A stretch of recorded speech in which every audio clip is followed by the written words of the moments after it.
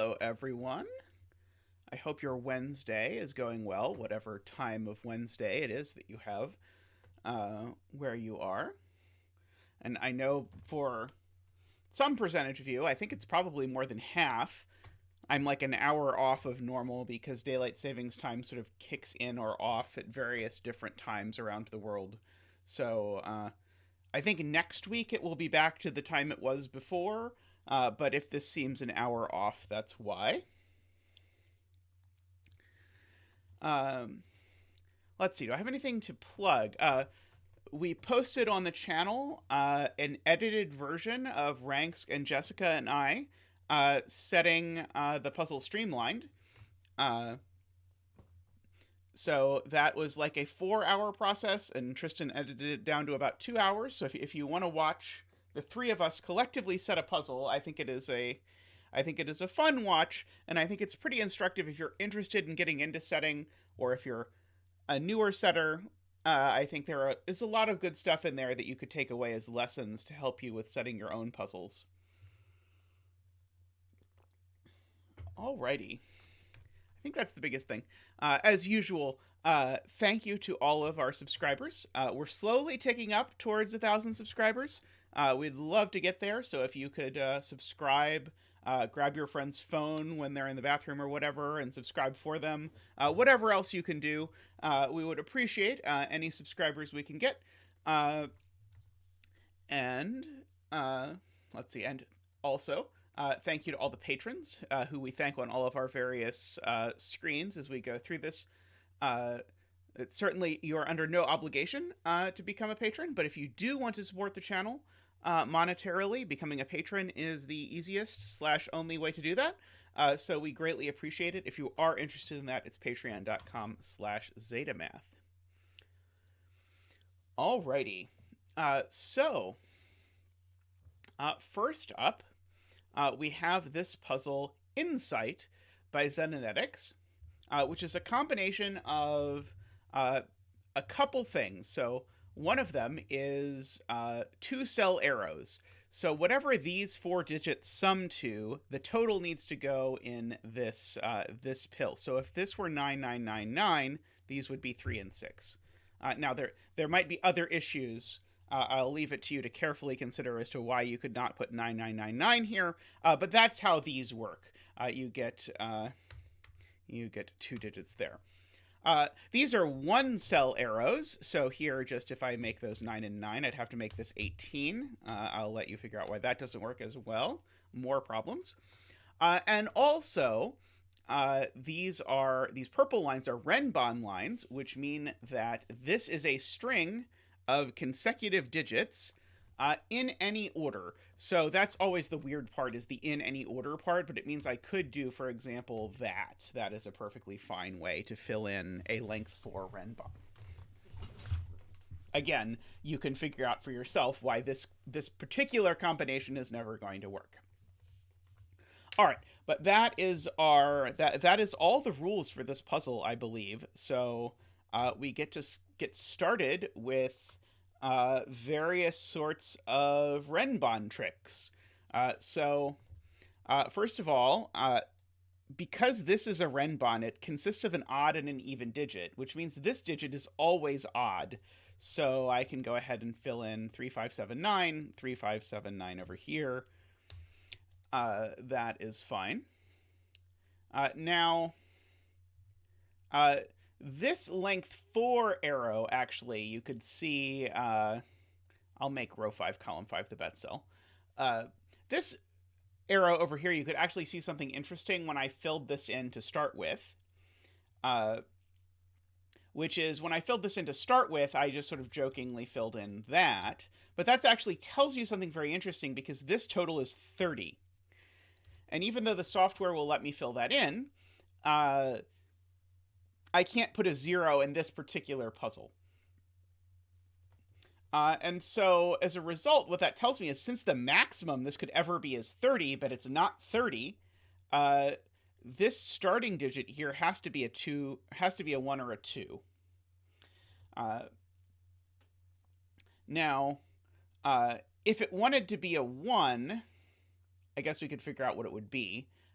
So we'd have to go 2, 3, 4, 5, which would total to 14. Yeah, so it is 14, 18, 22, and so on. The same applies, of course, over to this one. The same actually, even without the Renban, actually applies to this one. This is also needs to have a 1 or a 2 as the starting digit. And the same applies to this one, because again, the most I could make the sum of 4 total digits is 30, but 30 is unfortunate because it involves a 0, so I can't do that. Okay, also applies over to these on the inside, so that's a 1, 2, and that's a 1, 2. So that gives us these various things to start. So we've got 1, 2 pairs everywhere to begin our life. Okay. Trying to see if that immediately tells us something. So the thing is that I think probably a lot of people in chat are thinking about is the mod 4 trick. Whenever you add 4 consecutive numbers, you always get a number that's 2 more than a multiple of 4. It's not as good as the mod 3 trick. If you have a length 3 Renban, it always sums to a multiple of 3. When you have a length 4 Renban, it always sums to 2 more than a multiple of 4. So that tells you there's only sort of a few possible digits here. But in particular, all the digits that could go here are definitely even. And 2 can't go here because the only way this digit would be a 2 is if that digit was also a 2, and they can't both be 2. So this, I think, is 4, 6, or 8. And so I think the same happens for each of these. 4, 6, 8. Just to start with. So again, 14, 18 can't be 22, could be 26, can't be 30. So that's where the 4, 6, 8 business is coming from. Note, I can't do that over here because I don't know anything about this universe over here. I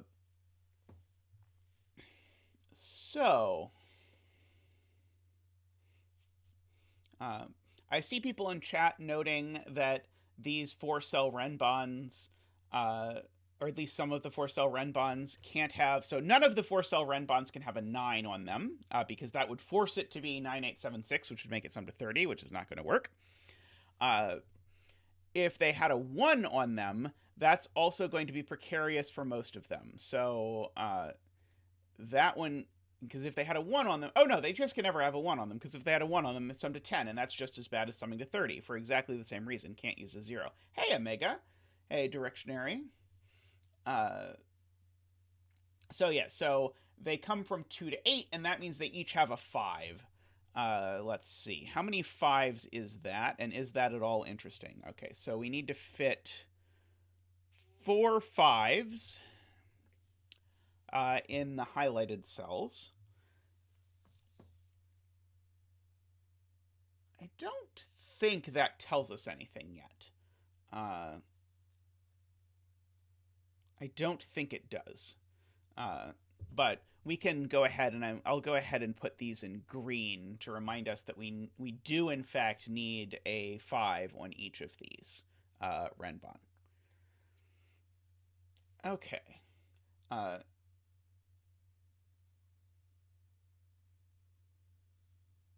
Row 3, column 5. Yeah, I mean, there's a few cells, like this cell can't be a Renban, or sorry, can't be a 5.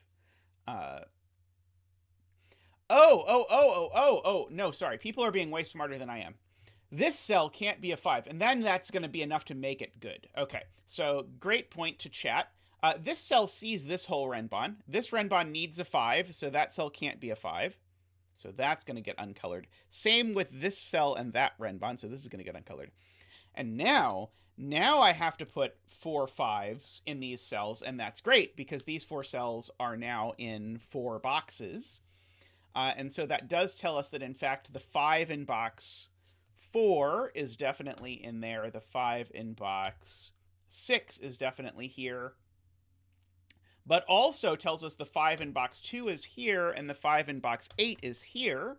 And now what does that tell us? Well, that's very big, because knowing there's a 5 in one of these two cells actually tells me that neither of these two cells can be a 5. So those aren't 5, and likewise, the fact that one of these two has to be a 5 tells us that neither of these is a 5. Okay. This is nothing but a very fancy, complicated X-swing, by the way. What we've just said is, if you go back, and I'll just rewind a second, we knew that we needed to fit 4 total 5s in these cells. But I can fit at most 1 5 in this box, at most 1 5 in this box, at most 1 5 in this box, and at most 1 5 in this box. And so because of that, I need to fit exactly 1 5 in each of those. And so that then, once I sort of unravel through it, ends up bringing me here. Hey, Anne, I'm doing well. I hope you're doing well as well. Thank you, NC. Yes, this is a great start to our adventures here. Welcome to the stream, by the way. So we've got some 5s. Let's see. So what can we do with these 5s? Well, I now know there's not a 5 on this Renban. And so the fact that there's not a 5 on this Renban actually tells me that this can't sum to 9 anymore. That's not the biggest deduction in the universe, but because the only way this would be 9 is if it were 4 and 5. And likewise with this. And I should probably actually write out the candidates, because it's not like I could put a 9 on this either. This can only come from 1, 2, 3, 4. Likewise, this is only from 1, 2, 3, 4. In order to actually make the total of this arrow work out. Okay. What else can we do with our lives? Something, probably. Let's see. So we're not quite at the point where we have ruled 5s out of enough cells for, I think, it to be super interesting to ask where 5 goes down here.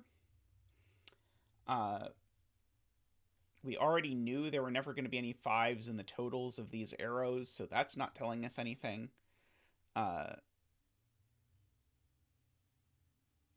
good point. Good point from Ambrose.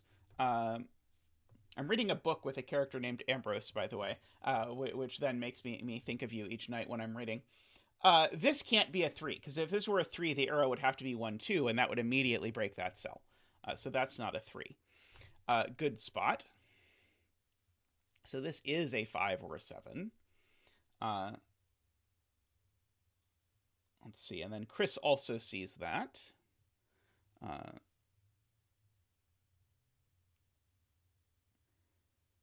Let's see.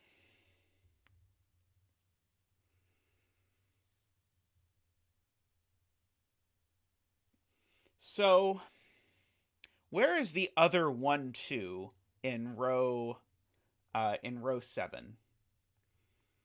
Because I can't put a 1, 2 here. Could I possibly put a 2 on this round? Oh, annoyingly, I could put a 2 on this round because it could be 2, 3, 4, 5. Never mind. I think that's not interesting. Chad is noting, Calzone in particular is noting, well, now there's not a 1 on this Renban, and so now this Renban definitely has a 3 on it. So it's either 2, 3 adding to 5 or 3, 4 adding to 7.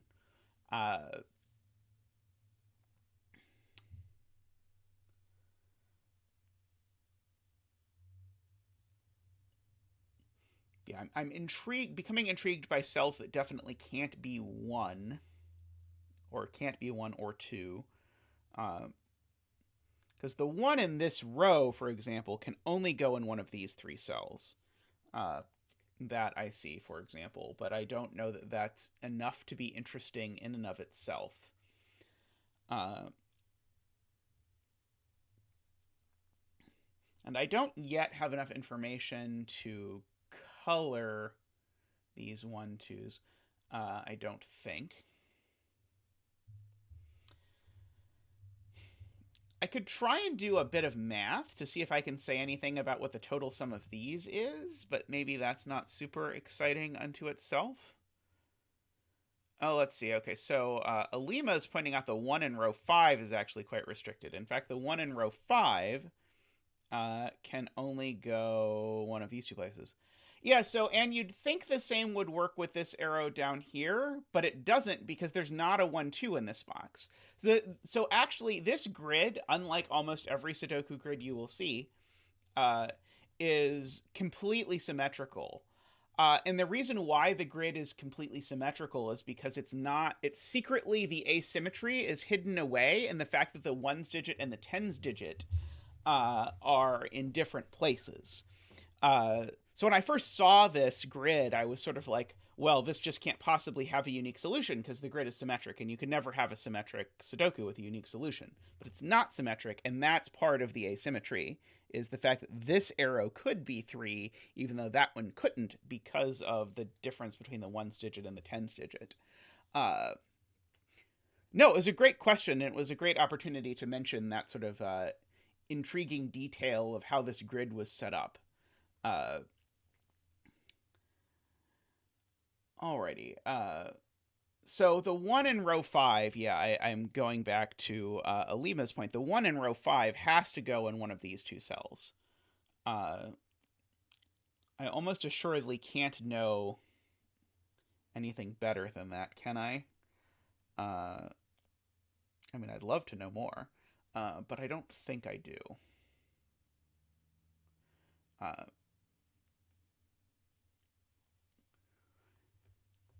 Yeah, row 8, column 2. Yeah, this does see over to this cell, so that would put if this was a 1 or a 2, it would put that in this row. Yeah, the green doesn't actually have any significance anymore. The green is just what was being marked as places that could be 5s, but now these are just 5 markers for either the Renban or the box, and we're no longer marking across boxes, so we don't have to worry about it. Oh,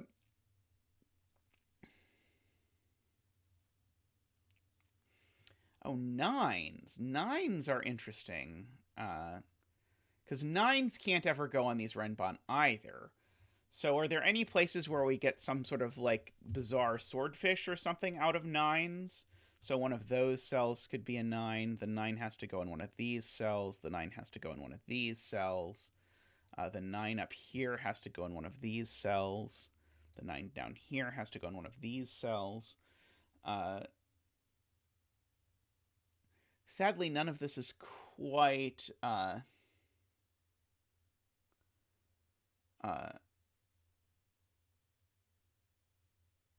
of this is quite clearly are any of these places where 9s could go aligning that I am missing?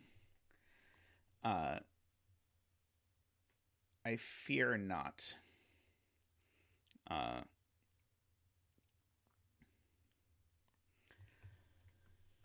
Okay, let's see.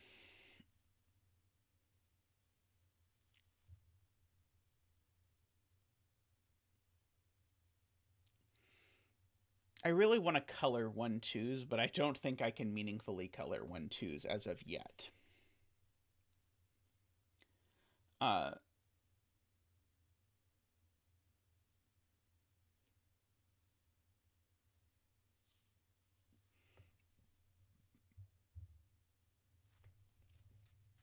Yeah, so Jay is pointing out if this is a 1, then it's going to make this row 7, column 3. Sorry. If this is a 1, right, okay. Agree on this one. If this is a 1, then now these can't be 1, these can't be 1, so there's a 1 on this arrow, which now makes this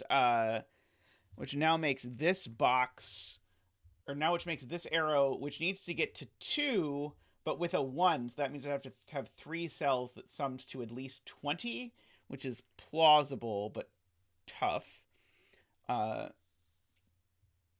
Yeah, 2 always goes with 6. That's a good point. So the only 20-something number that goes in any of these things is 26. So maybe it's worth marking one of these 2 digits is definitely a 6.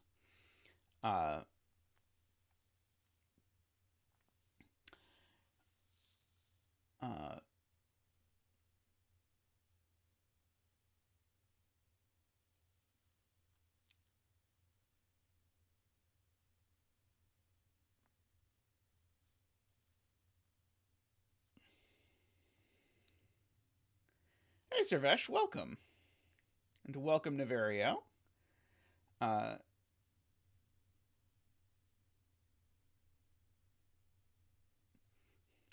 Yeah, and to put it the backwards way that Chris is saying it, because one of these is 6, that means one of these Renbans is the only way that a Renban adds up to 26, which is to say one of these Renbans is 5, 6, 7, 8. Either that one or this one is 5, 6, 7, 8.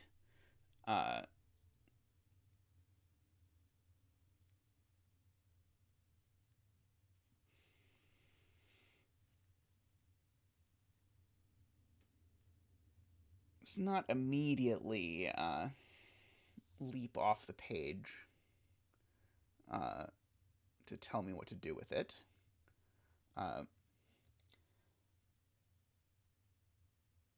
This digit is certainly in an interesting position for lots of reasons. So, one, this digit is not on this Renban, so that's interesting already.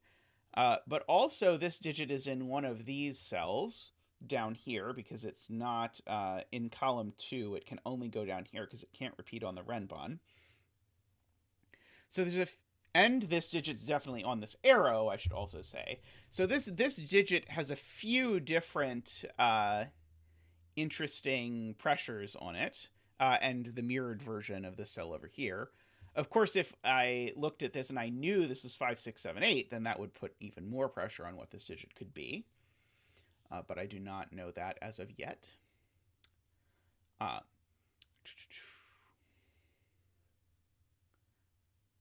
Okay. So here's a good point. I now see it. Okay. So I'm going to now follow Xenonetix's advice to color the 1, 2s. This can't be the blue 1, 2. Wait, maybe I don't. Okay. So what I'm actually seeing is these can't both be 2. Because if these were both 2, then these arrows would both be 5, 6, 7, 8, and that's too many 5, 6, 7, 8s to put in one box. It's 4 of them. But is there a reason these can't both be 1, is my question. Because if these were both 1 could be 14 and 1 could be 18. The one that's 14 would be 2, 3, 4, 5. And the one that's 18 would be 3, 4, 5, 6. So then that would mean these digits had to come from...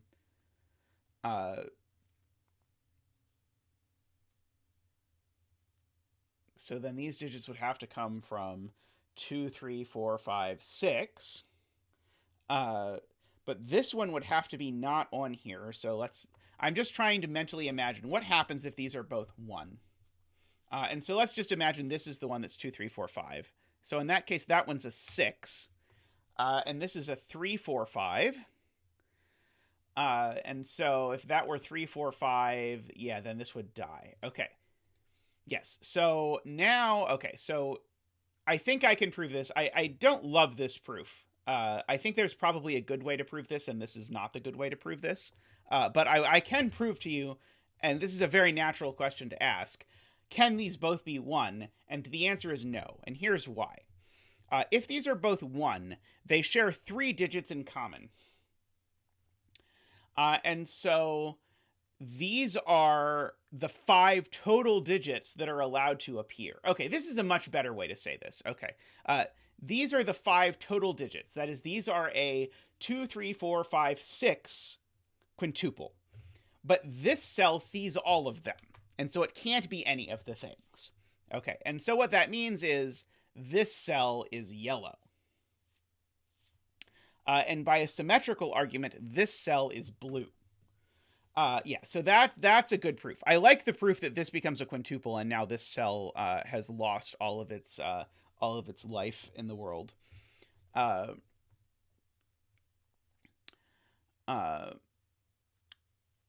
Okay, so now this is then, of course, this is in the same box, so this is yellow. Now, let's see. Can we figure out something about where yellow and blue go? Are there any good cells? This cell is now not 1 or a 2. because it sees both blue and yellow. So that tells me that this is not a 3. This isn't a 1 anymore. And this arrow now has a 3 on it.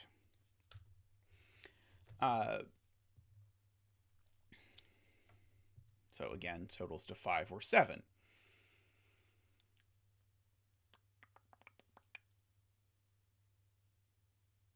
Where is 1 in box 4?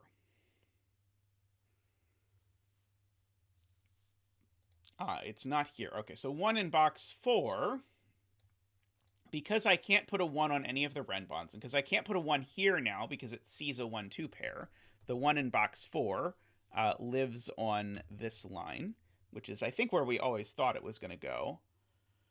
Why not 1 plus 4 on the box 8 arrow? Because these are on a Renban, Alima, and so they need to be consecutive.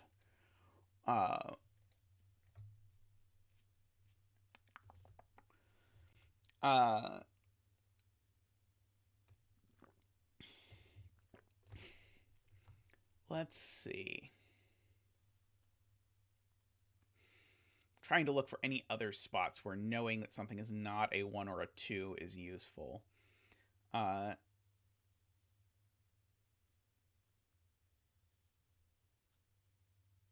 box 7 and box 4. Okay, so let's see. Jay is saying yellow can't be 2. But I'm not sure I see why. I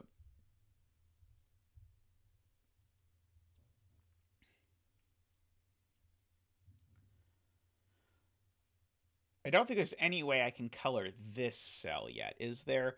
So I know that these can't both be yellow if yellow is 1. Because if yellow is 1 and these are both yellow, then the sum of these is way too big. This is 20 something. Actually, maybe it's not even too big. Maybe it's actually fine. Never mind. I retract my claim that that works. Let's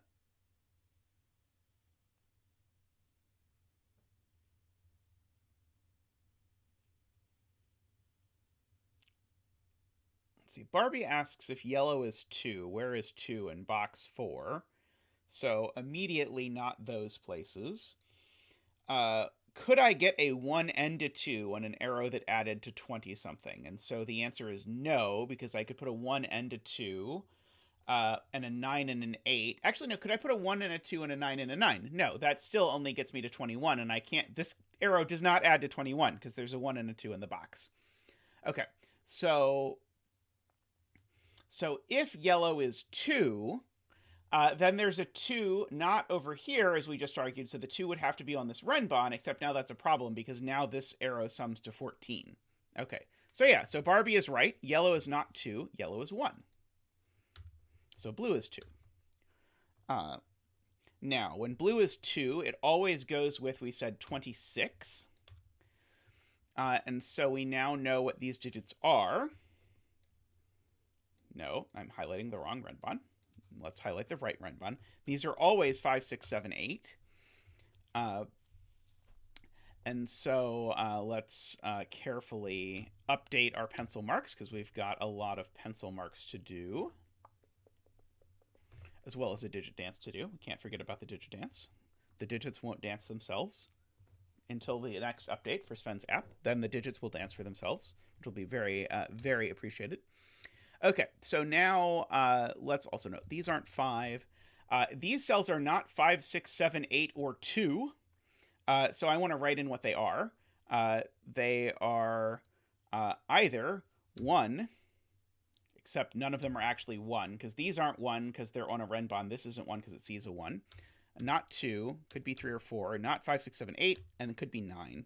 Okay, and we can actually place the 9 because these can't be 9. So actually, if I just write out candidates and do nothing else in this column, I get to place the 9 here. Let's try and do the same thing. Okay, so what can this digit be?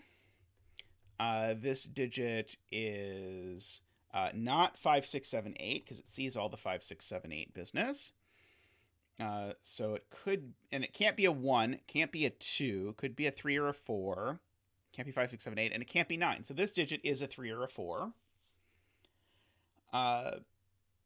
Excuse me. Let's see. Egon, I started at when it became noon in the US, in my state. However, the time zones for this week are in different places. So the US changes time zones with daylight savings 1 week earlier for reasons that I dare not speculate. So I'll be back to the quote unquote normal time relative to your time next week. Okay, I can place, a lot of people are telling me I can place 1 in box 1. So let's place 1 in box 1, shall we? I think I see it as 1 in column 3. Where does 1 go in column 3? It has to go here, in column 3. So let's see. Now where does 1 go in column 5? 1 goes here in column 5. 1 now goes in one of these 2 cells over here. Oh, sorry. Then it might be 2. It might be 2 weeks then before normalcy is restored. Okay. What else can we say about life? Oh, this is not a 6, because again, this is either 14 or 18, depending on the exact contents of this arrow.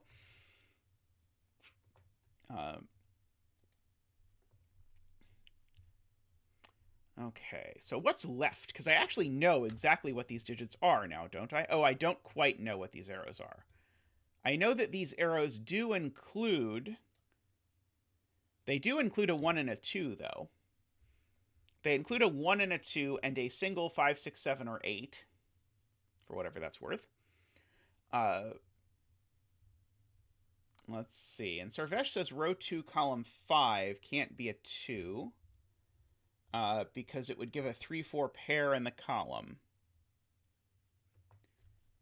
Oh, how about it's not a 2 because there is a 2 in the column. Oh, sorry. Okay, I now read. That's what Sarvesh was saying, was, hey, update your pencil marks, and then now notice you have a 3-4 pair in the column. And that 3-4 pair in the column is huge because it gives us, this is an 8. This is a really nicely set puzzle. So this is not an 8. This is not an 8. This is not an 8. This now is an 18, so that means I know what these digits are. These 2 digits are a 5, 6. In order to make 3, 4, 5, 6 adds to 18, I hope. So these being a 5, 6, of course, means this isn't 5 or 6. So that's 7 or 8. Let's see. What else can we do?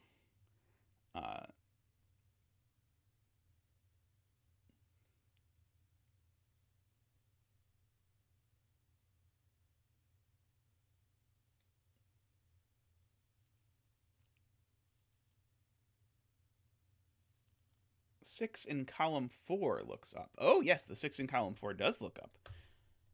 Great. Thank you, Ambrose. Okay, so that's a 6. That's a 5. I do know one of these 2 is a 6, for whatever that's worth. Probably very little.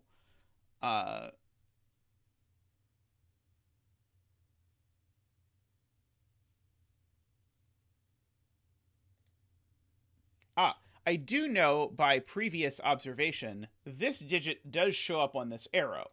So these digits sum to either 1 plus 2 plus 3, which they don't, or they sum to 1 plus 2 plus 8. And so here's a beautiful, okay, this is really beautiful. If this were 7, then these 3 digits would be 1, 2, and 7, which would sum to 10, but that would make these 2 digits the same digit. Because then this would be 10 plus whatever this is, and then that digit would then get repeated there. So this is not a 7, it's an 8. That is really cool.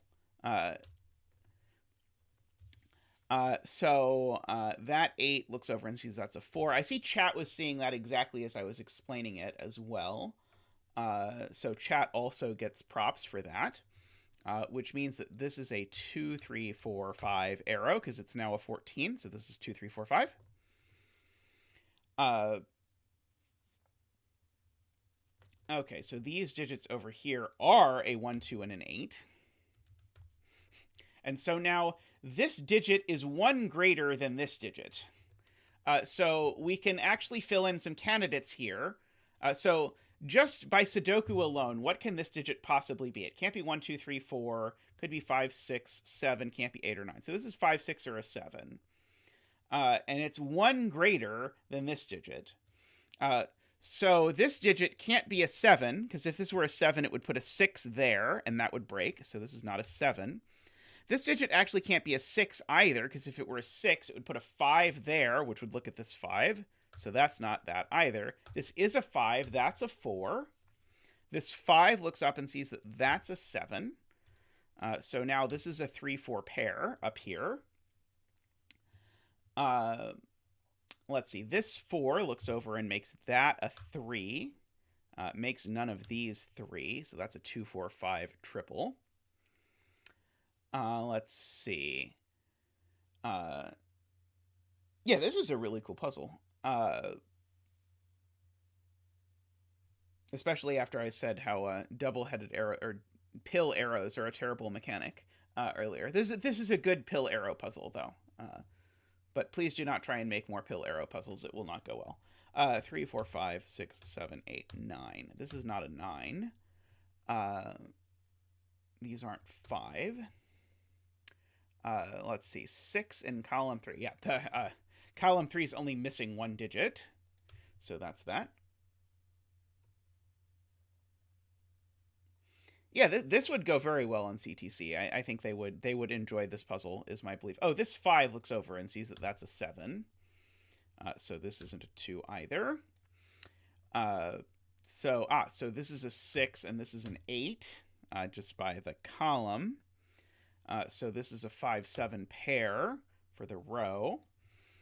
For the box, yes, this is definitely one of the best uses of double pill arrows I've ever seen.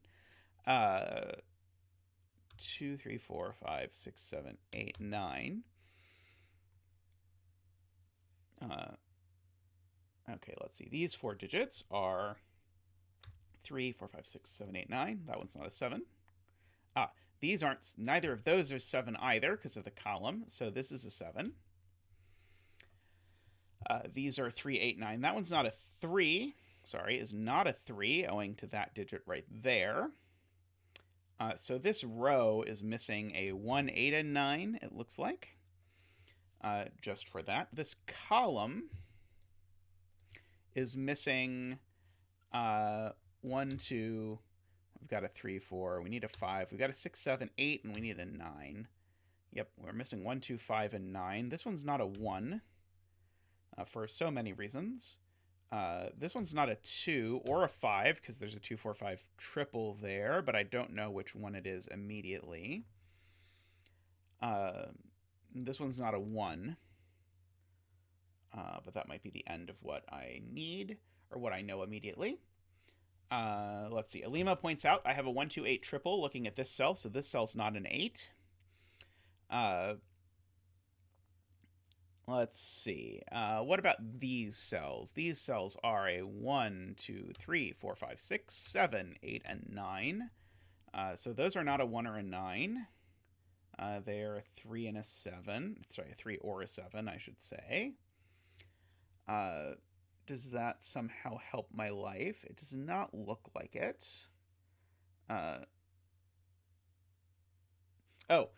Chris now with the spot that I have a 1, 8 looking at a 1, 2, 8. So if I just actually update my pencil marks, I'll be fine. And now the 8 looks over here, so that's a 1, that's an 8. I just never updated these pencil marks. And it turns out if you update your pencil marks in a Sudoku puzzle, sometimes it does Sudoku stuff for you. So let's continue updating our pencil marks. This is not a 6. This is not a 2. updating pencil marks is so much less fun than making new pencil marks, so it's easy to just sort of pencil mark the whole grid before you actually look at if you have anything. Let's see. Yeah, so 3, 4, 5, 7 left in the row.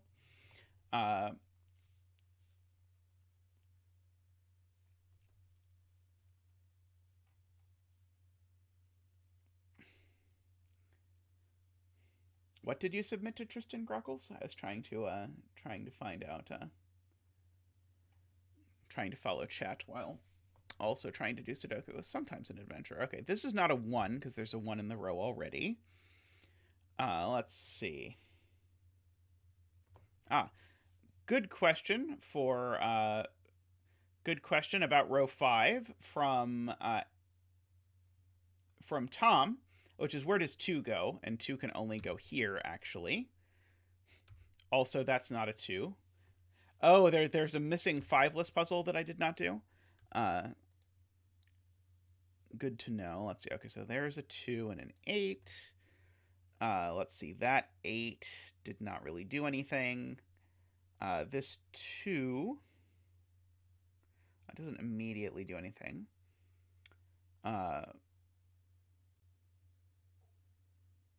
Yeah, and so now 6 is placed in box 5 just by Sudoku, so this is a 6.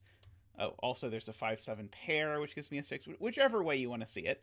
I think everything is sort of slowly unraveling at this point. Let's see, 7 in column 4, asks Barbie, and so the point is 7 in column 4 definitely goes in one of these two. That's a really good spot. This is the kind of thing I'm not super good at spotting. 7 in column 4 can't go here because of the 7 here. So 7's in one of these two. And the key point about 7 being in one of these two for the column is it means none of these are 7. Which lets us strip off an option out of all of these. Let's see. We have a 5-6 pair in box 1, I'm told. Yes, we do have a 5-6 pair in box 1. Because if I look, I have 5s and 6s ruling 5s and 6s out. So we have a 5-6 hidden pair over here in box 1. So that means this sells a 3 or a 9 to finish the column. In fact, let's fill in candidates for this row, because presumably it's got to be helpful. Let's see. We need a 2, a 3. We've got a 4, 5, 6. We need a 7. We've got an 8. We need a 9. Let's see. Can I rule anything out? This is not a 7 for multiple reasons. Let's see. This is not a 2. Wow, that was really less helpful than I had hoped, I admit. Oh, interestingly, if this is not a 1, this is a 2, 3, 7, 9 quadruple. What does 2, 3, 7, and 9 add up to? 2, 3, 7, and 9 add up to 21. Unfortunately, this could be 21. Okay, so here's the weirdest deduction. One of these two cells is 1. Because either this cell is 1 or it's not, in which case these sum to 21, and that's a 1. I don't know that this is really helping anyone with anything in their life, but it's true. That's really weird, though. I'm going to highlight these because certainly that observation has got to be... because the 2 would repeat. It repeats the 2, doesn't it? Oh, okay, let's see. People are telling me it repeats the 2. Repeats what 2? If this is a 21.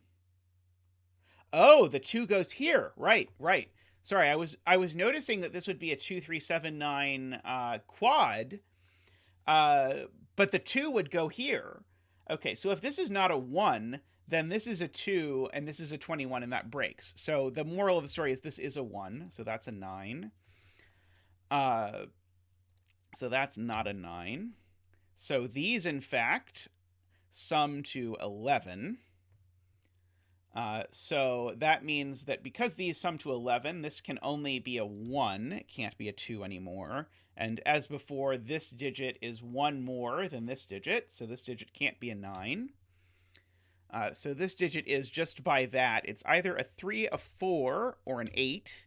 Well, it's not a 4, so this isn't a 3. Let's see. it looks like the combination 3 and 2 is okay for at least for the very first pass. And the combination 7 and 8, I think, is okay at least. Oh, no, it can't be 7 because there's the 3-7 pair. So we actually just get the digits. It's just 2 and 3. Okay, so that's not 2. That's not 3. Well, this is why I said the first pass.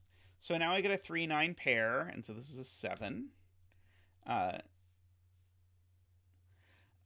So now these two are a pair that's left over. They're a 2 and a 4, I believe, to finish the box. Okay, what on earth is going on? Oh, there's a 3-8-9 triple. Okay, that's not exciting. At least not immediately. This 3 looks over, says that's a 4, and that's a 3. That 4 now looks over here and says that's a 2, and that's a 4. Let's see. Now remaining in this box, we've got a 2 to place somewhere. We've got a 3, 4, 5, 6. We need a 7, 8, and 9. These aren't the 2 at the very least. That's not the 2 either, so this is the 2. Let's see. Can I rule 7, 8, 9 out of... Ah, yes. Neither of these is the 7. Either that or they're all 7. Take your pick. Thank you, Sudoku Pad. That's the 7, which now bounces back and says that's a 5. That's a 7. That 5 looks up. This is the point where it's going to be impossible to keep all the pencil marks that we're getting up straight all at once. The 2 looks down here. Gives us... There's an 8-9 pair in this column. So this isn't a 9 anymore. So, yeah, one of these two is a 5, but I already knew that by pencil marklage. I have a 2-8-9 triple in this column. So I now know what the bet cell is. So congratulations if you bet that the bet cell was a 9, because the bet cell is a 9. Let's see. So we've got that the bet cell was a 9. Okay, let's fill in the rest of the world. Probably a good time to pencil mark the rest of the grid. Okay, so the rest of the row 1, we've got a 1, 2, 3, 4. We need a 5 and a 6. We've got a 7. We need an 8 and a 9. So this one's not a 5 at least. Let's see. Is this also 5, 6, 8, 9? I think this is also 5, 6, 8, 9, except it's not 8 or 9 by the row. So this is 5 or 6. Column 5 is done except for one cell, as Barbie points out. So that's a 3. That's a 4. That 3 looks over and says that's a 9. That's an 8. That 8 looks over and says these aren't 8. That's not 8 either. In fact, this digit's a 3. So that's a 9. That's a 3.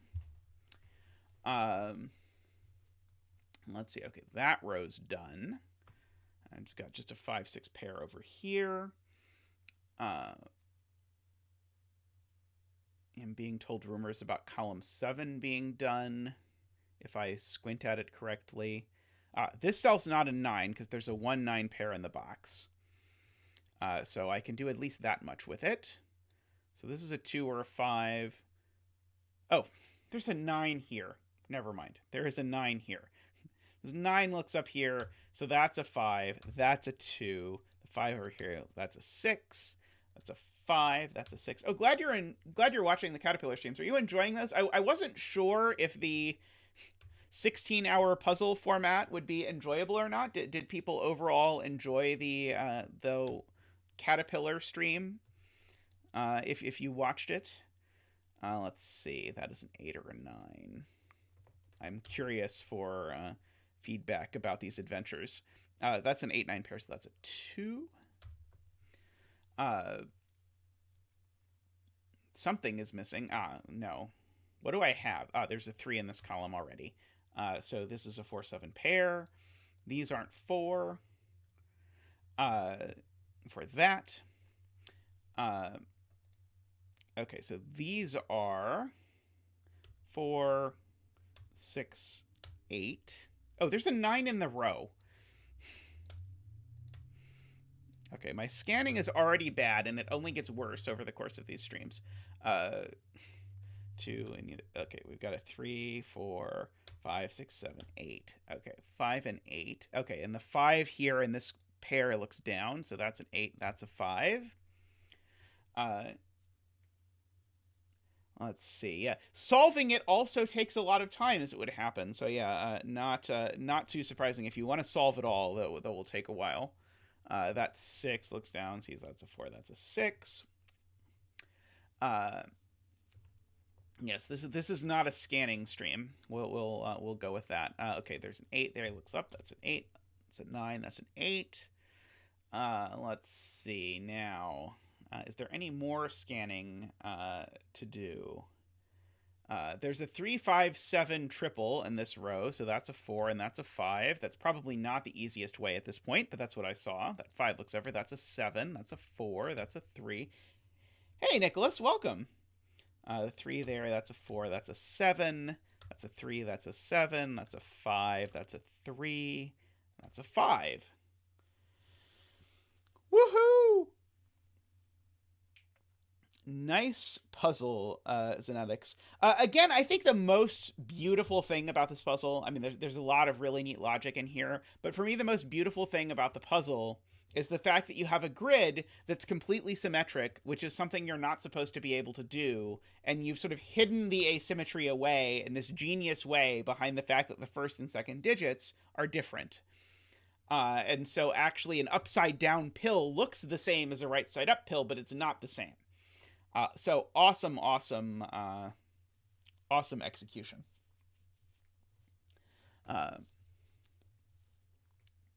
Yeah, so very, very neat idea. I hope CTC does it too. I think CTC would really like it. Hello, Mr. Tristan. Hello. Alrighty.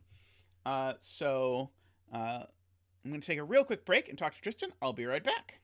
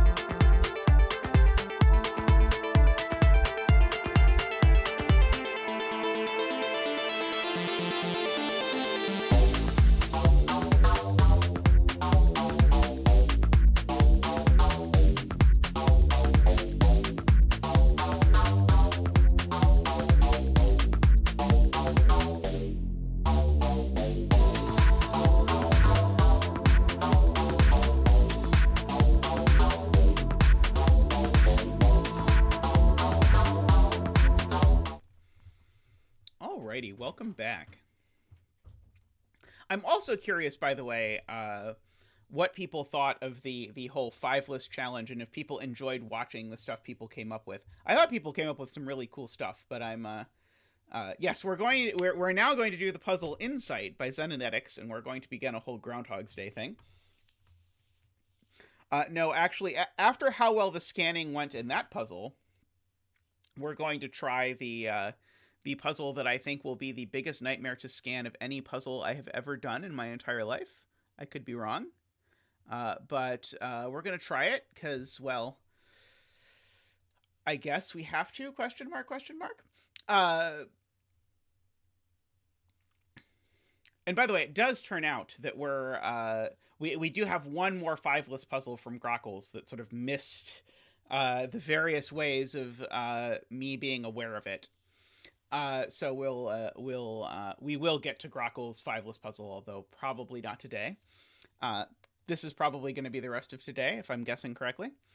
Okay, let's see. So it encourages us to turn off conflict checker because we're going to be doing crazy stuff. Okay, so now, unlike the other Math Pesto puzzles we've done that look like this, where it turns out you just sort of find 9 little regions, in this one we actually do have to put a digit in every single cell in the grid. So is that 144? Is this actually Yeah, this is actually a 12 by 12 grid. Okay, so we have to put 144 digits into this thing.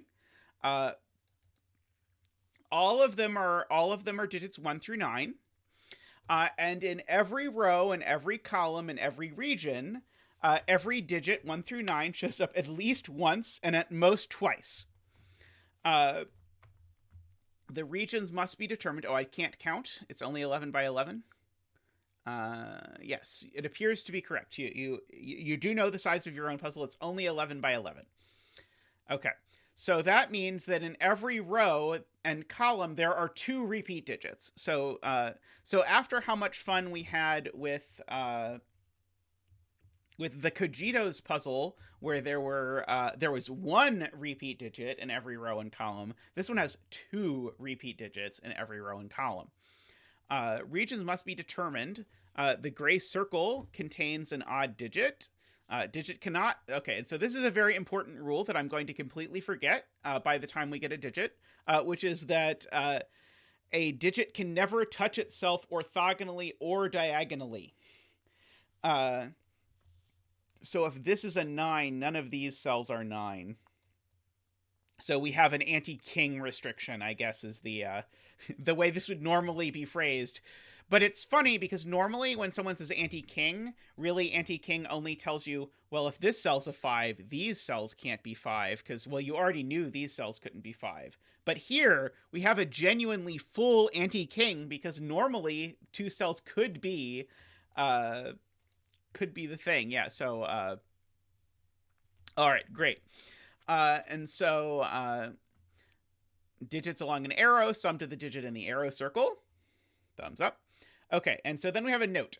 A region is a collection of orthogonally connected cells. Each cell belongs to exactly 1 region. Regions may vary in size, and the number of regions must be determined. Okay, so it is possible that we have more than 11 regions or fewer than 11 regions based on how all of this goes. And now digits along an arrow, so I did not actually read this out loud because I just said arrows work like normal, but digits along an arrow must all be in the same region. Okay, so... okay, got it. Okay. So, let's start with what is the absolute longest arrow. There are several length 5 arrows I see floating around. I think this is the most self-touchy of the length 5 arrows. So this is a length 5 arrow. And so it could have... So it can have 2 1s. Yeah. Every length 5 arrow is going to have to be 2 1s, 2 2s, and a 3. Because 2 1s, 2 2s, and a 3 is the only way that I'm going to get to a number that's a single digit. Okay, I'm going to read again and see if the arrow head has to be in a different region. Yes,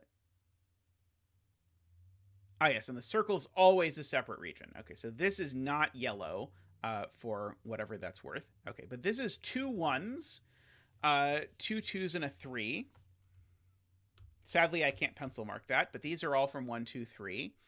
But I want to think about this because this digit... Okay, so where are the digits that are identical? That's my question. Oh, and this digit is a 9, by the way. That was the whole point of this whole ordeal. But, like, this can't be the 3. Because if this was the 3, I would need to put 2 1s and 2 2s in here, and this digit couldn't be anything. Oh, actually, sorry. Here's the smart way to see it. All 3 of these cells see each other. So these are a 1, 2, 3 triple, because they can't repeat. So this is a 1, 2 pair. Now, whatever digit this is... Okay, let's see. Can I do better than this? Like, do I know that, for example, that's not the 3? Yeah, all length 5 arrows are a 9. We said that. We haven't gotten to pencil marking it yet, but we said that all length 5 arrows are 2 1s, 2 2s, and a 3. And there's a lot of those sort of floating around. But I'm trying to work out the geometry of how I have to fit 2 1s, 2 2s, and a 3 on this.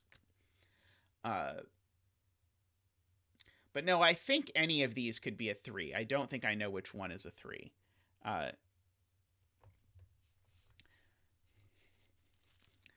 Hey, Logan. Hope you're good busy today.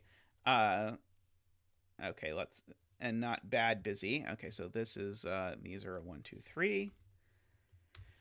Okay, and I know, by the way, in case you're worried, I know every length 5 arrow is part of a different region because a region can't repeat a digit more than once. And so since they already have 2 1s, this region can't possibly have can't possibly have another thing.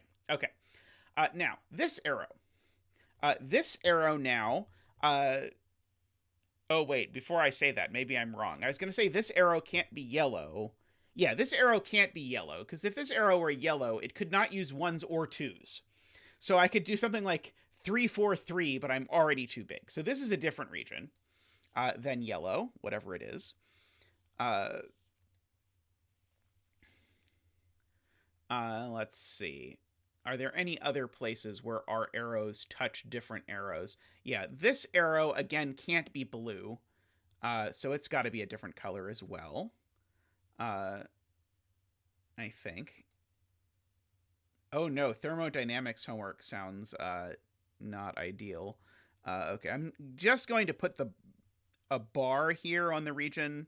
I'll put a bar here because I know the circle's in a different place. Put the bar there for that one.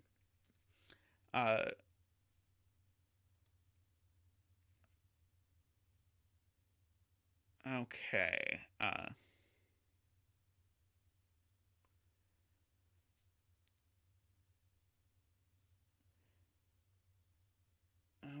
Okay.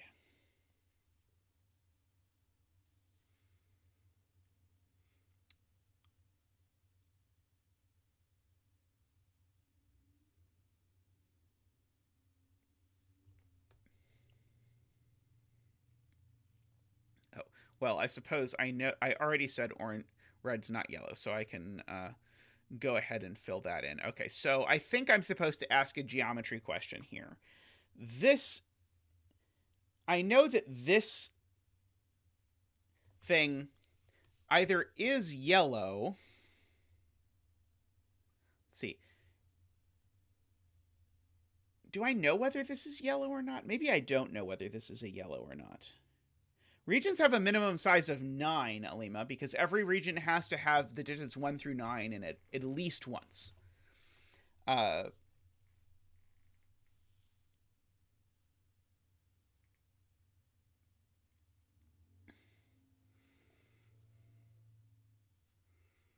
Oh, is Naverio making a very smart point about these 5 cells?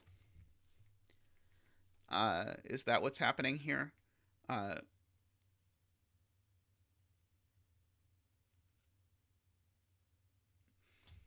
let's see. I don't actually know what this is. If this were a 3, if this is a 3, then that's a 3. I guess I know that much. Because it is certainly true. I only get to repeat 2 digits. I mean, I have to repeat 2 digits in every row and column. I'm not quite sure I know exactly what's happening with repeating digits in here yet.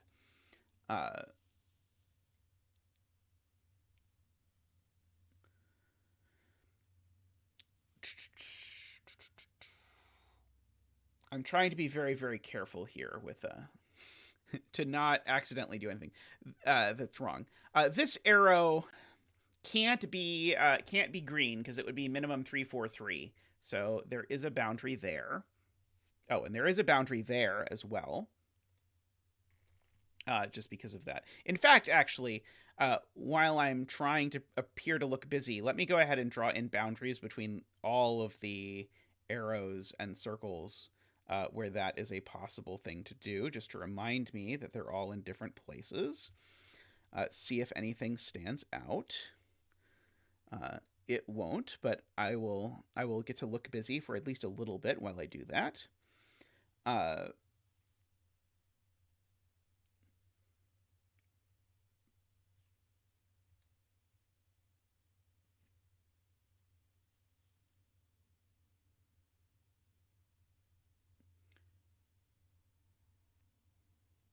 Ah, right. Okay, that's a very wise point. Okay, very smart point by Naverio that I was busy sort of drifting in other areas and not noticing. Uh, in this column,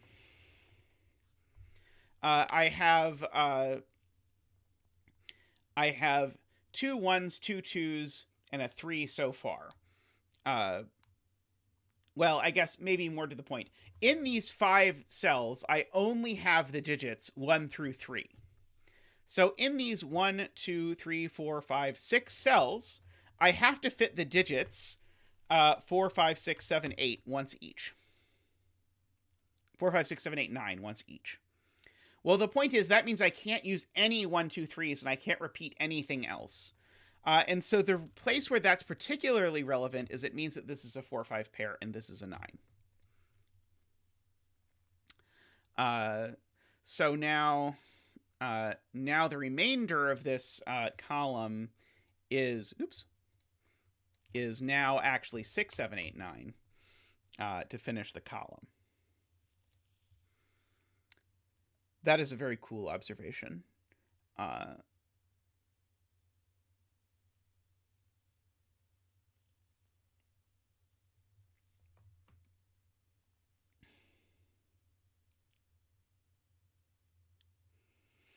I feel like the way this is jammed into a corner and the way that arrows interact, if this cell isn't yellow, it's the same color as this, which then just says it's not yellow. If this cell is yellow, then it's fine, and this is just not yellow and those aren't yellow. Maybe I think maybe it actually works no matter what. My eyes keep being drawn to this sort of scissor combination. Oh yeah, and then the 9s can never repeat within king's moves. And so as a result of the anti-king, we actually get to place a 9 down here. Good luck remembering anti-king. Now, actually, king's move is actually really useful here because it tells me that these digits can never be a 1 or a 2. And so these digits are at least a 3, 4, 5. So these digits are at least a 3, 4. So this can never be 6, actually, because these are at least a 3, 4, because they see both a 1 and a 2. Because of the king's move, which is important. This digit sees a 1, 2, and a 3 because of the king's move, because it sees the entire triple. So this digit is actually at least 4. So this is from 4, 5, 6 in order to make that work. So this digit is from 7, 8, 9.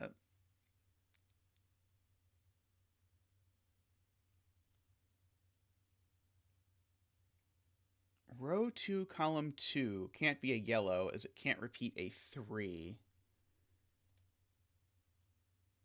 Right. This arrow definitely has a 3 on it. That's right. I had noted this, but then I did not notice the consequence, which is that this arrow now has to have a 3 on it.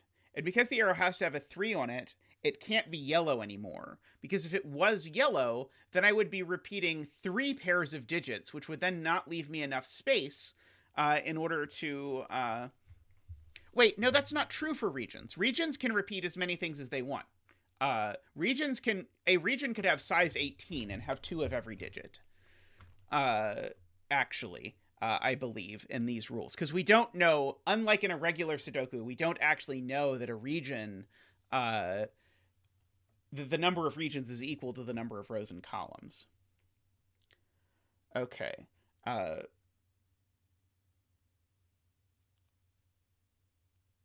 Each digit appears at most twice per region. But that doesn't mean there's at most 2 duplicates per region. There's only 1 3 in here so far. So if I did this, I could grab an extra 3. And so then I could have 2 1s, 2 2s, and 2 3s, and that would be okay. As far as I understand it, at least. Doesn't row 11, column 6... Oh, yeah. I just never filled in these 9s. Those were given as soon as we sort of started this whole process. And I just did not fill them in because... I don't know. I just didn't. which says interesting things about this arrow, actually. Row 9, column 1. Oh, did I screw something up? Yeah, why can't that be a 9? Oh, I need to back up a lot, don't I? Because I filled in a 9 there. How did I decide that that couldn't be 9? I don't know. The rest was still accurate, but I don't... I somehow decided that that was the only place for a 9, but that could just as well be 9. I still stand by, though, the fact that these cells all see 1 and 2, so they're at least 3. This one actually sees a 3, so it's at least 4, so that one can't be a 6. Now, because this cell can't be a 9, this can't be a 6 either. And so this is... And now this can't be a 6 because it would require a double 3, so this is at least a 7. Likewise, this is at least a 7. And it is true to say one of these two cells is a 3. Thank you for... I really don't know how my brain sort of did that. I was like, oh yeah, so now we've ruled it out of everywhere. But no, we have not ruled it out of there. I think my brain just sort of tried to say these two were king's move apart.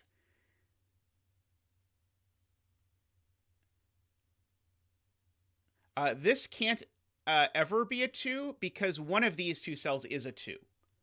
And you can't be a king's move away from a 2.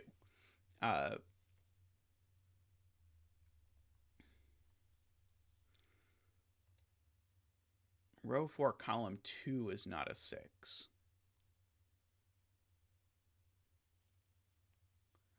Don't think I see that.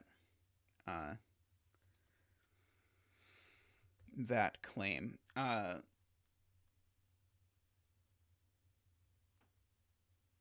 We just went over why that's not true, Andrew. One of these being a 3 doesn't mean it's not yellow. Because yellow could have 18 cells and it could have 2 of every digit.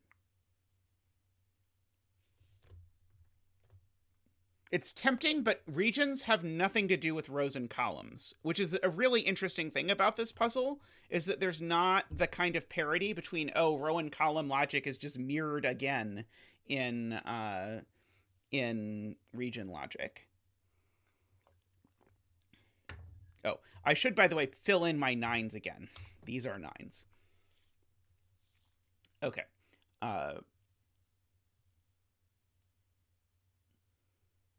The minimum this cell can be is a 6, I suppose, because I could go 1, 2, 1, 2 is the best I could possibly do along here. And so this is 6, 7, or 8.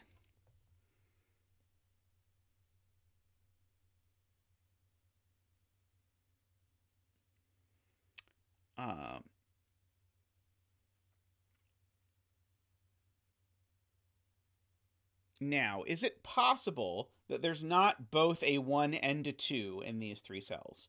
So let's say I'd make this... Yeah, it's very possible. I could just do 1, 3, 1. And that would be okay. Let's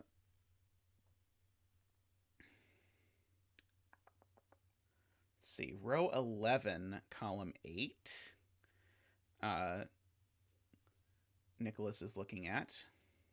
I don't know that I can count that high. Okay, yeah. Right. This cell now can't be a 1, 2, or 3 because we've used our duplicates for the row. So this cell is at least a 4. So that makes this cell at least a 7. I agree with that. And this cell is at least a 4, and it's at most a 6 because these are at minimum a 1, 2 pair. Agree with that.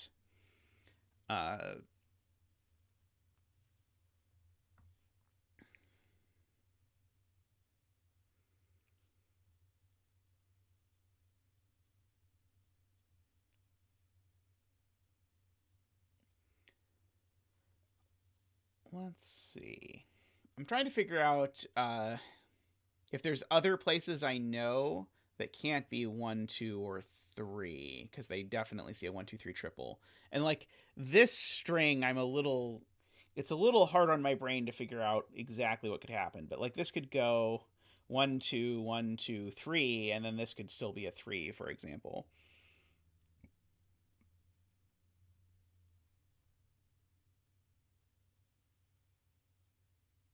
Oh, good point. Okay,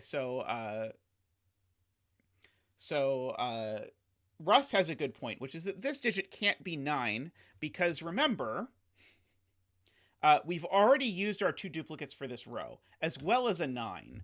So actually, to finish this row, we actually have to have an honest 4, 5, 6, 7, 8. And so, yeah, so there cannot be another 9. And so this can't be a 6, because again, this is a minimum of a 1, 2. So these are from 1, 2, 3 in order to get that 7, 8 there. And so that works out in that fashion.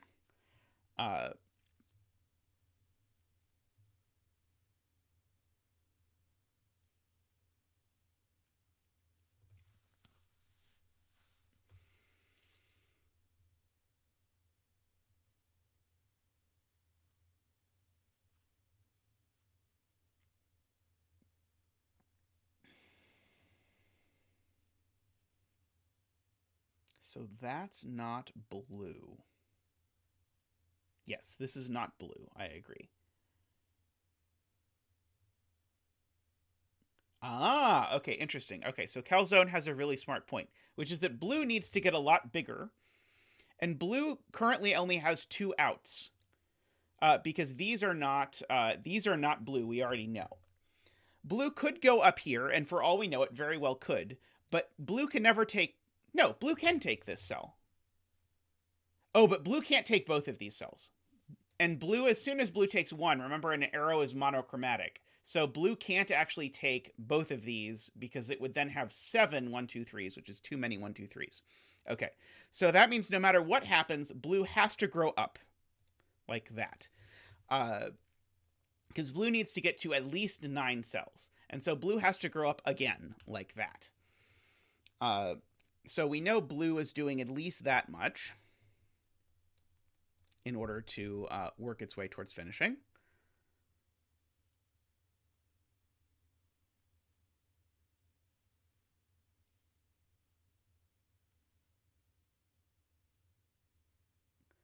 Let's see. Row 11, column 1.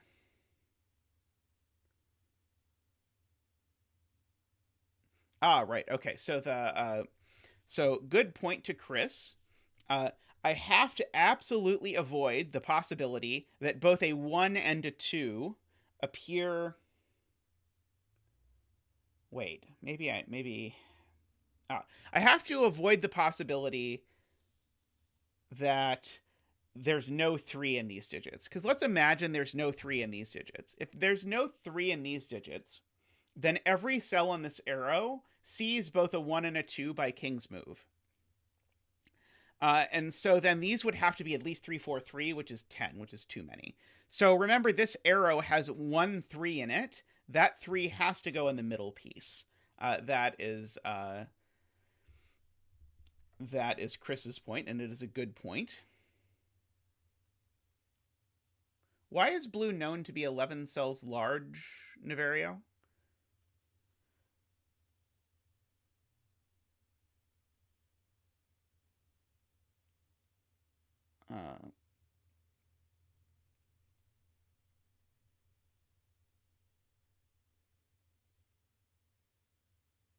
Like, have you somehow worked out that it's impossible for blue to get bigger by sort of like skating around here or something?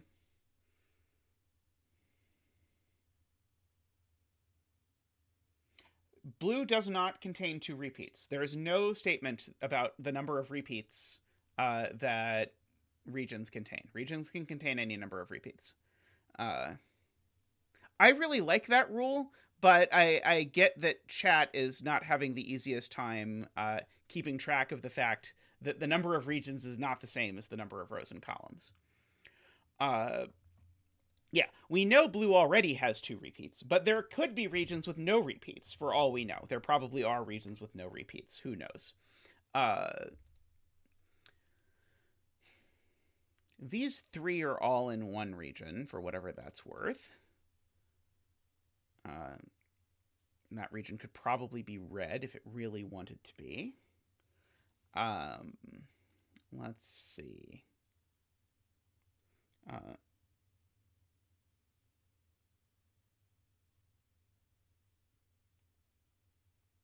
Yeah, blue is at least 11. I agree that blue is at least 11. Blue is not done by any stretch of the imagination. But I don't think I know that blue has to grow any particular direction from where I am, do I?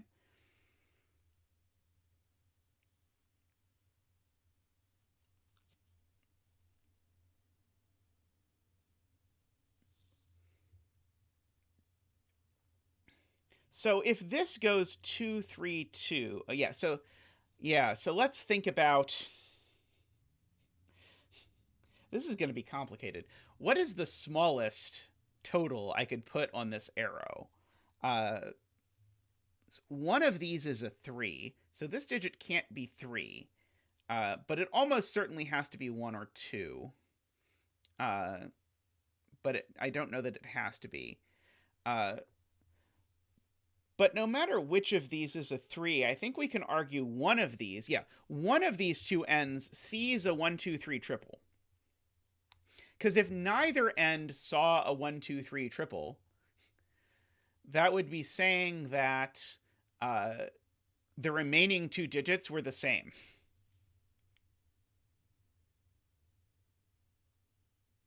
Right. So one of these two ends sees a 1, 2, 3 triple. So one of them is at least 4, although that's not helping me a huge amount.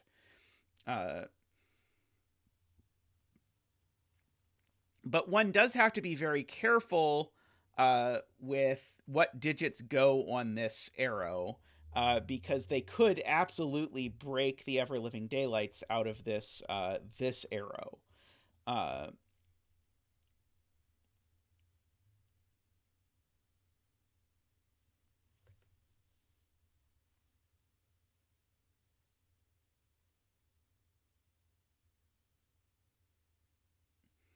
Like, this could be a 1 if both of those are 1s. But then these would be 4 and 4. I don't think there's an easy way to math out what the minimum is here, and I don't want to try all the cases, but this is going to have to be big, is the upshot of this. I don't know how big.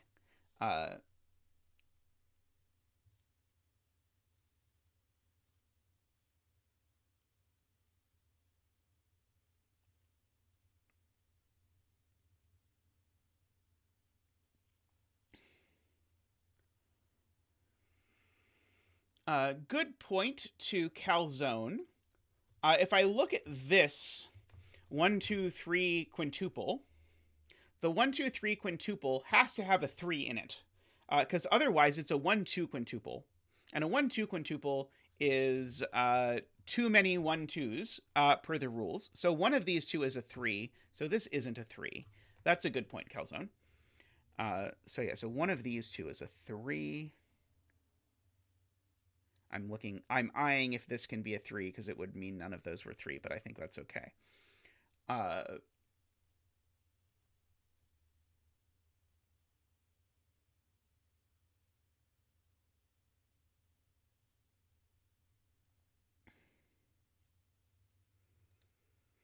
Math Pesto, unsurprisingly, has the smart way to ask this question. Can this cell be a 1 or a 2? And if you look at it, the answer is obviously no, because if this cell is a 1, none of these are 1. I need 2 1s, so these are both 1s, and then that's immediately broken. So these two cells are at least 3, 4, 5. And so now those two digits sum to at least 7. No, sorry. These two digits sum to at least 6. So this digit's definitely a 1, 2, or a 3. It can't possibly be a 3, because if it was a 3, it would be too big. So this is a 1 or a 2. Interesting. So now this digit is the same as all of these digits. All 3 of these digits are the same.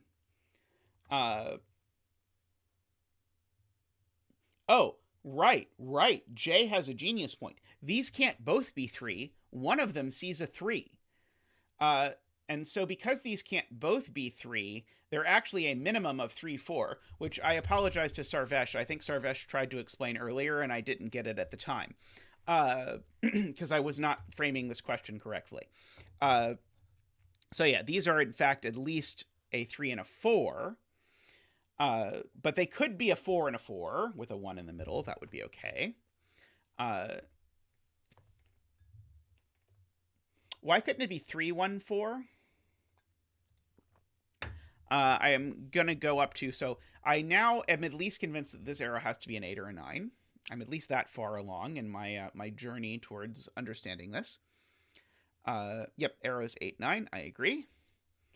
And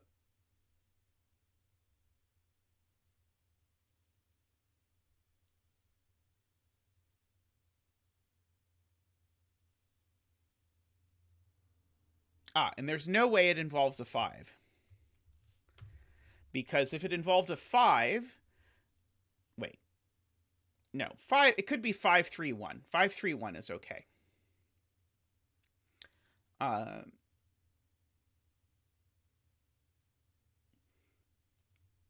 am trying to pay close attention to what's going on here in this quintuple of digits.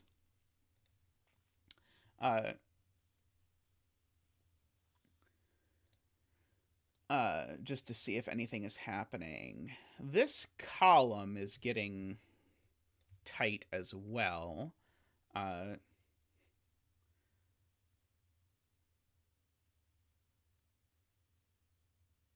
I guess technically all I've done by highlighting this is say that there are 6 digits that come from 1, 2, 3, 4, 5, 6, which is not the most stringent of requirements.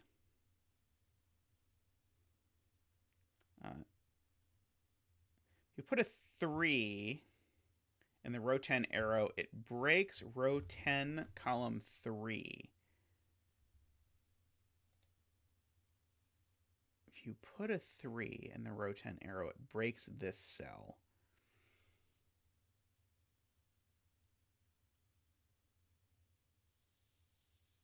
Yeah, I said this, as Jay is pointing out, and maybe I should try and mark this somehow. These are the same digit. We have already sort of noted that. I just did not want to color it, but I guess circles are a good way. These are the same digit. So that digit also shows up here for what it's worth.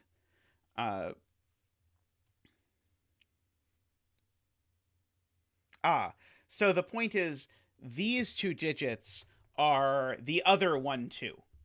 Right. So these are the other 1, 2, whatever the other 1, 2 is. These are the 1, 2 that I'm going to denote with an X, or try and denote with an X.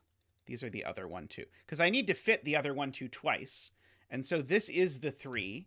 And so neither of these is 3. And so now that means that these are at least 4 and 4 and 1, which is then 9. Okay. Agree.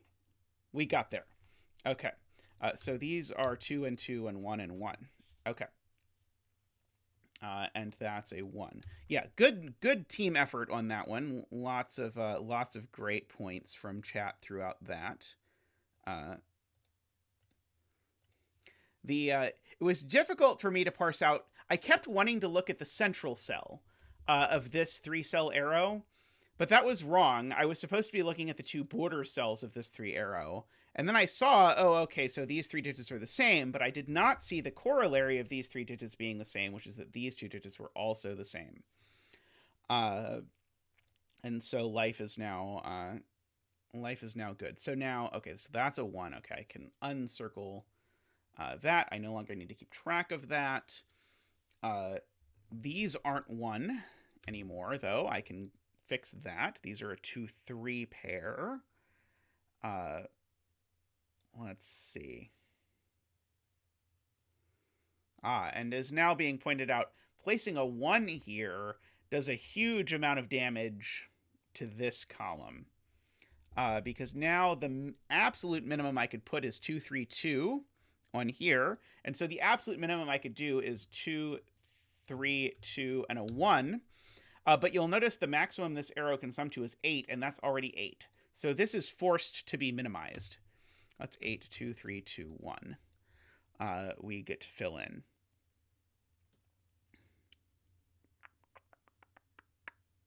Okay, so this column has 2 2s and 2 3s. So this column is not allowed any more repeats anymore. This column is done with its repeats because it has 2 2s and 2 3s.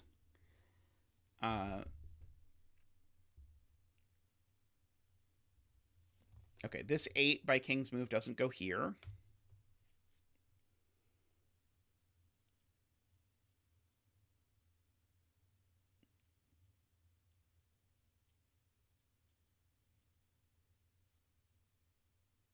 These are all one color. I wish I had even the slightest clue what that color was. Oh, 9 is placed in column 3 by king's move? Oh, wow, that's sweet. Yeah, 9 needs to go in column 3, and by king's move, it's ruled out of all of these places. So 9 in column 3 has to go here. Which unfortunately doesn't really tell us anything. Nice job, though. I think this actually, I really love all of these sort of puzzles in this 11 by 11 Math Pesto series, but I think this is my favorite of the puzzles so far. Okay,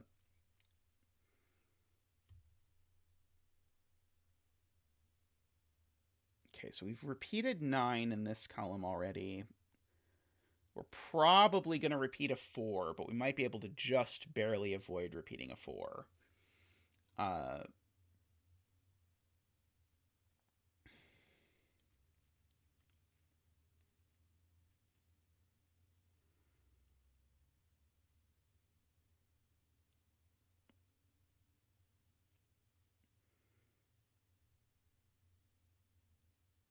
This can't possibly be a 4, can it? I don't think it can. This would need to be a 1, 3. Would give us...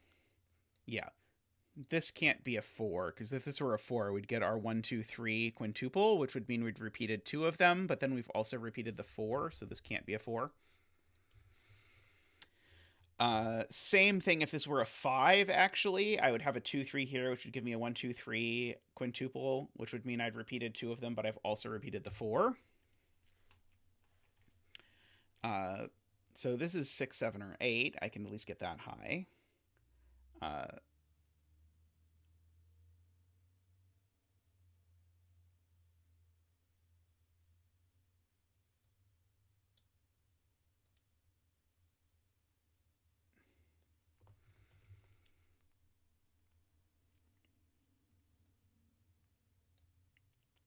Yeah, 9 in column 5 can't go there. So yeah, 9 in... Actually, 9 in column 5, Russ says is quite restricted, but I think it might actually be placed. That can't be a 9 because it would be on an arrow. Oh, it's in one of these two cells. Never mind. I just can't. I can't count. Yeah, it's got 2 places. One of these two is a 9. Let's see. Can I meaningfully pencil mark column 2? I don't think I can meaningfully pencil mark the whole column, but I think I can meaningfully ask about each digit one by one and figure out what happens. Hey, Kodak, welcome. Like, 2 is in column 2. Oh, sorry, 7. Yeah, so for example, asking about 7 in column 2 might be a fruitful thing to do. Because 7 in column 2 I have not yet pencil marked. So could I put a 7 here? Well, if I did put a 7 here, I would have to put a 1 or a 2 here, which would be a third repeat, so that's not allowed. So the 7 has to go there, which is then going to be huge, because it's going to remove those from being 7. I guess it's not that huge, because it doesn't tell me which of these two is 7.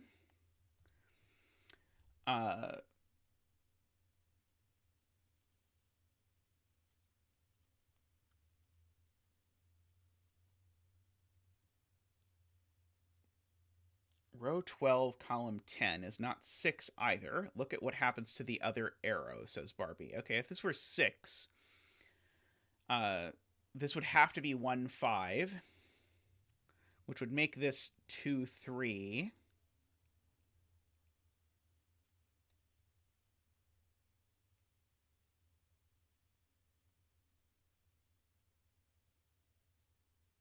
Oh, and 2, 3 is already too big. This can't be 2, 3. There's Okay, so here's the thing I hadn't appreciated. There's definitely a 1 on this arrow. I should have appreciated it. It was kind of a gimme, but I did not ever look at it. Because this can't be a 9, there has to be a 1 on here, or this gets too big. So, right, so this can't be a 6. So this is either a 7 with a 2, 5, or it's an 8 with either a 2, 6 or a 3, 5.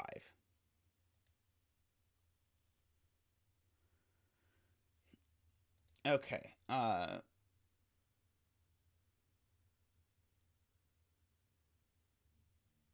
Oh, and by King's Move, I know where the 1 is. Thank you. Thank you, Calzone, because that 1 definitely sees that that cell's not a 1. So this cell is a 1. Good. Happy with that. Okay, so this is an odd digit that's not 1. So this is at least 3 or 5. Let's see, is 5 even possible? If this went 1, 5, 1, 2, that's just possible. But this can't be bigger than 5. So this is a 3 or a 5 by the fact that it's has an odd circle on it. So in fact, actually, the minimum of these two is 5. So the maximum of these two is 4. So these also have a 1 in one of these two cells.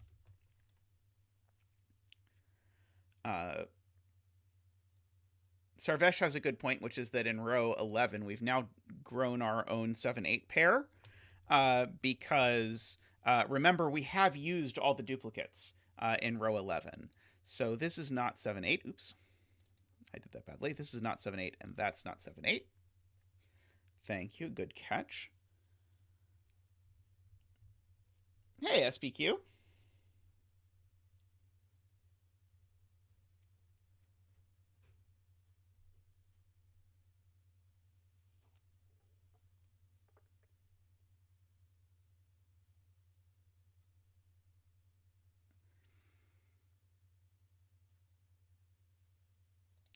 Yeah, people are talking about region geometry, which is a good idea. This, whatever region this 7, 8 is in, has to grow out that way.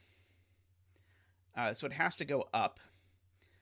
Now, because I can't share the circle and the arrow part, these have to be in different regions. So this has to grow up. And now as soon as this has to grow up, it now actually absorbs this arrow because it still has to keep going. So actually all of these are part of a region, which I think I'm now confident to pencil mark. It's definitely not the same region as any of our other shenaniganery that we've dealt with. So I can get rid of this now that I pencil marked that. Now you could do the same thing. Where does this arrow go? Well, this arrow has no choice but to keep growing until it gets to this arrow at least. So this is a region. It can be purple. So we can go ahead and do that sort of stuff.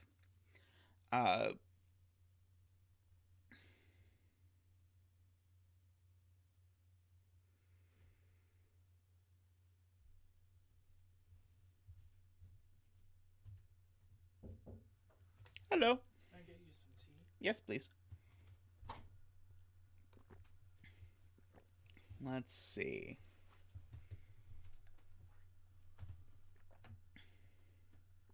Oh, yeah, and so now these have to be purple. I think the only mystery is what color this is. Oh, no, this can't be purple because it would be the same color, so this has to be yellow. And so we get to do that.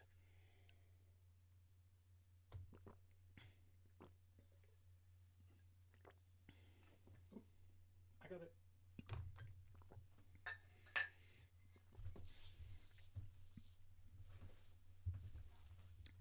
Okay. Probably worth pencil marking this, although I think there's going to be a lot of possibilities. Oh, actually, maybe there's not that many, because this can't be 4 or 5.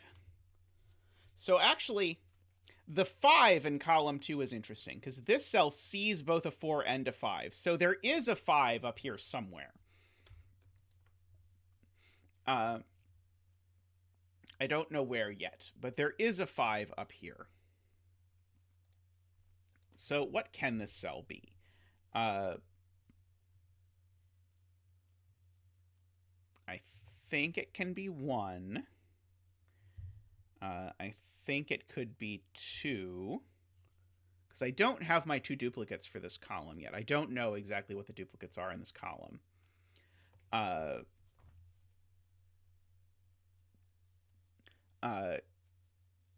So likewise, it could be 3. It's not 4 or 5. And let's see. So now the question is, could this be as big as 6? Because this actually, I was not appreciating this until I saw it in chat. This is on an arrow. So if this were a 6, this would have to be a 1, 2, or a 3, and this absolutely cannot be a 1, 2, or a 3. That would be too many 1, 2, 3s for the column. So this cell is only 1, 2, or 3. Those are the only options for it. Let's see. So what is this digit? Maybe that's also worth asking. It's not a 7 or a 9. It's got to be at least 4.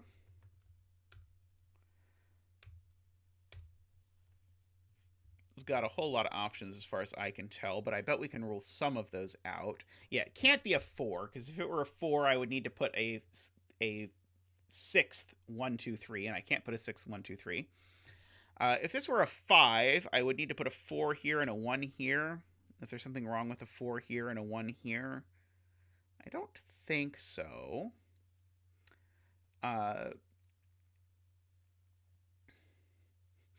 Alternatively, not a 4 because of King's move, as chat kindly points out to me. I really like this King's move restraint on this. This is a very cool puzzle. 6 would have to be 4 or 5 here, 1 or 2 here. Yeah, and then 8's got lots of options, presumably.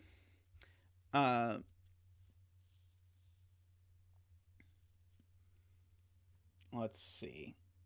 Oh, so now where is the 6 in this column? Okay, that's huge. So now the 6 in this column, okay, and Barbie sees it right after I start saying it. The 6 now has to go here. And so now that means that's a 3, which now means this is a 4 or a 5. Don't know which one it is. So now...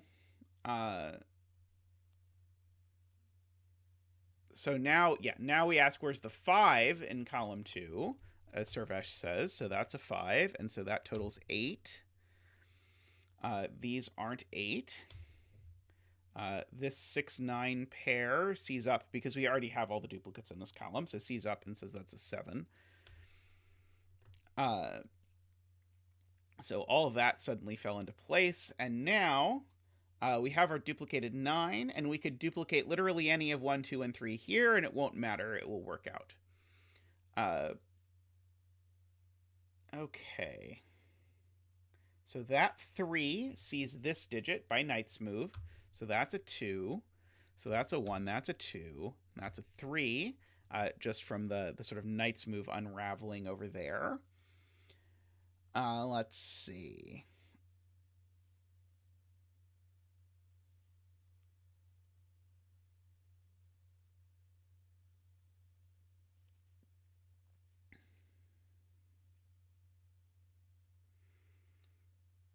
Good progress, certainly. I'm looking to see if I can figure out anything about how... yeah, yellow needs to grow. And yellow can't ever... Oh, sorry, yellow could take these, and yet there's nothing wrong with yellow taking these cells, unfortunately. At least not that I'm able to immediately discern. I do know that there's a barrier here. This cell can't take anything on its arrow.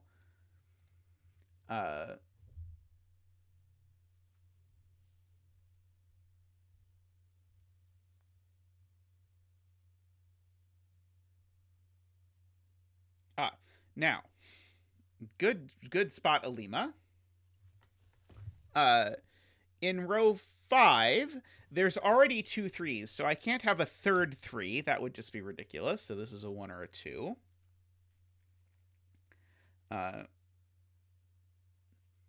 There are exactly 2 repeated digits per row and column.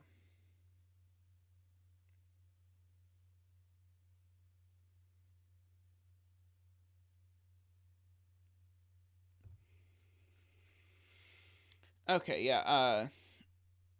Egon is asking about this monstrosity.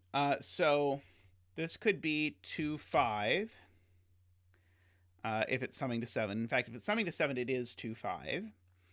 Otherwise, it's summing to 8, in which case it's either 2 6 or it's 3 5.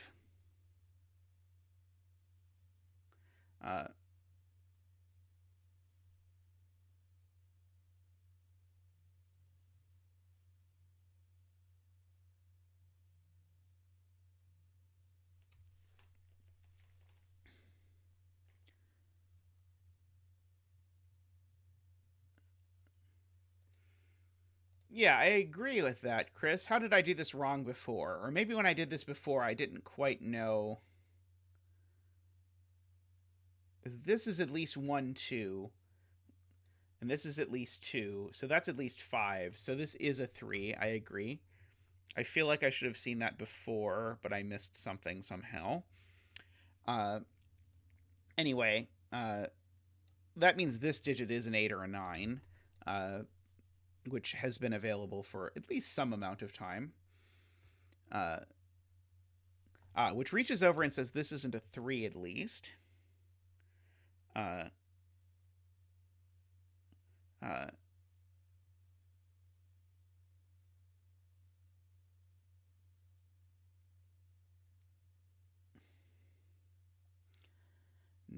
in row 8.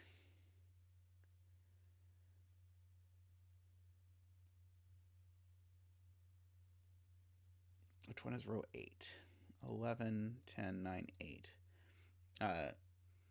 Yeah, so no 9s in any of these cells. No 9s along this arrow. So yeah, so 9 in row 8 is in one of these 2 cells. Which means that this cell can't possibly be a 9, is the punchline. Okay, this region is not anywhere near big enough. Do we know where it has to grow to? I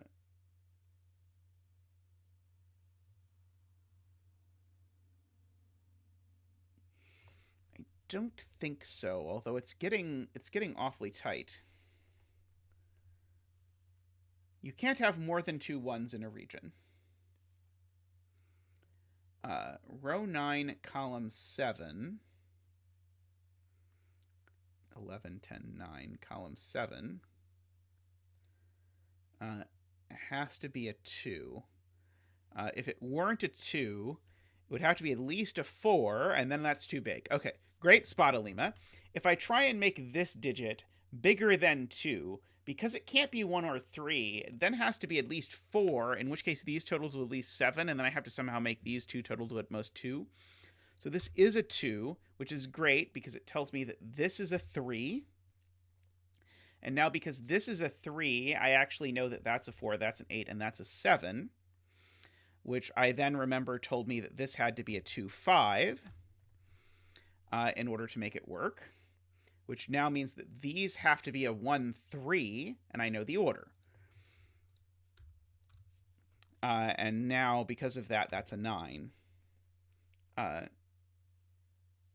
And so that was a really good spot, Alima, as far as amount of damage it immediately does to the grid. That did a great deal. So we have all of this going on.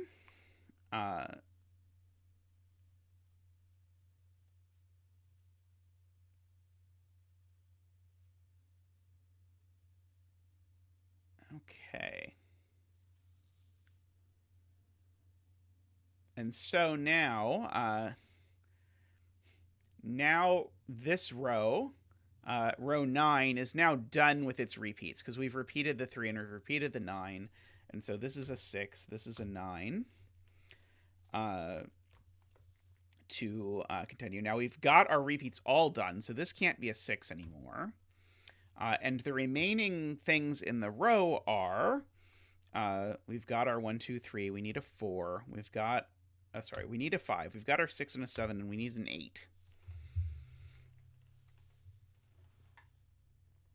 Okay. 2, 3, 4, 5, 6, 7, 8, 9.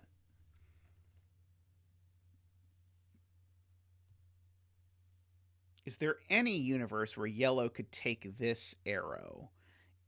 Unfortunately, I think it could, because it could be like a 1, 2, 4, and I think that would be fine. Sorry. Oh, no, yeah, I think 1, 2, 4 could be fine.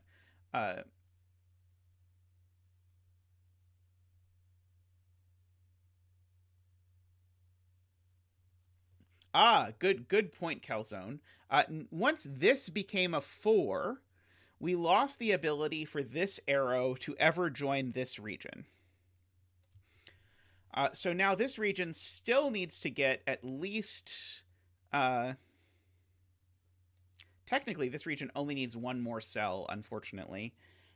So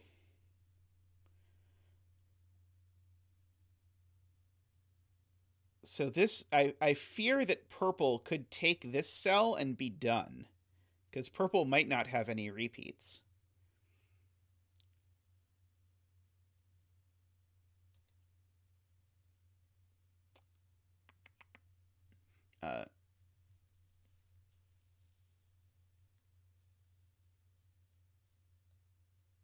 Good point to Barbie. This arrow has no 2 on it.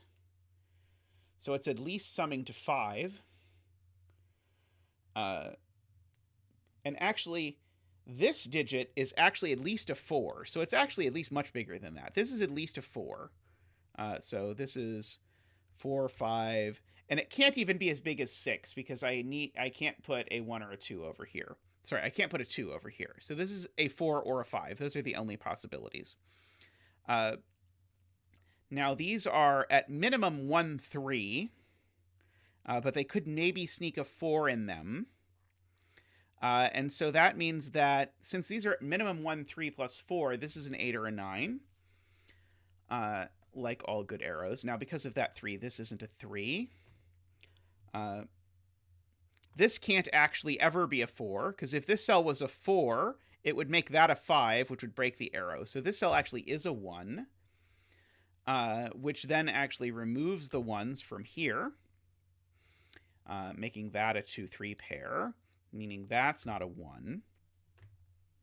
And so now this is either 4, 4, 3, 5, 3, 4, some combination in that capacity. But this is a 2, 3 pair, so this can't be a 3 anymore because it sees a 3 in one of those two cells. So this is a 4. And so now this has to be a 4 because if this was a 5, it would sum to 10. And so that's a 9. Okay, so that's a 4, 1, 4. Now I've already repeated a 4 in this row, so that has to be a 5, and that's a 4. Because I can't ever repeat 4 more than once. So we've got that. Now, if this cell wasn't a 1, I could not fit 2 1s on the green arrow, so this cell is a 1.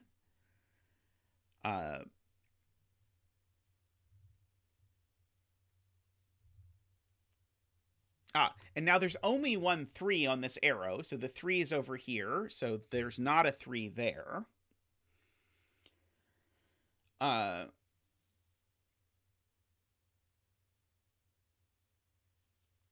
Okay. Pretty happy, I think, with all of that.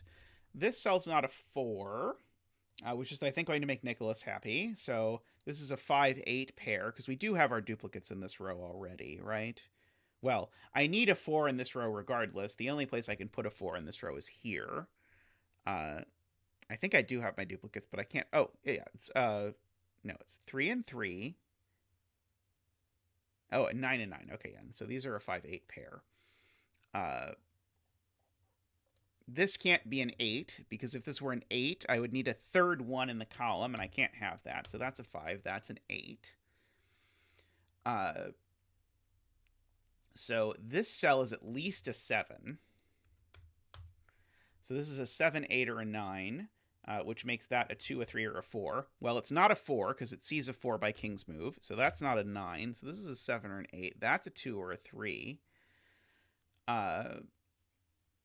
Now this 8 over here means that this digit is a 7. Well, it's not a 7, so that's not a 1.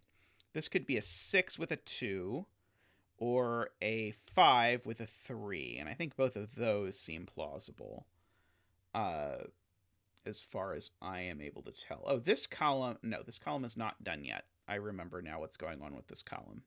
This column was disappointing. Let's see. Okay, 9 in row 8, asks Barbie. Okay, so 9 in row 8 is ruled out of all of those spots. So the 9 in row 8... Oh, and these spots, actually. Okay, so the 9 in row 8 now... Oh, and this was a 4. Oh, that's huge. Okay, so those are a 1-3 pair. That's a 9, because it's the only place for a 9 in the row, because that 9 sneaks down and rules that cell out from being a 9. This is a 1-3.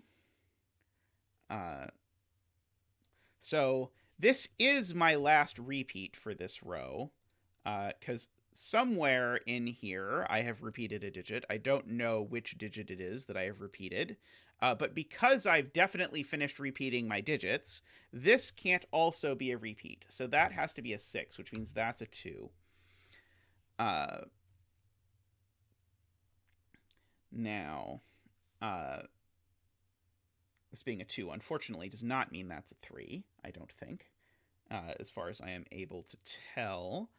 But let's see. I do need to find a way to put an 8 in this row somewhere, as Calzone is pointing out and Carl is pointing out, which is that the 8 has to go there. And now I need a 7 in this row, and there's no place for the 7 to go but there. And so now I have this weird sort of like unresolved 1, 2, 3 pair. A weird combination of things to be true, but hey, it's true. Now I need both a 6 and a 7 in this row. And the 6 and 7 can only go over here. So this is a hidden 6-7 pair. This being a hidden 6-7 pair means that this is a 2 or a 3. Let's see.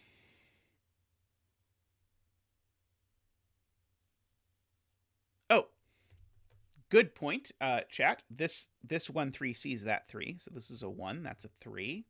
So that's a 2. And so that's a 7. That's a 6. Okay, now I've repeated my 1s, and I have not placed a 3 yet. So that's a 3, that's a 2, that's a 3. I've already put 2 2s in this row, so that's a 1, that's a 2.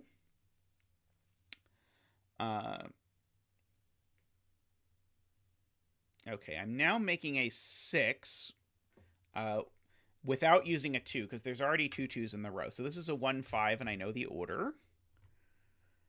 Let's see. So what's left in this row? I've used both 1 and 2 twice, so everything else is honest. So I need a 3, a 4. I've got a 5. I need a 6, then I've got a 7, 8, and 9. Okay, so is there any way that this cell is a 3? No, it sees a 3 by king's move. That one also sees a 3 by king's move. So in fact, that's the 3. So this cell is either a 1 or a 3. Well, it's not a 3, because it would touch a 3. So it's a 1, which means that's a 4, and that's a 6. This is a great puzzle, by the way. This is just a lot of fun. Silly, but fun silly. Okay. this column is done for repeats, so let's fill in candidates.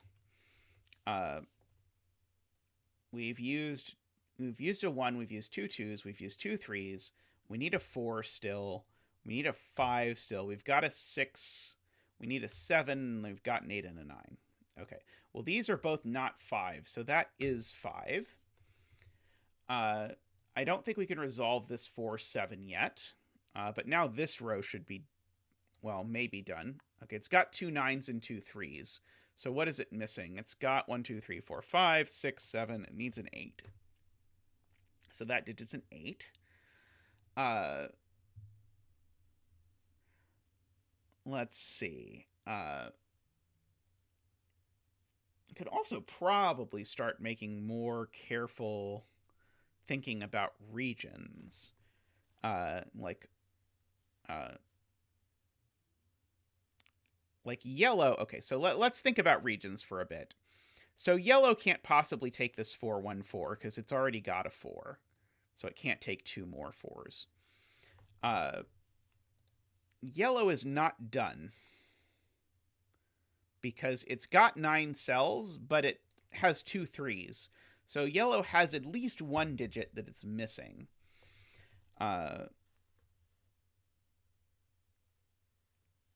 Unfortunately, that's not quite enough, I feel like. Well, I can...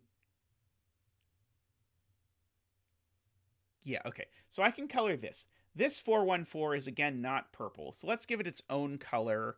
Let's make it orange. Now, orange could maybe take this 8, but it could never take the 9. So orange has to take the 7 because it's nowhere near done. Now that orange has done that, orange still is nowhere near done. If orange takes this 8, it's in big trouble because now it's done, because then it's trapped. So orange can't take the 8. So orange has to keep going and take these 2 digits, which has pushed blue up because blue's not done. So blue's going to take these 2 cells at least. Okay, how is blue doing on digits? It's got 1 2 3 4 5 6. It needs a 7 and an 8, which it's about to get, because in order to get a 7 and an 8, the only way it can possibly go is that, and now it has a 7 and an 8.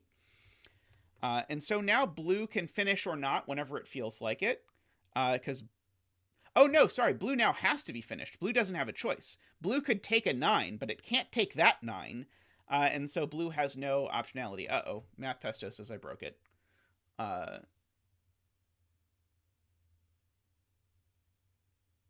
Can't blue take row 10, column 5? Oh, good point. Okay, so sorry.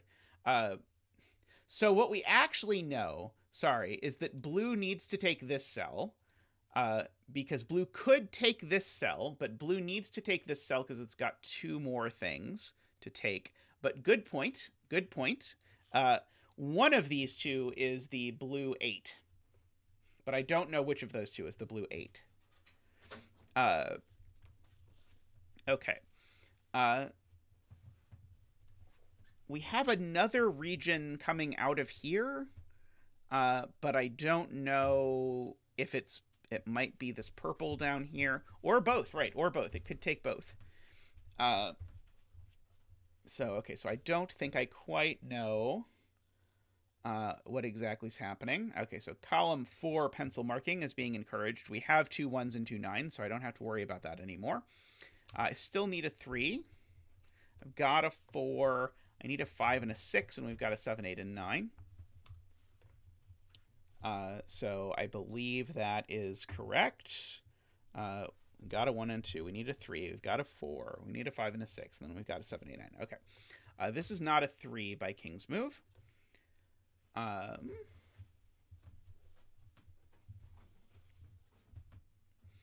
Seems not to have done anything immediately.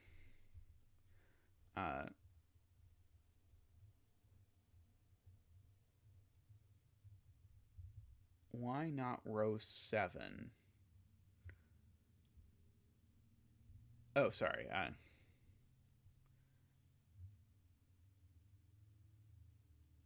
Yeah, keep in mind, Nicholas, a region could have 18 cells. So for all we know, yellow gets its 9 up here or something ridiculous like that.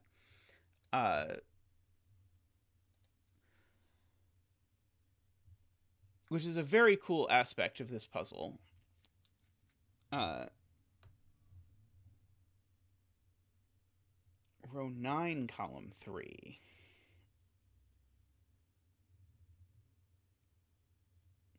Is not purple because it would get too many 9s. Isn't that only 2 9s?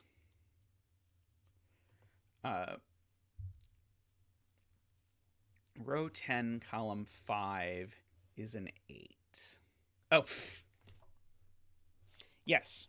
Through the advanced technique of adding the digits on the arrow, we can get that this digit is in fact an 8. Thank you. Thank you very much for that help. Okay.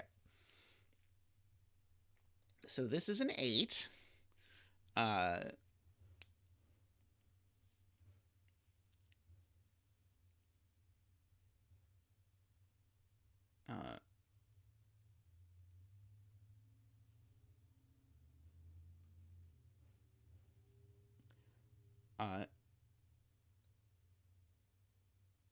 So yellow only needs one more cell to finish. So yellow could take this cell and be finished, or it could take this cell and grow. So I don't think we know enough to guarantee anything about yellow exactly. Let's see. What about this row? This row... Yeah, this row has its repeats. So what are these 2 cells? These are... So we've got a 2, we've got a 3, we've got a 4, we've got a 5. We need a 6 and a 7. These are 6 and 7. Okay, and I know the order. This 7 sees that that is in fact a 6, which sees now that that's a 5. This 6 sees that that's a 7.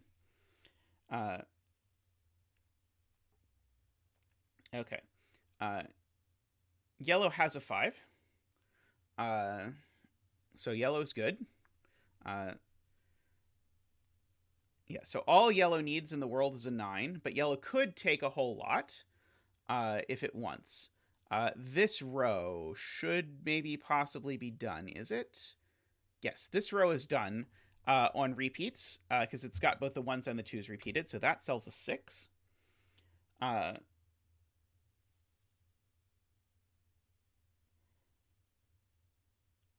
okay, so sorry, I misunderstood.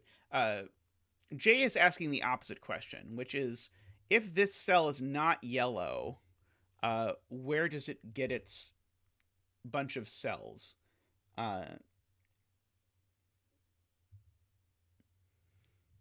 don't immediately... Oh, yeah, okay, so because yellow does need to get a 9, if this is not yellow, then this cell is yellow, and this has nowhere to go. Okay. I agree. Okay, that's complicated to see, but I agree. If this cell, imagine it's not yellow, then this cell suddenly is yellow, because yellow does need to get a 9 somewhere, and I don't really want to think about where. But the point is, this cell now can only get at most 3 digits in its region, which is way too few. So this is yellow. And so now I know yellow can't take this arrow, because yellow already has 2 3s, so yellow cannot take another 3. So now yellow's options are whether it wants to take this 8 or not, which is, at least at the moment, down to its personal preferences. We will as yet see. Let's see, can I say anything about this region that starts here?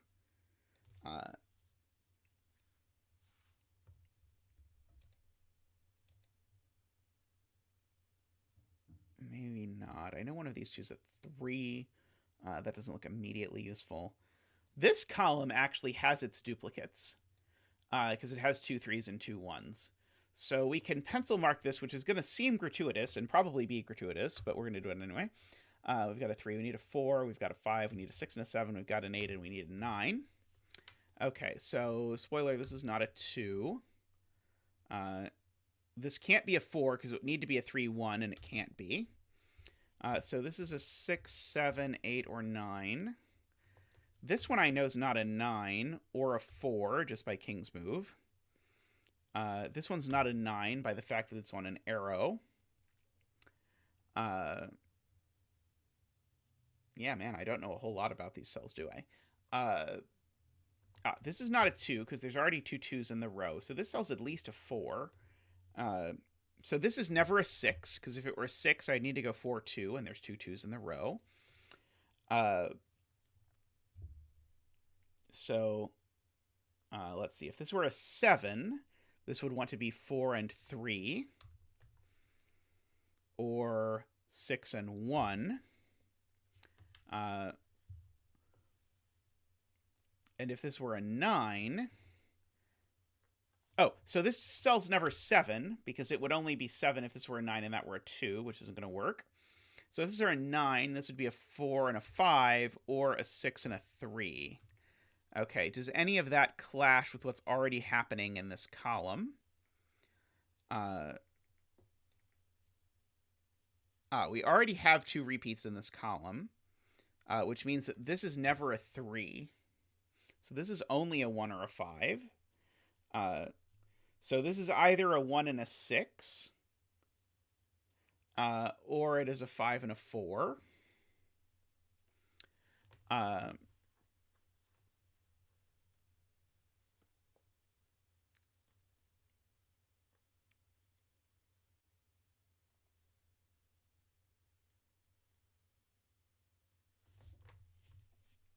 Okay. Row 9, column 3 isn't purple.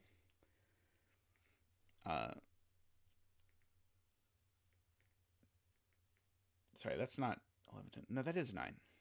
Yeah, I don't think this can possibly be purple. I think this has to be purple, but I haven't quite figured it out yet. Give me 1 second. I will be right back.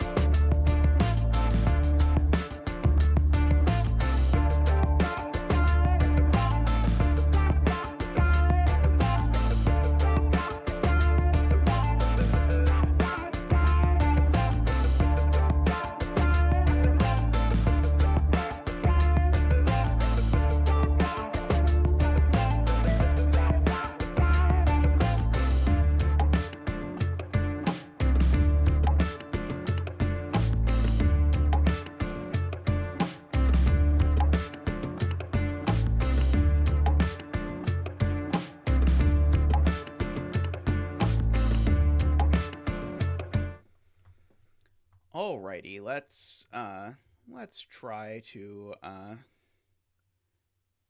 see what we can figure out from the remainder of this. Let's see. I think I want to draw in this region, because this one has to be part of a region, and that region is going to have to come over and gobble up these.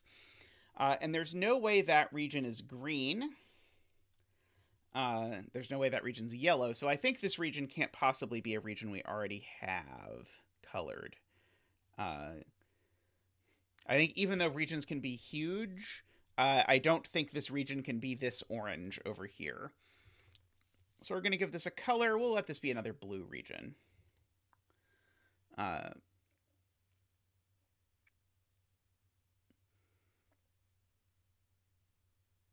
Okay.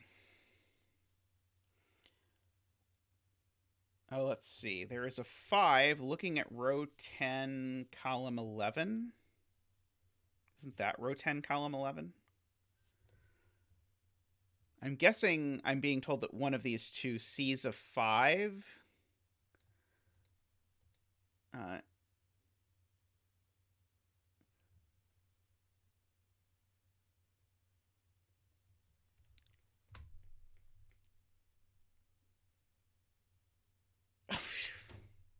Yes. I even knew exactly what I was looking for. Uh, which was that one of these fives was seen by a 5 by a king's move, and I still could not find it. But thank you, Barbie. This 5 does indeed see this. So that's a 2, that's a 5. I am able to scan, I swear, kind of, sort of, maybe some days. That has given this column both of its repeats. So this column now needs a 2, a 3, a 4. We've got a 5, a 6. We need a 7 and a 9. That's a lot of digits. Did I put a digit there that we already have? No, I think that's right. It's just a lot of digits. Okay, these aren't 2. That one's not a 9.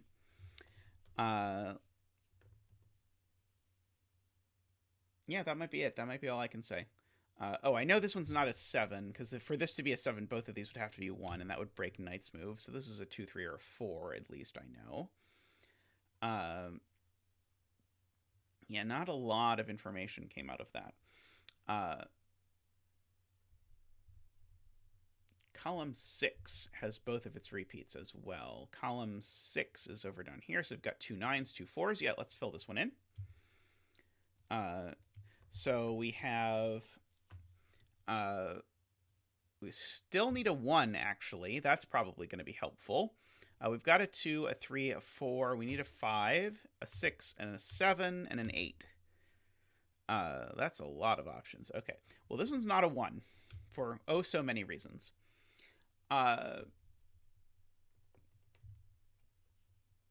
This can't be an 8 because that would have to be a 1. This can't be a 9 because it's on an arrow. Let's see. If this were a 5, it would have to go 1, 4, which seems okay. If this were a 7 now, this would have to be a 1, which it can't be, so that's not a 7. This would have to be a 6 if that's a 2. That seems okay. Okay.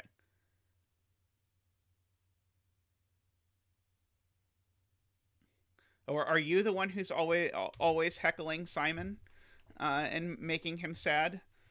Let's see. There's 2 3s in this row already, so that's not a 3. Oops. Alternatively, I can add a digit. I am enjoying this puzzle, but I'm not going to try and deliberately make it go on for longer by adding digits that don't need to be there. Okay. So I think Nicholas was, before I left, trying to argue that this 8 had to be purple. If this 8's not purple, then what does purple do? Well, first of all, if this 8's not purple, then it's orange. But now purple needs to go out because purple has not found an 8 yet. So purple comes up here. That's fine. Purple's can't take this 4 1 4. So purple now goes and takes this 3 5. Purple can't take this cell, but purple's not done yet. So purple now has to take that cell. And now purple has to take this cell. All of that is fine as far as purple goes, but now this domino is isolated. This domino is nothing, so that does not work. So I believe Nicholas's argument that this is, in fact, purple, which gets us some borders. And so now... now purple's only remaining choice is whether it wants this 9 or not.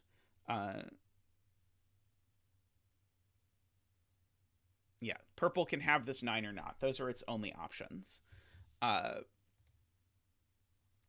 Okay.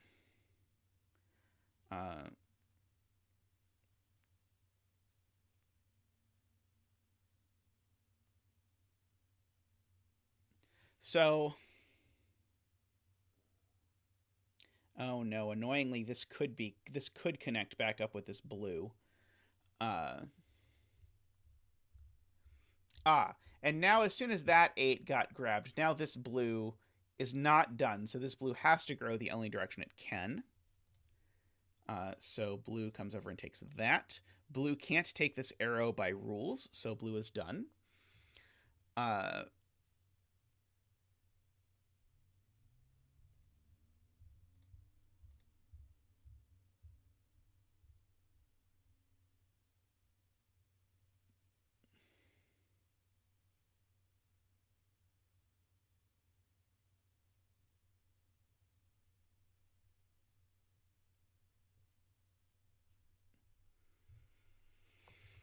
Okay, so now we can finally resolve what's happening at the top left, which I have been looking at over and over again, and it's been useless. But now, finally, it is useful.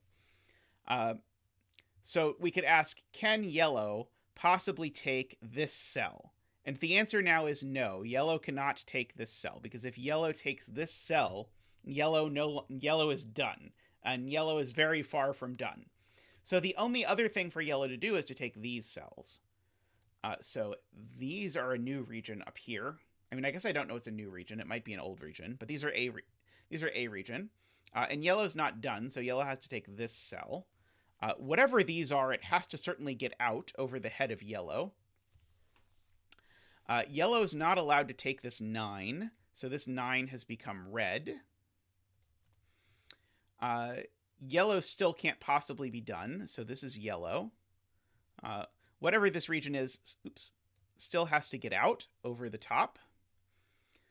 So this region now actually now absorbs those two as well. Whatever that is. Let's see. Okay, so yellow, how many cells is yellow at? Yellow's at 10 cells, but it has 2 repeats. So yellow does need another cell, so yellow takes this cell at the very least. So now these are all the same region because of that. So yellow is continuing on its journey. This region is continuing on its journey and slowly slipping away from the possibility that this region is anything that we already know about, but who knows? Now, Carl is immediately pointing out we can clean up just a tiny bit. That can't be a 3 anymore because yellow already has 2 3s. And once that happens, now actually the 3 has become hidden in this column. So this is a 3. So that is the 3 for this column. All right. Yes, we also have 2 2s, so this is not a 2. Can clean that up as well. Okay. Now, Nicholas had a good point, which is that yellow has not gotten an 8 yet. So yellow has to keep growing, and yellow can only grow here. Now, yellow still hasn't gotten an 8 yet, so yellow has to keep growing. So yellow can grow there. Yellow can't grow down. So now, the obvious thing to have happen is that this is the yellow 8. But if somehow this is not the yellow 8, then suddenly yellow gets pulled into having all of these cells, and we now might finally be getting to the point where yellow has too many cells. That would be 8, 9, 10, 11, 12, 13, 14, 15, 16, 17 at least. Maybe not quite. Oh, wait, no. Yellow can't possibly take this length 3 arrow because yellow's already got 2 1s and 2 2s. And so this arrow would suddenly be at minimum 3, 4, 3, which is 10. That's not possible. So yellow, in fact, is done. Yellow needs an 8. Yellow can only get its 8 here. So this arrow is, in fact, an 8. So now we can ask, okay, so yellow needed an 8. Yellow does need a 9, which means one of these 2 cells is a 9, but I don't know that that immediately helps me. Yellow needs a 4, which means one of these 2 cells is a 4. I don't know that that immediately helps me. Let's see. How many repeats does yellow get? Let's count. So yellow has 8, 9, 10, 11, 12, 13. Yellow has 13 cells, so yellow gets 4 total repeats. It's repeated the 1 already. It's repeated the 2 already. It's repeated the 3 already. So it gets 4 repeats. And this is the last repeat. Because this is a 5 or a 6, it definitely repeats the 5 or the 6. Okay, so it gets no more repeats. In other words, because it gets no more repeats, this cell's definitely not a 6. Not a 6. This is a 4, 7, or a 9. Can probably clean up the 8 arrow just a wee bit. So 6 would go with 2. This is never a 4 because it doesn't have a 4 it can go with. 1 can go with 7. 5 would go with a 3, but this can't be 3, so this isn't 5. So this would be 1 going with 7 or 6 going with 2. In other words, this is never a 6. Excuse me. Okay, yeah. So this is either a 1-7 or a 6-2 as options.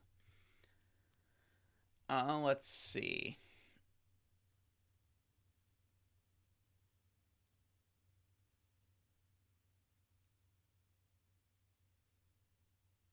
Row 1, column 5 is a 2.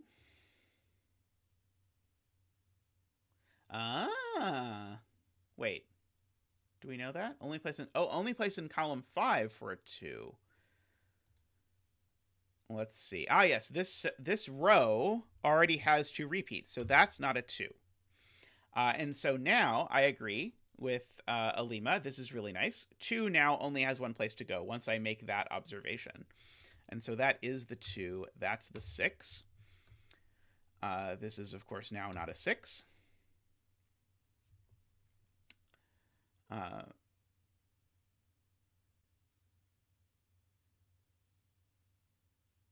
Let's see. Nicholas is asking about 6 in column 6.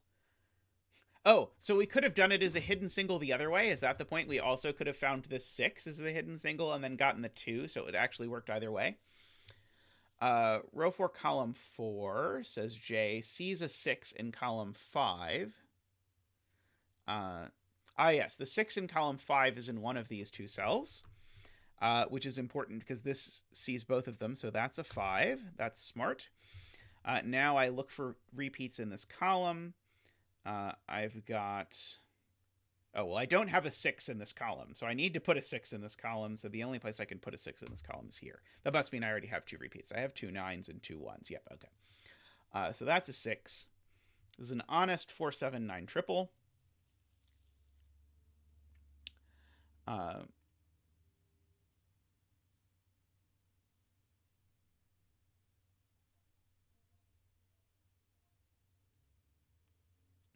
Okay, so I think this region now, I'm pretty sure I can give this region its own color, right? It's not ever going to be green, because green already has 2 2s. It's not ever going to be red. Yeah, so this region I can unmark and give a color. Let's see, this region can be orange, just so we have a name for it. Okay. Column 6 already has 2 repeats. We've got 2 9s and 2 4s. Yep, okay, so we can't repeat anything else in column 6. Okay, what of 1, 5, 7, and 8 has already shown up in column 6? One of them must have. I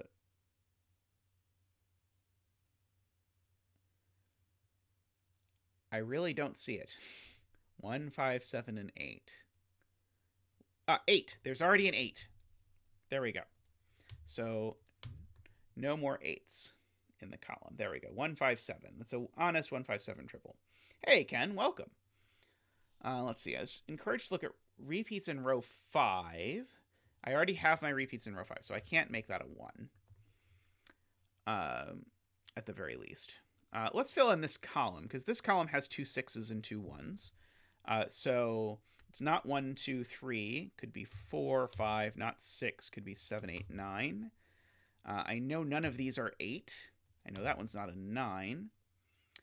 Let's see. There's no way this is a 4, as that would be kind of laughable. Actually, because this is at least a 4, there's no way this is a 5 either. If this wanted to be a 7, it would have to be 4 here and then 1, 2. Is that possible? Could this go 4, 1, 2? Looks maybe possible. This digit's not a 4 because there's a 4 right there. That's looking at it. Let's see. SPQ says row 4 already has its repeat hiding on an arrow somewhere. There's either, on this arrow, there's either a 5 or a 6. And there's 2 2s. Okay, smart. Okay, so this is a very good point from SPQ. On this arrow, this arrow has a 5 or a 6 on it. So we have a virtual 4, 5, 6 quadruple, plus the 2's repeat. So I cannot repeat 4, 5, or 6.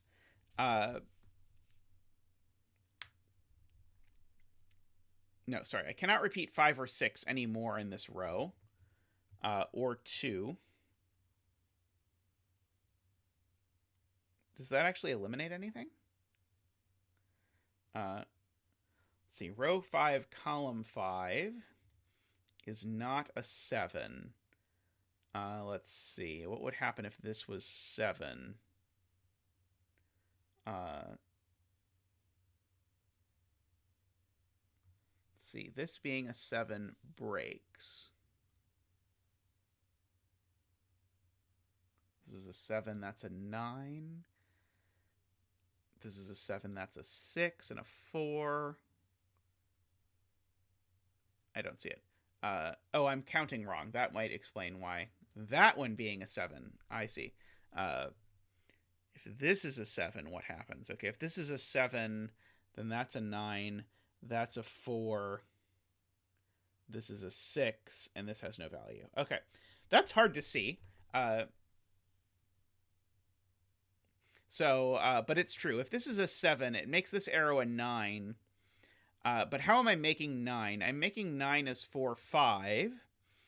But now I have used 7, 4, and 9 in the column, and this can't be 7, 4, or 9 anymore. I suppose alternatively you could say it as I have eliminated every possible place for a 6 in the column. One of these two cells is a 6. And if this is a 7, neither of those two cells is a 6, weirdly. So that's a 6, that's a 4, that's a 5, that's a 9, that's not a 9. It's very strange, but works out. Okay, so this column now needs a 4 and doesn't have, no, sorry, needs a 7 and doesn't have one. So this column needs to get its 7 from here. So that's a 4 to finish up the region. So that's a 7. That's not a 7. It's a 1 or a 5. I believe I did that string of steps right. This 5 sees that that's a 7. That 7 now sees that that's a 9. This cell is never a 7, which I swear I said out loud, but then did not pencil mark, so it did not actually happen. This is not a 9 or a 7. It's a 5 or an 8, I guess. This row has its repeats, so I can't repeat the 7 anymore. Okay, let's see. Wolfer says the 5 in row 4, column 6. Ah, yes, this 5 does see that one. Good. So this is a 4. So these need to sum to 5. Whereas this cell itself, it's going to be a 1. It can't be a 2. Could be a 3. Can't be a 4. So this is a 1 or a 3, and then what adds to 5 with 1 or a 3? This has to be a 4 or a 2. Okay, so we've already got our repeats, though, so it can't be a 4. So this is a 2 with a 3. That's the only way that that works out. Which now gives me my repeats for this column. Well, by the way, that's not a 4. So this column has a 1, 2, 3, 4, needs a 5 and a 6. It's got a 7, it needs an 8. So these are 5, 6, 8 are the only things that are left. 1, 1, 9, 9. This row already has an 8 and its duplicates, so this is a 5 or a 6. Oh, interestingly, this row has 2 6s, so this is definitely not a 6. This is an arrow cell, so it's never a 9. It's going to only be a 7 if that's a 1, but that's fine. Okay. What about this column? This column, I've got my repeats, so this isn't a 4.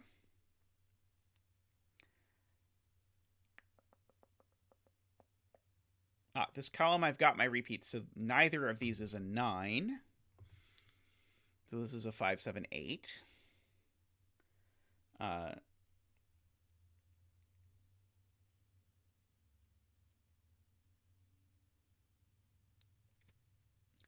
Okay, this row, I have my 2 2s and my 2 5s, so I can't repeat anything. So this is not a 4.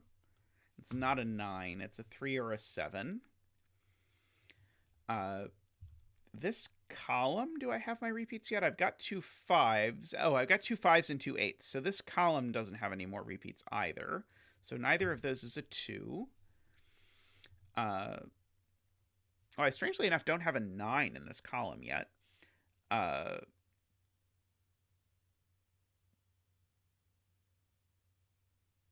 Let's see. Nicholas says now row 5, column 7 is not a 5 by King's Move. Did I count that right? 1, 2, 3, 4, 5. 1, 2, 3. Oh, yes, by King's Move from there. Got it. That's an 8. So now this is not an 8. This is a 5, 7 pair to finish the column. Because remember, we already had our repeats. We had 2 1s and 2 6s. Now this 5, 7 pair sees that that's a 1. And sees that neither of these is a 5. So that's an 8. That's a 6. Now, this can't be a 4 anymore because it would put a 4 a King's Move away, and I can't put a 4 a King's Move away. So if this is a 3, then that's a 5. If this is a 7, that's a 1. Let's see. And I have not done much. Have I done any repeating in this row yet? I don't think I've done any repeating in row 1 yet. Let's see. Does this break in either column?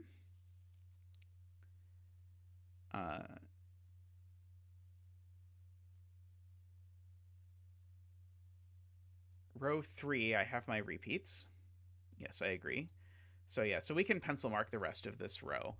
So we've got a 1, a 2, we got a 3, we got a 4, we need a 5 and a 6 and a 7 is basically the punchline. So this is never the 7. So this has to be the 7. So this cell has to be a 1 or a 2, except it can't be a 2 because there's 2 2s in the row already. So this is a 1, which means that's a 6 and that's a 5. That was a great spot, by the way. Sorry, I did not immediately give credit to the person who saw it. Let's see. Okay, so that being a 7. So we do have we have 1 repeat in this row by the fact that we're going to repeat the 5 or the 7. That's all I see. In this column, I only see that we've repeated the 1. Row 4, column 9. Yes. As soon as that's a 3, this is a 7. Yes, King's Move counts horizontally. Okay, now this column, I've got 2 8s. The hardest thing for me in this puzzle is keeping track of which rows and columns I already have repeats in, so that I know when I can do Sudoku.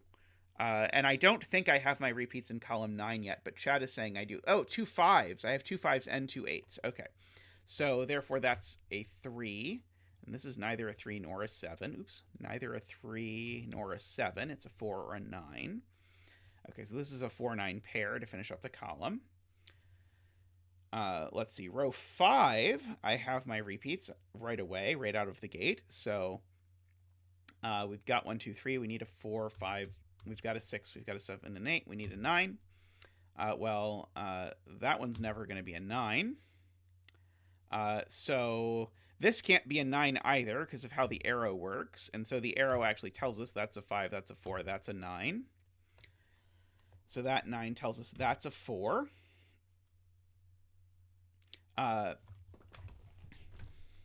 Yeah, this is definitely along the lines of the Shikaku, but I think this one's much easier to scan than the Shikaku, but still not easy to scan, and definitely a whole new level of bizarreness. Okay, this column has 2 7s.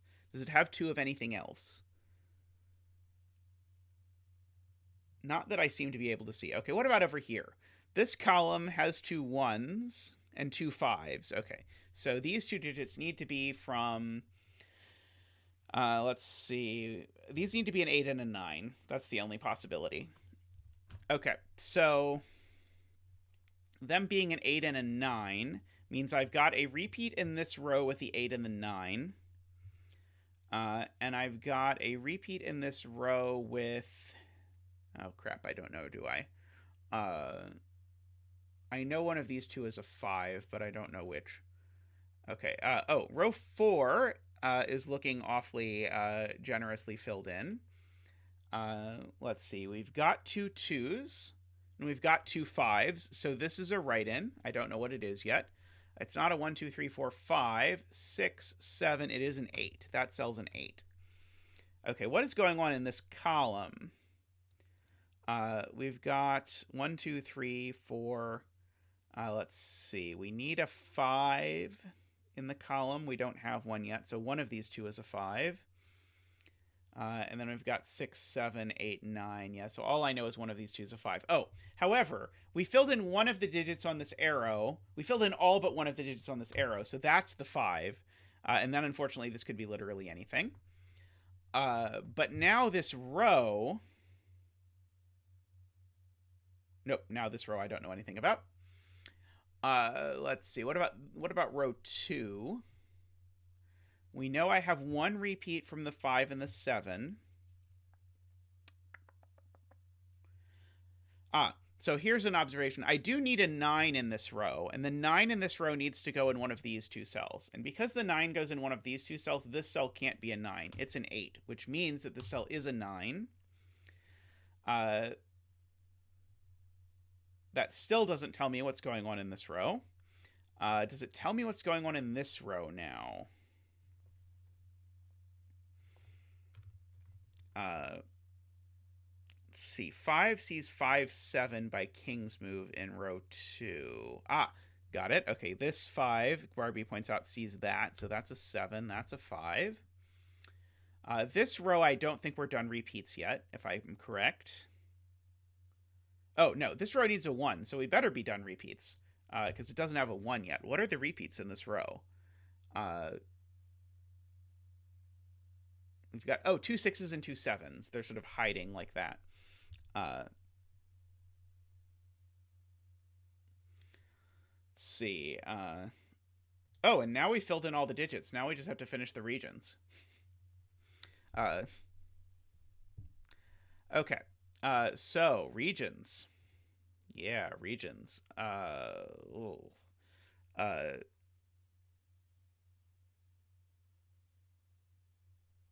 Row 3, 4, 5, column 11.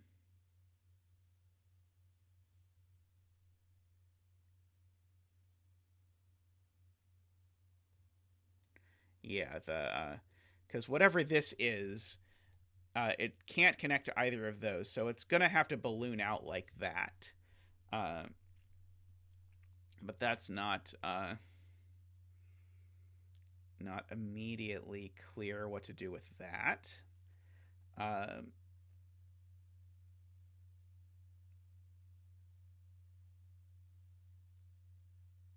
So I think it's worth pencil marking or like giving a name to this region, because this region I don't think can be any region we already know. Yeah, there's no way this can be red without really breaking red. So let's give this a new name. Let's make this gray.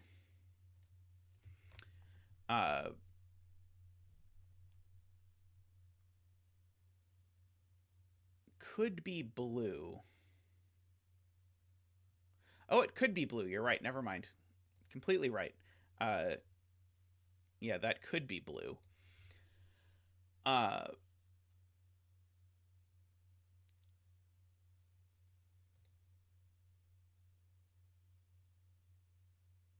Does it have to be the region that's coming out of here is maybe the question.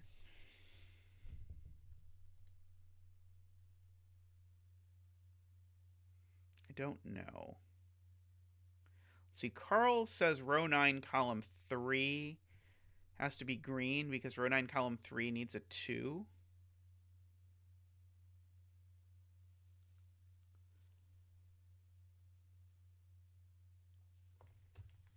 Yeah, let's look at all the 2s. No, all the 2s. Okay, so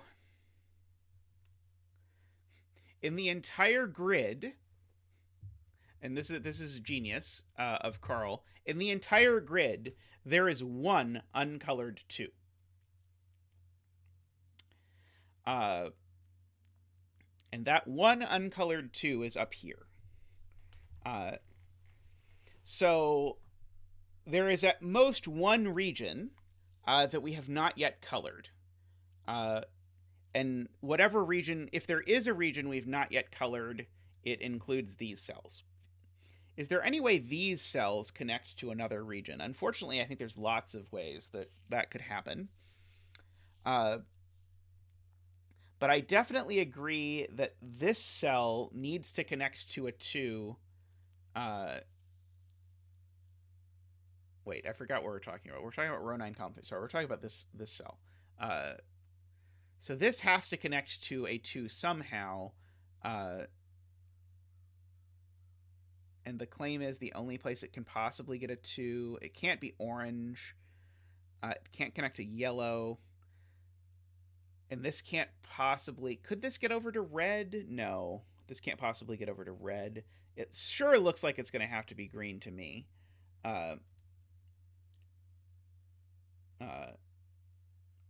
But I'm not sure that I could completely prove it. Can't be pink because pink can't get out because pink can't take this cell. Pink either takes this 9 or doesn't, but that's the only thing. But yeah, disproving things like what if it's blue is a little bit tricky, and I probably could one by one disprove them, but that seems like a lot of work.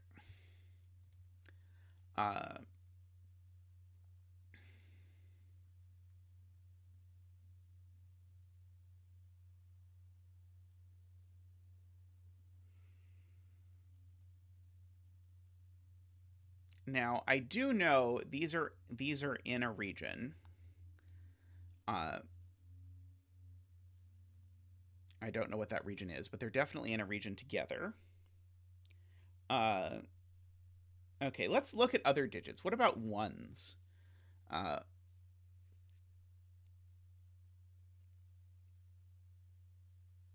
don't see anything from that. 2s we looked at. 2s are, I think, going to prove to be key. The 3s... Let's see, 4s... I'm just seeing if any of these look super restricted. 5s...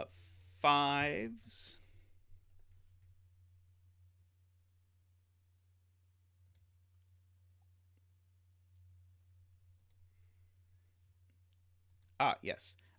Good point. Jay sees this cell I've literally boxed in. It has to be blue. I agree. It is blue. These are all part of a region. I just don't know what that region is yet. But they are... Oops. I am making this a bit tricky for myself to keep track of. These are part of a region. These are part of a region.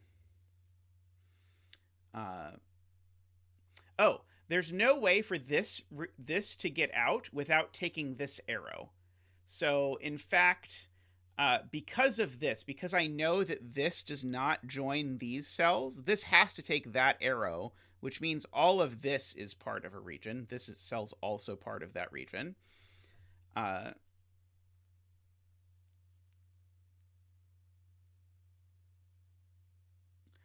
So that is some amount of cells.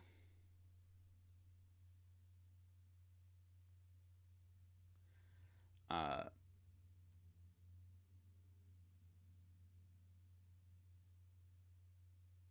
see. Chris is asking where low left orange gets an 8. So we want to look at all the 8s in the universe. Well, it's not getting that 8. It's not getting that 8. It's not getting this 8. It can't get to this 8 because it would have to go through this mess. So yeah, it sure seems impossible that orange doesn't take this 8.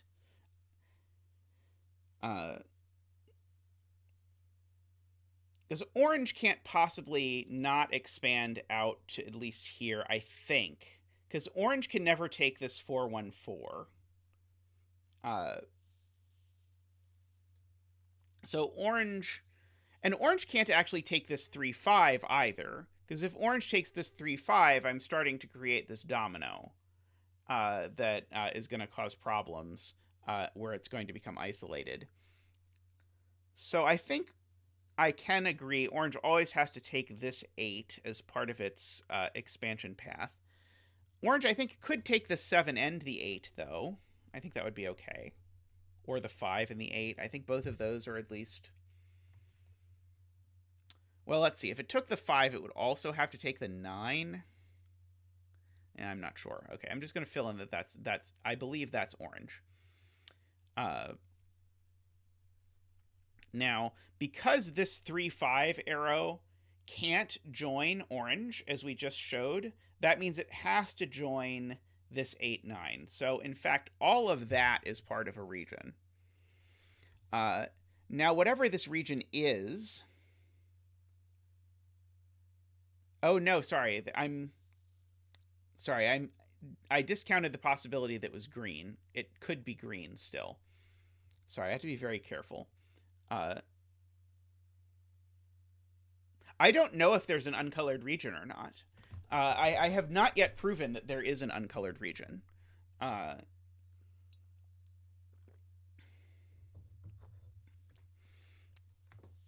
think there probably is an uncolored region, but I've not proven it yet.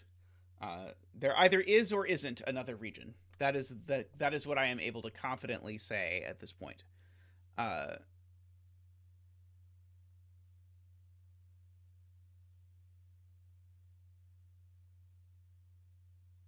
Well, I mean, there's lots of cells that are uncolored, but I don't know if they connect to existing regions or not. Do I know? I guess the question is, this is boxed in. This whole area is boxed in by green and stuff. Is it possible that there's a region down here without connecting out? And the answer is no. So green does have to break into this, I guess, is the...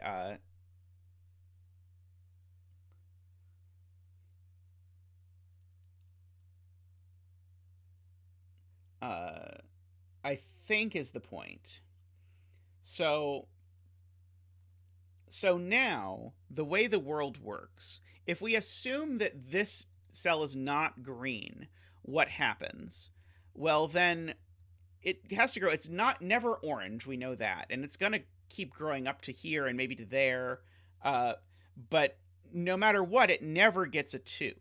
So I think the point that Nicholas is making is that this cell is definitely green, and green definitely has to break into this, which it has to do through those 2 cells. And then we have to carefully study what is now happening with the composition of green. Oh, it could be blue. Darn it. That's right. It could be blue. Because it could go up like that. I think that's okay. Never mind. I keep getting tricked into forgetting about blue. But yeah, this could connect like this.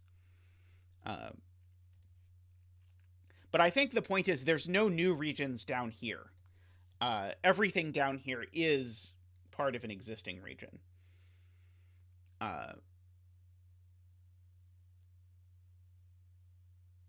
In either world, the 414 is blue. Oh, right, because if green comes down here and takes this, that doesn't matter. Green can never take this. Right, okay. So that's the point. So to summarize, there's no new regions down here. Everything here is part of an existing region. What existing region is this part of? It can only be part of blue. That's the way to summarize our point. And so because it's part of blue, that's part of blue, which means yellow is now finished. And now because of that, this is blue. Means blue can't ever take this cell, which means this cell is green.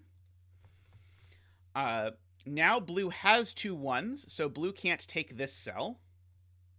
So blue's now finished at this end, and so now we should do a check on blue. Blue has a 1, a 2, and a 3. It's got a 4 and a 5, a 6 and a 7, and an 8. Blue still needs a 9.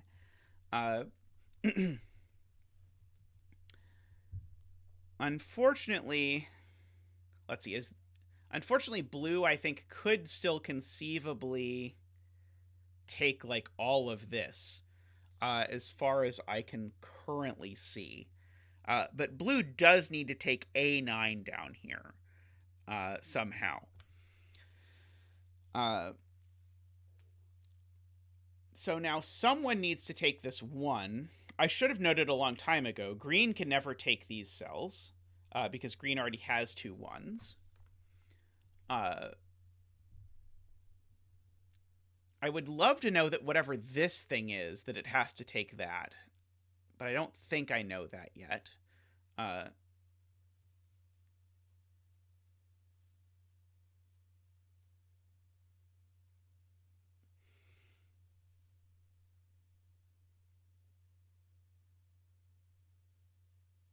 Carl points out orange needs a 3 and it can't have this 3 because this 3 is poison for orange. So in order to get a 3, well, orange, in order to get a 3, is going to have to grow up through this crack. So orange is going to have to take that cell in order to possibly get out. And now orange is kind of penned in down here. So in order to get out anywhere, orange is going to have to take these 2 cells. So those are orange. Now, orange is never taking this cell, I know. In fact, actually, let's argue it from red's perspective instead. Red now is stuck in this integral sign unless it takes this cell, and the integral sign doesn't have nearly enough letters in it, so red's going to have to take this cell. And now red can't finish with only 8 cells, so red has to take these 2. Red now has 2 5s, so red now can't take this cell at all. And so these 2 cells have become orange.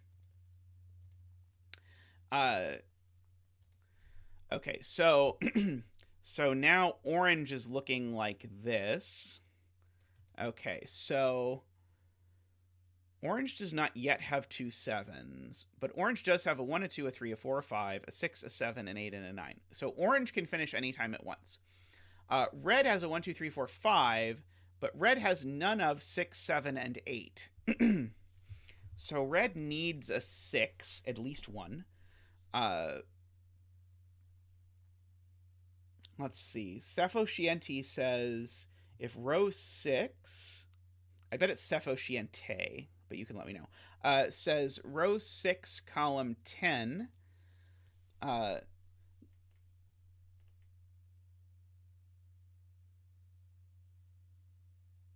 If this was a different region than row 5, column 10, then one of those regions wouldn't have enough room to grow because of this arrow. Let's see. So if I imagine that these are different regions, then this has to grow up and definitely has to take this whole shebang. And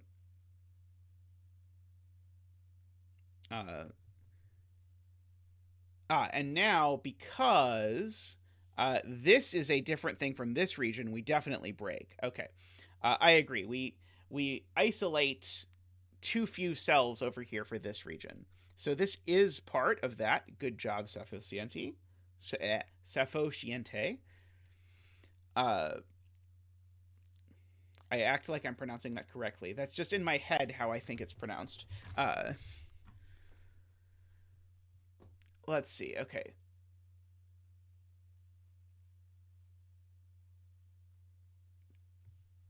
Red needs a 7 and 8 and only has one option, I am being told. Let's see. Right. Okay. So red, because of this arrow, I have not drawn this line in, but this line is very much here, because this 9 arrow can't take that. So now red is actually, the only cells red can contemplate taking are these. Beyond that, red has no room to grow. And so, as being pointed out, red does need a 7 and an 8, so red has to take these two cells. So thank you, SPQ.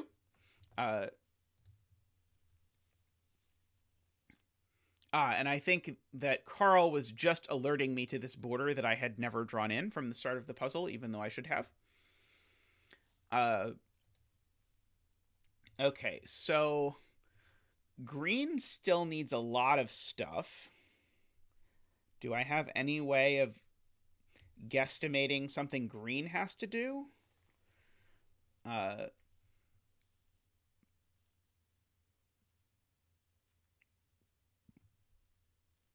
Not sure. Orange does need a 7. That is a fantastic point, J40. So the only 7 orange can see, because orange is also trapped by what's going on over here. So orange needs the 7. So that's orange. So now, and so now because of that, that actually clears up that this all is part of one region, whatever that region happens to be. Wait, orange has a 7? Oh, never mind. Orange has a 7. I agree that orange has a 7. Never mind. Green can't take row 4, column 8.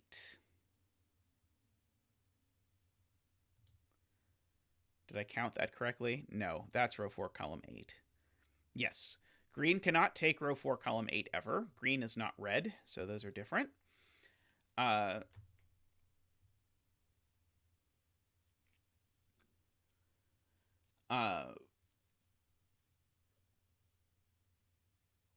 Yeah, and so this whole cluster up here, have we actually finally reached the point where we know this cluster of cells is not one of the regions we already have?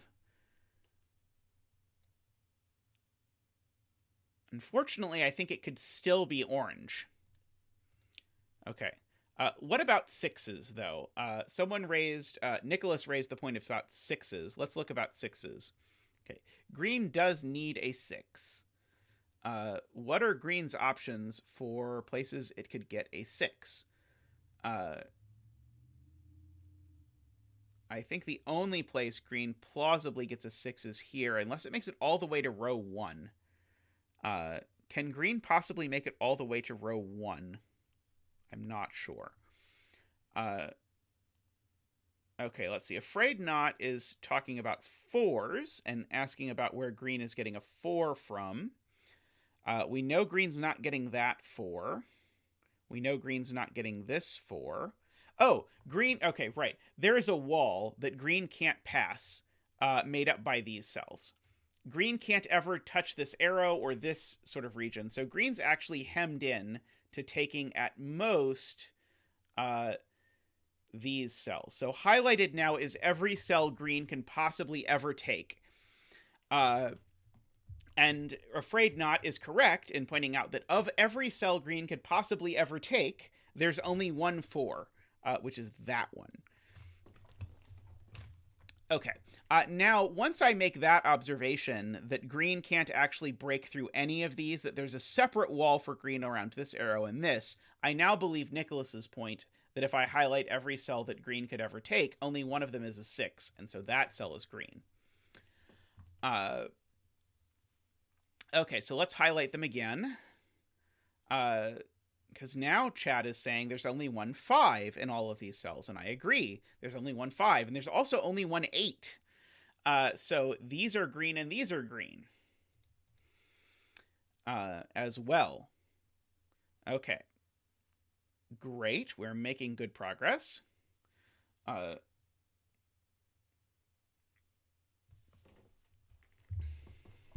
Blue could have taken it, Afraid Not, I think was the previous, until like just this second, green could have taken it. Now, red is now still very hemmed in. Red could take this 9 or not, but red still needs a 6, and this is the only 6 that red could possibly ever take. There's a border here that I've not drawn in. There's a border here that I've not drawn in. So that is red. In fact, actually, if I believe my borders, this 9 has to be red because it has no other color it could possibly be.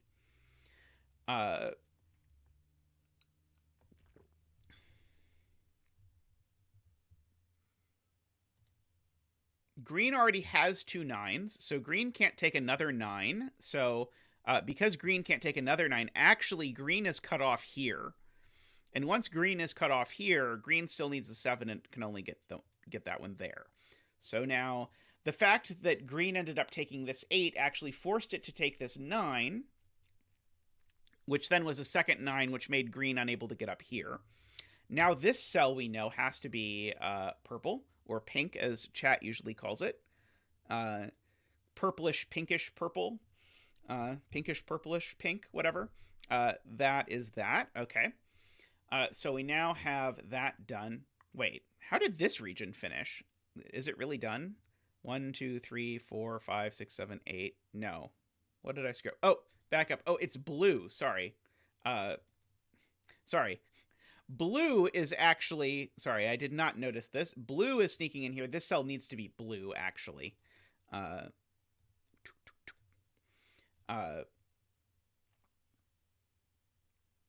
because blue still needs a 9. That's what I was not noticing. Blue actually finished while I was talking. Okay, so now we're in good shape because now there is only possibly one new region, but there has to be a new region. So this too is part of a new region. Because if there were no new region, everything left would be orange, and that would cross a boundary. So this is a new region. It's going to be part of the new purple region, which means all of these are part of new purple Donia as well. Okay, so we've got new purple Donia sneaking in over here. Is there any way this 5 is not purple? No, because the 5 would have to connect to the orange, which would break that. So this is part of new purple Donia. Okay, so all of that is part of that. Okay, now, which of these giant clusters of things is going to be orange? 6. New purple Donia needs a 6. Could it possibly take this 6? There's no way new purple Donia could take this 6 without isolating orange from being able to get over here at all. So these cells are in fact all purple, I believe. So these are purple. So now purple has taken 1, 2, 3, 4, 5, 6, 7, 8, and 9. It's got 2 1s, 1, 2, 1, 3, 1, 4, no, sorry, 2 4s, 2 5s, a 6, a 7, an 8, and a 9. But it has a boundary here, which means automatically all of these cells are orange. And this cell has a boundary, so that's purple. So now we've got 2 8s. Purple already has 2 1s, so this must be orange.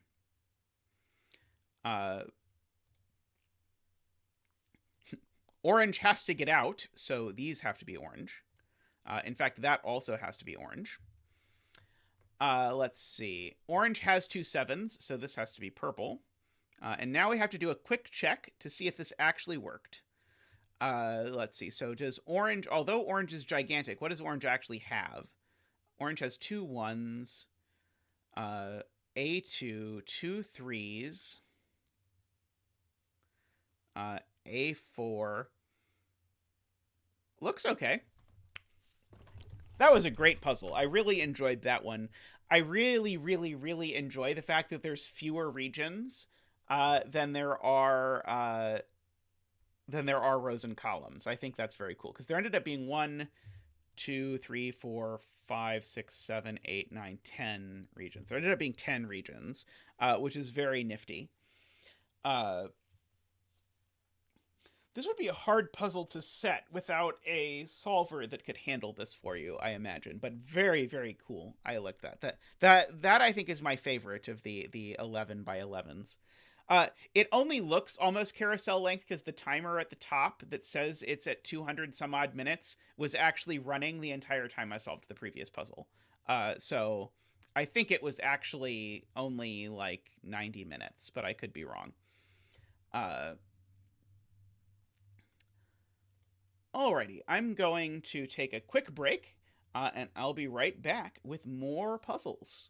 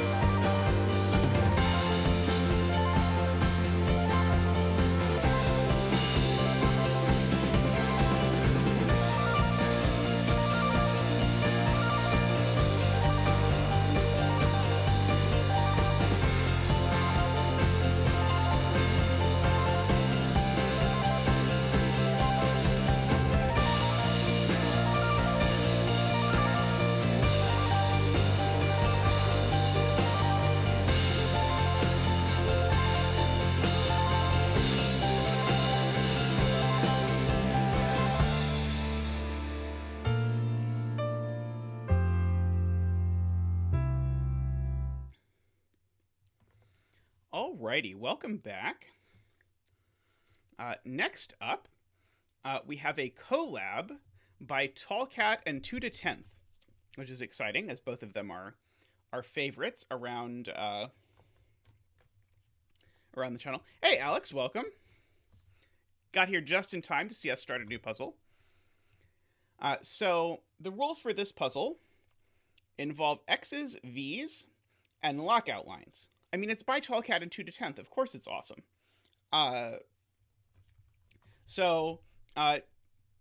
Just a reminder of how X's and V's work. X's mean the digits sum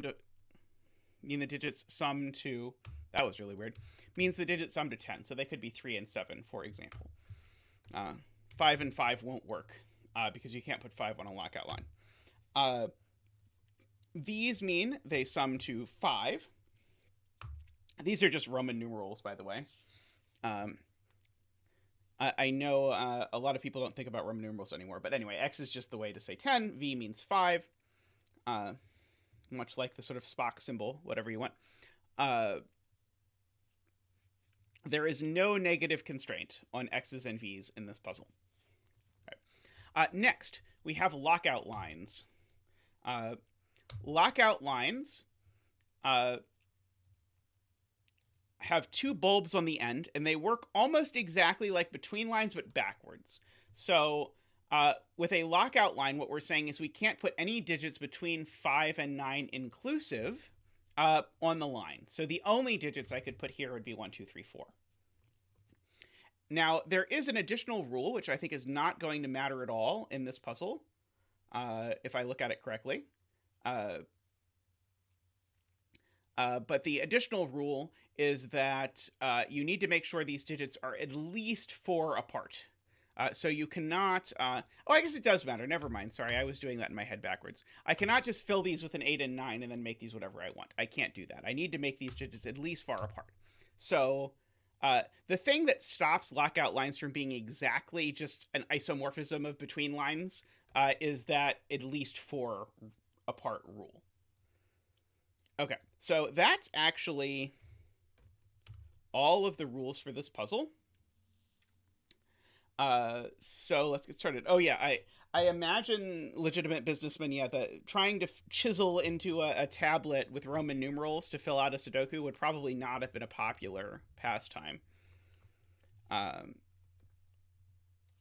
Okay, so I know that these are from 1, 2, 3, 4.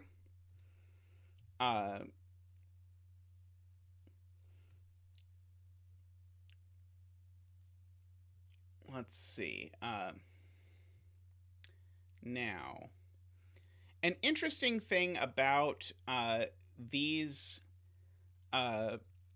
lockout lines is they're of the maximal possible length. If you think about the rule that I said, so because these have to be at least 4 apart, this could go from 2 to say 6. How many things does that leave? It leaves 1, 7, 8, 9. So what that's telling us is because there are 4 things here, I have to make these 2 diamonds exactly 4 apart. And that's true anytime you have a length 4 lockout line, where all the digits on the lockout line see each other. You need to make sure that your 2 diamonds not only are at least 4 apart, they end up being exactly 4 apart. And so in this puzzle, these 2 diamonds have to be exactly 4 apart. These 2 diamonds have to be exactly 4 apart, and so on. These don't. These could be less than 4 apart. That would be okay. But that is the way of it.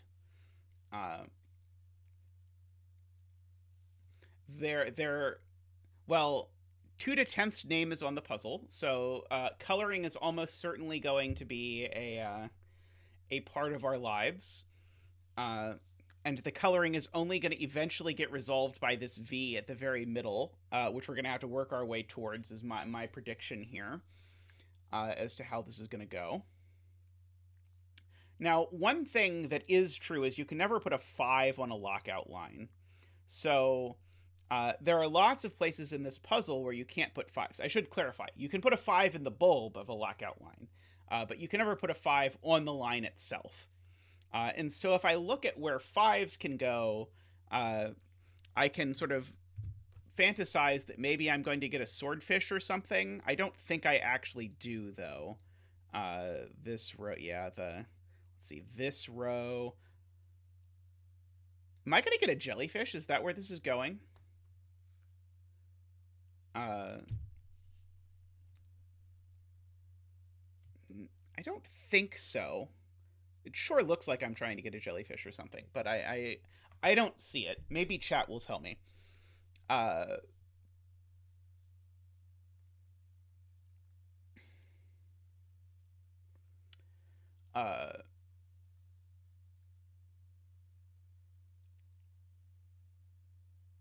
Okay, so I think I need to think about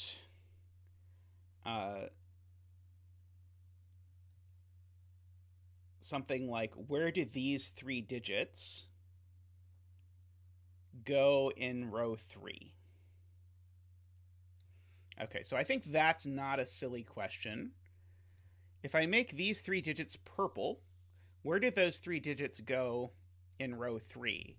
And the answer is the only places they can possibly go are those. So those 3 purple digits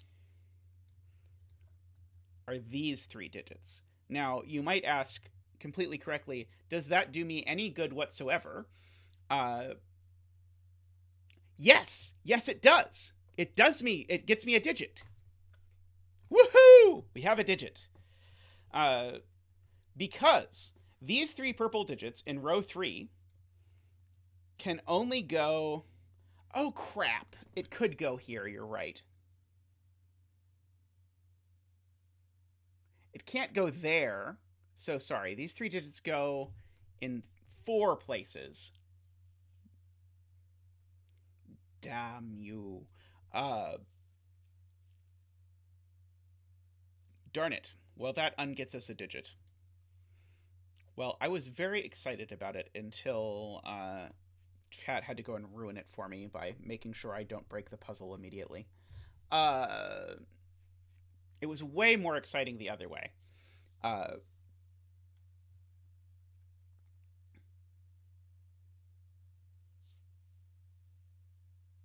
and unfortunately, like, you could try and do it for all 4 digits, except that digit can sneak in and live down there, and that'd be fine.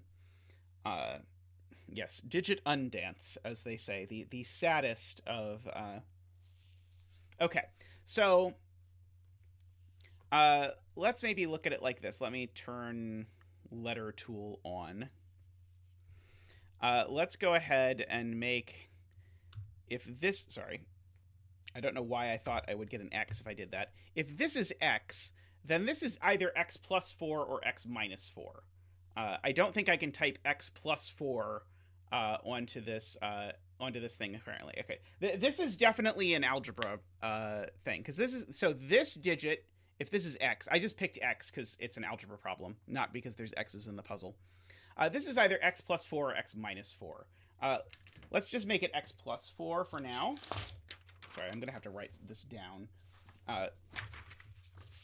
So go ahead and make that Y. So Y is X plus or minus 4.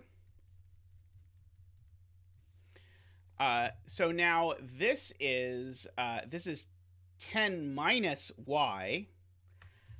So Z is 10 minus Y. So Z is 10 minus X plus or minus 4. Let's see, is this going to help my life? So Z is either... Okay, I think I want to... I'm changing my mind here. I think I want to keep this in mind, but I think I want to color this by high and low and go there. So... Yeah, they all have the same parity. That's very interesting. So every... so because the bulbs all end up summing to 10... Sorry, end up being different by 4 exactly. These are either both even or both odd. These are either... yeah, so... Yeah, maybe I do like that.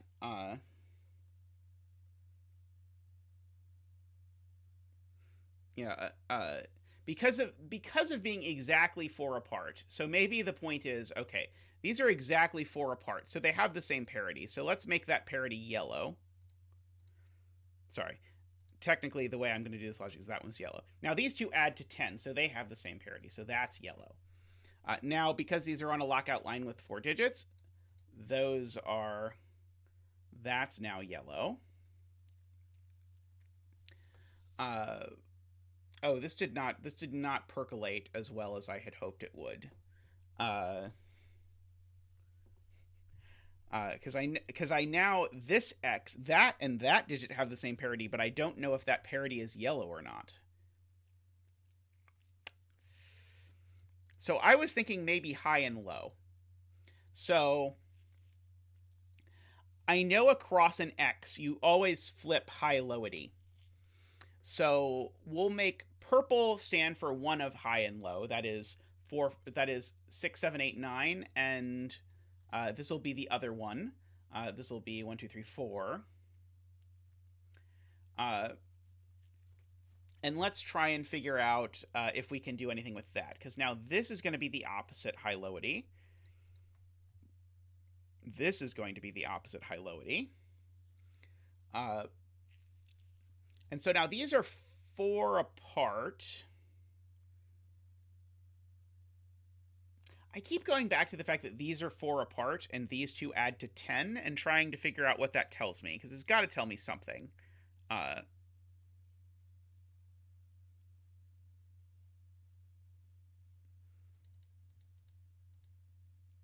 but I'm not yet to the point where I have determined exactly how this is going to be useful.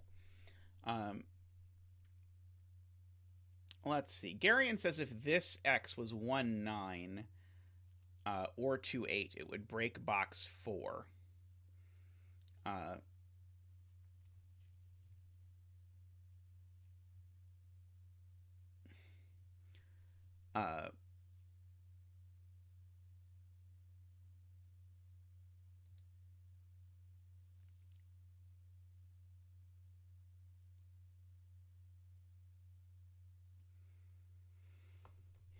Yes, the endpoints not on an x could be 5. That is the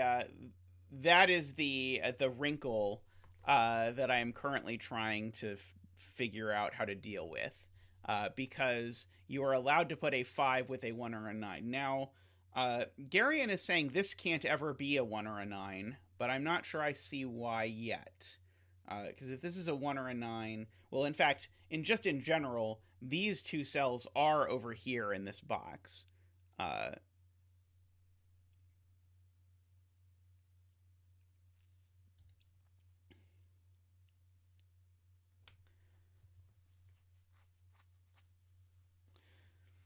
But I don't see that yet.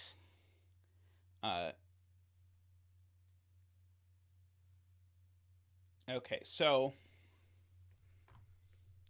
let's follow this through. Okay, so it's being pointed out, if this is a 1, that's a 5. Ah, okay, that's really clever. Okay. So if this is a 1, that's very subtle. If this is a 1, that's a 5. The only digits that can go on this lockout line now are 6, 7, 8, and 9, and that does break the x. Because now this can't be 6, 7, 8, or 9. And so, in particular, it can't be 9. Like it has to be. Okay, so can't put 1 or 9 in either of these. So that's interesting.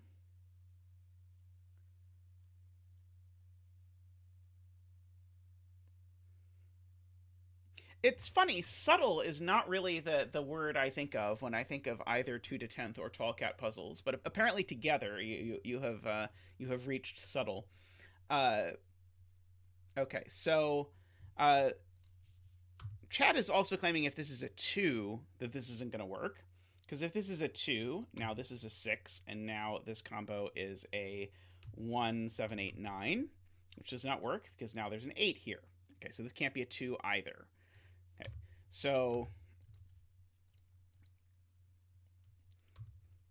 so what's going to happen? Okay, so if this is a 3, then that's a 7, and then of course this is a 1, 2, 8, 9. If this is a 4, that's an 8. And then this is a 1, 2, 3. No, 3, 7 worked, didn't it? So I put a 7 here and a 1, 2, 8, 9 here. I think that's fine, isn't it?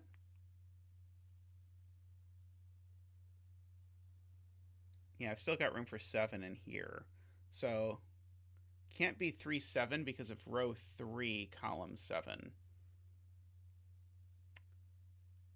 Oh, right. Okay, beautiful. Okay, so we've argued this can't be 1 or 2. What if it's 3? Okay, we have reached even more subtle. Some might say too subtle, but we've reached even more subtle. So if this is a 3, remember we've said these have to be exactly 4 apart. So this is a 7. Okay. Now this is a 7, but these have to be exactly 4 apart. So that's a 7, and now we're broken. Okay, so we cannot have this be a 3, 7 either. So the only way that this works is if this is a 4, and if this is a 4 with this being an 8, or if this is a 6 with this being a 2, I think that is the moral of the story. So I think this is a 4 or a 6. And that's got to be a 4 or a 6. Because anywhere further out breaks. The worst part is I think I've seen that interaction before between x's and lockout lines and just forgot it. Okay, so now this digit has to be a 2 or an 8. And now we're at the natural progression of now we're going to be coloring. This digit's a 2 or an 8. And these are not the same 2 8s. These are the opposite 2 8s, right? So yeah, so one of these is high, one of them is low. I don't know which. But whether this is low or high, this is the opposite. And so whether this is low or high, this is the opposite. So now we've got our low-high 2/10 coloring has begun, where we have started coloring lows and highs, and we won't know until the very end when we get to here which it is my prediction. So now this line now has on it everything between everything not between 2 and 6 or not between 4 and 8. So there is in particular definitely a 1 and a 9 on this line, no matter what. And so because there's a 1 and a 9 on this line, this cannot ever be a 1-9 flavored X. Now, this cannot be purple 2/8, because if this were purple 2/8, then this would be yellow 2/8, and I'd have yellow 2/8 on its own lockout line. So this is neither 1-9 nor 2/8. Let's see, does this one break if it's 3-7? I don't think so, right? If this is 3-7, that'll be 3 or 7. Then that'll be 3 or 7. I don't think so. So I think this is either 3-7 or 4-6, and I don't think I know which one yet. Wait, is there ever a 3 or a 7 on this line? Sorry, let me go back to the two cases. Okay, so it's either between 2 and 6. Yeah, there could be. Yeah, 2 and 6. Yeah, okay, so I think this is 3-7 or 4-6. I think that's the best I can say immediately. I'm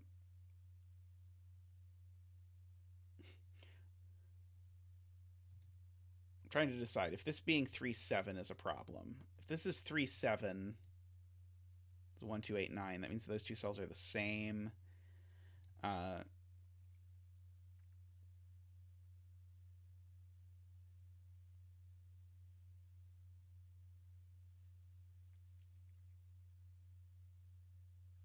Oh yeah, sorry, better question. Can this ever be 4 or 6?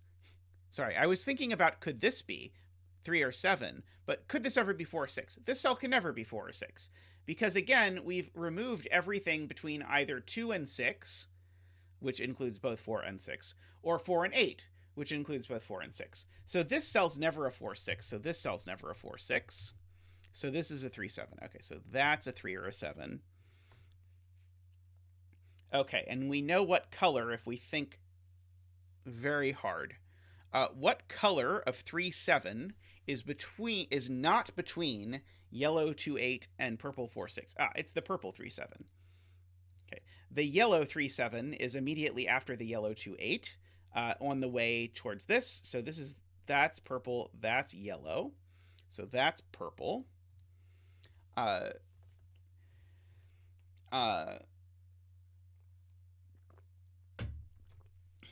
I do still know I need a 1 and a 9 on here somewhere. Okay, I know what these digits are, actually, because they're the digits that aren't between 1 and 7. So these are 1, 2, 8, 9 exactly. This is 1, 2, 8, 9. I know, bizarrely, these two digits are exactly the same digit. So these are not 1, 2, 8, 9 or 3, 7. So they are from 4, 5, 6 is the upshot of that. I know I have a 3 and a 7 over here.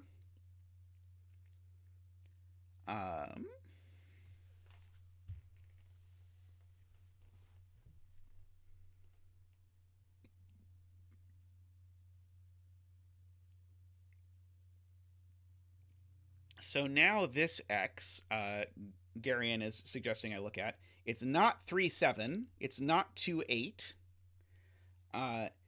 Could it be 4-6? It can't be 4-6 either, because if it were 4, 6, that would require me put the yellow 4, 6 on the lockout line with the yellow 4, 6. So I can't do that. So this x is a 1, 9. And that finally gets us a digit because the 1, 9 is opposite of 5. That's right, I'm dancing for a 5 to make up for all of the previous affronts that I have made to 5. 5 and I are trying to make up after previous un-to-be-named events that may or may not have been precipitated by either me or the 5s. So the 5 actually has to go... No, sorry, the 5 does not have to go over there. The 5 could go there. Okay, so what are these? These are... yeah, okay. So now, what if this were yellow? If this was yellow, then these would need to be all of the purple digits, but it can't have a purple 2, 8, so this can't be yellow. This has to be purple, and that's yellow. And so then that means that we've locked out every purple digit, so all of these are yellow. So this is 1, 9, or 4, 6. I don't know which one. This digit's purple because it's across an X from a yellow cell. So it's not 1, 9, or 3, 7. So it is 2, 8, or 4, 6. So this is 2, 8, or 4, 6 in yellow. We'll go ahead and we'll green the 5 just to make it feel special.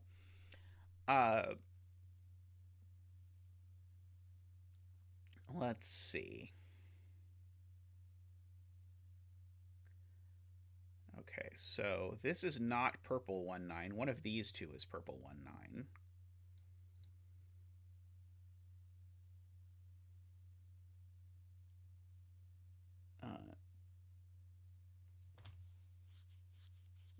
Purple 3, 7 is placed by Sudoku in boxes 1 and 3.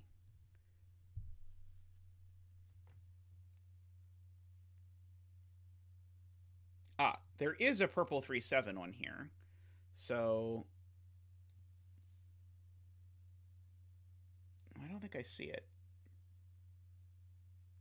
Right. Sorry. I need to look over here.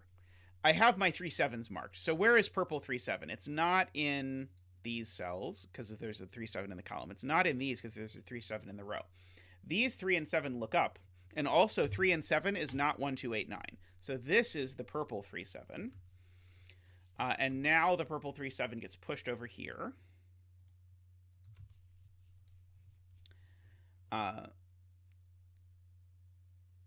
Now, yellow 4, 6. Yellow 4, 6 is over in this column here. So yellow 4, 6 shows up in this column.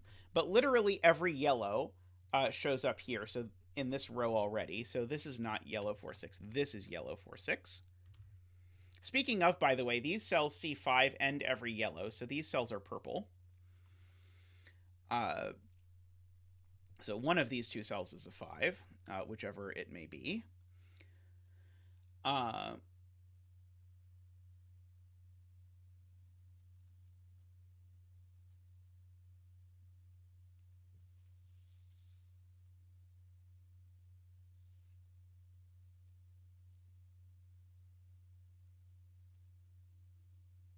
Yellow 3, 7. Okay, we can do the same game. Yellow 3, 7, together with both the 3, 7s, looks down here and places a yellow 3, 7 in exactly this cell. Good spot, SPQ. And JLib also saw it at least.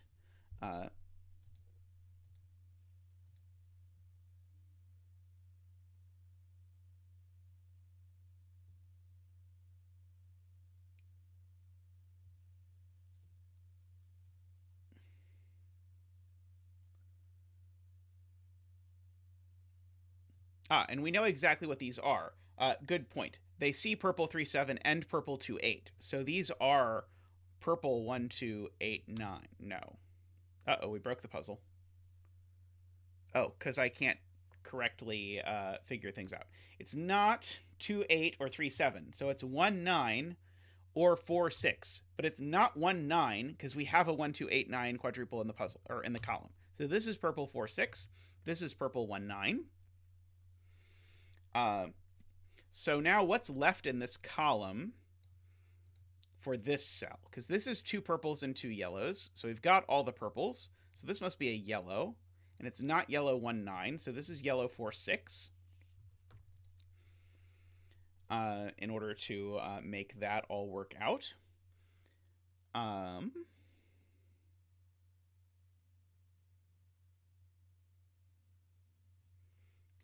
And now I need to place a purple 3-7. That's the thing that's left in this row. Great catch, Calzone. Purple 3-7 is the remaining purple, but purple 3-7 can't go here. So that's a green 5. And this is a purple 3-7.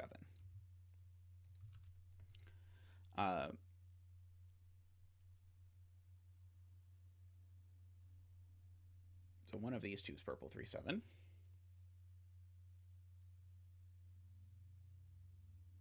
And now the yellow 3-7 needs to find a home in this box, and it can only go there.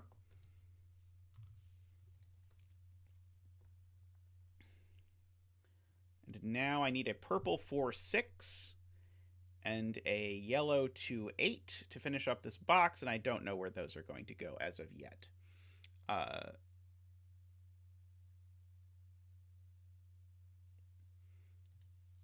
Okay, that is an excellent point to Martin. By the way, welcome, Martin. I'm not sure if I've seen you chatting around here before, but welcome to the stream, and thanks for your help. This purple 4-6, where does it go in row 2? It can't repeat on the lockout line, and it can't repeat in its own box. So actually, this is a purple 4-6.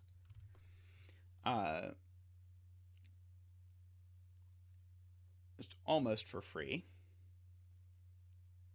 And now that tells me, actually, could this be a purple-yellow 4-6 pair? Never mind. I think I was about to say something wrong.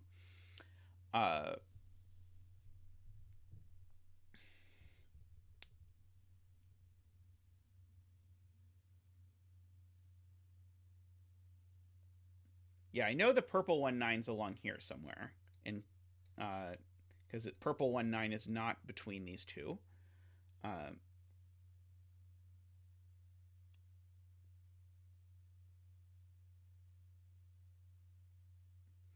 But yeah, purple 1-9 is the only purple digit on here. The other two are yellow.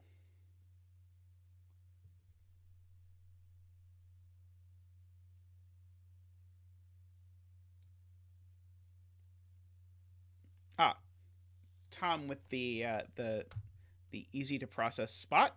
5 in row 2. 5 can never go on a lockout line, so 5 is there. Hey, Kay, welcome. Great to have you here. One of these two is a 5. I don't know which one. So what's the remaining digit in this column now?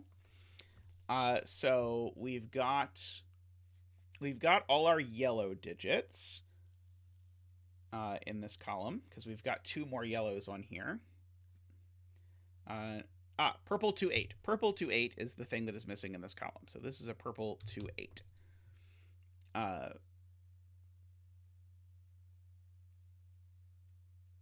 Which means there's a purple 2-8 in one of these two cells.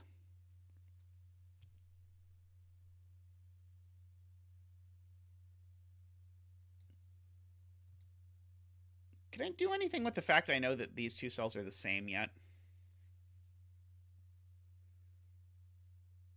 I don't think I can, unfortunately.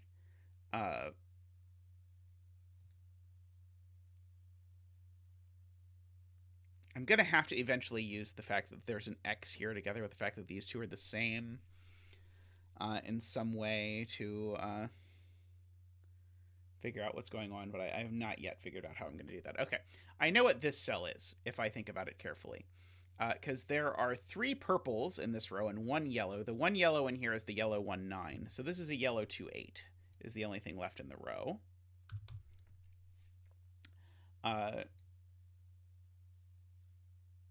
So there's a yellow 2-8 up here somewhere. That's not useful, at least not immediately.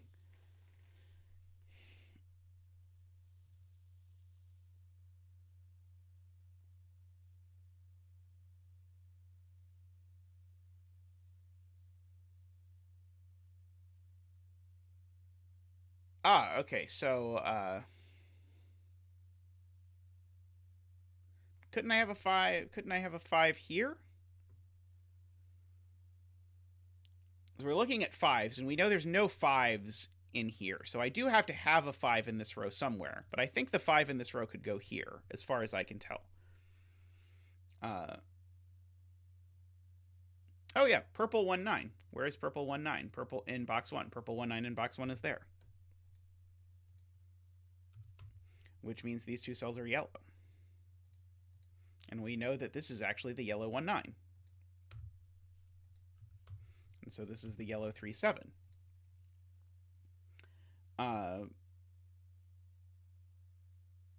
The only remaining yellow in this column is the yellow 2, 8, which I cannot put there, I see. So this X cannot be 4, 6. It cannot be 2, 8.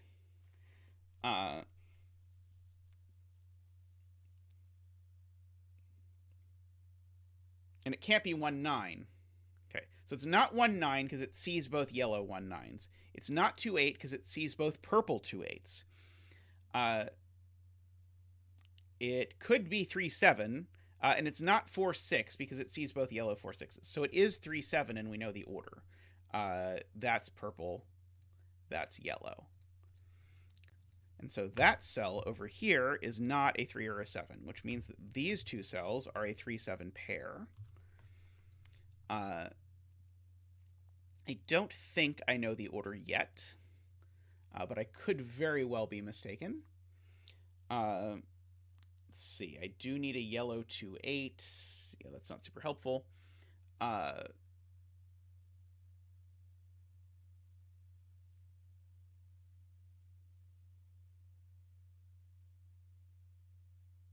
Oh, these two digits, the purple 1, 9 and the purple 2, 8, where do they go in box 3? They have to go here because they have no other choice.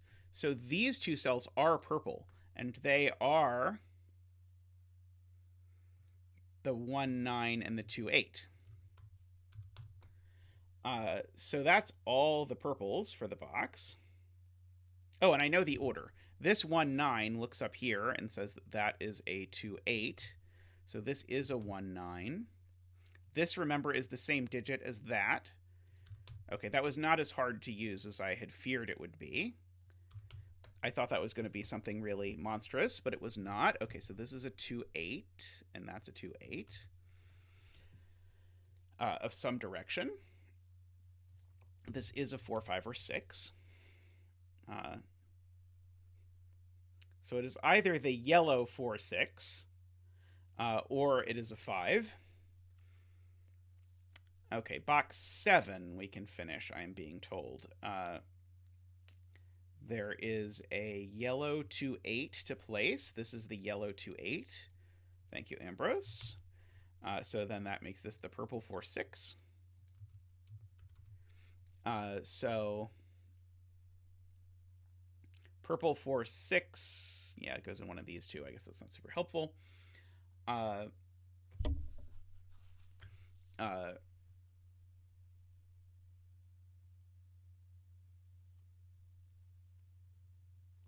This cell can't be 5, as Alima points out, because if this cell were 5, I would have ruled 5 entirely out of row 5. So this cell's not a 5. This is a 4 or a 6.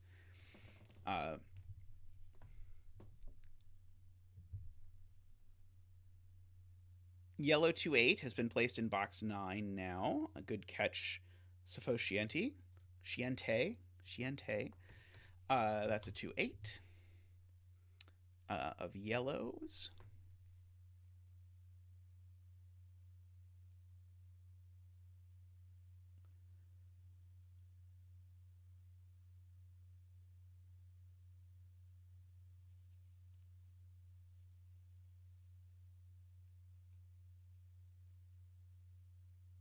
Pink 2, 8 in box 9. Yes, pink 2, 8 in box 9 is placed here. Which makes this cell yellow. Thank you, Calzone. So this is a 1, 4, 6, or 9, but it is not a 4 or 6, so this is a 1, 9. And because that's a 1, 9, this isn't a 1, 9, it's a 4 or a 6. And because that's a 4 or a 6, this isn't a 4 or a 6, it's a 2 or an 8. And so that's a 2 or an 8. And so we now have our 2, 8 pair. So this is not a 2. That's not a 3, at the very least. Okay. Yeah, the purple I need in this row is the 4, 6. Not immediately helpful. I do need to get a purple 3, 7, but that could go in either of these two places. Purple 1, 9 could go but just about anywhere. Let's see. This column needs a 5 and a purple 4, 6, but I don't know where the purple 4, 6 goes yet. This column... oh, where is yellow 1, 9 in this box? Yellow 1, 9 in box 3 has to go up here. And because yellow 1, 9 has gone up here, this has become the green 5. This is now not a 5, not a 5, not a 5. And so it's not purple either, so it's yellow, which makes this purple, makes that 5, and green.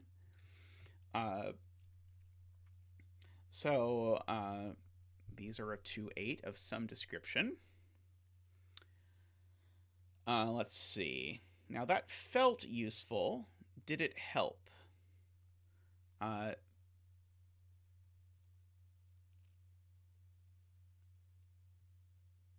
Yeah, these are a purple 1, 9. And, okay, I do know these are both purple. They're a purple 1, 9 and a purple 2, 8. Oh, and I know which one is the purple 2, 8 because there's the 2, 8. Okay, so I can actually fill these in now.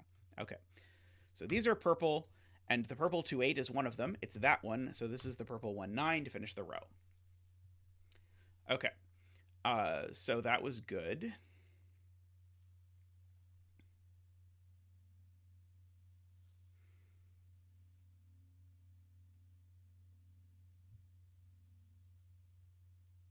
Okay.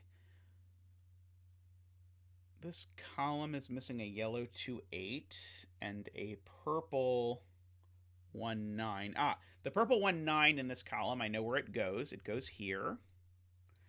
And now that lets me place the remaining thing that's missing in this column. Namely, the remaining thing that's missing in this column is a yellow, and it is a 3, 7. No, try again. And it is a 2, 8. Better that time.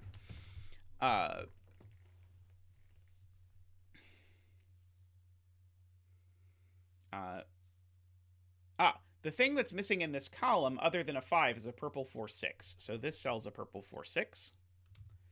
So this is a 5 and is green. We'll remove that straight corner mark.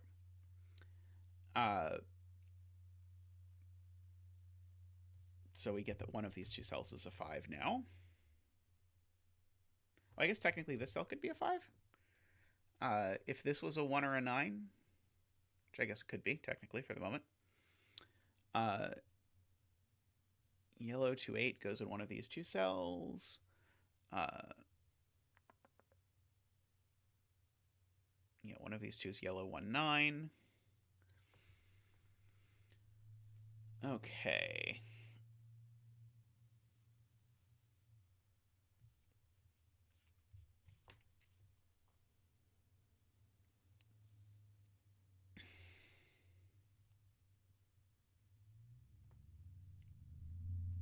Oh, calzone actually has a really nice spot, which is that where does purple 4, 6 go in row 5? Well, purple 4, 6 now can only go on the lockout line. However, if there is a 4 or a 6 on a lockout line, that immediately tells you that one of the ends has to be a 5, because otherwise your length 4 string will span it. So that, in fact, is the 5. It can be green. Which means that this is a 1 or a 9 and is in fact now yellow.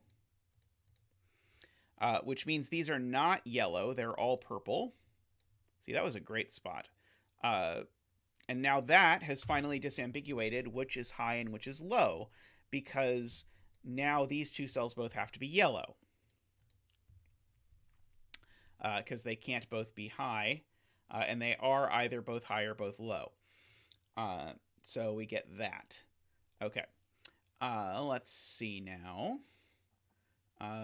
What we can do. Yeah, that was a very slick spot to make. So that's the purple 2-8 while we're at it. That's the purple 1-9. That's the purple 4-6. Let's see.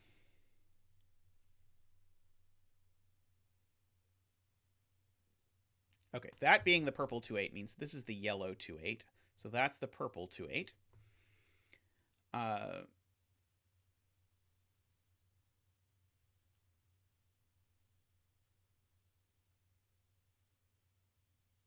Right, and because this is a yellow 1 or a 9, this must be a yellow 2-8, and this must be a yellow 3-7. Now, of course, depending on your preference and how you enjoy doing these, you can either fill in the 2 and the 3 now, or you can finish the coloring first and then fill in all the digits at once, which is usually what I do. So if you feel I'm being strange by filling it in this way, we've just done the entire puzzle by doing Sudoku on yellow 2-8s and purple 2-8s, so I'm going to finish it that way and then go back and fill this in. But obviously there's not an 8 on a V. But this yellow 3-7 means that's a purple 3-7, means that's a yellow 3-7. So that is a plus. This yellow 1-9 tells me that's a yellow 1-9. Which tells me this is a yellow 3-7. Now yellow 3-7 Sudoku tells me that this is a yellow 3-7.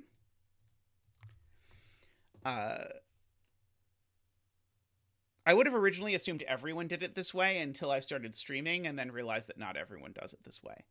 Yellow 2-8 is placed now up here. This is a yellow 2-8.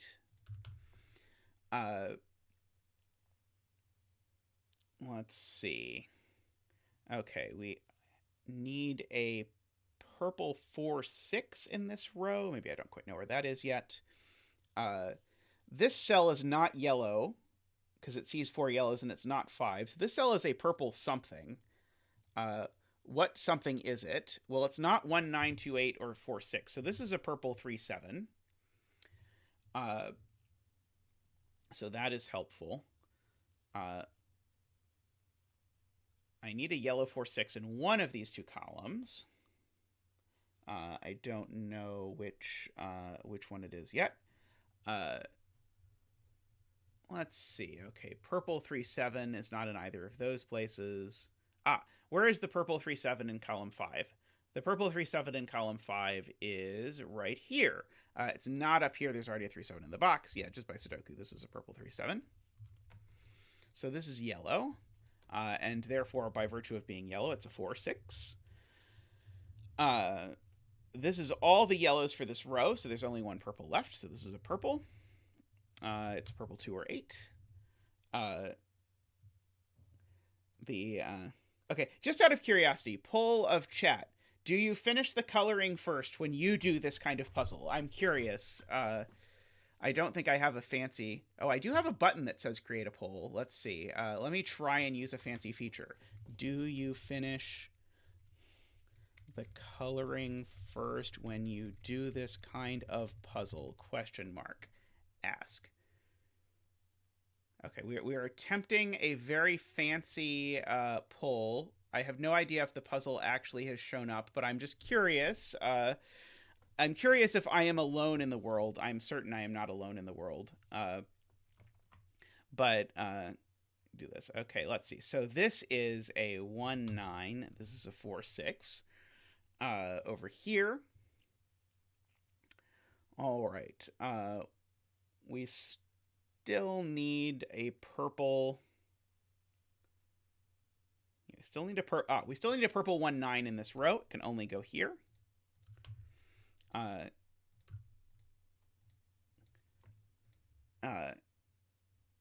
Can you add a third option for I don't get this far in this kind of puzzle? Fair. Okay, this is a yellow 4-6. I mean, I think it actually does help with scanning to do it this way, because otherwise you have to relearn to scan all of the digits, whereas the puzzle's almost done anyway, so why relearn to scan the digits? But But I can see arguments that doing it this way is completely silly, although that is not necessarily a negative in my book. Okay, so that's a 5. Okay, so this row is missing a yellow. The yellow it is missing is a 1-9. Looks like it's 1 quarter versus 3/4, with 3/4 of people saying no, it looks like. Fascinating. Let's see. Can I view... I can't see how many votes. I can just see a percentage. But I know more than 4 people voted. Let's see. Okay, so there's a yellow 4-6, it looks like here. Yellow 4-6. And I was about to put a second 5 here, but this is going to be purple 5-6. 28 votes so far. Oh, we're now down to 72% who say yes. Sorry, 72% who say no. Oh, 28 votes for, so 7 yes votes. Okay, 28 votes. Okay.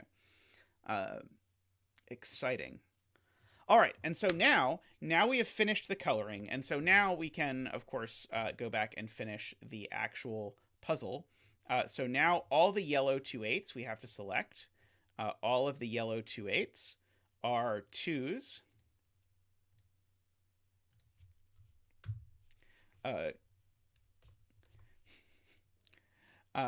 Yellow 3/7s are 3s.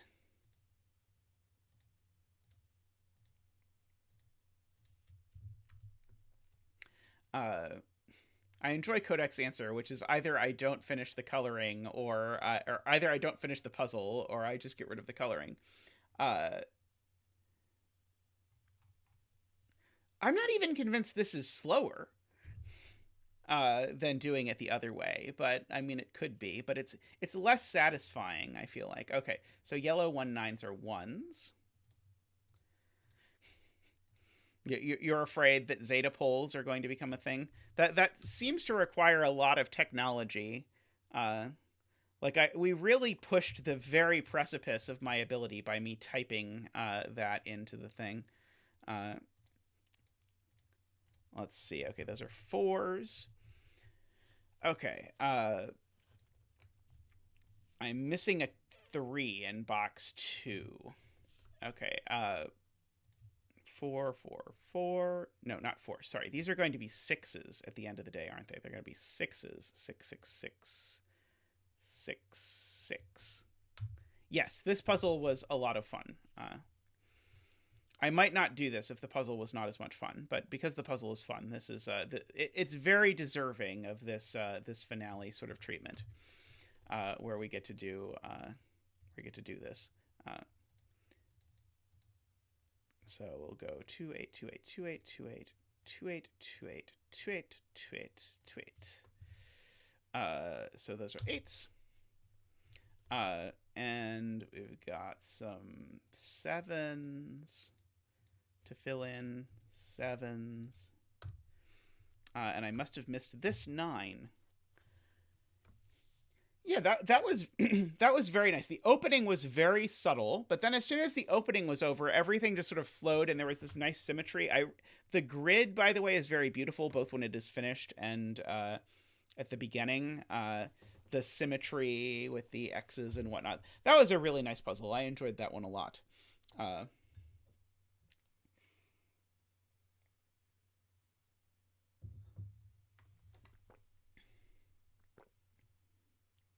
Alrighty, I'm going to take a real quick break, and then we're going to be back with a Phistomefel puzzle. Be right back.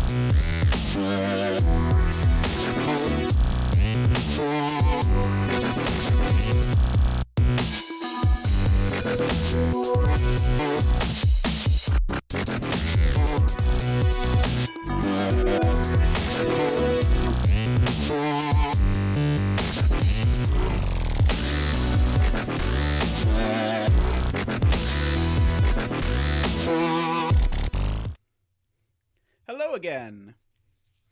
Yeah, I really enjoy collab setting. It is fun when I get to do it. I did it on stream the other day with ranks. That was a lot of fun. So maybe I will figure out some way to have people on stream to do collab setting. Because I think I've made videos of me setting puzzles by myself, and it's fun and all, but I feel like collab setting actually makes for better content for people who are learning to set, because they can see that, because you're sort of forced to say the things out loud that you might not otherwise as you converse with each other about what you're doing. Okay, so we are back with a Phistomefel puzzle. We're going to read the rules because this is not a standard to me Phistomefel puzzle. Or sorry, not a standard for me genre. We're going to be in Penpa, but I'm showing you the example on the website first. Every cell of the grid has to be part of exactly one pentomino. So pentominoes are just these 5-cell sorts of things. This is all of them. They have names, but I assume Simon did this when it came out. If I saw it, I don't remember it at all, but definitely going to be a Simon-y sort of puzzle. But, well, what can I say?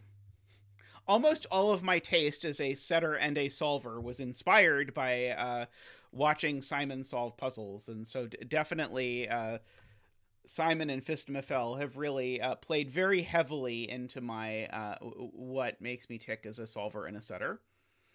Okay. Now, the trick, and this shows up in a lot of pencil puzzles based around pentominoes, is that you can't let pentominoes touch if they're the same type of pentomino. You have to keep them away from each other. I will let you decide what the in-universe canon for why the pentominoes of the same type can't touch is, but but that is the rule. Bicodec. Now, additionally, we need to draw a loop in the grid through the centers of some cells. Now, the loop is going to need to visit every pentomino at least once. And it can, as you can see in this example here, it can sort of dip into, you can see the example, right? Sorry, let me move before I say you can see this example. As you can see in this example here, it's perfectly fine for it to dip into and out of and back into the pentomino. So there's no rule about it can't like crisscross it, but it has to visit every pentomino at least once. And that is because the clues in the grid tell you how many of the cells of the pentomino are loop. So in this case, the 1 in this green pentomino is telling us that one of the cells in the green pentomino is loop. The 5 here is telling us 5 of these in this I pentomino are loop. Okay.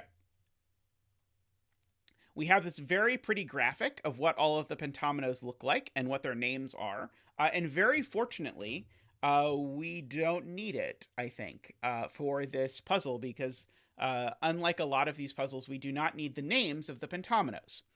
Okay. Now,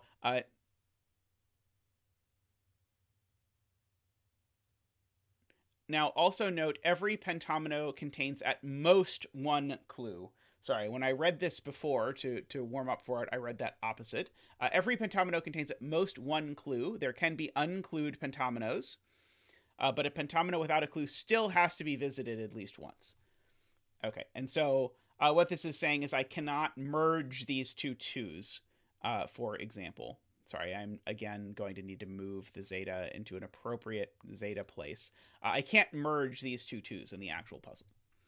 Okay, so wrong tab. There we go. Okay, so this is the puzzle. Let's see. I can probably drag this over a little bit, make it a little bit bigger. Oops. It was perfect, and then I ruined it. Sorry, let me move the zeta, not the puzzle. There we go. Okay, I can make myself a little bit bigger, make the grid a little bit bigger, go on about our way. Okay. So then immediately scroll up so that I can see the panel and then ruin everything. No, it's fine. Okay. This might actually work okay. All right, so let's start with the surface tool. As always, we're in a different version of Penpa than I have ever used before, because no two puzzles are in the same version of Penpa.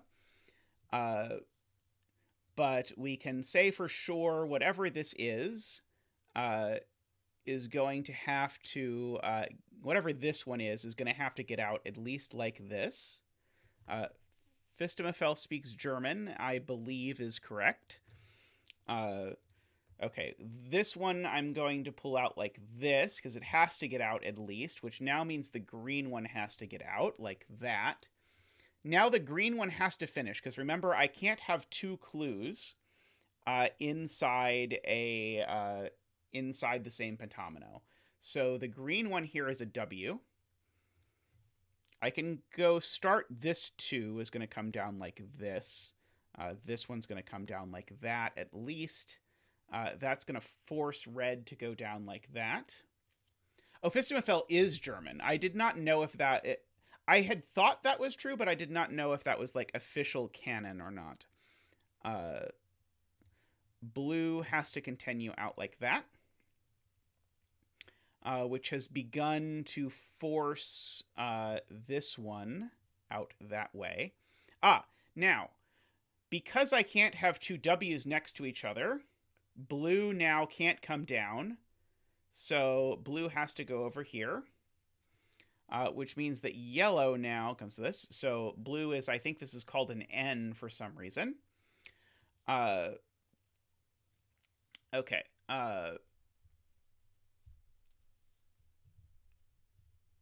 It's interesting, this 5, because it's a 5, it can't be an X. Oh, that's not true. No, you could have an X if you went through the X like 3 times or something like that. Never mind. Okay, well, this has been very pleasant so far. I suspect it's about to become difficult because I suspect we're about to run out of gimmies. Let's see. Do I know which one cell of the green shape has to be the one that's visited? Yes, this is the pentominous loop.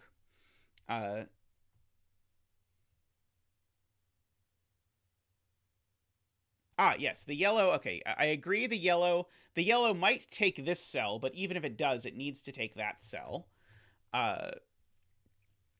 Agree. Thank you. A few people in chat.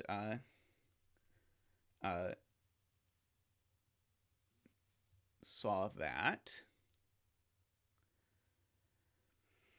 Okay. So, let's see.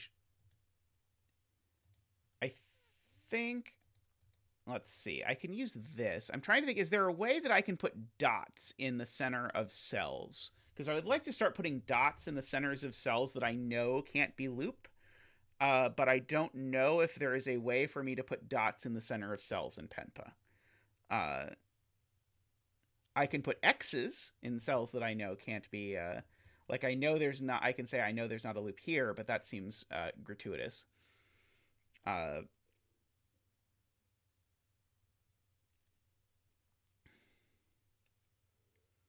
Let's see. Because I would like to start contemplating what's going on with these loopy things. Maybe the shape tool.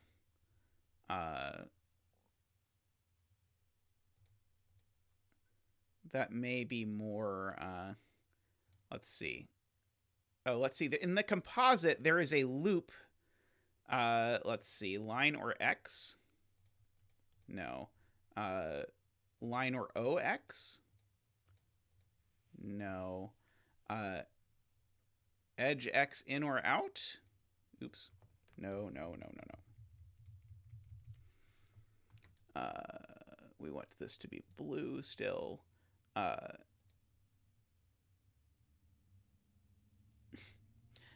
And I know nowhere near enough to know if I want. Let's see. I could just try. What about Yajirin? Will Yajirin do the right thing? Seems like no. What about Hashi?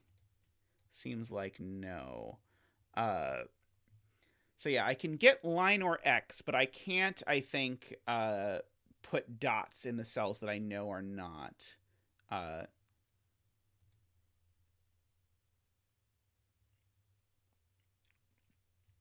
So yeah, I mean, I can draw the line. That's not the problem. The problem is I can't, I don't have a way to mark that I know a cell definitely is not visited.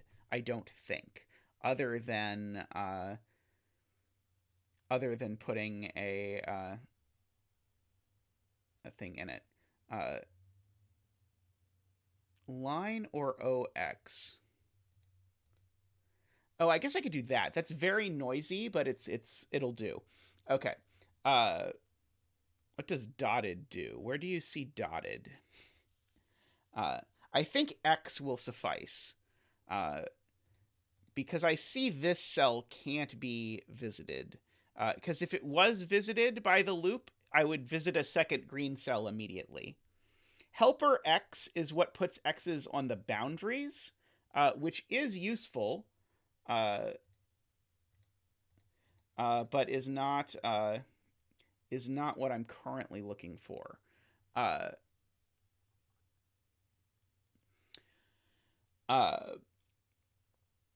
So that's definitely not in.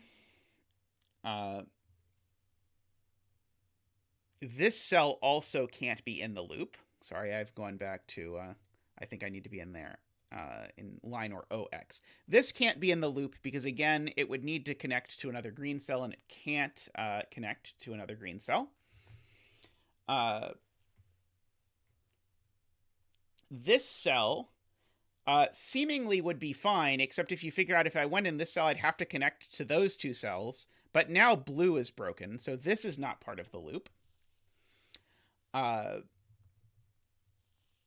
If this were in, I would need to go like that, which is now going to break red, because now red has to go down more than one to get out because of yellow's one, so that's not in. So this is part of the loop, we can officially say. Now I can probably start Xing up here as well. This is not ever going to be part of the loop because it doesn't connect to two different cells. This only connects to... Sorry. This only connects to... actually, maybe? Looks very unlikely, but I'm not sure I can actually disprove easily that this one is in, because it could go like that. And then maybe this goes over here. Oh, that's not going to work, but that's getting a little more bifurcated than I really want to go. Let's see. Well, this certainly isn't in the loop. This red 2 up here. Because if this were in the loop, then it wouldn't have two cells to connect to. And almost every deduction in loop genres comes from the fact that every cell has to connect to two other cells. Okay. Let's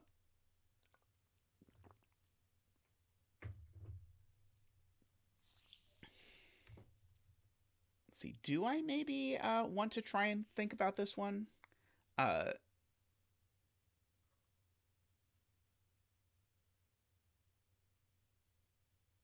Yeah, so if this cell is in, it has to look like that. Which then means that has to continue down. This would have to continue over. And yeah, that does not work because now yellow can't go down and can't go over. Okay, so this is definitely not loop.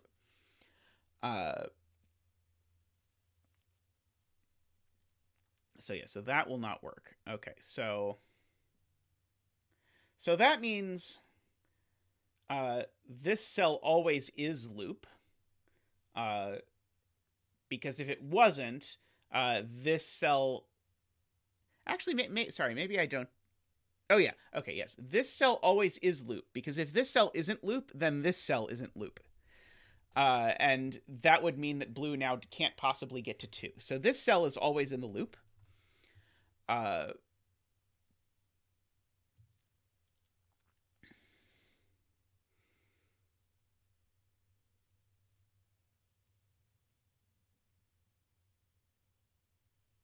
Okay.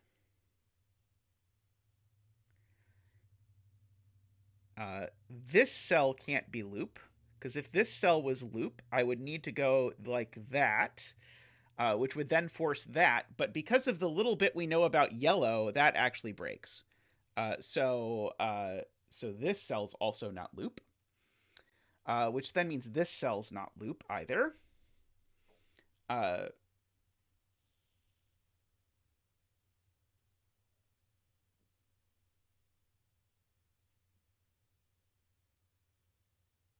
So we have 4 of the 5 cells of red are done. One of these 2 now has to be loop, or both. I'm not quite sure I know yet. Let's see, a lot of people are saying row 2, column 3 doesn't work. Okay, so let's see. If it went through row 2, column 3, it would look like that. Would then go like that. I'm not seeing what's wrong with this. I mean, I don't know what this looks like. I like, it doesn't look great. This is going to have to snake back up and go through yellow somehow, but I don't see why this is immediately broken. People are seeing something, and people are almost certainly right, because the loop can't touch itself. What? Let's read the rules. The loop can't touch itself. Haha, okay. If the loop can't touch itself, then yes, this very much is not loop. Okay, thank you, chat, for reading the rules to the puzzle for me, as always. So because the loop can't touch itself, this is not loop, so this is loop.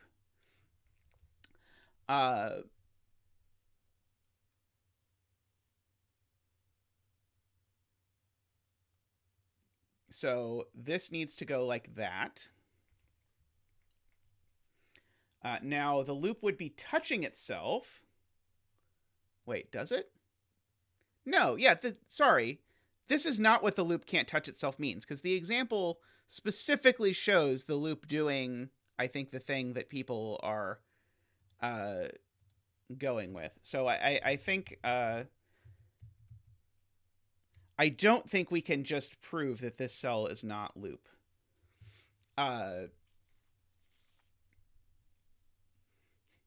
Because it appears to me the loop. I think the rules say the loop can't touch itself, I think the rules mean the loop can't intersect itself, or like have a path where it sort of like merges into one thing.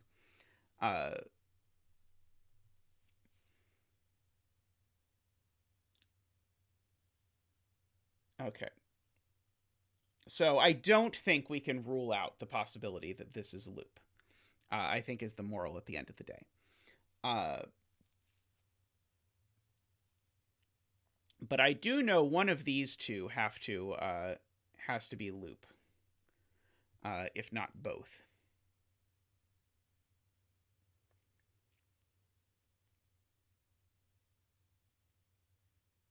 And yeah, there are lots of places we could start coloring a new pentomino. And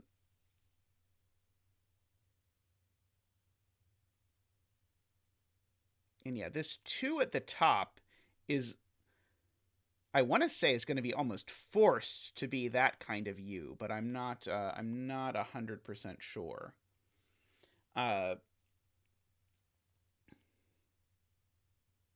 5 is very interesting. 5 on an edge is very interesting.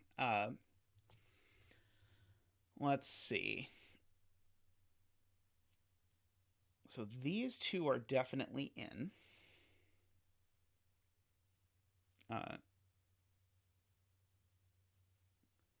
1, 2, 3, 4, 5, 6. Let's see. Garion says this cell can't be loop.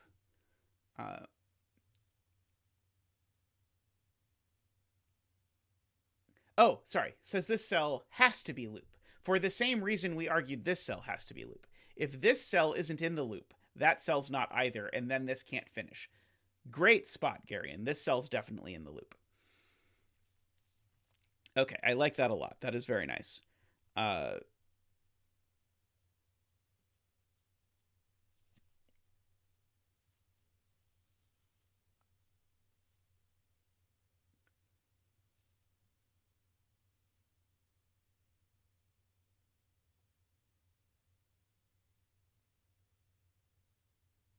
So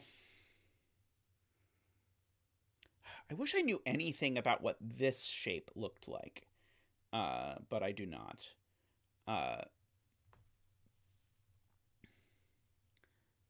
Now, I do know, sorry, that this yellow shape has to take one of these two to finish, but I don't know which one.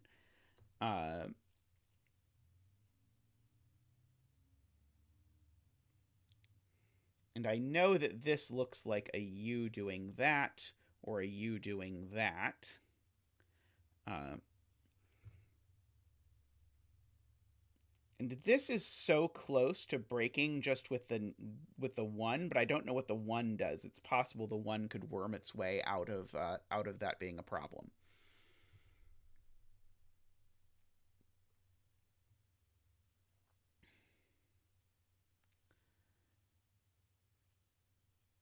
Let's see, where else do we have information?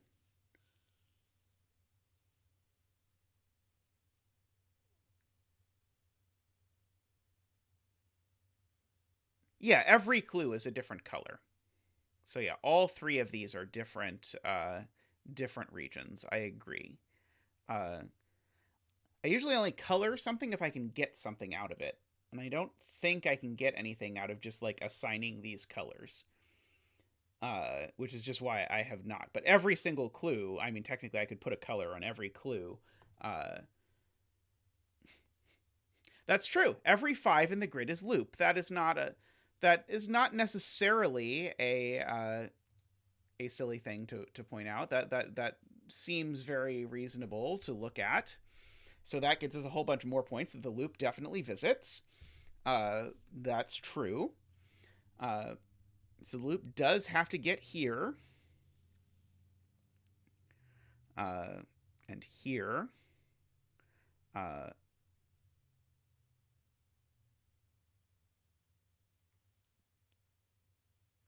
The loop can't visit this corner. Because if the loop visited this corner, it would break the 1. So this cell is not loop. Because the 1 would have no way to grow. So that's actually very interesting.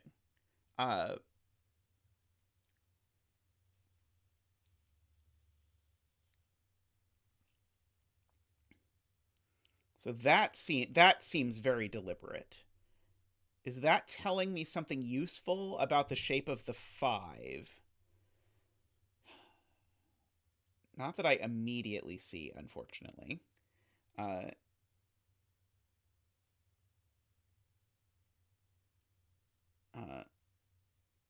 The 1 in row 4, column 3 says Thespian man has to be loop. Row 4, column 3. Oh, good point. If this was not loop, then now this would have to go in those 2 directions. This now has to go that direction, and now we're broke. Okay, that's huge. Okay, thank you, Thespian man, which makes you sound like a superhero. This cell is definitely loop.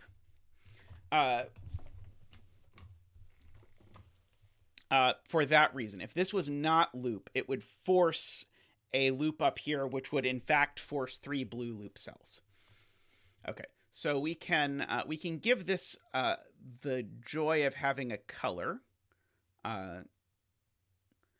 We don't have all that many colors to choose from in this version of Penpa.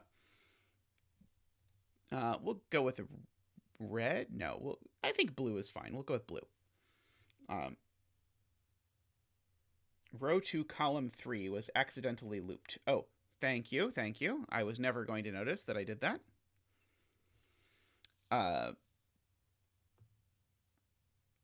Now we have our first line segment. Because this loop can't do that. If this loop does that, then this blue pentomino can't grow. So it has to grow up like that. And then it has to go over. Oh, no, it doesn't have to go over. It just has to grow up like that. So we have a segment of loop. That is a big accomplishment. We have a segment of loop. Okay.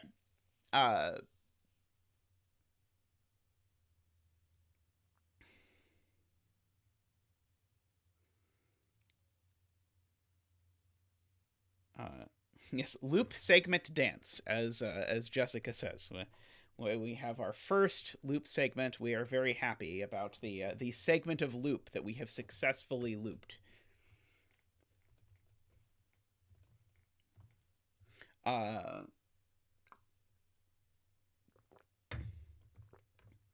Row 3, column 4 is loop. Good point. If this is not loop, then we would force to go through 3 different blue cells. So this has to be loop. Good point, SPQ. But we don't know if it's a loop that goes like that or if it's a loop that goes like that. But hey, we're getting there piece by piece. Oh, but that tells us this cell's not blue. It's not that blue. It's not this blue either. We know this blue only expands one of these 2 directions.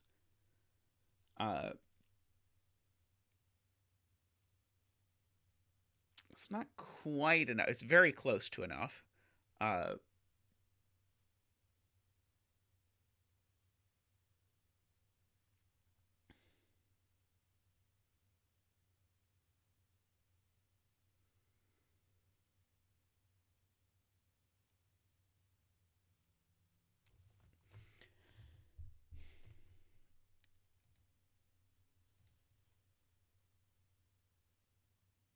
let's try, is light gray? Light gray is fine. Okay, we can try and throw in light gray and dark gray just as pentomino colors, just to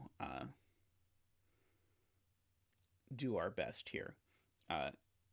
Row 3, column 4 has to expand. Well, row 3, column 4 isn't even part of a pentomino yet. We could give it a color. Like we could make it red if you want. Do we know another cell? Sorry, did I break the world? Doesn't look like it. Do we know another cell this has to take?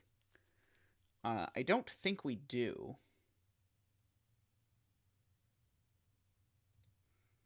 We do know it's not what was formerly known as blue and is now known as light gray. It can't be gray because gray is already done. Gray can't take any more loop cells, no matter what gray does. So yeah, this is a new color, but I don't think I know anything about it because it doesn't have a clue in it yet. Gray can't be a P pentomino. Let's see. So you're saying gray can't do that?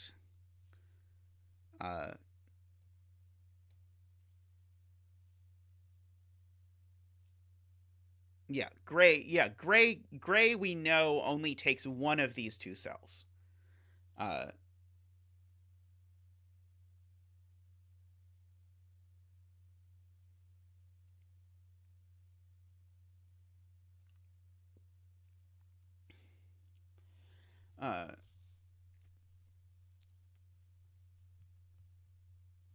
Yeah, the loop needs to exit through into another shape immediately. So yeah, these can't both be gray, but one of them has to be gray.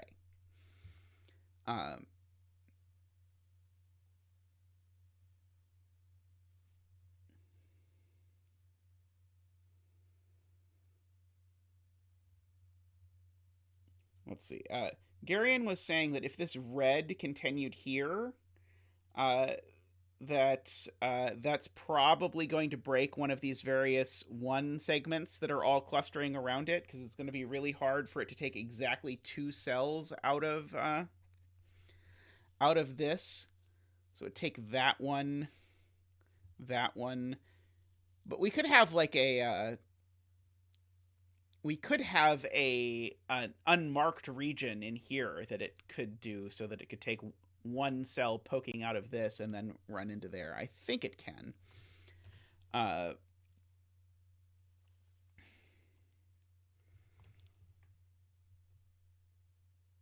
would like to know this cell can't be light gray, but I don't think I know that this cell can't be light gray.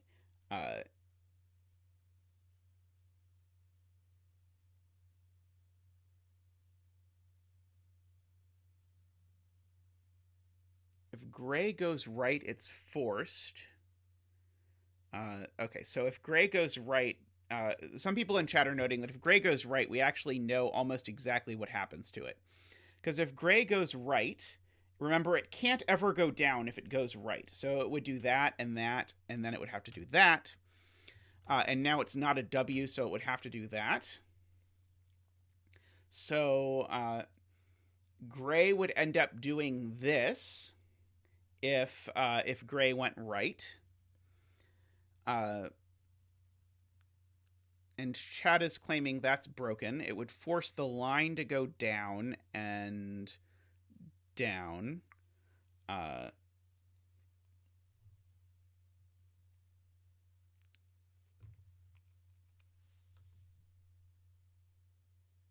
Oh, sorry. This just breaks immediately. This one doesn't have a home. Yeah, so this doesn't even break the loop. This just breaks the ability to put pentominos in the grid. Okay, so gray doesn't do that. Gray does this. Yes, good catch, chat. That was not easy to see. So yellow comes down one, which forces red to come down one. Red is now finished.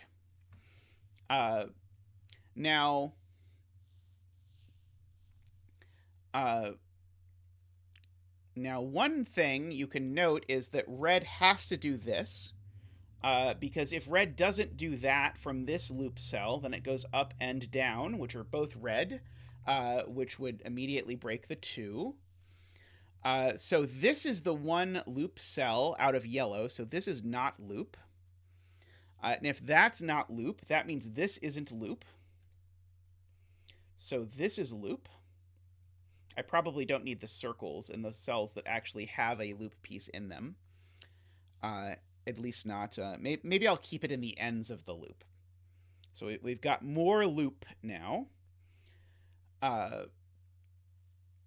Yes, and now the loop continues over here, because remember that was the whole conceit of this entire discussion, was the fact that gray can only have one loop cell. It already has it, so that is not loop.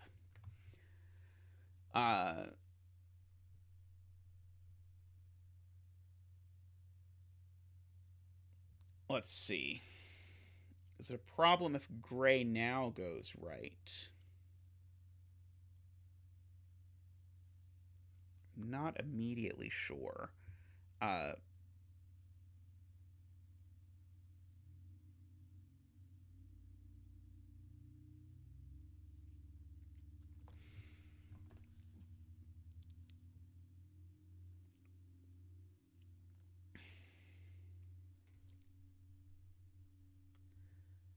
This is a very cool puzzle, by the way. I'm surprised there aren't more puzzles like this. This is nifty. Okay, so the question is, can gray go down?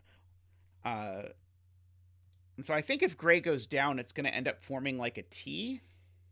Because if gray goes down, then yellow could come over here and would have to end up looking like that. It would have to be an L, because it can't be a second I. But then this would be a T. Has the world broken in that universe?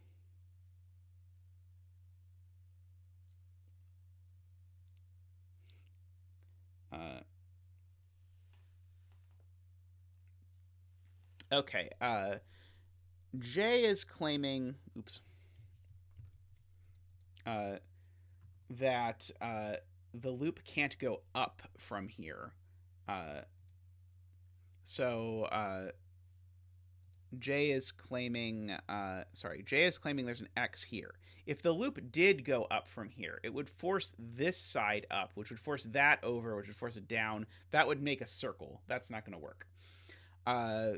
We cannot finish the loop. So yes, so I agree we get a little helper X here. These do not connect. Does that let us force anything? Well, this can't possibly go now not connect up, right? Oops. Because if this went like that, assuredly blue is now broken. Yeah, if this went like this, blue is now... Oh, no, blue could No, blue is broken, because blue now would have to U up or something. Oh, sorry, I'm trying to be very careful here. I don't think this is possible. Because I think now blue is going to have a U in it that's going to break yellow. Yes, I believe that. Okay. So because I can't go both directions horizontally, I think we do get a piece of loop that does that. Out of the point that this was an X.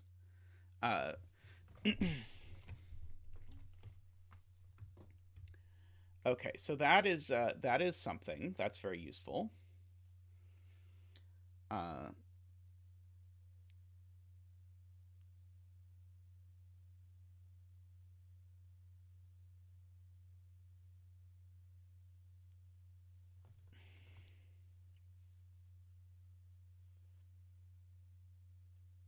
Okay. So now someone is saying in chat, and I think I believe this, that gray has to take this cell, because if gray doesn't take this cell, then it's going to have to go down and go down, and now yellow is going to be an I, which it can't be. So gray definitely has to take this cell. So this cell is not loop. That is a very good spot to Garian. Gray has to go down. Now this loop actually has to continue right. in order to continue. Okay. So now that's loop. And now this is not part of the 1. And so now this cell here is part of a region that needs to get out. It's not part of that one. It's not part of that one. So in fact, we get a whole bunch of gray. All of this becomes well,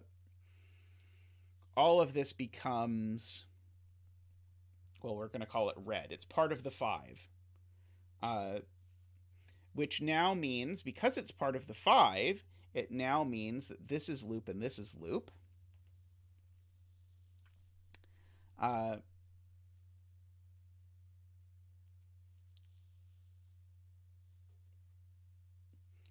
Now being pointed out by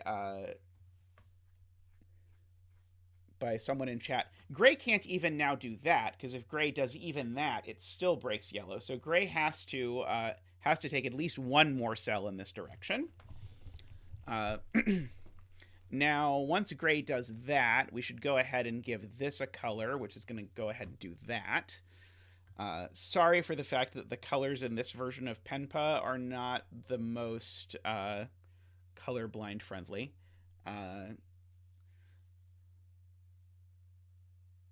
The newer Penpa puzzles, it's not a problem, but the older Penpa puzzles, it is. Now, gray can't take this cell, because if gray takes this cell, then green is in huge trouble. In fact, actually, I could just say it this way. Green has to take this cell. So gray finishes over on this cell. Now we know these are not loop. That's not loop. That's not loop. That's not loop. So the loop has to go up here. It has no choice because it can't continue on an adventure into green. Uh-oh, we broke the puzzle. And by we broke the puzzle, I mean I broke the puzzle. I did something wrong. Okay, what did I do? Let's go back. Oh, gray can be a Z. Okay, sorry. Gray can be a Z. And gray'd better be a Z, in fact, because if I make this cell gray, we actually just saw what goes horribly wrong. If this cell is gray, then now yellow goes down, and now this piece of loop can't go anywhere. So gray is, in fact, a Z. This cell is still green. That part wasn't wrong. That's not loop, that's not loop, that's not loop, that's not loop. Now, that does mean that the loop has to go up here in order to continue about its loopy ways.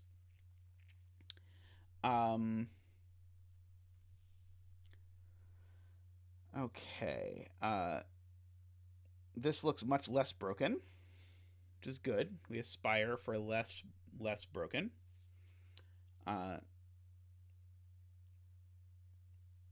So yeah, now if I tried to make this loop take the cell to the left, that would then force me to go down, which would then force me to have a tiny loop. So I can't do that. So I can put a helper X here. That loop does not go that direction. If I try and adventure upwards and try and make this loop go into yellow, then it's forced to come back down. Oh no, that might be okay. Never mind. That might be fine. So not actually sure about that piece. Row 6, column 4. Ah, right. This cell, this is a good point by Ambrose. This cell is loop. It only has 2 outs, so it has to go like that. Sorry, I did not mean to do that X. Although that is an X, but I did not mean to make an X there. Right, so Ambrose points out that has to be loop. And because of that, that's actually gorgeous. That forces yellow down. Because now yellow can't take this cell, because remember, yellow's a 1. So now, because of that now, actually, this piece of loop has to continue over like that. And we're going to get an X here. We don't need that circle anymore. I don't think. So we've got that. Now this piece of loop has to continue downward into this new 1 region. And yellow's not allowed to be an I, so yellow has to go right and finish. And so now we can go ahead and fill in our 5 clue is going to start out like this, at the very least. And now this clue actually is forced. The 5 region can only go this way, because if the 5 went this way, it would repeat the L. If it went this way, it would repeat the Z. So it's got to be a U. So that's the 5. All of these are loop. That's not loop. Can't yellow be an F? Uh-oh. Probably.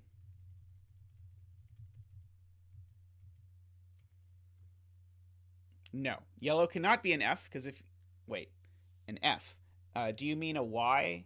Yellow can't take this cell, because this cell is loop, and yellow already has a cell of loop.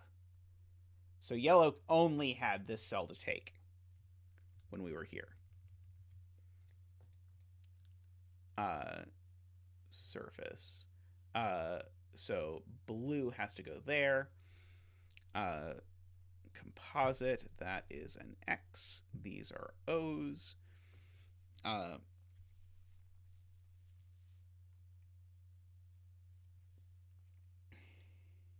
Yeah, this, just like before, this 1 needs to either cut that way or cut down in order to leave a place for the loop to continue.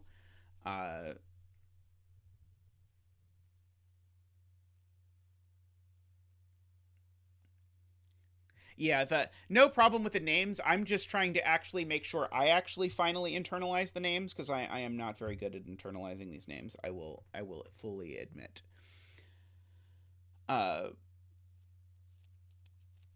Okay. Right. Good point. Okay, so now Garion points out red actually is in danger of becoming another Z, and it's touching a Z. So red actually has to go right and become an L, which is going to finish red, which is now going to start a new loop inside here. We'll make this a gray. That's going to come out like this.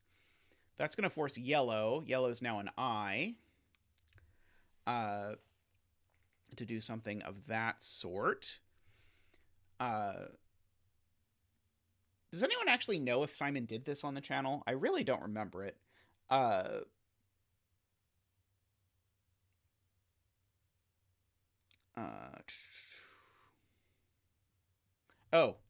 sorry. You're right. This cell could be yellow. Sorry, I am again making incorrect deductions. It's a hobby. Oh,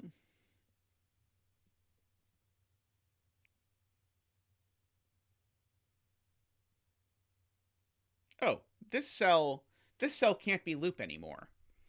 This cell has for some amount of... Once we argued that this loop couldn't go right, we actually had argued that this cell wasn't loop. We just did not appreciate it at the time. And so the loop does that, at the very least. So that's not loop. This can't go up, because then that would finish the loop. So it can only go right. Stop. What did I do?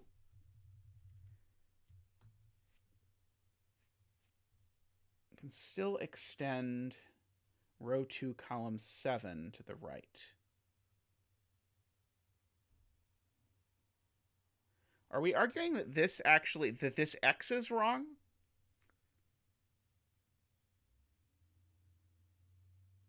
Because my only argument is that this doesn't have 2 outlets, unless you're claiming this X is wrong. Was this X wrong? Because I don't think this x is wrong. I think if I put this here, I think I'm forced to make a little bitty loop. Could go from row 2, column 4.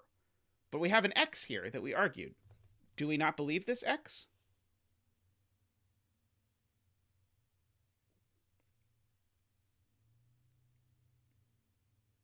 Or are we arguing actually... Oh, I see. So you believe me that this can't be loop, which does mean that this loop does have to connect like this. But then I said, so this connects over, and that's not true. This just has to be loop. Okay, I understand now. I then assumed that this meant that this connected like that, but it doesn't have to. It could loop. It could U its way through the two, which would be a very reasonable thing for it to try to do. It might break this one, but certainly I was not thinking about that at the time. Thank you, Chet. That works.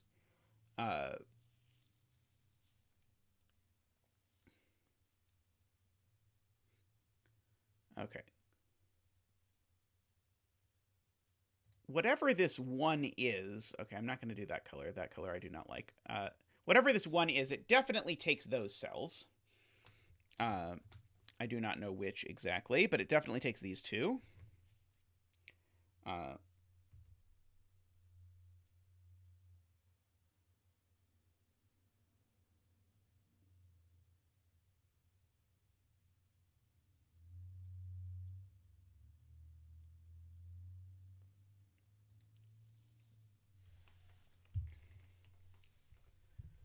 Let's see. Okay, so Nicholas claims this always moves right. So yeah, either... I don't think so, because I think there's still an option for this to go right first, then U, and then this wouldn't be going right. So I don't think it's true that this always goes right as things currently sit, Nicholas. Unfortunately.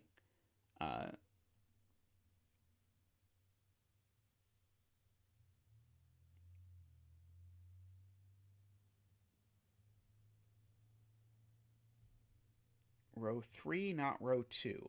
Oh, row 3, column 6. This cell, you're saying, always goes right.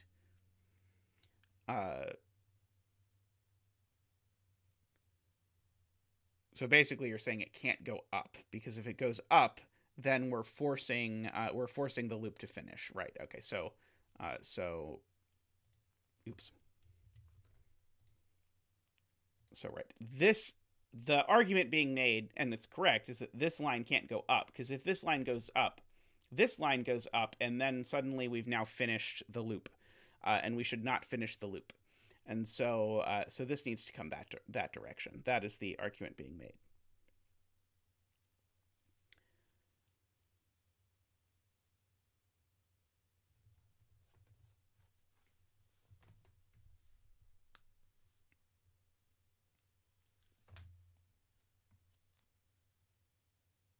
I lost my blue. I unblued this cell, which will confuse me to no end when if I don't fix it right now. Thank you, Ken, for pointing it out. It is pure chance that I happen to notice that I lost the blue in the process of doing this.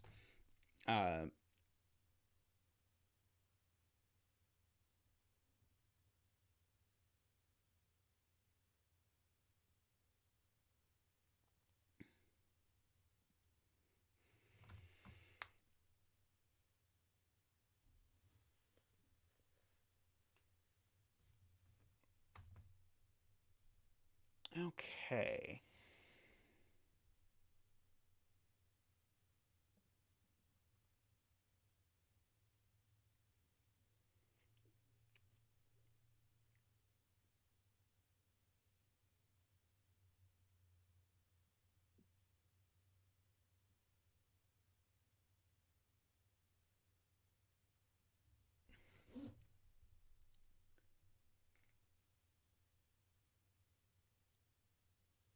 The gray one, being two cells, restricts the direction of the loop from row 2, column 4.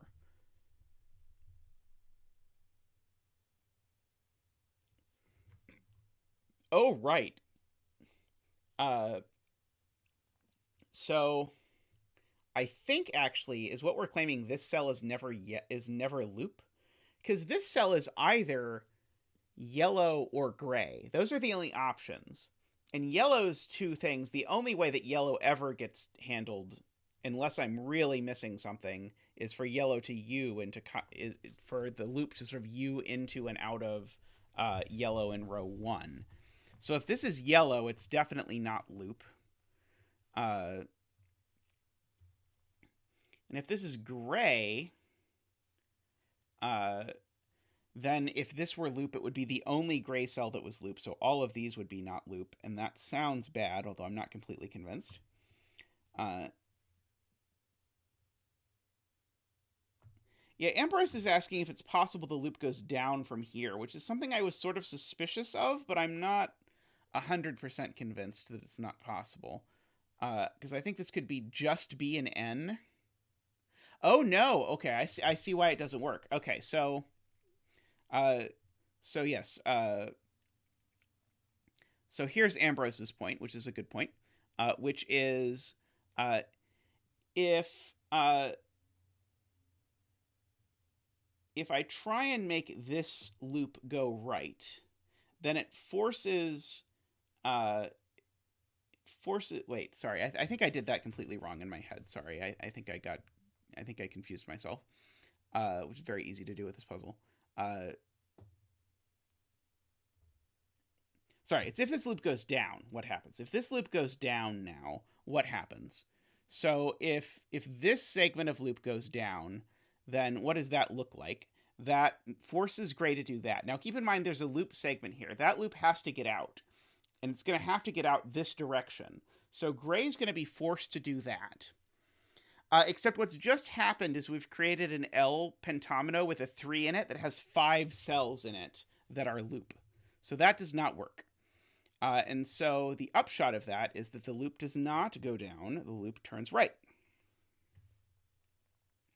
Which means now that which means now that this 1 goes down like that. So this is not loop. Once that's not loop, this is not loop. Because there's not enough exits.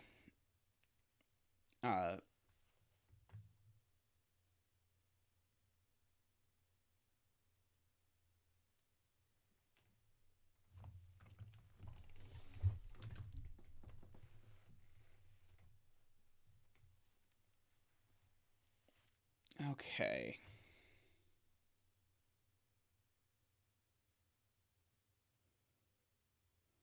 Oh yeah, there is an option. Sorry, I said something before that I could not visualize, but that was wrong. If this is yellow, there's actually the possibility for the loop to go yellow, gray, yellow, and then out. And then that would get us 2 in yellow and 1 in gray, without the yellow piece being a sort of like U into the top, which I was not able to visualize before.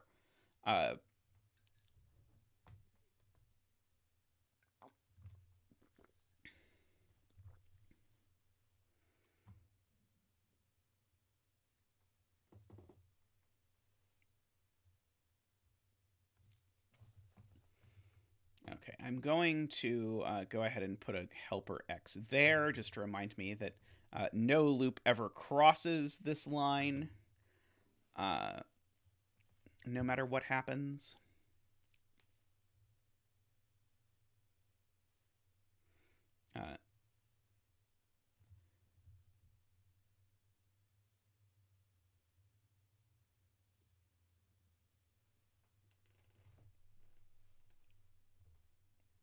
Oh yeah, there is a pentomino here. Thank you, Martin.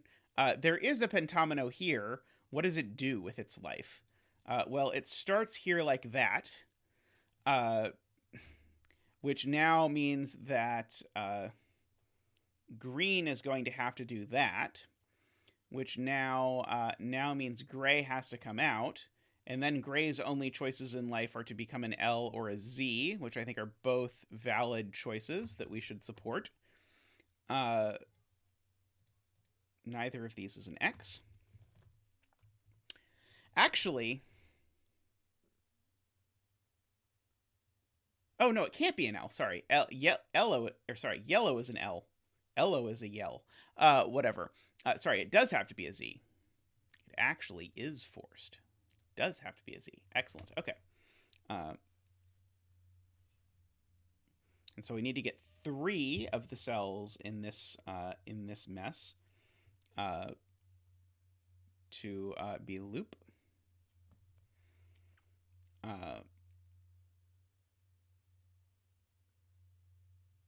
This is very interesting.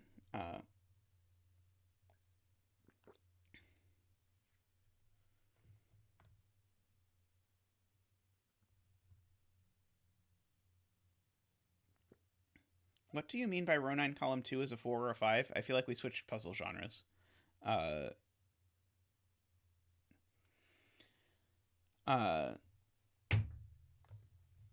Let's see.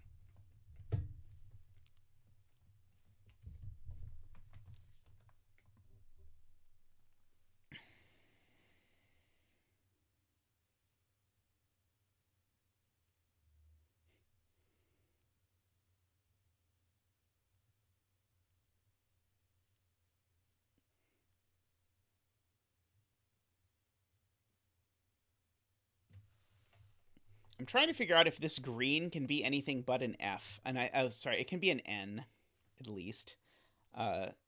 There are some number of pentominoes without a clue. That is correct. And chat has calculated, I believe, that there are 3 pentominoes without a clue.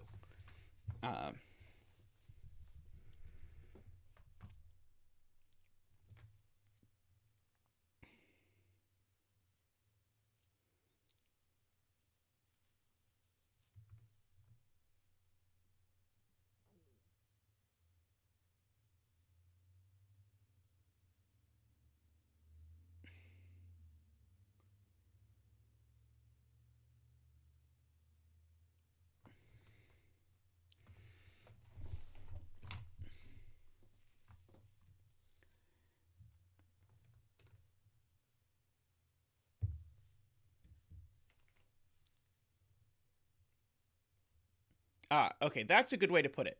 If green took this cell... Sorry, if green did not take this cell, then green would be an L or a Z, both of which it touches.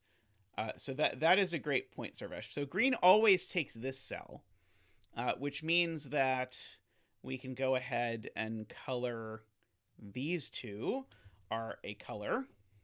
They're part of the 2 clue, whatever that may be.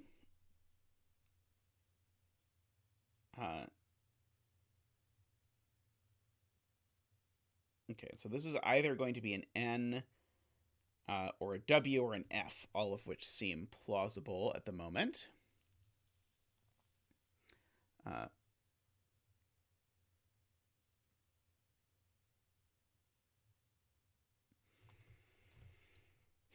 There's no universe in which this loop goes down here. If this loop went down, it would then be forced to go right. Oh no, sorry, that is possible. It could U its way back into here. Never mind. I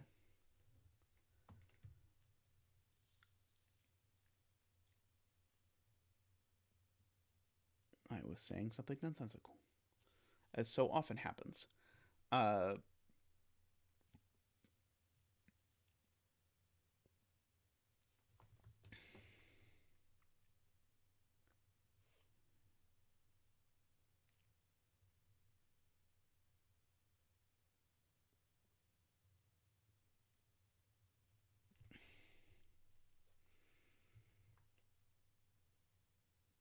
Let's see. Jay says one end of the loop exits through red, and the other end along row 1 from yellow.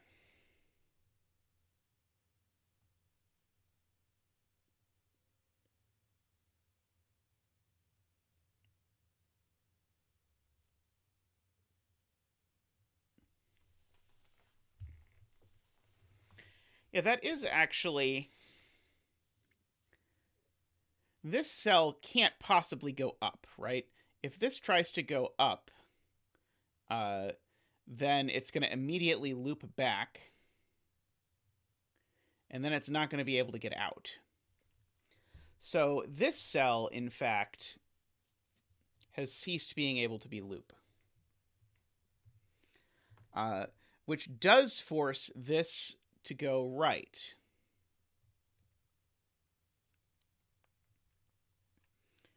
Now what happens if it goes up? If it goes up, it's forced to loop down, but now it could go through gray and go back into red.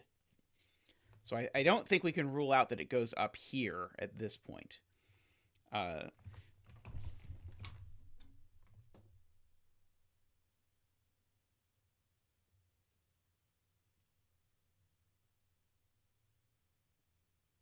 Oh, wait, I think the option I just said doesn't work.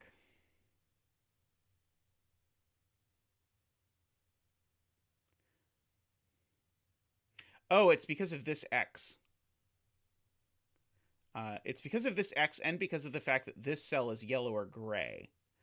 So actually, I can't loop up here. So there's a combination of factors. But I can't go up here, because if I go up here, I force myself to do this, at which point this cell has become gray, and then I don't have anything to do with my life anymore. So that's not going to work. So this is not loop. Which now forces this one further right. Now I can't go down because that would literally close the loop. So I can't do that. So now this red loop only has one option. Sorry, I was in the wrong mode. Which is to go right. It's the only way that it could go. So the red goes right. Now we have to decide if this cell is yellow or gray. And it has to be yellow, because if this cell was gray, I'm now done with gray. And so I have to go up, right. And now this cell also has to be yellow, but I've just put 3 things in yellow. So in fact, actually, this is yellow. And now the thing that I did not see as a possibility before is, I suppose, what happens. This cell can't possibly be loop anymore, so this cell is loop, and the loop there has to look like that. This cell's not loop anymore, so this loop has to continue. But now this piece can only actually connect over there. Okay, and so we made a whole bunch of progress through that. Now, in particular, this is a new pentomino up here, because yellow is done and it's not gray, because gray has 2 loop pieces in it. Or sorry, gray already has its loop piece. So that goes like that. It needs to turn down because it can't... Oh, it could be the 2. Could it be the 2? Maybe it's the 2. If this takes the 2 and the thing turns down, does that immediately break?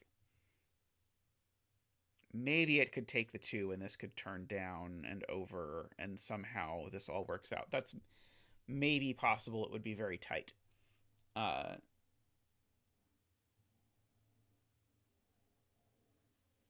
Okay.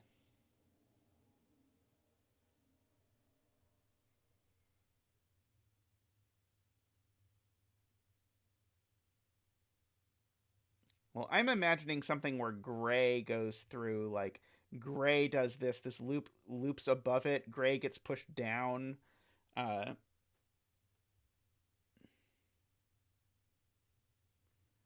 etc.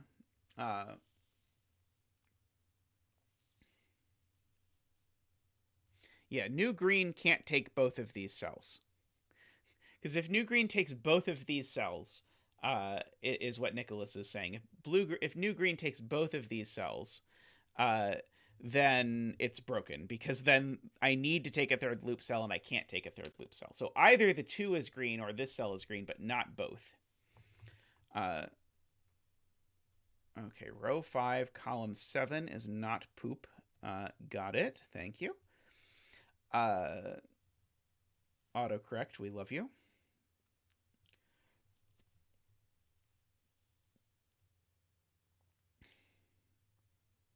see. And I think, unfortunately, there's absolutely nothing we can rule out as far as green's shape. I don't think it's at risk of being any of the things that it touches.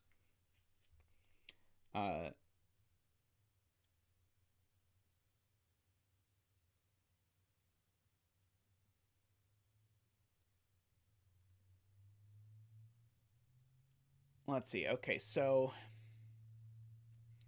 Garion is saying if we try to make the green not connect to the 2, what happens?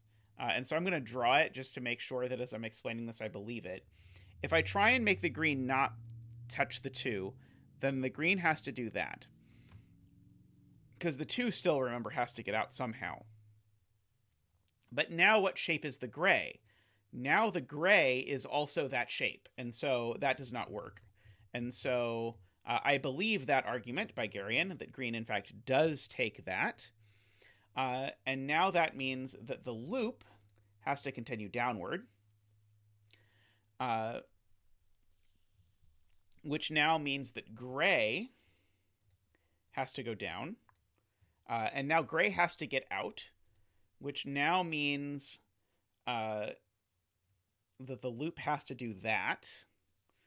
These are not loop. Green has to keep going.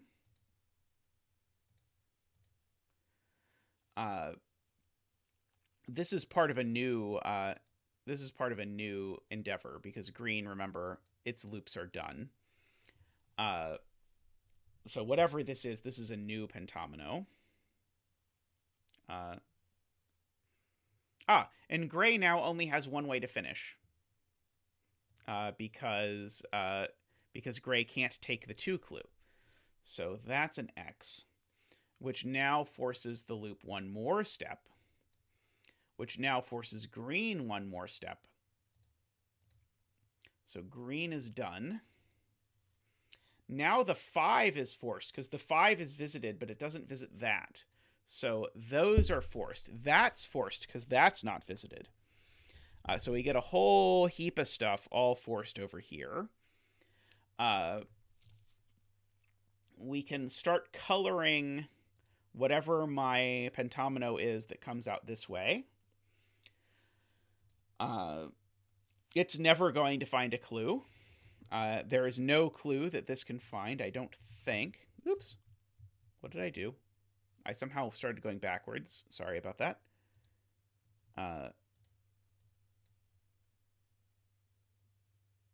It just can't quite reach the 4.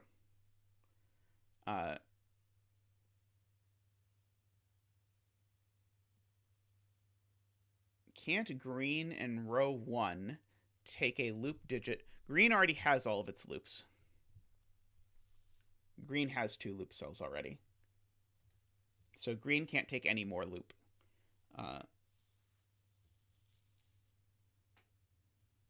Oh, sorry, I totally missed that this now has to come down again. And so now this 1, actually, let's do this. Let's be smart. This 1 can be filled in. Let's go ahead and say, okay, this 1...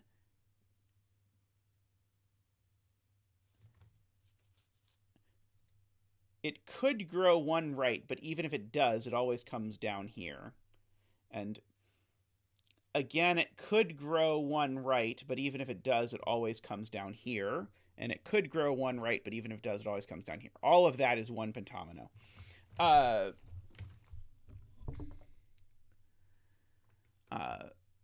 So that's a bunch of stuff. Okay. This blue, while we have blue selected, it needs to grow, as was being pointed out by someone in chat who said blue grows, and I didn't see what blue they were talking about at the particular instant, but I now see it. This blue needs to grow over here, and so now the blue either takes that cell, which it can't, because if blue took this cell, it would be a second N. So blue W's into that shape instead, because it's touching gray, and gray is an N. Okay. Now that we have this shape over here, we can't have the loop go right, because if the loop goes right, keep in mind there's only one loop digit in here, and I would just immediately break that. So this goes down, in fact, like that.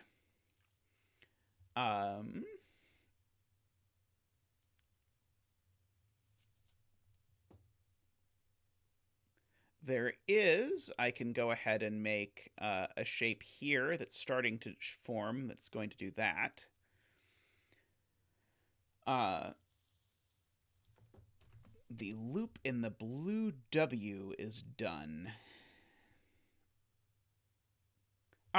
Yes. This piece has to continue. It can only go there. It can only go there. Now blue is done, so it can only go there. These aren't loop anymore. And so as a result, this can only go here.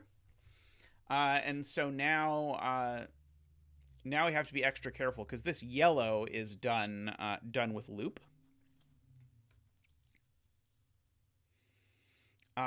Green now can't be a tetromino. Thank you, Alima, as well as Franco. Blue now is a W, so green can't be a W. So green is an F. Like that.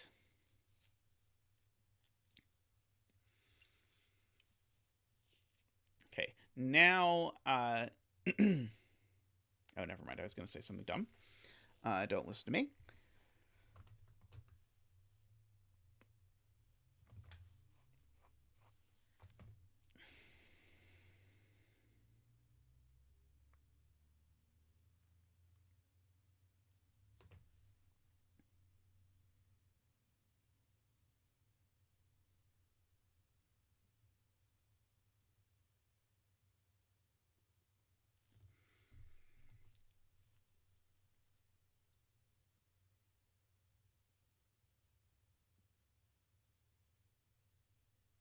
Yeah, row 5 is the Great Barrier Reef of this loop.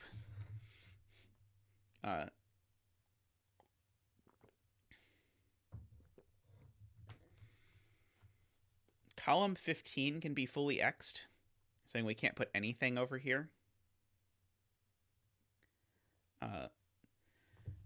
Loop is forced near row 6, column 8. Yes, good point. Okay, agree. Pull out the right tool. This cell needs to be loop. And it only has 2 outlets. This cell needs to be loop. So then this cell needs to be loop. Only has 2 outlets. Now we've got a 1, which is very interesting, because the 1 is now loop. So neither of these are 1. So this is now part of the 5. If I now go look at this. So let's make the 5 red. It now has to do this. It's separate from the 1.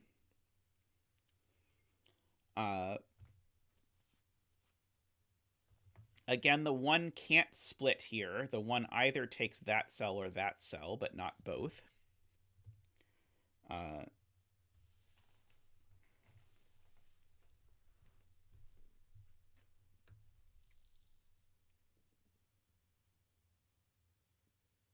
The row 6, column 8 region must go down at least once.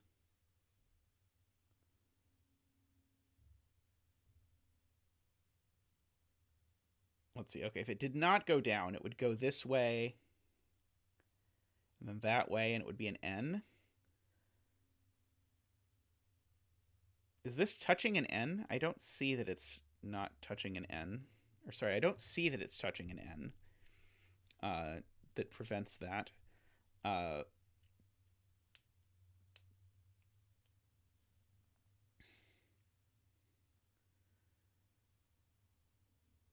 Row 15, sorry, column 15, row 2 and 3.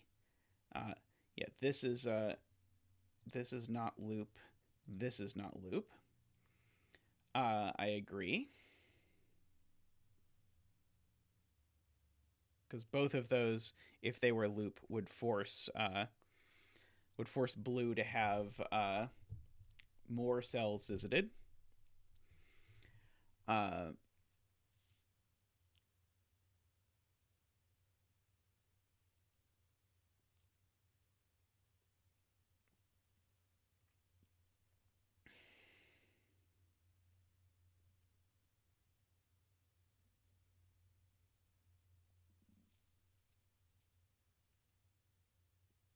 Let's see, this cell has to be part of the 5.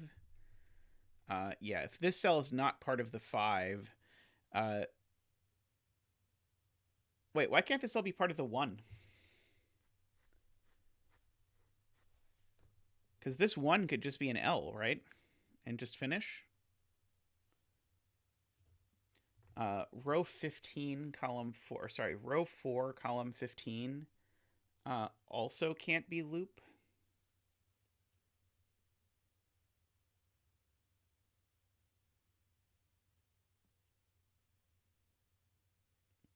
Right. If this is loop, then I put loop here as well, and now there's no way for blue to finish without taking 2 loop cells. Okay, that is a really slick spot, Servesh.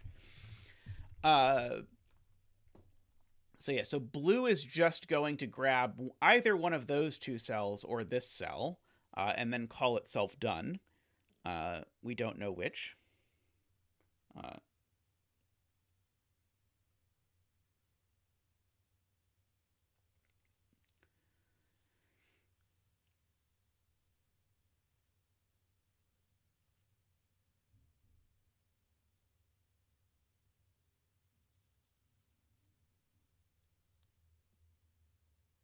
see. I do know that this region can't grow to be an F, so I have to be a little bit careful that if it does take this cell, it needs to also take this cell, because it can be an N.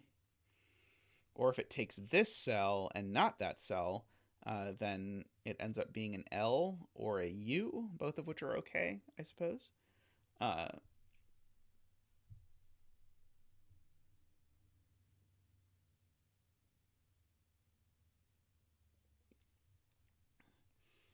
This 1 here has to either grow left or grow down. It can't do both.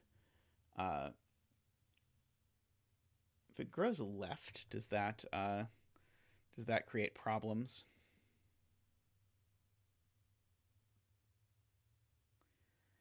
It seems really complicated for this 1 here to grow left. So if the 1 grows left, it then has to grow like that. The path is going down. So basically I'm saying, okay, if this does that now the 3 is going down here somewhere. It doesn't look good, but I don't think I can get far enough in my head to say that it doesn't happen. Let's see. Oh, I don't know that this 4 is loop, do I? If I knew this 4 was loop, I would know it looked like that. But maybe the 4 is the one unloopy cell in its pentomino. Seems possible.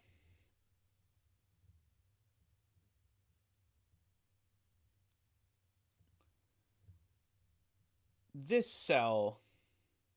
No, this cell... I keep trying to say this cell can't be loop, but it could if it U's back into the blue.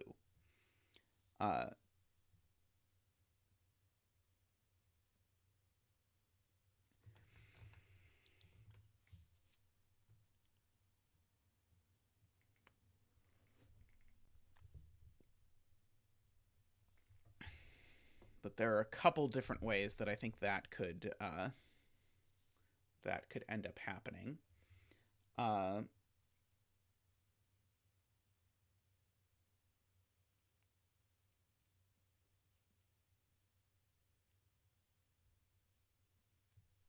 The 5 in row 1 has to take the cell beneath it to get out.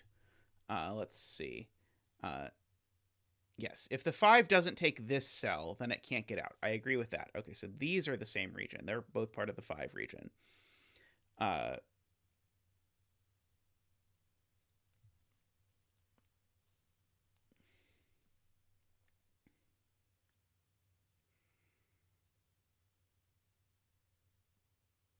Row 7, column 7.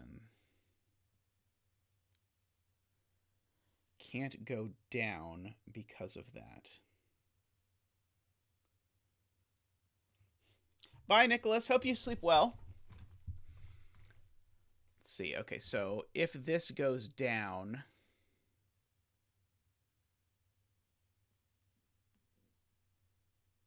you have to keep in mind that we need to get our two ends out over here, but we could connect one of them through here. I don't think I quite followed this argument as of yet.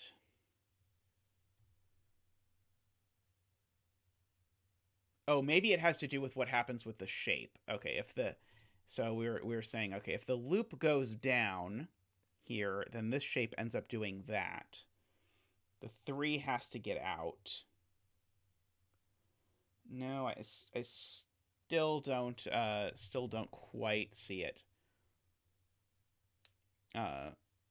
as a in my head at least.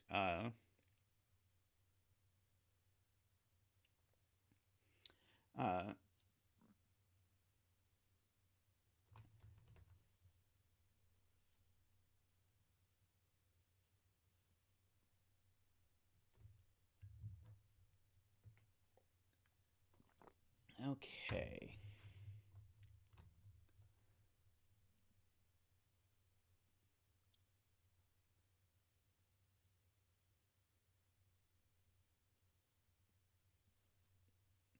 Okay, so that is quite a beautiful spot. If gray were to take this cell, then now red, which can't be an N, has to just go down, down. So red is now a V. And now what's yellow? Well, now yellow has to go down here, right here. Yellow can't be an N, so it can't go there. Can't be a W, so it can't go there. So this cell is not gray. And if this cell is not gray, that means that this cell has to be gray, because gray has to get out, and it can't get out through there. That is a really nice spot. Okay,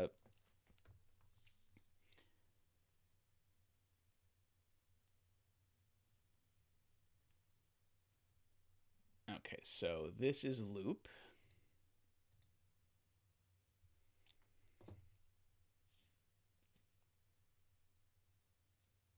And so now the one, whatever this one clue is, it now has to get out.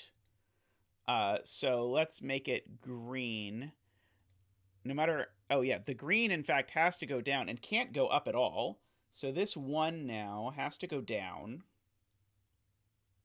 And now the loop has to exit immediately because the green can't have more cells of loop in it.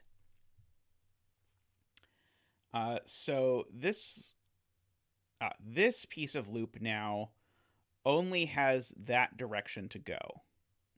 This piece of loop can't go down, can't go right, etc.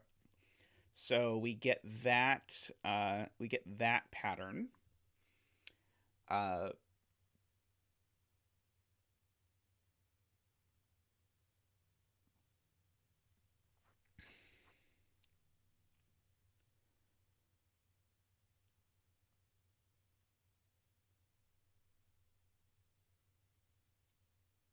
Hey, Chip, how are you? We're trying to wrangle this loop. Yeah,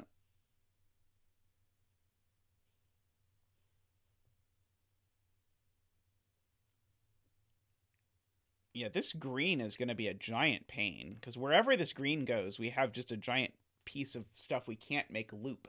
And we've got all of these huge things where you have to make tons of them loop. In fact, oh no, we don't know that this has to be loop. We just know that if this is not loop, every other cell in it is loop.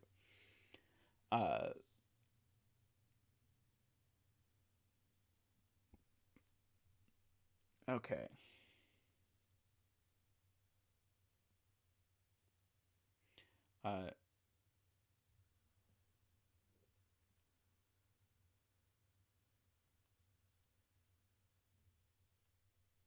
row 2, column 12 is red because we proved if it broke if it wasn't.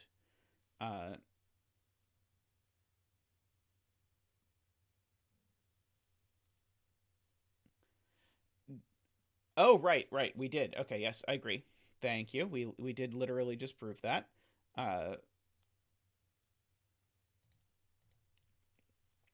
Agree. Okay, so that's red. We don't have any nearby guideposts to tell us what shape this is. It's not touching an L or a Y, which are the only two things it can be.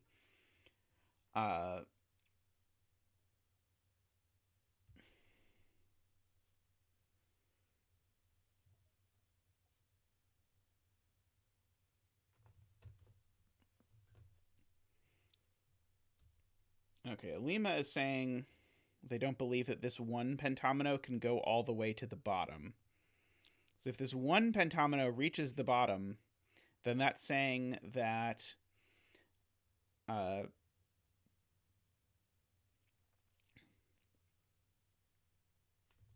if this one pentomino were to reach the bottom, I think we'd have a very big problem with the fact that no loop could cross this. And so we'd be unable to connect this piece of loop to the right.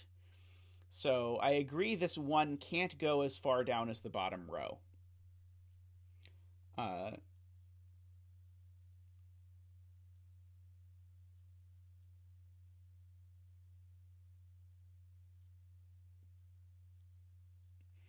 Okay, so is the same. Looking back at this yellow. Okay, so if the yellow now tries to go down, sorry, if the yellow tries not to take this cell, what are yellow's options? So we're trying to imagine the world where yellow does not take this cell. So then it has to take those two, and then it's broke because it's either a W or an N. We're really making the most out of this observation that I think Martin made. No, Garion made this observation about that there was this sort of cascading collection of shapes that were risking being the same. Okay. So yellow definitely takes that cell.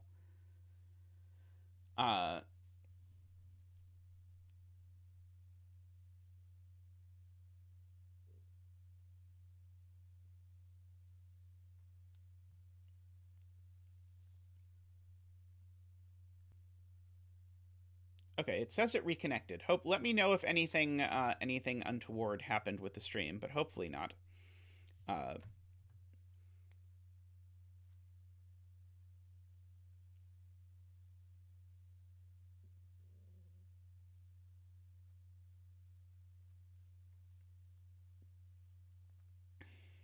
Row 7, column 7.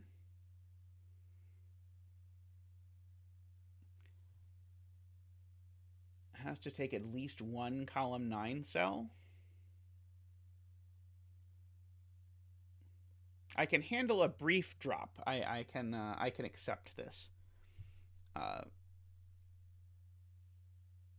Row 9 cell. Let's see, 1, 2, 3, 4, 5, 6, 7, 8, 9.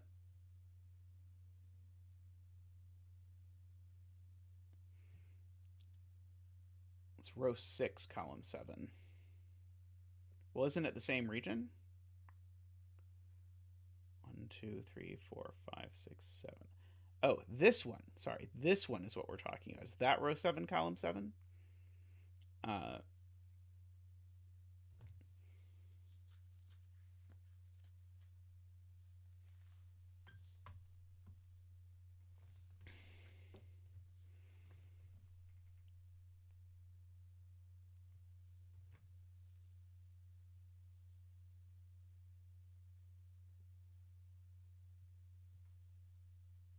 Okay, I know. Let's go back to things I know. I know this isn't loop because of that. So now that forces the loop down here. So this is not yellow anymore. This is a new region.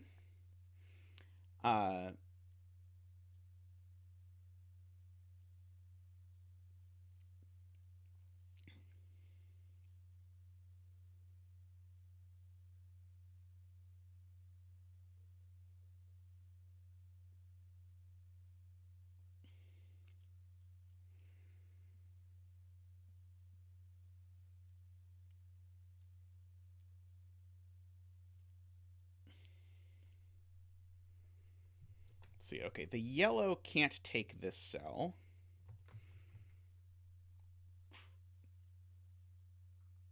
And yellow's got a little too much optionality, I think.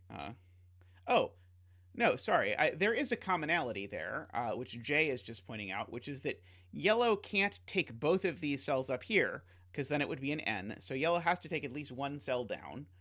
So that's actually big, because that says that's not loop. And so now that actually forces the loop to continue. The loop has to keep going down like that. And now we know that this is not yellow, so at some region, we'll make it, we'll use gray again, I suppose. These two now have to be in a region, because this has to get out. Remember, it's not yellow. And now whatever this region is, we're again in the situation where this region has used all its loop. And so now, in fact, yellow can't come down here. Because if yellow comes down here, it forces gray to extend, and then gray gets too much loop. So in fact, actually, yellow finishes as a T, like that, meaning that's not loop. And now red finishes as an L, like that. Now, that does tell us what happens with this loop-de-loop, because this loop now can't go down, so it now connects over like that. So we have that story. That piece of that story is complete.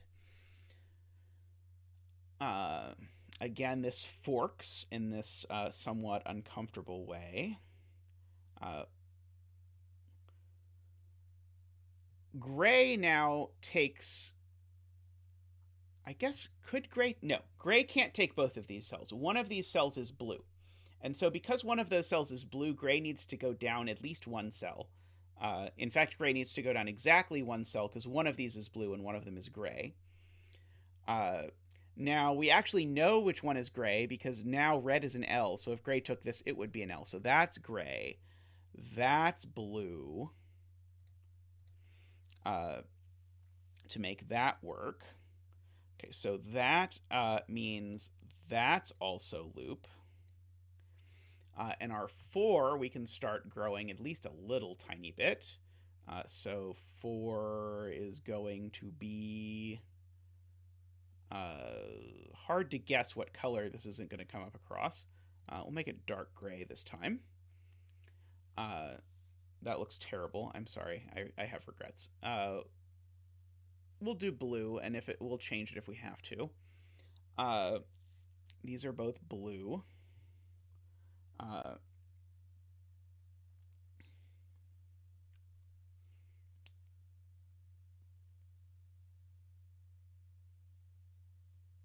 This green 1 has to get out.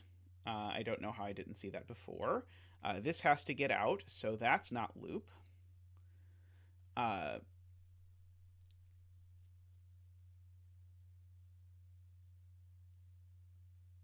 Let's see. If green takes this cell, then it has to be an N. But I think green can be an N. I don't think green touches an N.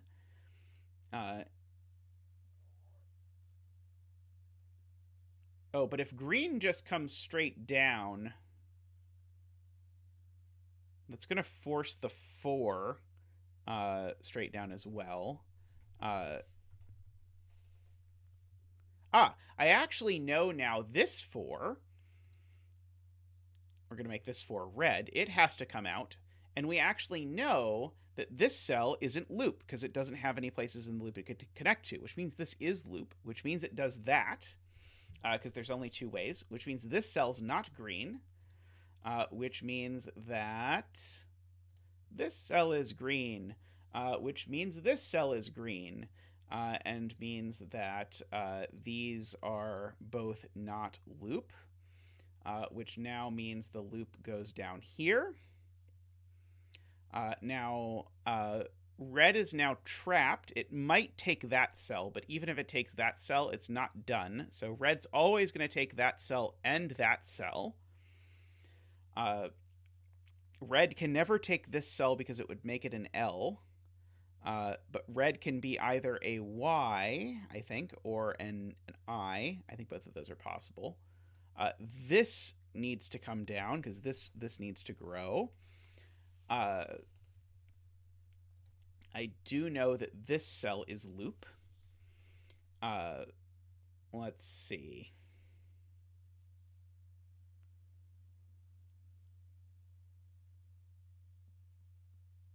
Okay, lots of progress at the very least.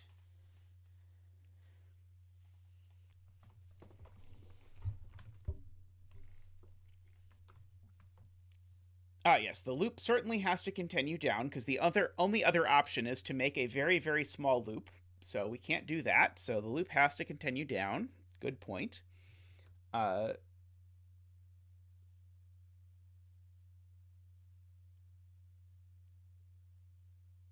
4, column 13. Yes, good point. This cell needs to escape in two directions, and those directions can only be those two directions. Now, this loop can't possibly go up here, because if it goes up, it has trapped itself in a horrible problem. So it needs to go down. Still needs to come down in order to make its way slowly and meanderingly towards the world.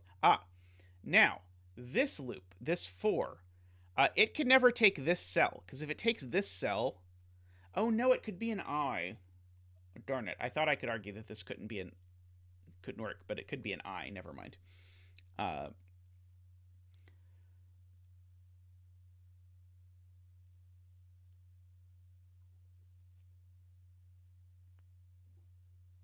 still don't know whether this is part of the... which thing this is part of. Oh, I do. It's not red. No, sorry. It could be red. Red needs one more loop decel.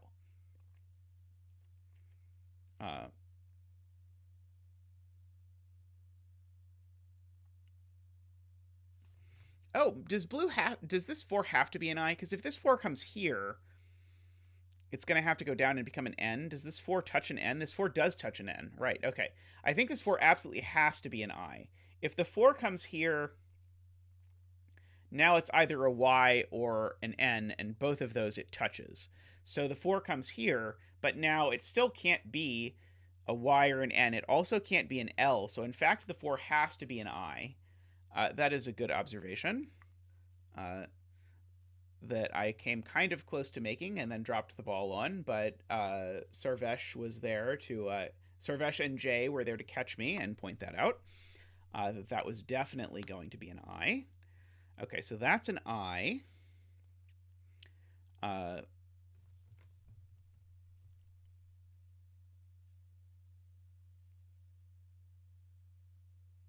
So one of these two is loop, but not both of them.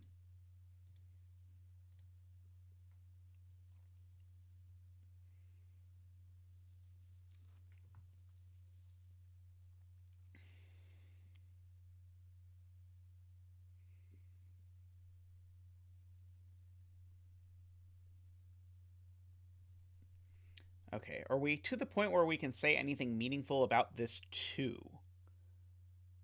In what shapes it could be? I fear that we are not.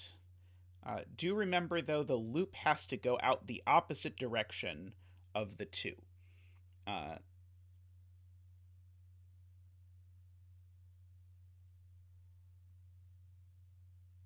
See, I guess if this gray tries to go down... That forces this loop right, which then forces it down, forces that loop down. That's going to have to then go that way, but that looks okay to me, at least as a start.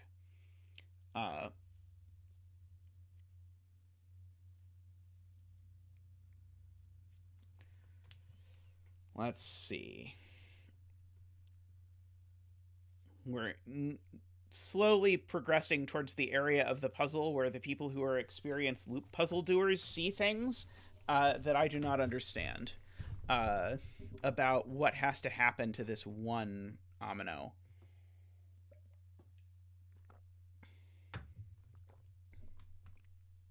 but at some point I'm going to have to understand them, or we're not going to finish the puzzle. That is my suspicion.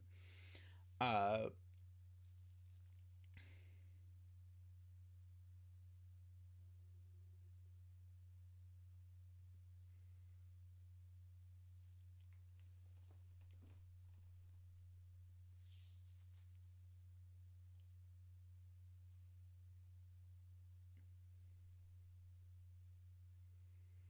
yeah, the 4 can't be an L, so this cell is never part of the red 4.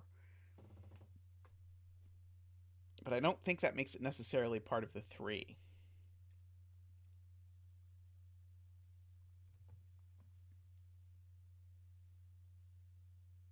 Oh, that's a genius point. Okay, Martin with a nice point. Can this loop here, can it go left? And the answer is no, it can't go left, because if it did, what would that do? It would force this loop down, which would then make this 2 impossible to fill. So we actually get an X here, which then lets us continue down here, which then lets us say this is definitely not loop.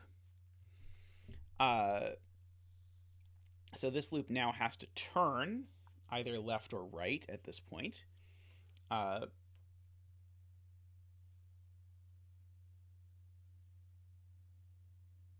Let's see. If gray turns over here, is there now a problem? Because gray now has to do that, and then this has to do that. Not that I see, although it's possible if I was better at like counting ends of loops, that would make a problem. But that was a very good spot, Martin.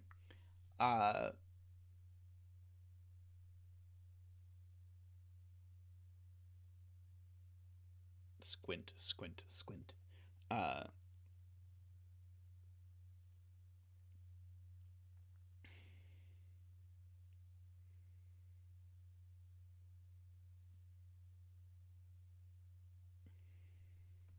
Okay, if this is gray and this isn't, then what shape is gray going to end up being? Gray is going to end up being an N. Is gray allowed to be an N? Gray is annoyingly allowed to be an N, isn't it?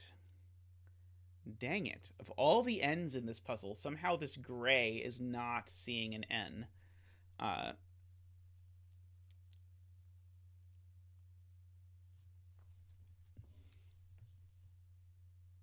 So yeah, gray could be an N like that, I think.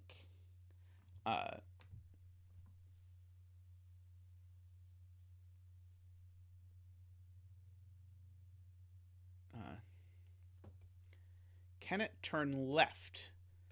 Okay, so if this loop now went left... Wait, sorry. By turn left, I assume we're meaning not like we're in the car driving along this. I assume we're meaning this direction. So if this loop goes here,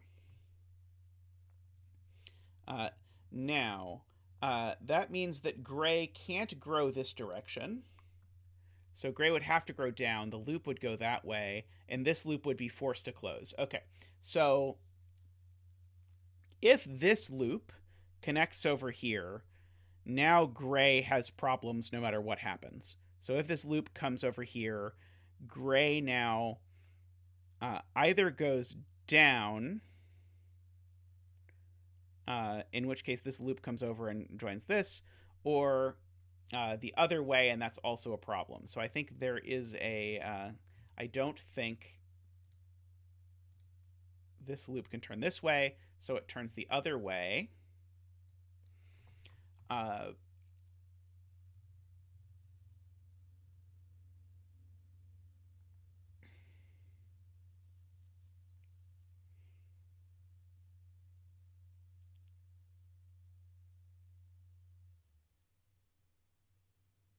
So I think the point with the 1 in column 7 is that if it goes left, it has to leave 2 rows at the bottom for the 2 ends of the loop to come left to escape through. Can it? Okay, so yeah, we've got to get both of these ends out in order to connect them over, because there are 2 ends over here, and there's this giant X wall. And so if this one tries to go... So if the region tries to go, like, So basically, this region...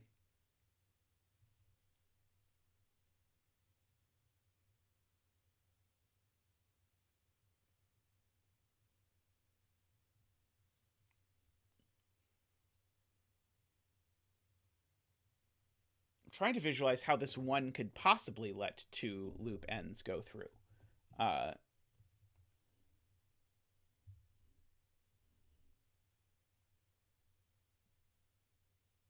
uh,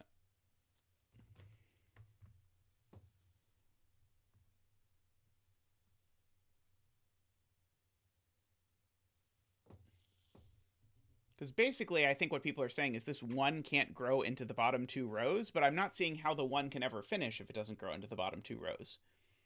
Uh, oh, it's because the one is going to allow itself to be one of the paths. So if the loop comes in through here, that gets one of the loop halves out. Whereas if the one region itself goes over here, then I can't get anything out through here at all, I think is the point.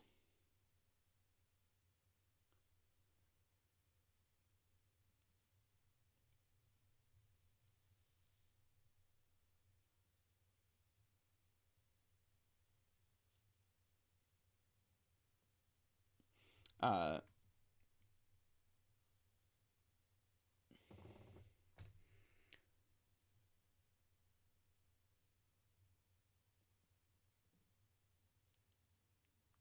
right. Okay. I see this now. Okay. This is very complicated to explain. I think this is the kind of thing where if you did this kind of puzzle a lot, this would be very intuitive. But I'll do my best to try and explain this in case you, like me, were having a hard time seeing this. Now, this one goes one direction, and the loop goes the other direction. And so, what the experienced puzzle solvers are saying is yellow can't go this direction, because then that's sending this loop there. Now, that sends yellow down, which sends yellow down because this 3 is coming over here. And now yellow already has a loop segment. So this is a giant wall. And these two loop segments have to make their way out of this little itty bitty hole. So basically, the whole point is that doesn't happen. Instead, yellow grows that way. Okay, that makes a lot of sense to me. I don't know that I would have seen it without an inordinate amount of time trying to think about it. So this loop segment does grow left. This this thing grows down. I am incredibly eloquent. Okay. Now this 5 is at risk of becoming an F. So the 5 is touching an F, so the 5 can't take both of these cells. So it takes one or the other. So the 5 either goes this way and becomes an N. That seems impossible. If the 5 grows this way and becomes an N, now the 2 is forced to grow down like that and also become an N. So in fact, I think the 5 is forced to grow down and become an L.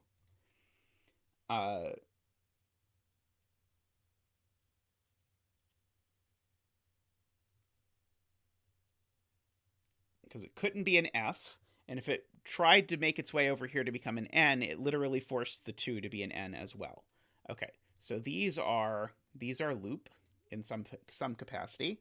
This is, sorry, these are loop. That's not loop because it's yellow.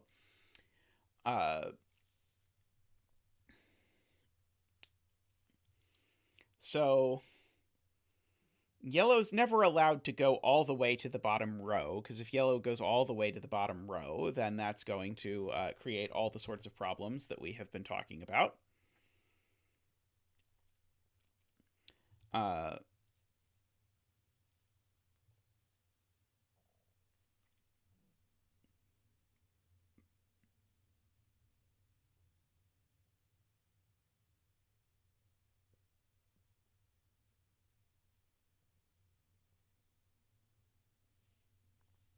Yeah, so yellow has to finish in these cells.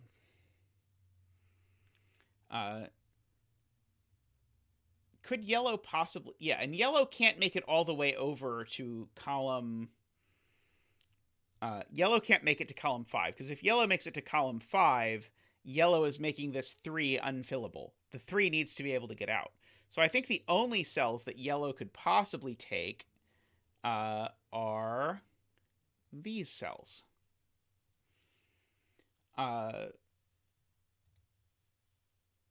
Forming a P. Yeah, because I need the 3 to be able to get out. So, in fact, actually, speaking of the 3, let's color the 3.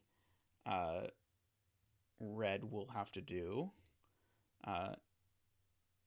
That's the 3. It's an L. Note these L's touch kitty corner, but they don't actually share an edge, so it's okay. So now...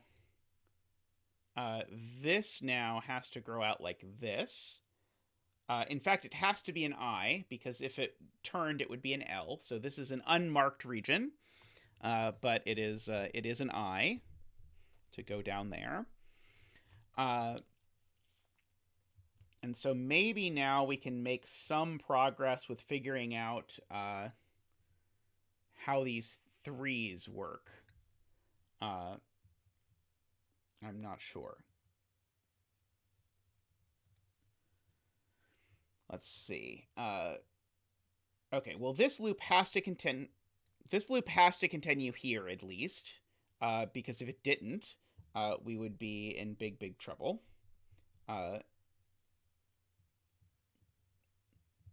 Good point. We did all of this expressly so that we could get 2 pieces of loop segment out. So that means we need to get 2 pieces of loop segment out. So there's 1 loop segment out. There's 1 more loop segment out. These now are not looped because we've finished the 3. So that's gorgeous. That's gorgeous. I believe 2 L's touching at a corner is allowed. Okay, so now this now has to turn up. So those aren't loop. That goes out. Okay, and so now we're just sort of forced to do that. Now this has to go up. That has to go like that. And we have at least that much of the lower piece of the loop done, I think.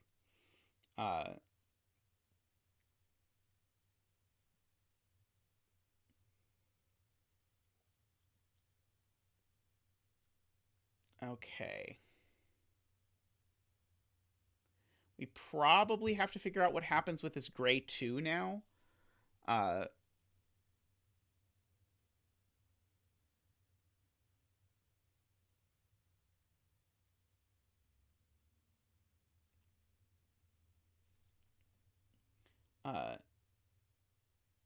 Thank you for double checking. I appreciate it. I was slightly concerned. I was pretty sure that kitty corner was okay, but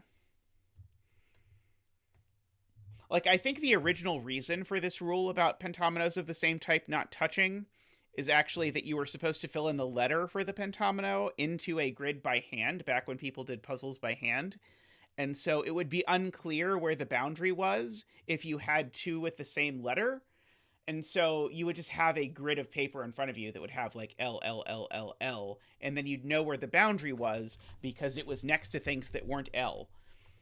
That's my understanding of where the rule came from.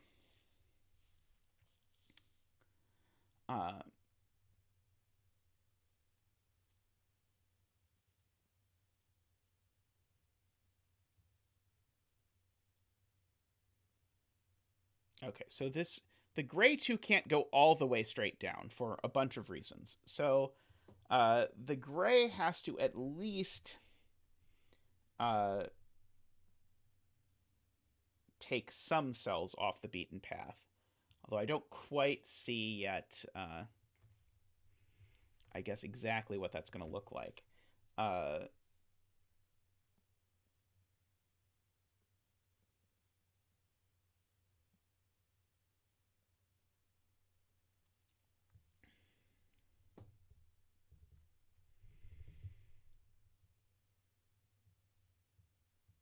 Can I do something down here? I wish I knew what the number was for this. I feel like if I knew what the number was for this, I could probably guess what it did.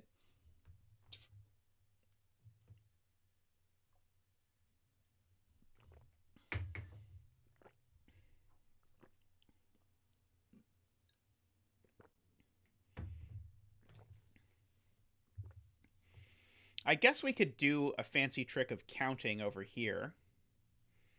And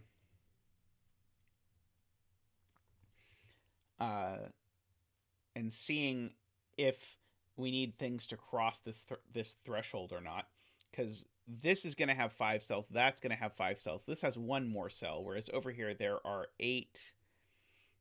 13 cells. So it is true that some region that's not the 4, the 3, or the 1 takes some cells over here.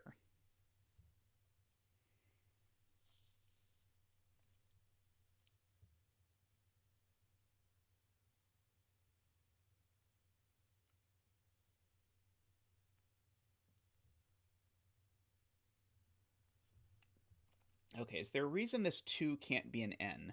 Because it's still true that this 2 gets forced to be an n if the loop goes if the loop goes down, this 2 gets forced to be an n. But that, I think, would just make this 3 a p. And then I think it would be fine.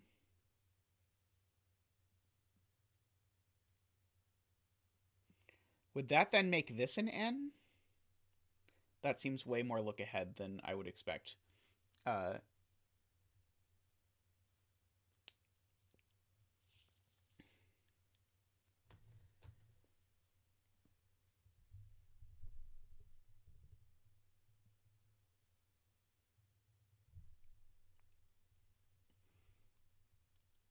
I sort of think if this becomes an n, we might run into trouble.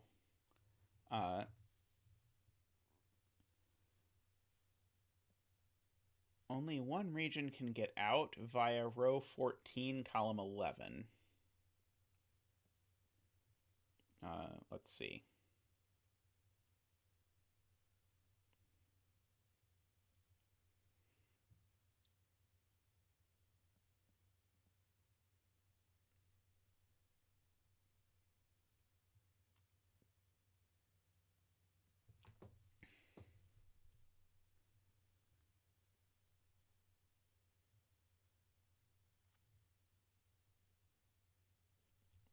Not sure.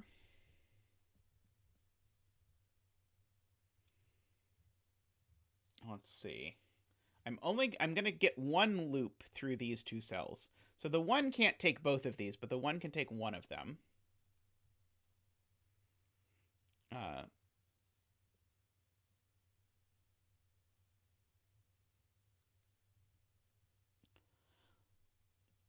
Let's see. Ilm says actually the opposite is the problem. If the 2 is not an n. So what's happening if the 2 is not an n? So if the 2 is not an n, then the path is escaping this way, and then it's got to go down. And so then the 2 has to go down 1, at least. And the 2 can't go too far, can't go all the way down. So the 2 actually would become a y. Okay, I can see that now. The 2 now becomes a y. The path has sort of escaped down here. And now with the 2 being a y, the 3 is now being forced to be a z, because it can't be an L.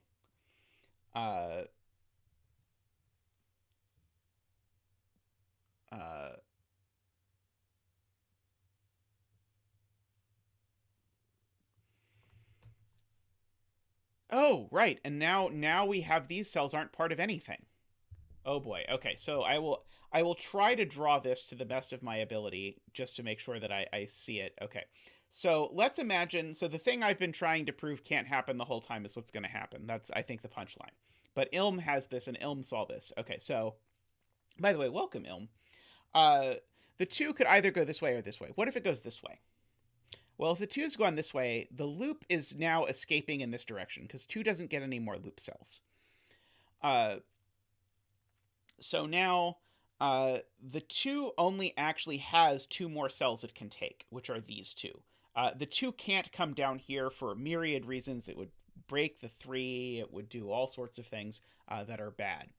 But now, speaking of breaking the 3, now the 3 actually has to take this Z shape, which isolates these 3 cells. They're not part of a pentomino anymore. And so the 2 doesn't do that. The 2 does that. And as soon as the 2 does that, the path does that.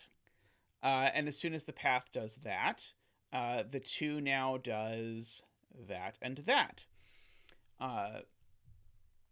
Okay, so that is that. And so this is done. Done. Like that. So now, what shape is this 3 going to take? The 3 can't possibly take this cell. If the 3 took this cell, that's not the right number of cells. And once the 3 can't take that cell, the 3 has no choice but to become a p pentomino.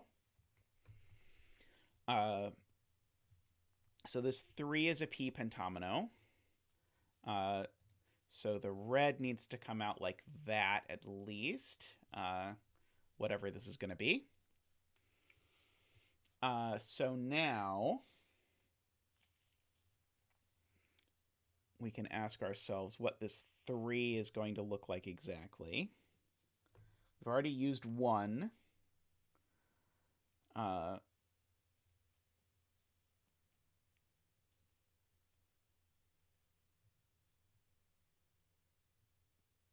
Okay. Yeah, this red is the last unclued one. You're right, SPQ.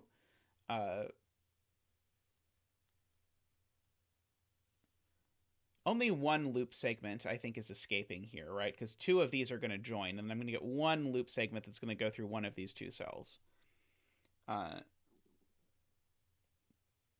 Yeah, I was just looking at that. What if red doesn't take this cell? If red doesn't take this cell, then red becomes an N, which is the same thing gray is. So red does take this cell.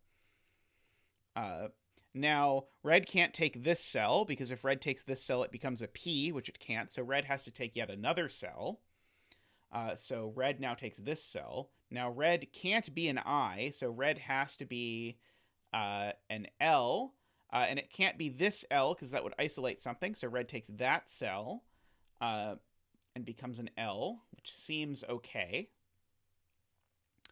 Now means that this bottom 1 clue is part of a, well, not an L, so it's not an I. Uh-oh, did we break it? I did something wrong. Let's go back and figure out what went wrong.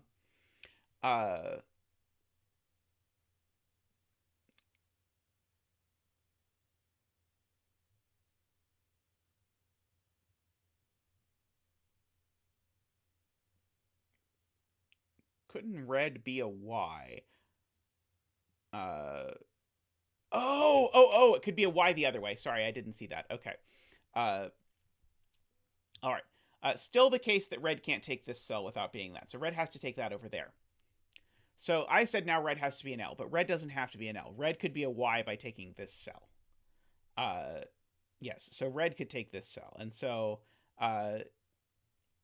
so you can see that this isn't going to work if I let red be an L, then suddenly this 1 is now going to be forced to be an I, because I'm going to have to connect all the way over here. So I need that, in fact, to be the red. And so now we can come over and say, okay, you become yellow. Now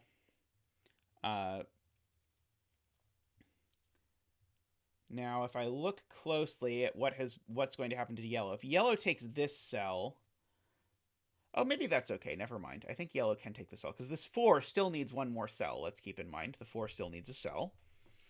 But yellow does need to take the corner. The corner cannot... oh, yeah, yellow needs to take the corner, because the corner can't be anything else. But then yellow can't be a Y, so yellow has to be an L. And so we get this shape. And so now this is going to have to connect up to the 3 in some capacity.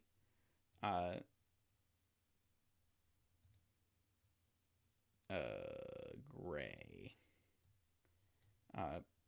Because the 3 needs a... oh, I think we've been doing light gray. The 3 3 needs to get something.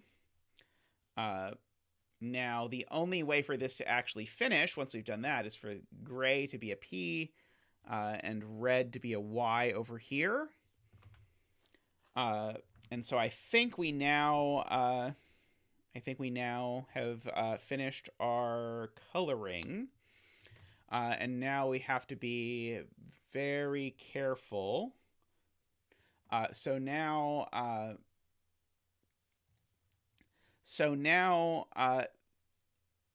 if this cell is loop, we lose, because if this cell is loop, it makes another gray cell loop, so that's not loop, which means this cell has to come around.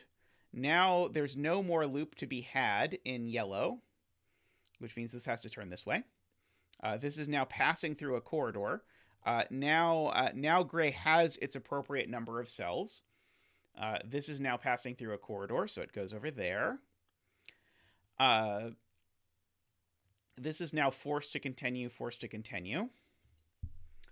Let's see. Thank you, Donatello. I like my coloring.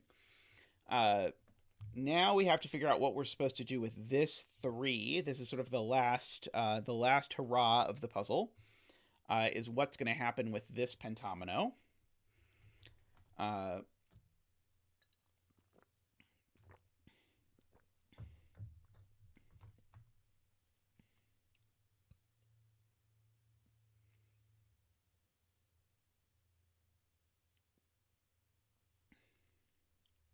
see. Well, whichever way this strand goes, it's going to touch a second yellow cell. Whether it goes down or left. So yellow only has one more cell to give. Though that doesn't seem to quite tell me enough.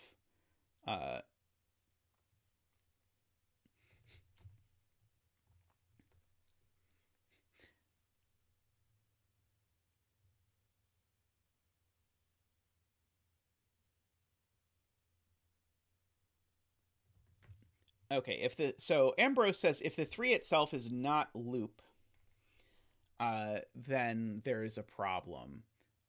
Then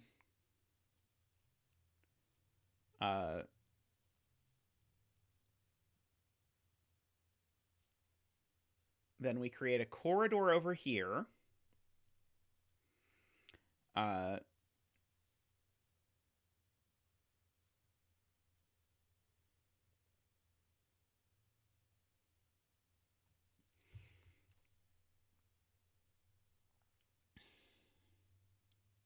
I'm trying to see the smart way to say this.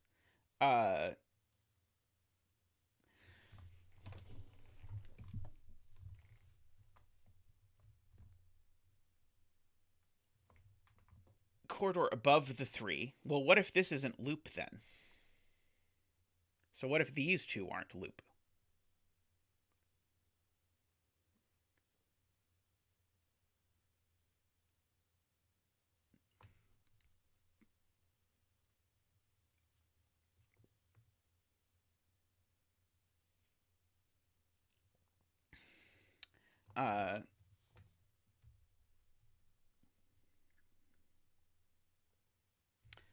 No problem, no problem. I was just making sure I understood everything. Let's see. So we so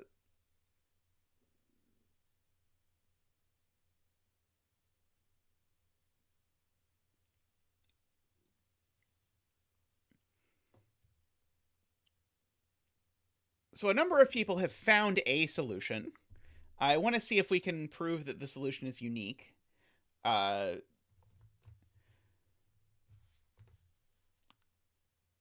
So I think a lot of it hinges upon showing that this can't possibly be loop. So if this 3 was loop, then it would necessarily connect back here, and it would connect to one other yellow cell, which would be the other yellow piece of loop. I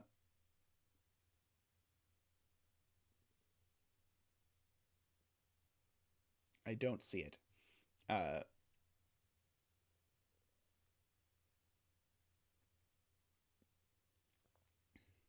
Yeah, I'm not sure I see why this is unique in an elegant way. I guess I see this cell has to be loop. If this cell is not loop, what happens? If this cell is not loop, then I've got to somehow arc through 3 of these. Oh, I could do that, though, or that. Either of those would work. Uh, uh,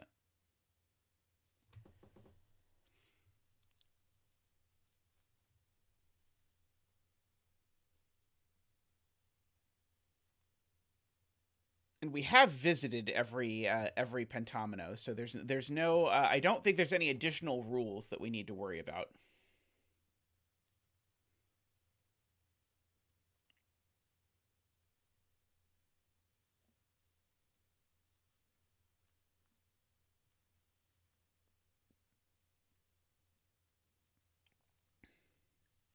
Uh, okay, let's see. Sarvesh is saying you can see the loop in yellow can't go left.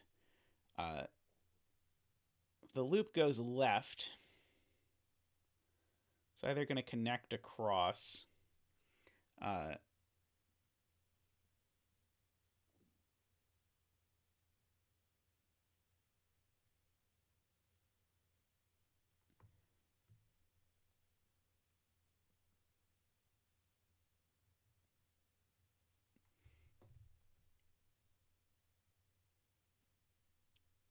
yeah, if this is not loop, then what have we done?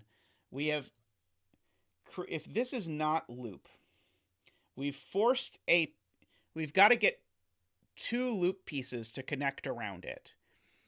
So this is not loop. So we need to connect some piece over here and some piece underneath, because I can't make both connect over, I don't think. And somehow that looks like that's always going to use 4 cells instead of 3 cells, but I still don't love the proof. Let's see. The key cell is the one to the left of the 2, says Ben. Left of which 2? Left of the 3. This cell. Okay. So is it that this can't go straight down?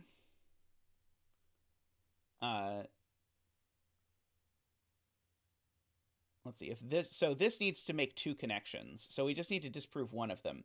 If this goes straight down, then I have made it impossible for this to be a loop.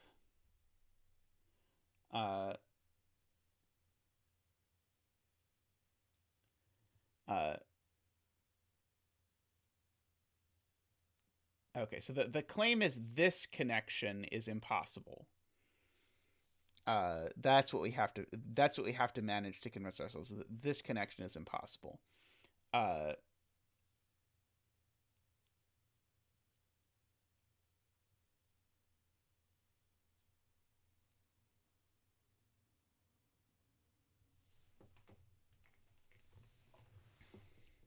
Okay. So if this connection happens, then what happens here? Okay, I think Ilm is explaining this. So then what happens to this piece? This piece now has to go over here. Because what else is it going to do? Well,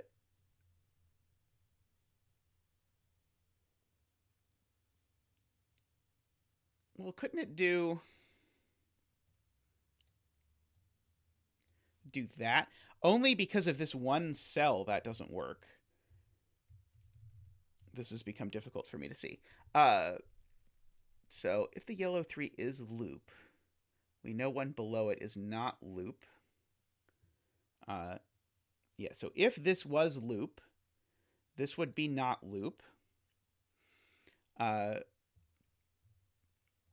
so I believe that far. If this cell is loop, this cell is not loop. Which then forces this corridor.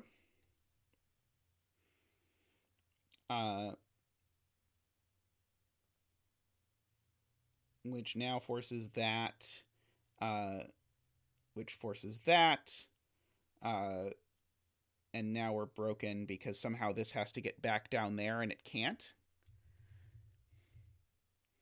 I'm really lacking for an elegant explanation as to why this does not work. Like, I can definitely follow the logic far enough that I see it does not work, but I am missing the pithy, concise argument that this is not going to work. Okay, so Sarvesh says if row 9, column 9 is not loop. Okay, let's count. 4, 8, 9, 4, 8, 9. If this is not loop, so if this cell is not loop, this now is a corridor like that.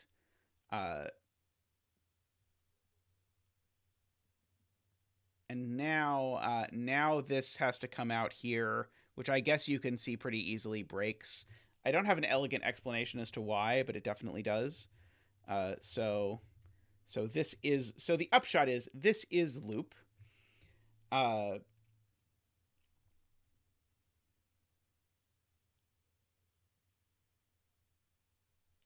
the argument there really was I can't connect this straight up and down. So these need to connect. Now, if this connects into yellow again, we have a huge problem. 3 can't be loop now because then this would be isolated. It would be stranded and it couldn't finish. This cell now is corridor, so it has to go like that. Now this cell can't be loop, so this has to be loop. This needs to get out under there.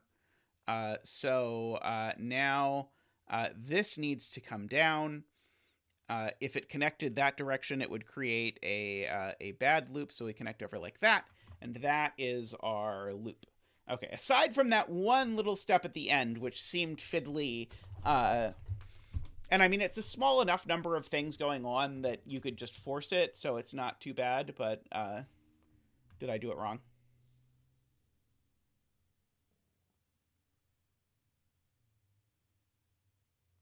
I think that's right. But yeah, aside from the little bit at the end that was a little fiddly, that was a really neat puzzle. There's a lot of neat ideas going on throughout here. I really like this rule set. I'm sort of surprised this rule set has not shown up more often, at least in the circles that I follow. Alrighty, I'm going to take a quick break, get some tea, and then we'll be back with more puzzles. See you shortly.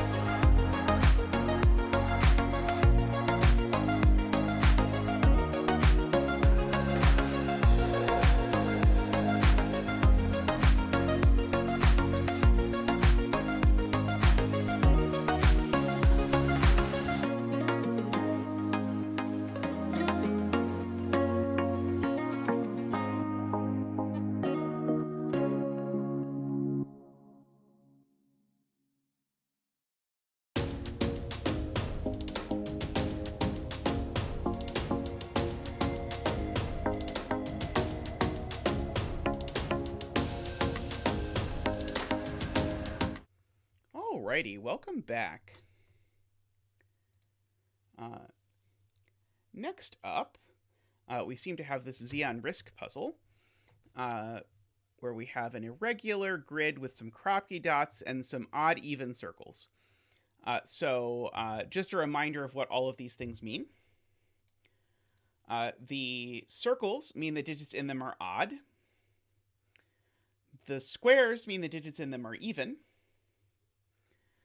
The black dots mean the ratio between the digits is 2 to 1. And then we just have some weird looking regions to sort of finish off the puzzle. So I'm going to assume to start with that we should be coloring. So I'm going to color odd digits orange, because orange and odd start with the same digit. And I'm going to color all of the squares blue, because blue and even start with the same digit. 3 is odd. A digit that's next to 3 is even. A digit that's next to an even digit is odd. And so we get a few little coloring bits off the bat. So this is a 2 or a 4.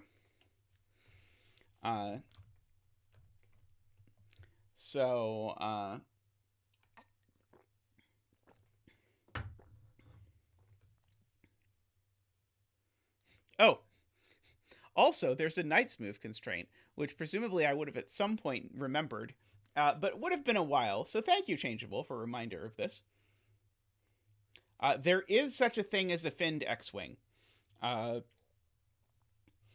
Although I have not come across them very often. But yes, there is a finned X-Wing that you will occasionally see in puzzles that are designed to make them appear. Let's see.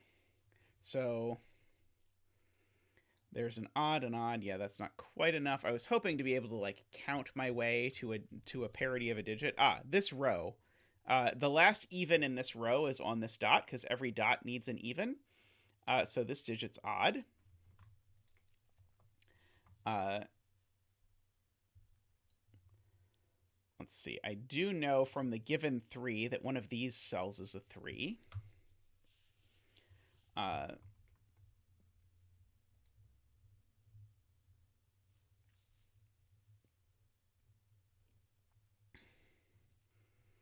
not sure if I really want to mark this, but I know this cell's not a 3. So this is a 1.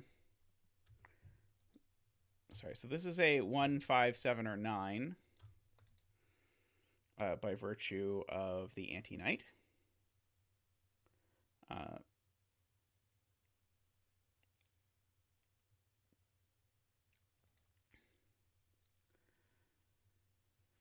Let's see.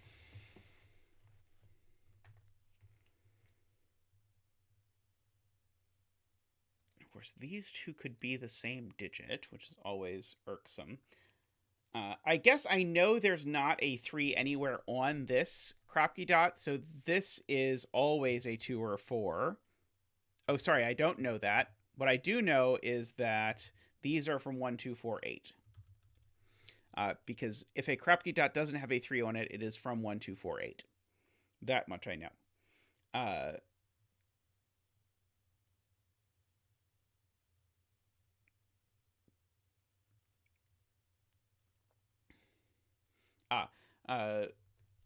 Barbie points out, I know that the 3 in column 1 is in one of those 2 places. So then I know the 3 in row 1 is in one of these 3 places.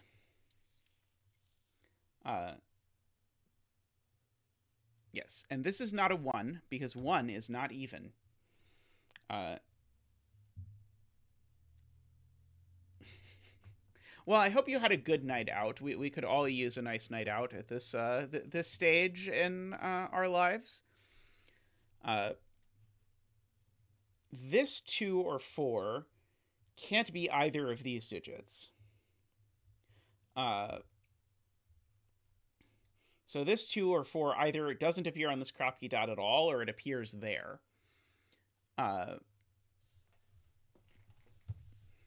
Which is interesting.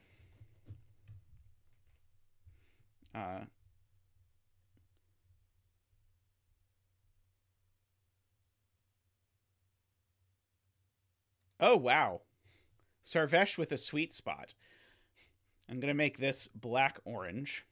Where does black-orange go in candy cane number 1? And by Knight's move, black-orange is ruled out of all of these cells in candy cane number 1. But black-orange is orange, not blue, so black-orange doesn't go in any of those places. Nice spot, Sarvesh. So black-orange goes here. And so now we ask where black-orange goes in row 2. And it can only go, I suppose, I guess it could go one of 2 places.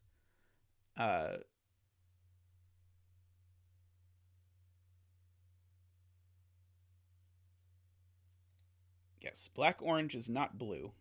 The important and life-affirming lessons that you get on the show. Okay, row 2, column 7, Barbie is asking, where is that in the region to its left? Same. Oh, but it could be black-orange. I don't know if it's black-orange or if it goes there. But we probably could do something similar with, like, where does this go in this candy cane? Yeah, this, we'll make that blue-black. Blue-black goes here.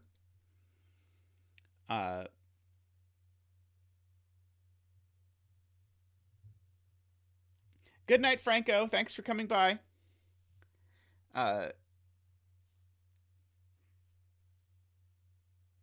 So that means, in particular, this cell is orange.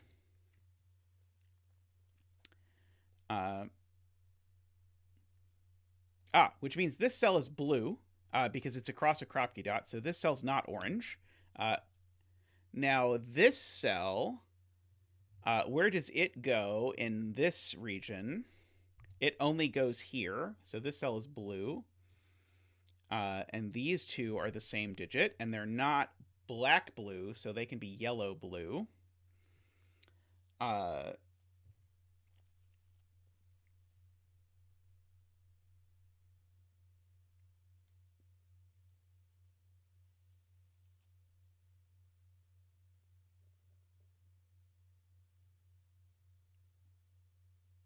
Wait, Alima says it needs to be black-blue? I don't think this digit can be black-blue, because I'm looking in this region. Oh, sorry. No, there's this thing over here, which this time I got fooled by the same thing, which is I forgot that this cell was in this region. Never mind. Never mind. So was this a mistake? Was this already a mistake? I forget.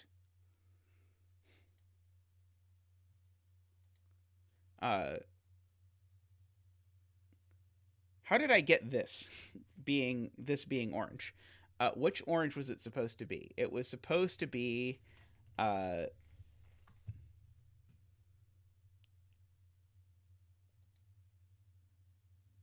don't know if it was right or wrong. I've lost track of where I was. I should probably just start over. I know that this orange is that orange.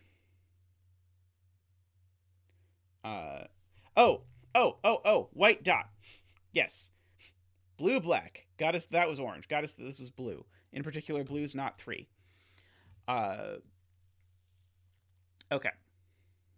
I'm back to keeping track of what's going on. Okay. This orange is the same as this orange, but I don't know if they... I don't know if they are blue-orange. Sorry, I don't know if they're black-orange or not. And then this digit, same deal. It needs to go in this candy cane. It goes there, but I don't know which blue it is. But that means this cell's orange.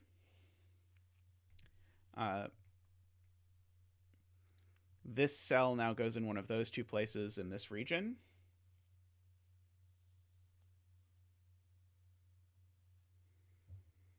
Where is row 7, column 8, in row 9? Nice. Okay. Courtesy of Barbie, this digit is the same as that digit. So this is a 2 or a 4. But if it's a 2 or a 4, and it's across a black dot from an odd digit, it's not a 4. So it's a 2, and that's a 1, which makes that a 2. So blue-black is 2. This is 2. And we can probably uncolor the blue-black for the moment.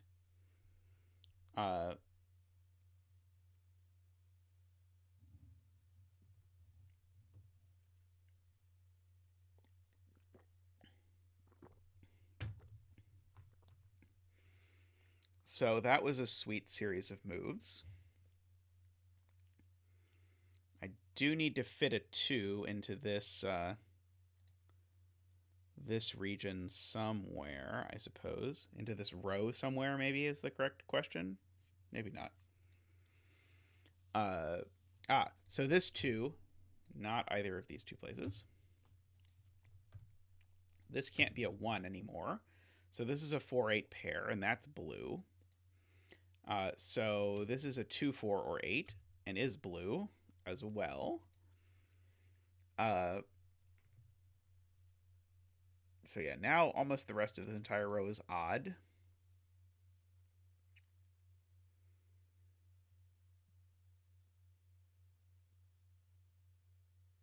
Oh, not 2. Haha, because there's a 2 in the row. Let's see. Now, where does 2 go in this this region? 2 in this region actually only goes on this white dot. So this white dot has a 2 on it, which means that these digits are from 1, 2, 3. That one's not a 3.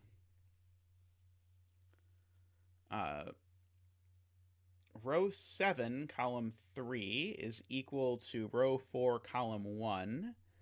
Yes, we know that. Thank you, Sarvesh. This is Barbie's original point. This digit goes here, so that's a 4 or 8. We can yellow that digit so that we can chase it around. This is just by using Knight's Move and asking where this digit appears in the candy cane number 3.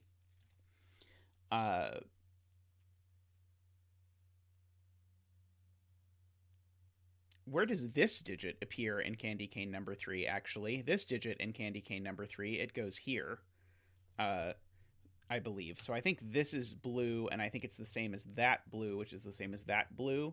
We'll make that green blue. So I think that's 4, 8. 4, 8.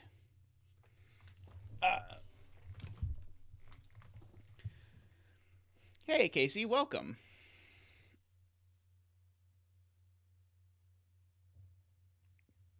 So yeah, so one of these is a 6.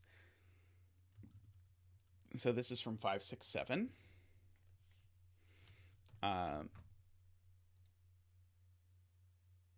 So I should probably be able now to figure out the parity of this cell. So there's an odd here.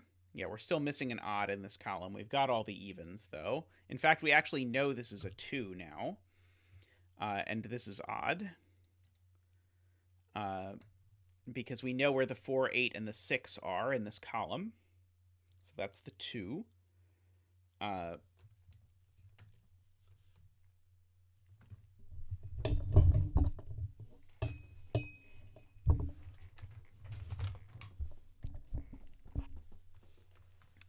Okay.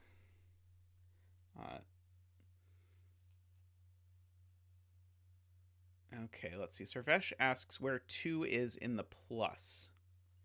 So it's not these by Knight's Move. It's not there by the row or by Knight's Move from that one. It's not in these by them looking at it. So the 2 in the central region's actually in one of these 3 places.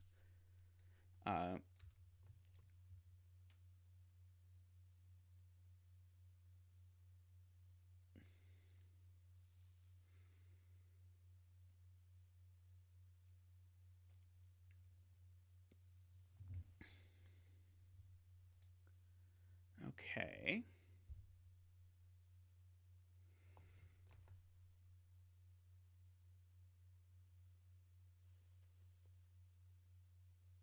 Okay, let's see. Garion claims this is the only place we can put a 2 inside this region. Let's see if that's correct. Yes, we can't put a 2 here because we have a 2 pencil marked over here. We can't put a 2 there. I'm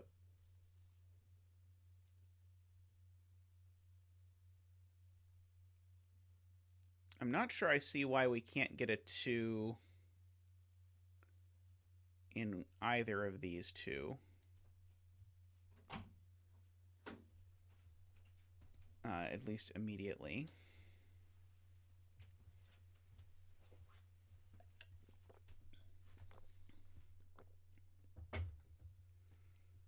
Oh, knights. Okay, so this one, knights move from the pair rules 2 out of this. Knights move from that 2 rules 2 out of that. Okay, smart. Okay. So knights move rules 2 off of both of those. I agree. Knights move rules 2 out of this cell. This cell's in a column with a 2. That cell, these two cells see a 2 normally. This pair rules 2 out of this. Okay, yes, I agree. 2 only goes here, although, boy, that's hard to see. Okay, where are we on 2s? We've got some 2s there.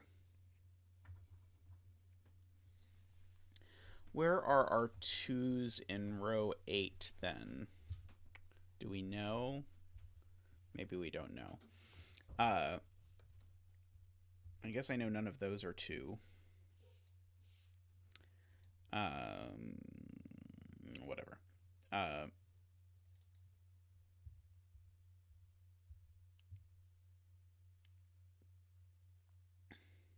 Row 8, column 3 can't be a 2 because it would repeat 2 in the region.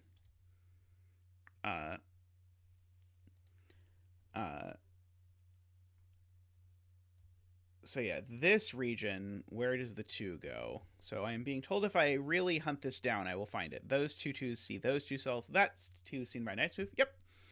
So that's the 2, which rules out that that's not a 2.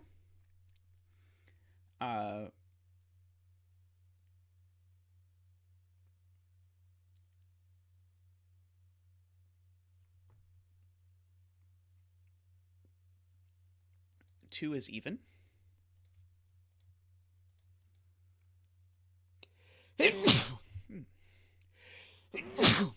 Excuse me. Alrighty.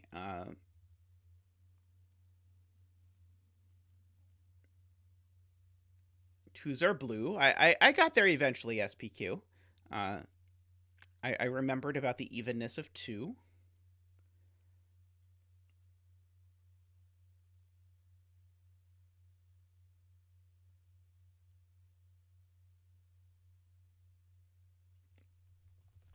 Okay, I think Barbie wants me to look at this digit in this region. Because it's not there, it's not there, it's not there. So this digit is one of those 2 cells. Sorry, it's one of these 2 cells.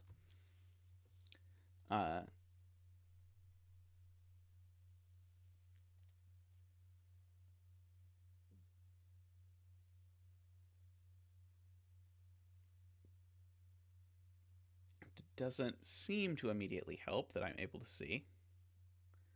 It's not yellow-blue.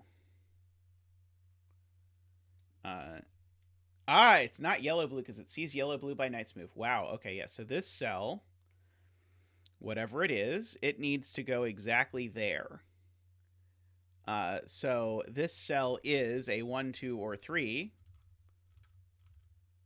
And it's not a 2 because it sees lots of 2s. So these are the same digit per Barbie's point. And it's not black, so it can be orange-yellow. That means this is the 2, and that's the 2. These are blue.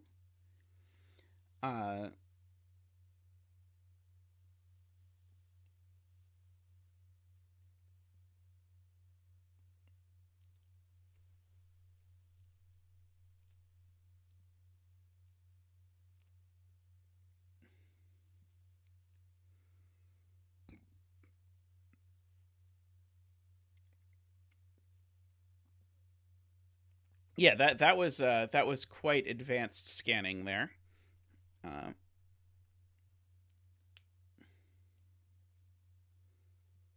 and now, no more twos.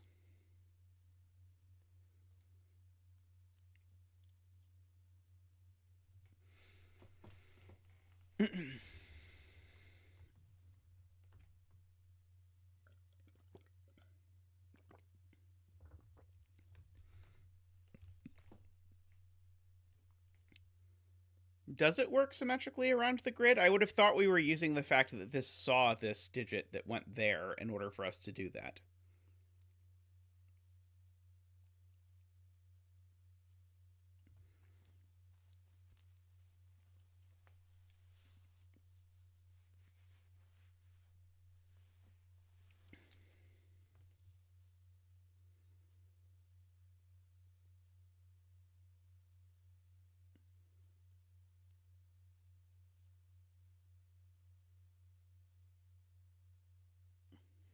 What are orange black?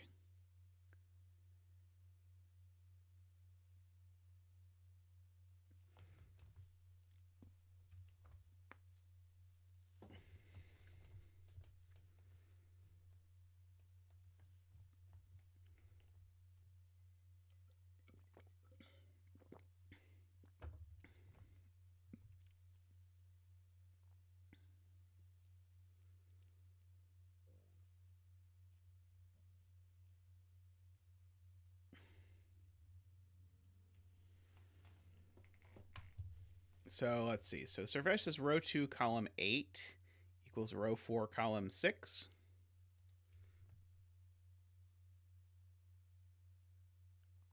Yeah, it is not orange black. Yeah, so I agree. These two are the same, but we don't know anything about them. I don't think.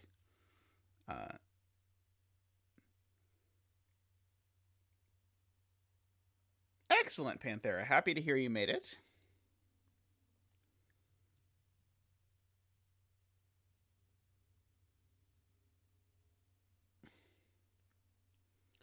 Both row 7, column 9, and row 8, column 9 are odd.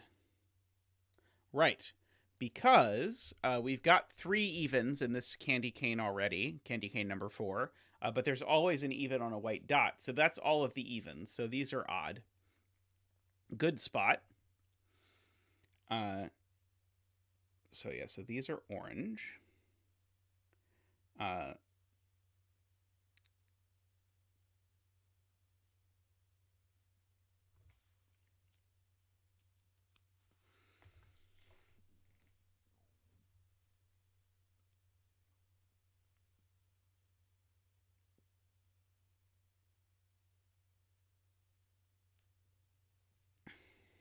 Interestingly, I know at least 3 of these 4 digits are even, because these digits have to show up.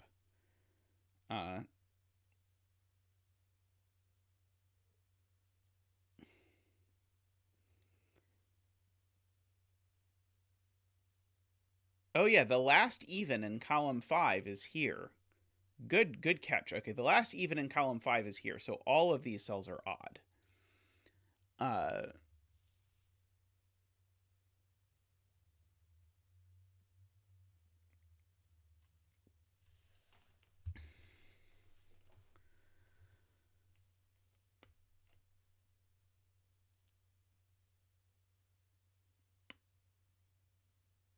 So if this cell is even, it is exactly a 6, because it sees every other even.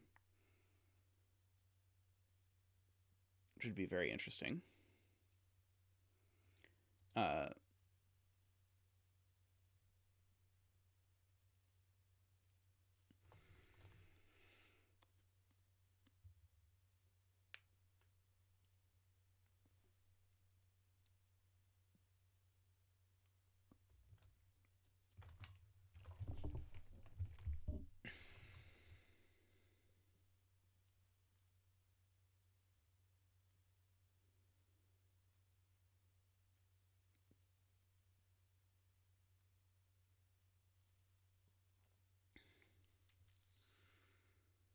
1 only goes 2 spots in row 9. Can never put a 1 on a Kropke dot anymore. 1's not even. See, one of those two is a 1.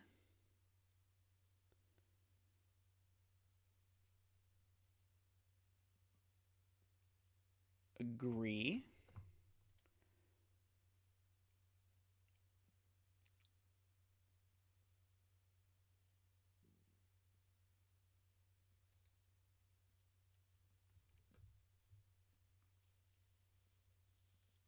Row 8, column 3 is orange. Yep, we've got all the evens in this region. How did I not color that? I did it for the column. I just didn't do it for the region. Thank you, Chip.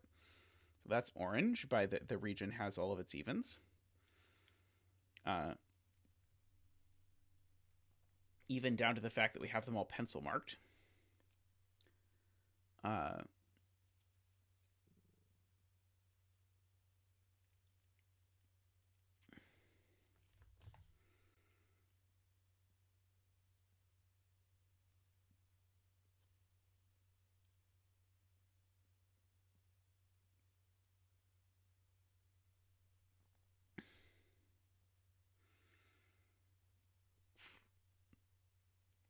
Let's see. We can look for 1s in this candy cane. We could put 1 there. Can't put 1 on a Kropke dot, so one of these 2 cells is a 1. Agree. I would love for that to, like, eliminate 1 from a common cell that both of these see or something. Like, I now know this cell isn't 1. I don't know if I want to pencil mark it. I will pencil mark it because it will feel productive, sort of.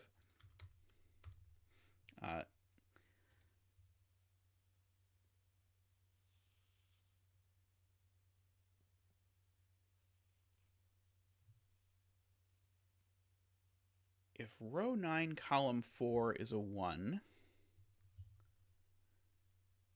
then the region above it has no spot for a 1 but there.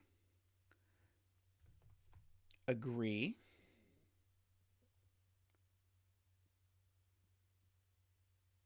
Oh, I want 1. Oh, no, I just am bad at scanning. That's the cell that's seen by both, but whatever, that does not help.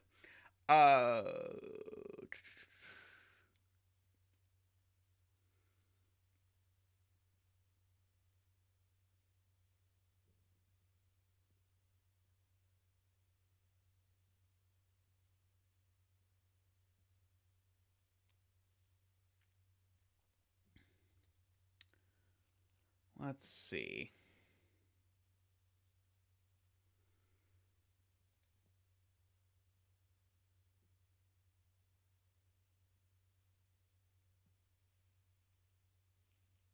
Oh, was I right by Knight's Move? I've lost track of which ones we were talking about. We were talking about places that 1 could... Yeah, we said one of these 2 was a 1. So yeah, this couldn't be 1. I was right.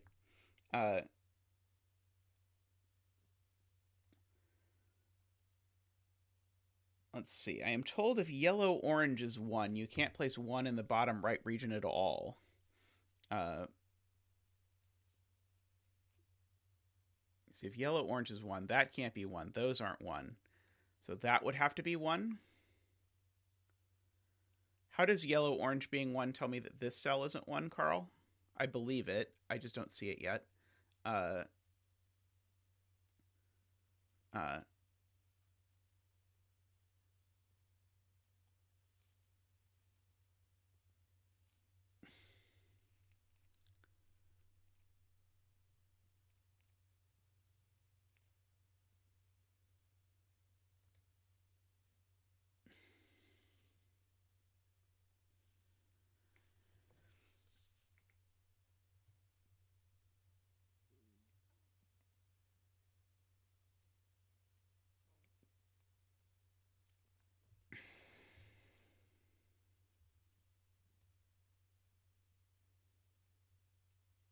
Okay, I'm being asked where 1 goes in row 8.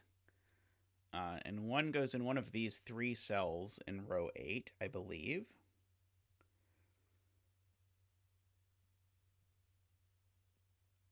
I don't think I know which one.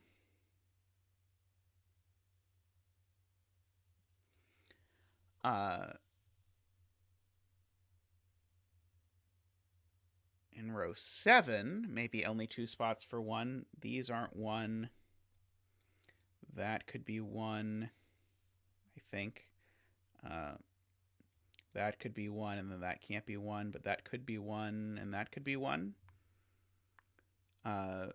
But if we go back to what we said about this region, one of these two is a 1. And so those two see both of those. So in fact, one of these two is a 1 at the end of the day.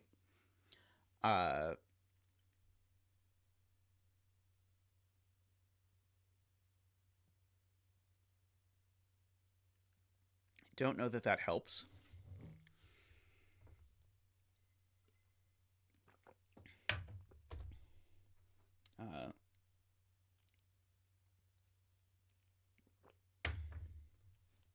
I do like this observation about how one of these two cells is 1, so that sort of that rules some possibilities for 1s out of the world. But maybe not quite enough. Night, Ambrose.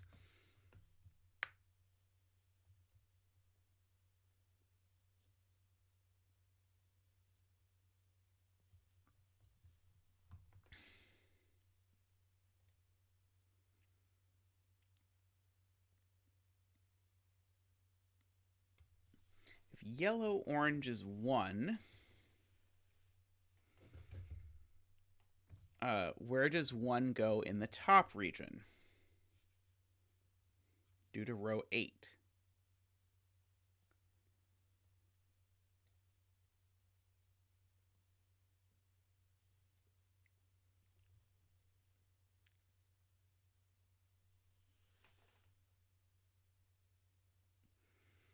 Let's see.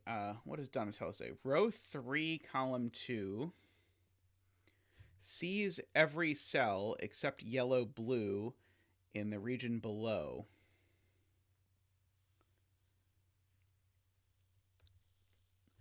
Yeah, okay, so this is not those. And it's not that or that, and it's not 2. Right, okay, this cell has to be yellow-blue. It sees every other cell.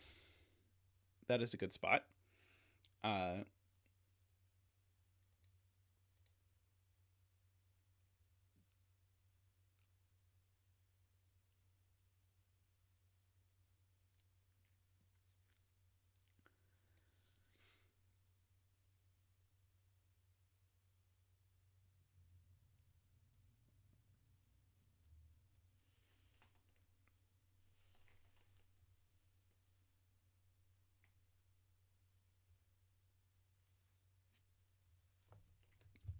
Okay, so Barbie says if yellow-orange is 1, then where does it go in row 8? It doesn't go in any of those places, doesn't go there, and doesn't go there or there, so it would go here. And so then the question would be, okay, now that it's gone there, where does it go in the top candy cane?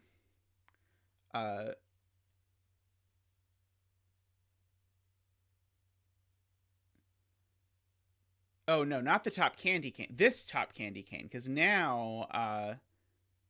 so now yellow goes there. And it can't go there. That's a good point. Okay. So, I can do this. Okay. So if yellow-orange is 1, yellow-orange in row 8 can only go here. But we've now ruled 1 out of all of these cells. What's really going on here is that yellow-orange is only able to appear in these 2 places in this candy cane. Those are the only 2 places that it's allowed to even consider going. And if yellow-orange is 1, we simultaneously rule out both of them. So yellow-orange isn't 1. Yellow-orange is 3, which places a 3 there, makes yellow-blue 4, makes green-blue 8.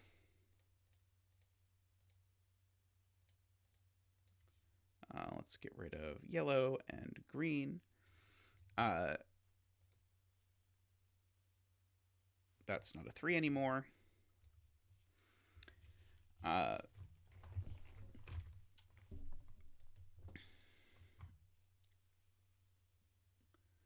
okay, Martin says the white Kropke in row 9 has to be in row 8, column 3.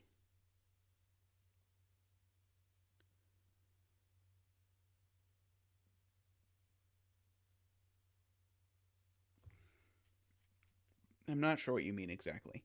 Row 2, column 7 is orange-black. Let's see. Okay, so the... Uh, uh,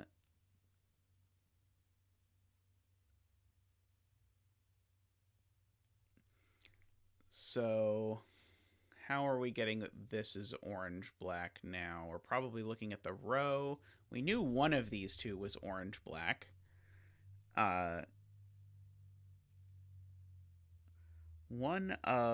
Row 1, column 7, 8 is a 3-4 pair.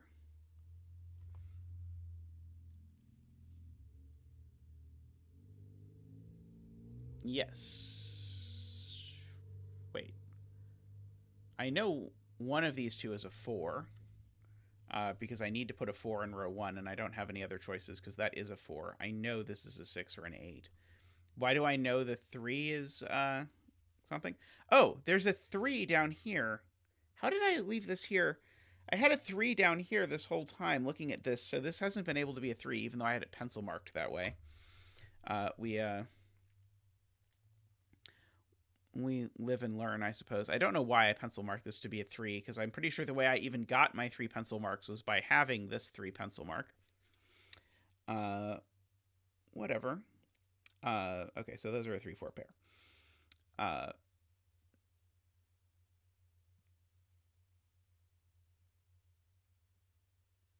So this is not a 1, 2, 3, or 4. At least a 5.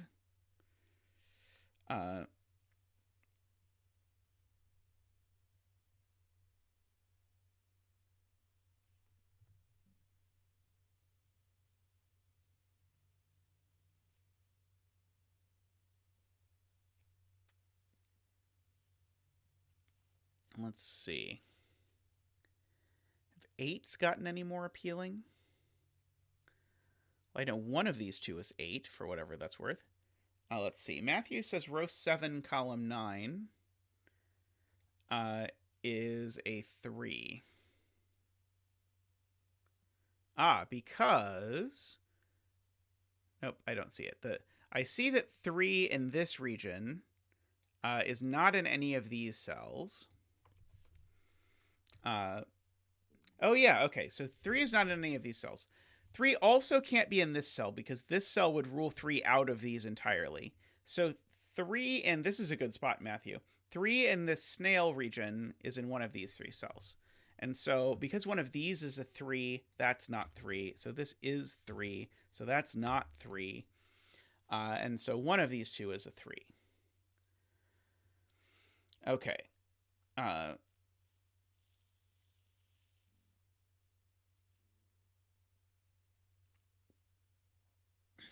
Yeah, where is 4? This region already has a 4. Adam, I'm afraid. I like the spot, though. 4 in column 9.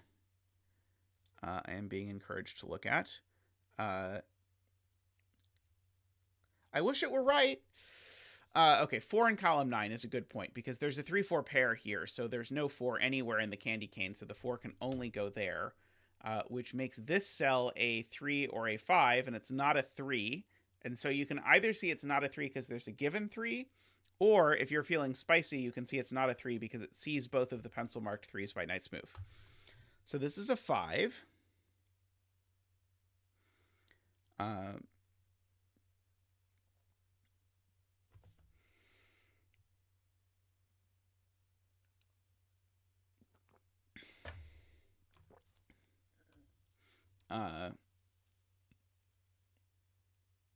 This is not a 3 or a 5 at the very least. Let's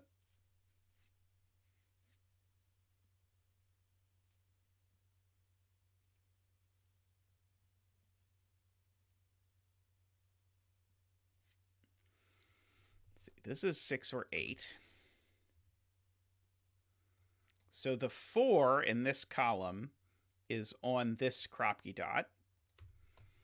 So these digits are from 3, 4, 5. And in fact, I know where it is. The 4 is here.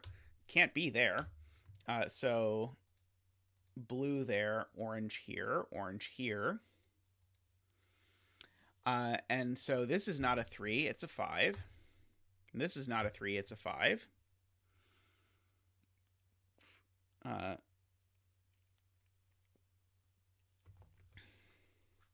Okay, and so now it is the case. We are finally there. It is the case that these 4 blues need to go in the plus in these cells. And so this cell is a 6. This is a 4-8 pair in some order. These are now orange. Just to advance the coloring a bit.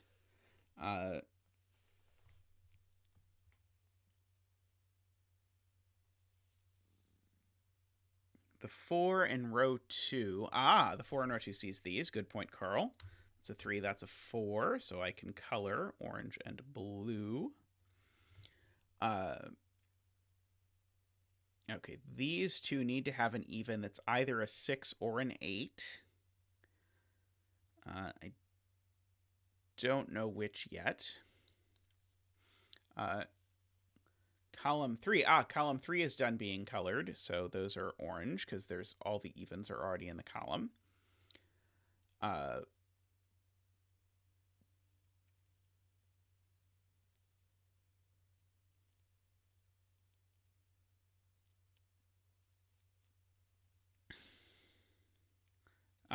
Three is not in any of these 3 places in the cross, Donatello points out, which means that 3 in the cross is here.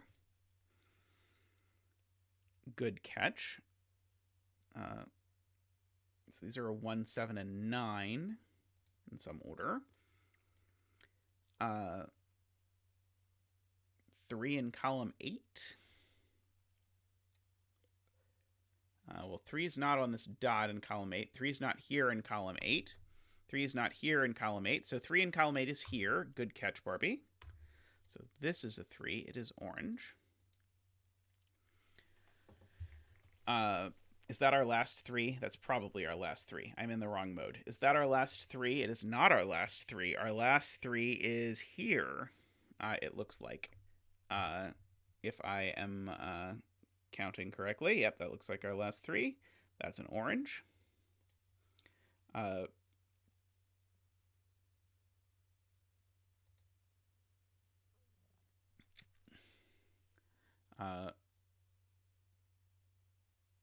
Row 4 parity stuff.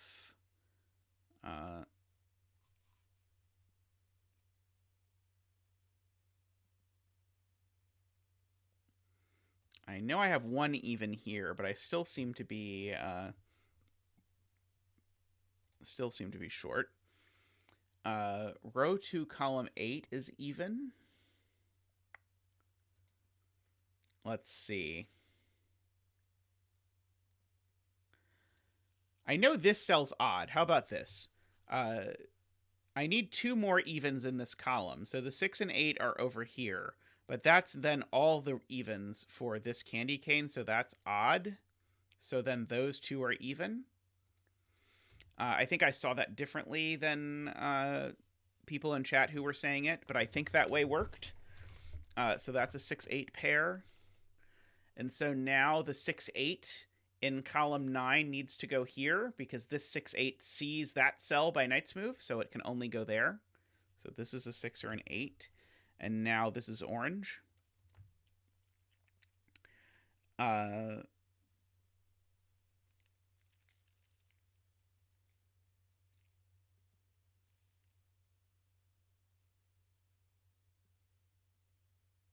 Now, this cell now sees both 6 and 8 and 2 and 4, because it sees this 6-8 pair, and it sees 2 and 4 just in the row. So this cell now is odd, so these 2 are even. Neither of them is 2 or 4, so they are a 6. They are 6 and 8.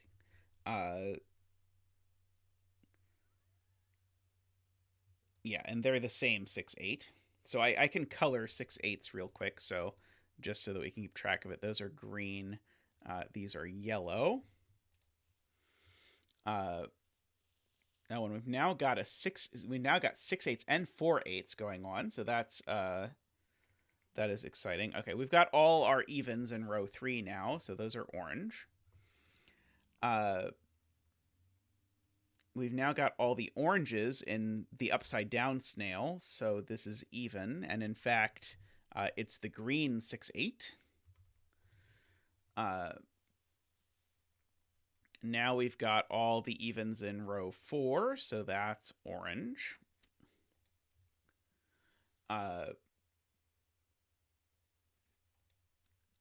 Let's see.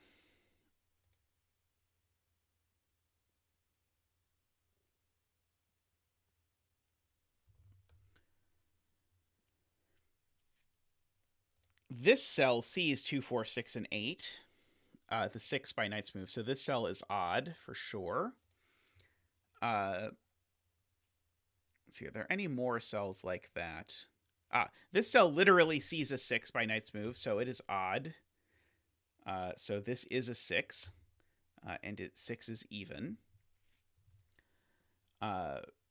This row has all of its evens, so that's orange.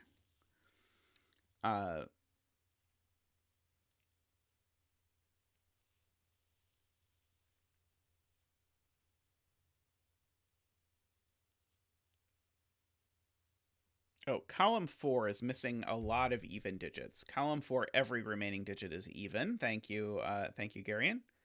I tried to blue them. I did not succeed. Let's try to blue them again. We blew them successfully the second time. Okay, this is not a 2 or a 4, so it is a 6 or an 8. This is not a 2 or an 8, so this is a 4 or a 6.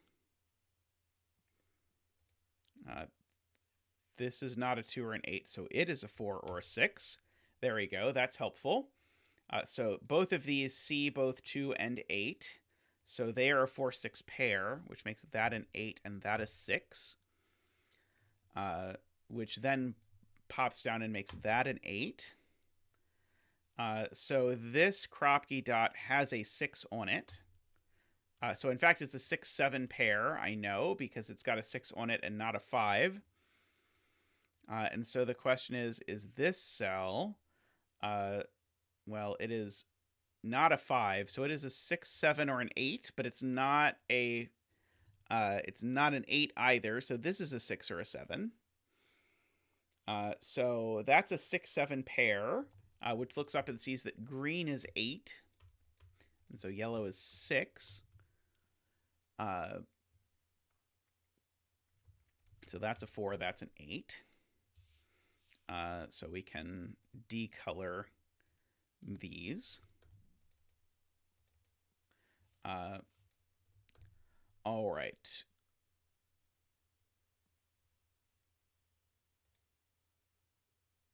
So we've got a 4, 6 pair in here. As SBQ points out, that 4, 6 pair sees that that's a 7. It's a 6, that's a 7. So it goes orange, orange, and a blue.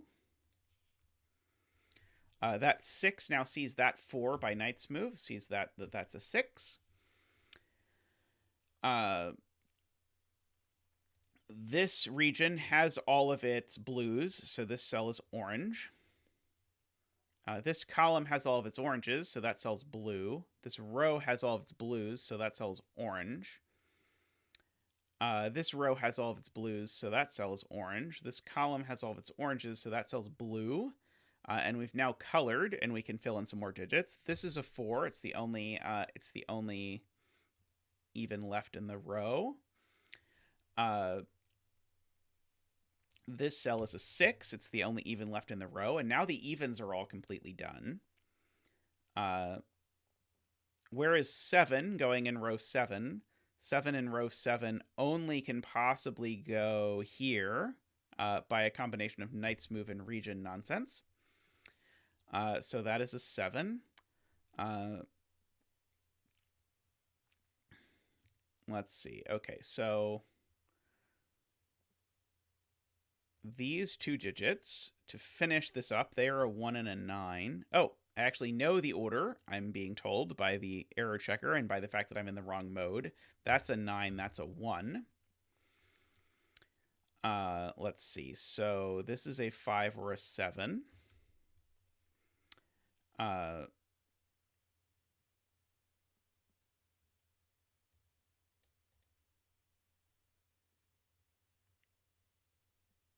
Okay, we got that 7. Yeah, one of these two has to be a 9. I don't think I know which one yet. Let's see. These are a 1-9 pair.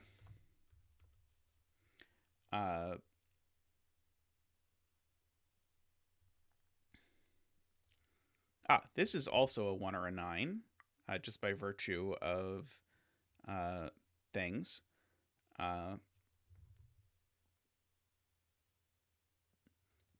Let's see. All or most 1s have been placed, has been called. Let's see. There's definitely a 1 in one of these two cells.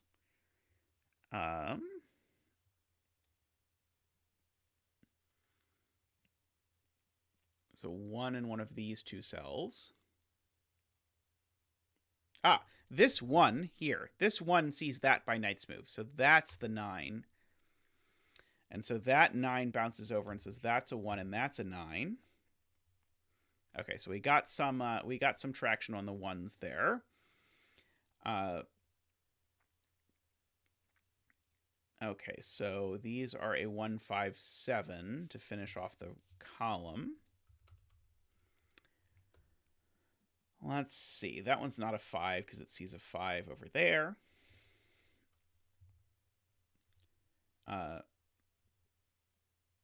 What about 1s in row 8? Yes, row 8 gets to have a 1 there.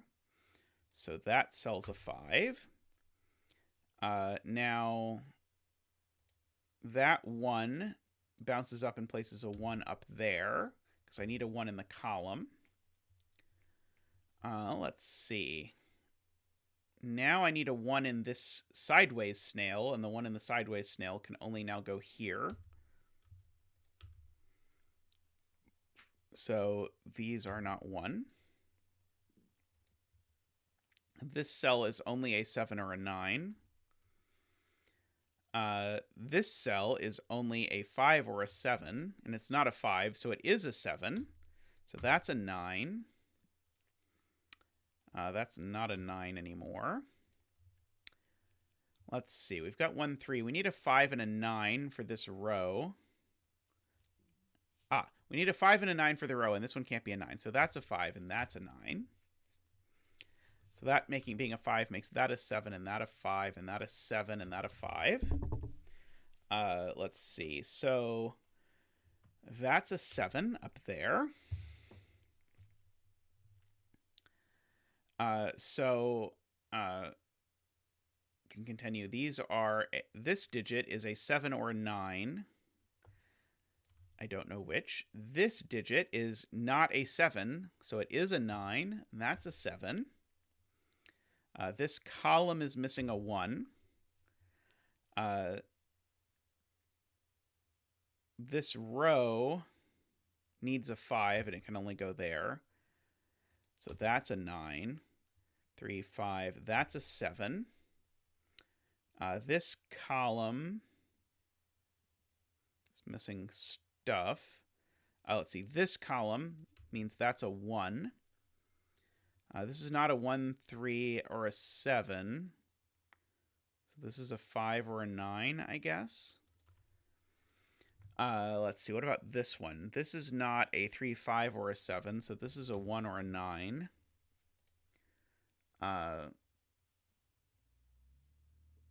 Let's see. I guess, so this is a 1 or a 9, and it's not a 1. So that's a 9.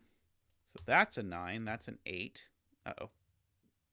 What did I do? How did I write an 8 into a cell? I should not have written an 8 into a orange cell. Spoiler. That was not correct. Okay, try again. That's a 5 or a 9. That's a 1 or a 9. That's a 1 or a 9, but it's not a 1. So it is a 9. So that's a 9. So that's a 5, and that's a 1. There we go. Okay, that was a much better... yeah, that was a fun puzzle. I liked that ultimately your only clues about the digits at all really were from these white cropkey dots, which you just sort of had to slowly unwind. It was like, first I got something next to a 2 and it wasn't a 3, so it was a 1. And then I had to wait a while to get something next to a 5 that wasn't, or something next to a 4 that wasn't a 3, so it was a 5, and so on. And I liked the slow unravel until actually the final digit we got was this digit that we used at first to start our coloring, and that digit was the 9. Yeah, lots of good parody goodness. Neat puzzle overall. All right, I'm going to take a quick break, pull up something that looks reasonably quick, and then we'll be right back for what will probably be the last puzzle.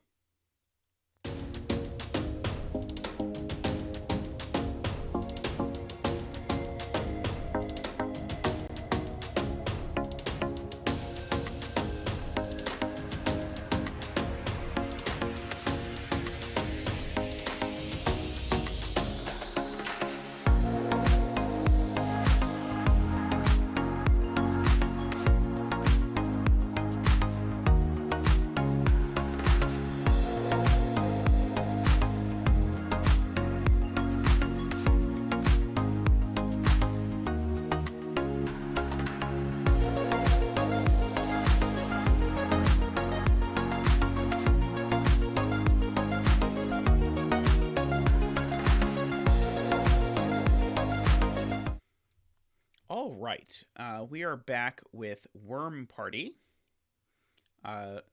courtesy of Lisztes. So this is going to be a Renban Whisper Sandwich Sudoku puzzle. All right, so let me go over the rules real quick. So we have normal Sudoku rules. Okay, the sandwich rules are as follows. Whenever you see a clue outside the grid, which in this case are only 0s and 5s, I'm not going to readjust the screen because you can slightly have the 5 cut off, but they're only 0s and 5s, so I think it will be okay. They give you the sum of the digits between the 1 and the 9. So, for example, we could have a 1, 4, 5, 9. This would be a sandwich summing to not that. Sorry. Could do that. And then the digits between the 1 and the 9 in the column, they sum to 5. That's what that's supposed to mean. Along a German whisper line, things need to things need to differ by at least 5. So if this is a 6, this would have to be at least 5 away. It would have to be a 1. Now this could be, for example, an 8. And now this could be a 2, and so on and so forth along the line. The key thing that I'm sure will come up in this puzzle about German whispers is that they alternate back and forth between digits that are of the 1, 2, 3, 4 flavor, the low flavor as we will call it, and digits of the 6, 7, 8, 9 flavor, the high flavor as we will call it. And then purple lines are Renbans, and Renbans just contain a string of consecutive digits in any order. So for example, this could be 3, 5, 4. Note the order is irrelevant. They could be exactly in order. They could not be exactly in order. Any of those are possible. Okay, so we've got fun going on. Okay, so chat's favorite trick in the entire world is that if you have a length 5 or more Renban, it always has a 5 on it. And in fact, this one also needs to have a 4 and a 6 on it, because this is a length 6 Renban. And so even if you start at 1, you make it all the way to 4, 5, 6. And even if you start at 9, you make it all the way to 4, 5, and 6. So this Renban has a 4, 5, and 6 on it somewhere.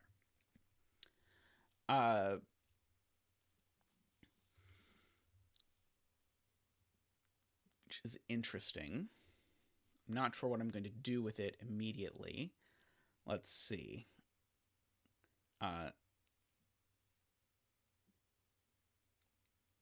So yeah, maybe this row is a good place to look at the sandwich clue. And so in this row, I either want to go 159, and I think there's no possible place I could put a 159 in this row, because I can never put a 5 on one of the whispers. If I put a 5 between two of these, I'd be mixing parities with a 1 and a 9, so that would not work. If I tried to put maybe I could put a 5 here with a 1 and a 9 on either side. Maybe that would work. And I was also thinking about, okay, I could do a 2-3 if I put it like that, and then have a 1 and a 9 on either side, something like that. That might work. Now, these sandwiches with 0 in them, those are telling us that the 1 and the 9 in that column are next to each other. What does that do that is interesting in the context of this puzzle? Yeah, I mentioned that the top clues are slightly cut off, but I feel like it's probably going to make things... I'll try to do that. I was afraid... Yeah, that's going to make things slightly worse if I try and futz with it too much, but we'll... I think that's probably okay. I think you can probably survive that that combination.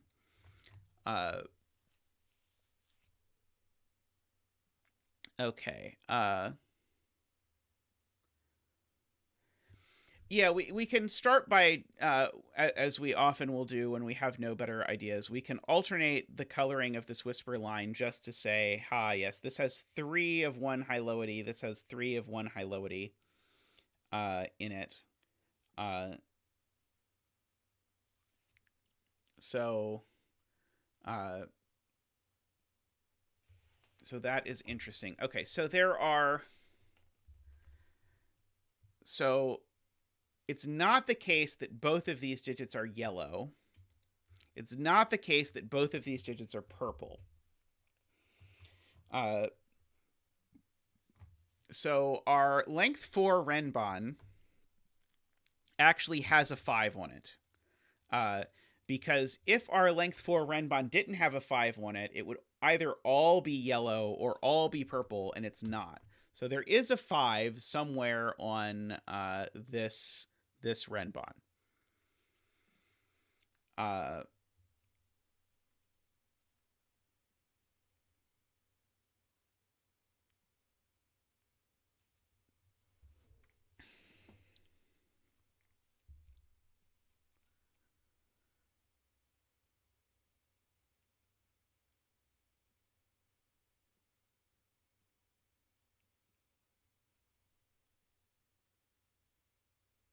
Okay. Intriguing.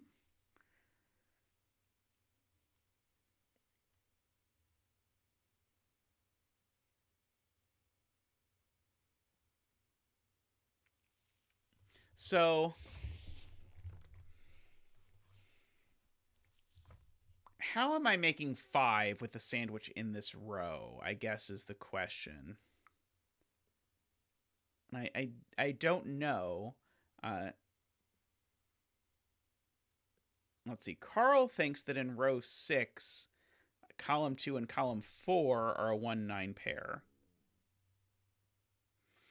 Could I not do a 2-3 pair here? Oh, I cannot do a 2-3 pair here. Right. Okay. Interesting. Okay. So in this row, okay, this is the way to think about it. In this row, the 5 cannot be a 2-3. Because if the 5 was a 2-3, oh, wait, no, the 5 could be a 2-3 if it's here. Can't it? No, because then that would put a 9 there. And I can't put a 9 here. Okay. So we need to prove to ourselves that it is not possible that our sandwich in this row is made up of a 1, a 2 and a 3, and a 9. Now, 2 and a 3 are both low, so if I want to put a 2 and a 3 next to each other, they'd have to both be yellow if I wanted to put it over here. Now, I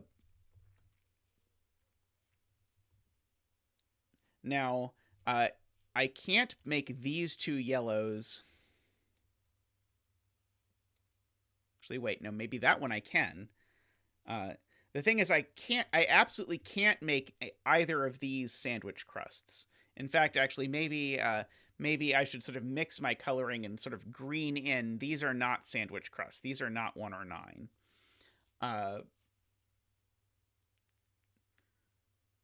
Just so that I can keep track of that, because that's sort of one of the key pieces here. And now I could never have a length 1 sandwich over here, because I'd need to have a 1 and 9 together. But I think I could do a 1, 2, 3, 9, and I think that would be okay, as far as I'm able to tell, for the row.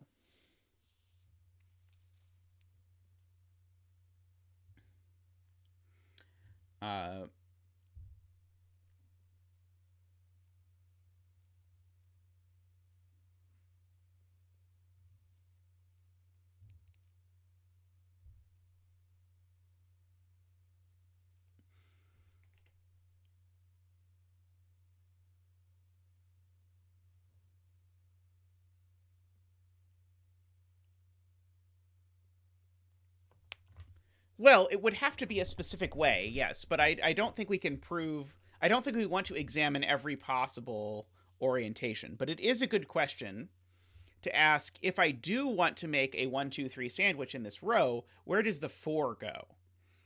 And so the 4, if the 4 went here, we could put a 9 here, a 1 here, and then our 2, 3.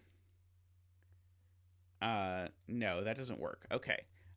Maybe we can actually make magic happen with this 4. Because these are not 4. Because if either of these was a 4, it would put 2 9s down here.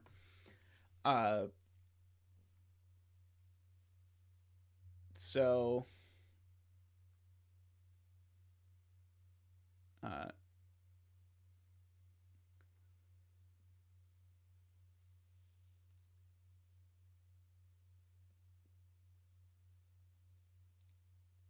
Bye, Franco. It does seem as though most of the ways we try to make the 2, 3 sandwich, if you think about it enough, break the whispers. And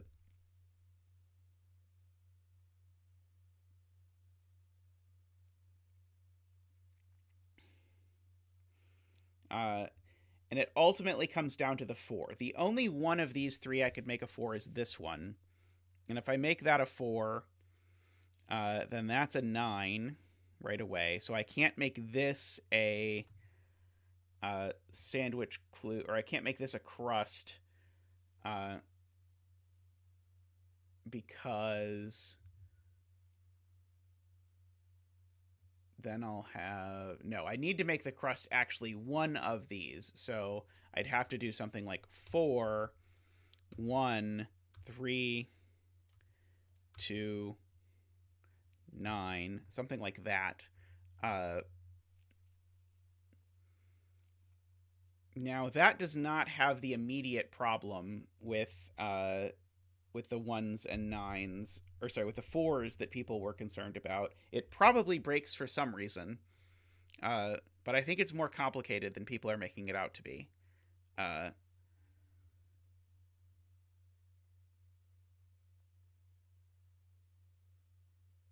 Yeah, and it breaks, but does that break?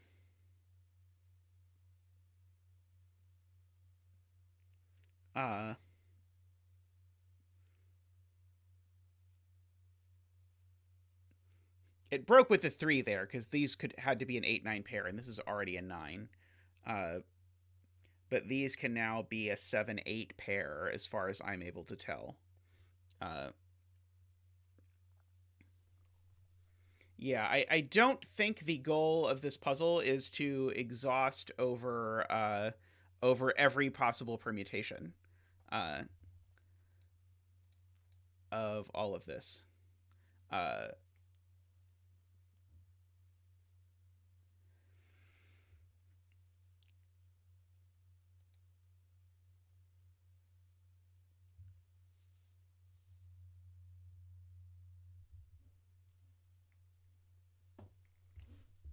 Yeah, I think Matthew might be onto. I think the right way to look at it might be to look at one of them has to have a 2 3 in it somewhere. Uh, I don't know where exactly. Uh, but I am still somewhat mystified. Uh,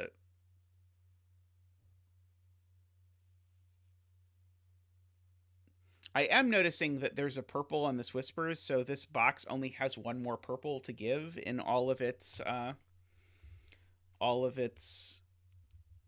glory. Uh,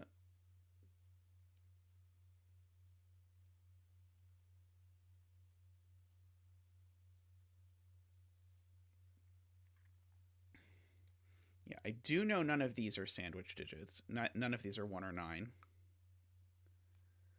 Uh,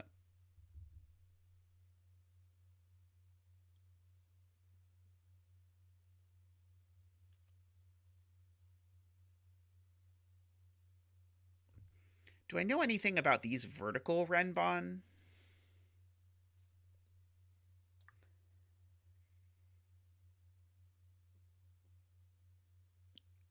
So this vertical Renban is never all yellow. Because if it was all yellow... Oh, maybe it could be. Never mind.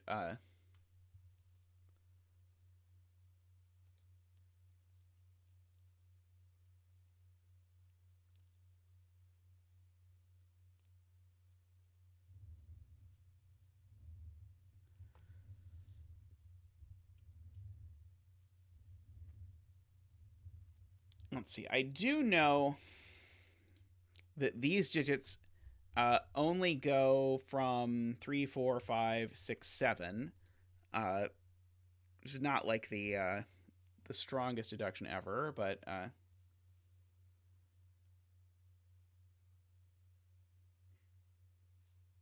uh,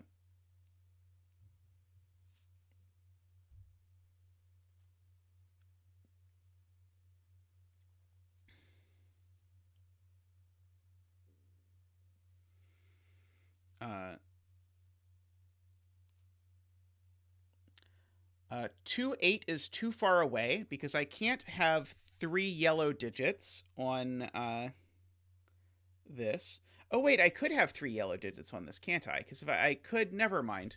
I was convinced that this.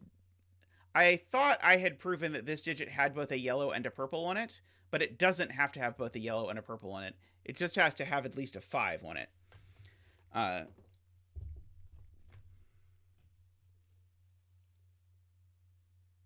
yeah, so there could be 3 yellows if one of these two is yellow, and then the rest of these are yellow. Uh, but yeah, that is not how that works. Uh,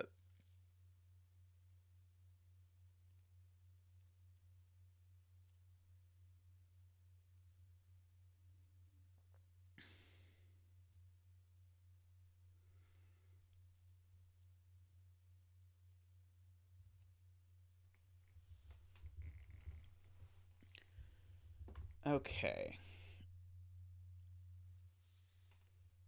Let's see. Tallcat says, I guess it's impossible to have a 159 clue in box 4 rows, like entirely in here. Yeah, I'd love to green any more cells. That would be great. I would be happy with that. Uh, like, is it possible that this Renban? Is it possible that this Renban is a 1, 2, 3, 4, 5, 6? Would that break something if this Renban were 1, 2, 3, 4, 5, 6?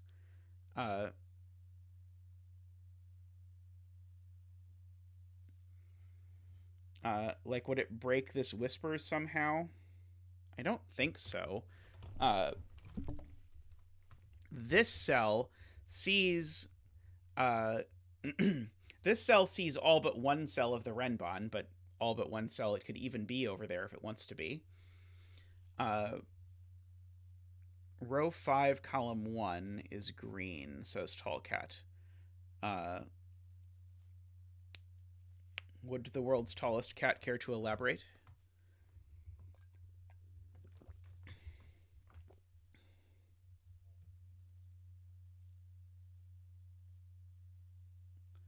Uh,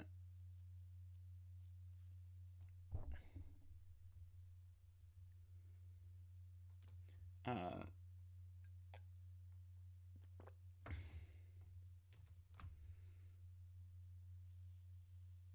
Trixie.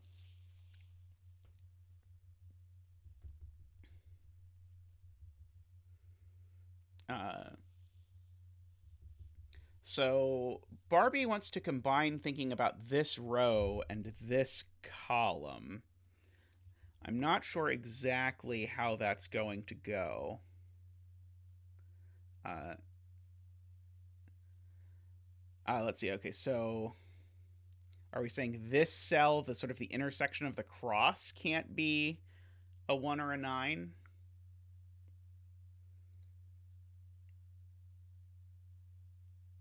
Yeah, maybe that's a good question. Can this be a 1 or a 9? I think that is a good question. If this is a 1 or a 9, what's going to happen? If this is a 1 or a 9, then I'm going to need these to be... Well, I'm going to need to maybe put a 5 here and a 1 or a 9 up above. That all seems okay. But then don't we... Isn't this one of the instances where this row really does break if this is a 1 or a 9?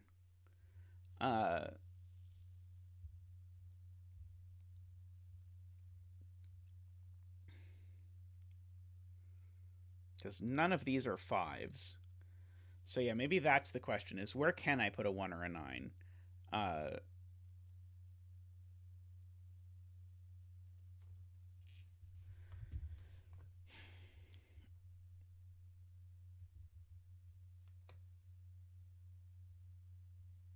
I don't think we quite were able to say anything super productive before, though, about where 1 and 9 could actually go, is the unfortunate thing.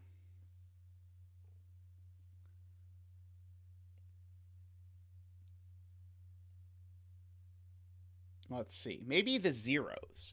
Can we have a... can we really have... So if this cell is 1 or 9, this cell's also 1 or 9. Is that really possible? So...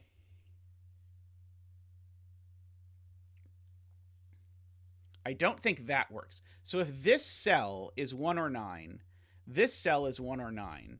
Okay. This 1 or 9 only possibly works if we go 1, 2, 3, 9, or something 2, 3, 9. But now this one has to go backwards. Oh no, I guess this one also has to go forwards. This would have to go there, and that would have to be a 5. Maybe that works. Maybe that actually does work. Let's see. Martin says this can't be a crust. I would be happy to know why. Why this cannot be a crust. Let's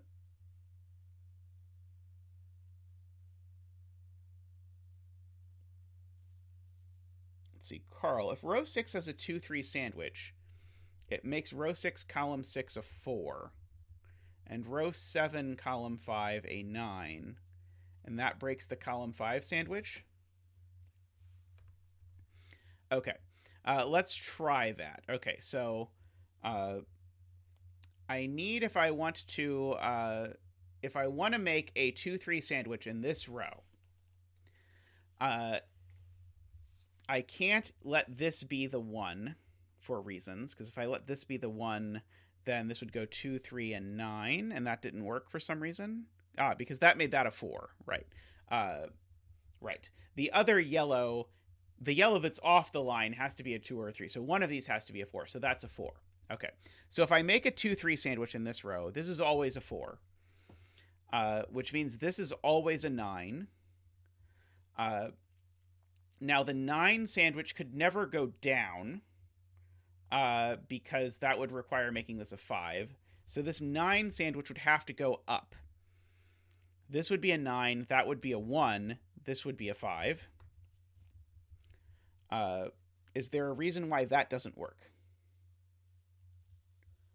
9, 5, 1.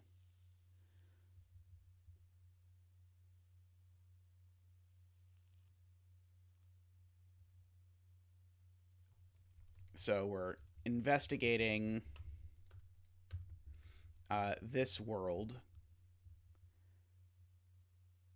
Because I needed to put a 9 here, so I needed to put a 1 here, and I've put 2 1s there. Wow, that's very difficult to see, but that does work. Okay, so I now believe that we can't actually make a 2-cell sandwich in this row. Because, yeah, we actually really do need, if this needs to be the 4, then that is a 9. We can't go 5-1 down, so we'd have to go 5-1 up. And now we really need this to be the 1-9 pair. That would have to be the 9, and now I've got a 9 and a 4 on a whisper line. Okay. So, okay. I very much now believe that we cannot make a 1-9 in this row with a 2-3 in the middle. Okay. So now that lets us green a lot more stuff. Because now this can't be a crust. That can't be a crust. That can't be a crust. Because I can't make a 2-3, and so I can't put a 5 on a whisper line. So I'm putting a 1-5-9. Oh, what if yellow's high? Oh, Alima's completely right. We still have not actually, I think, really come close to proving this claim. Because yellow still could be high. And what if yellow is high? Oh, no, yellow can't be high, because if yellow is high, then I need to put a 2-3 somewhere across yellow. Or maybe I put the 9 here and the 2-3 here and the 1 here, but I can't put a 1 there.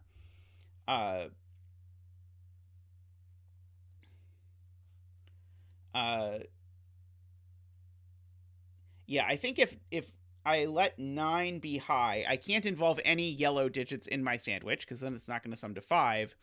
And if I put 9 here and I go this direction, I can't put a 1 on this Renban, we've proven. So that couldn't be a 1. And so that breaks all the possibilities where yellow is high. It only worked if yellow was low.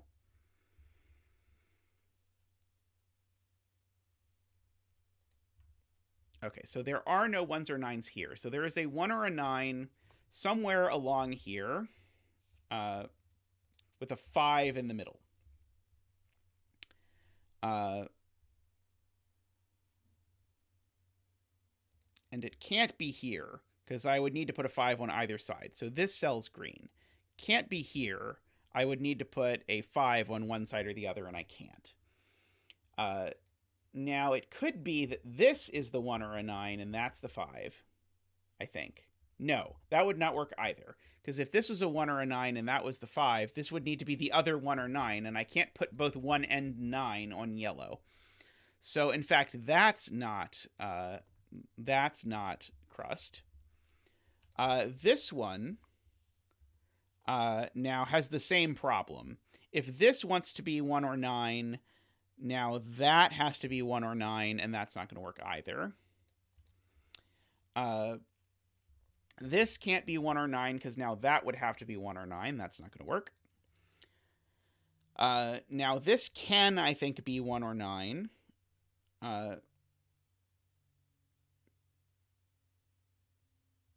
With that being 5. And that being 1 or 9.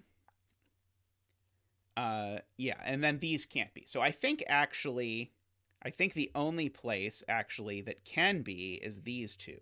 I think these have to be the 1-9 pair. Okay.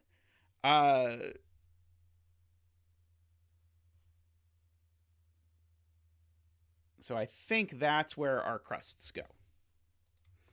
So we'll make them black, I guess, to stand out against all the other coloring that we're doing. So I think that is justified, and so that is a 5. And so none of these other digits are 5s. Woohoo! Da da da da da da da da da da da da da da da da da da da da. Woo! Okay, so we've got that 5, which inconveniently means we don't learn anything, I think. Let's see. Row 5, column 3 is not crust because of the 0. Ah, right. Okay. This can't be crust because I see. Okay, this can't be crust because it would make that crust, and that would be 3 crusts in the box. Okay, I agree with that.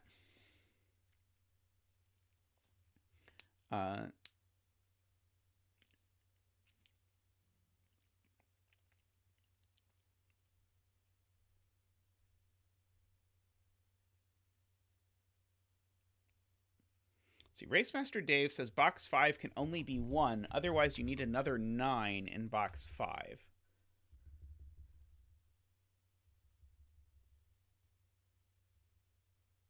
I don't think I understand the point.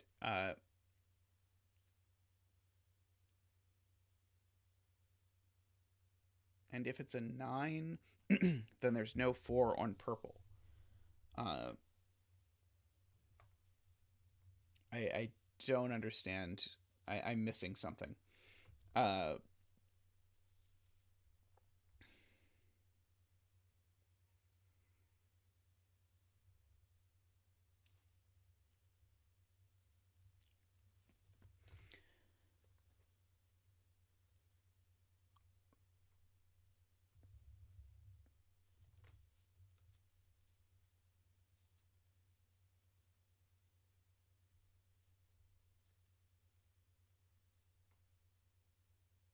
There's no 4 in purple or yellow via the 1, 9. I mean, we literally put 1 here. Yeah, these are not 4. I agree. Okay, so where is the 4? The 4 is in any of these spots, right? But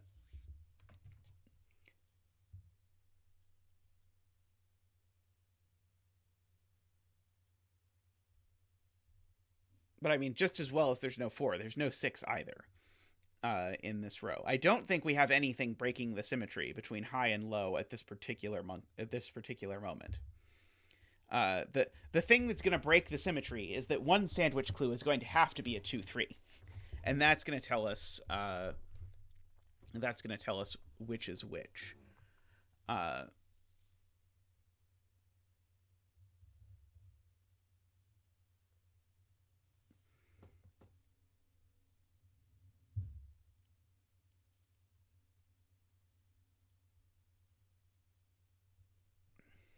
Okay.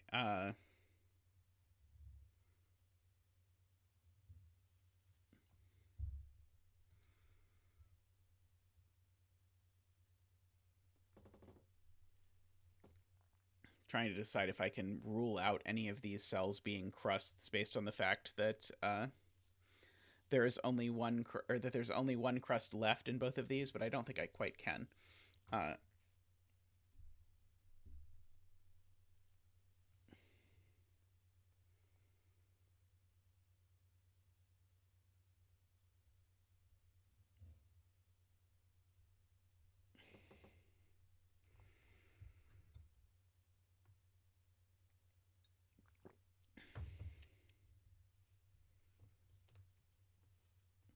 Okay, so row 9, column 5 can't be crust. I agree. This is not crust because if it was, where would my other crust be? It can't be here because then I'd need to put a 5 on a whisper line, and I can't. And this is already marked as not being able to be crust, and I can't possibly go further than that. So this is not crust.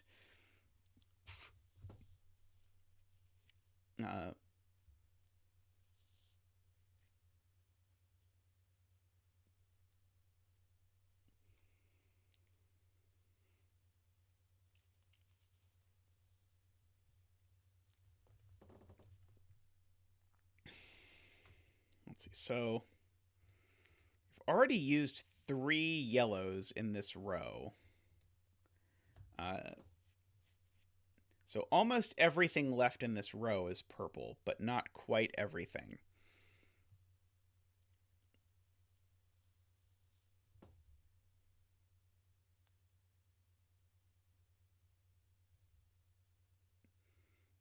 I suppose I do know. These are the yellow 2-8 and the yellow 3-7 in some order, because they're not the yellow 4-6. So actually, the yellow 2-8 and the yellow 3-7 are gone in this row. I know that. Because neither of these is the yellow 4-6.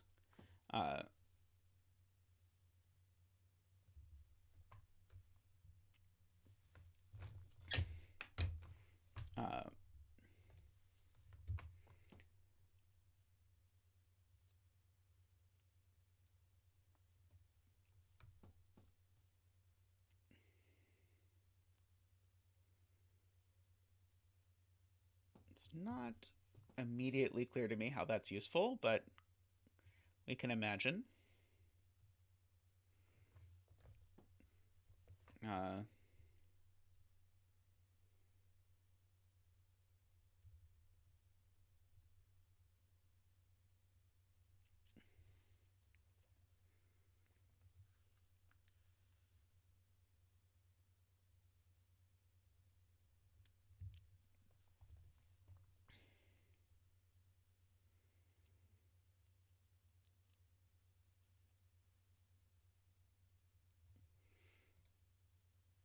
Let's see. How horrible will it be if I switch to X's for is not crust?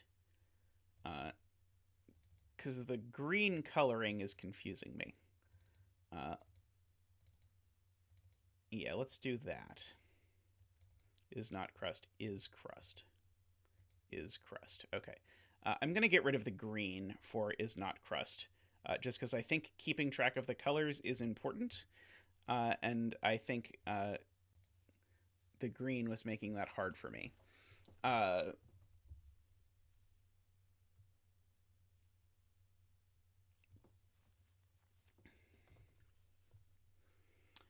agree with Adam's claim that I can't make two 159s up here because of the fact that I have to be very careful of what I do with 5 and 1 and 9 in terms of the Renban.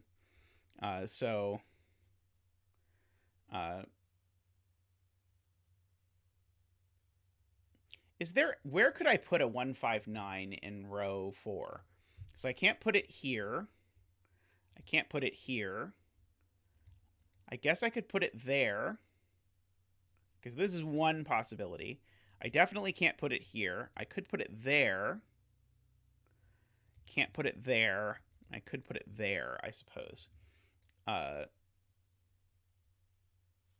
I don't need the black anymore either. That was part of why I was doing this.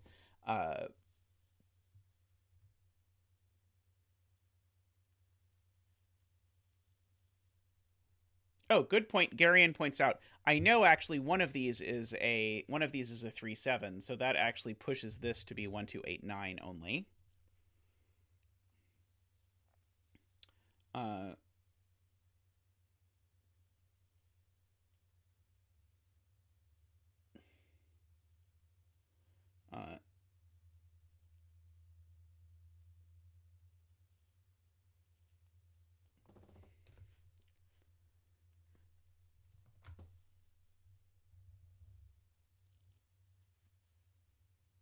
One or 9 is a good bet for the bet cells in this puzzle. I agree.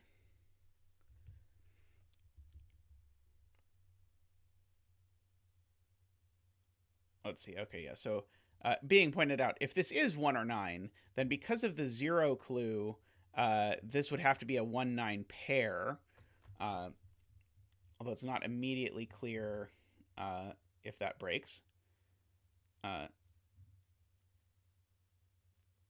Let's see. Martin asks if there has to be a crust in the purples in row 7 because of the whispers. Not if this is a 4... Oh, this can't be a 4-6.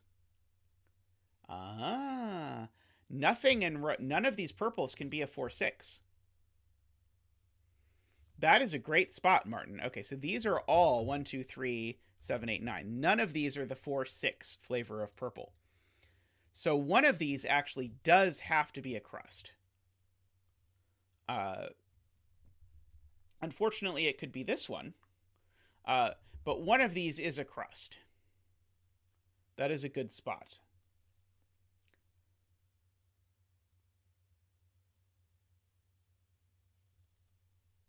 Oh, this cell can't ever be a crust, can it? Oh, this cell can be a crust if it goes 1, 2, 3, 9, I guess is the way that this ends up being a crust. Uh,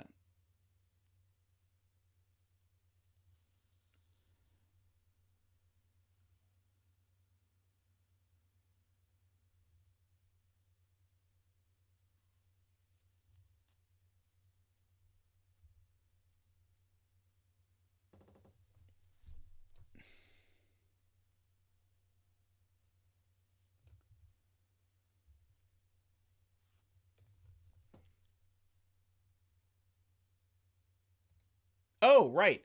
Right. Right. That's really clever. Okay. This is not crust. Because if it was crust, uh, the yellow one, or sorry, the 1 9 that would match it is yellow. It would not be in this box. And so there's nowhere for it to be. So this is, in fact, not crust. And therefore not 1 or 9. Okay, so that one definitely not crust. Uh,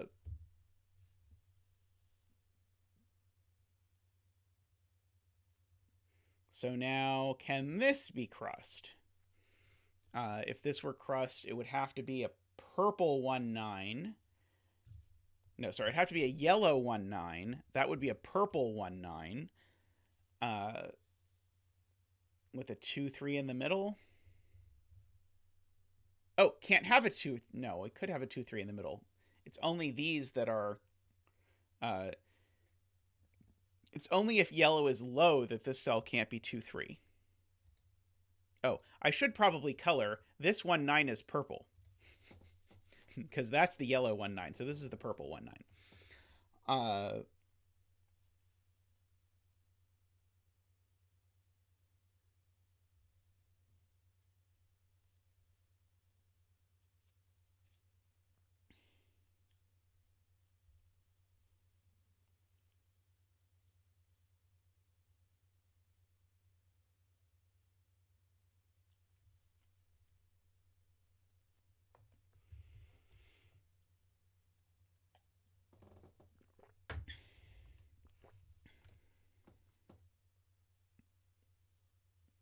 The 0 clues are very suspicious to me. Okay, let's see. Adam says if this is a crust, then we can't possibly make both the row and the column work. But then the column gets deleted as I read it, which is always worrying. Okay, so if this was a crust, it would have to be a 1, 2, 3 for the row.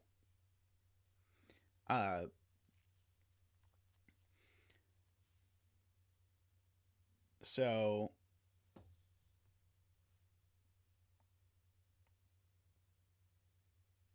could be like 1, 2, 3, 9 or something like that. Seems plausible-ish. And then it would have to be a 1, 5, 9 for the column because I'd be putting the 2 or 3. Actually, no, I could put like a 2, 3 here and then a other digit and a 2, 3 here and then the other digit. Maybe that's possible.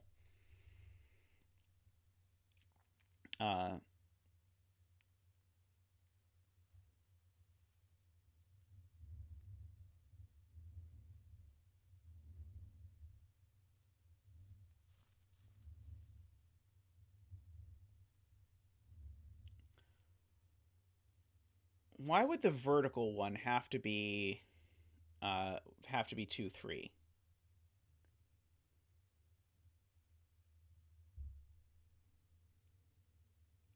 I agree if both were 2, 3, it would actually break. I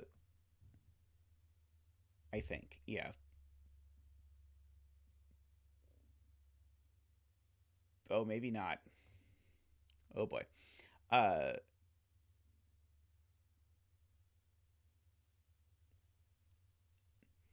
but I don't even see why this couldn't go 1, 5, 9 going straight up.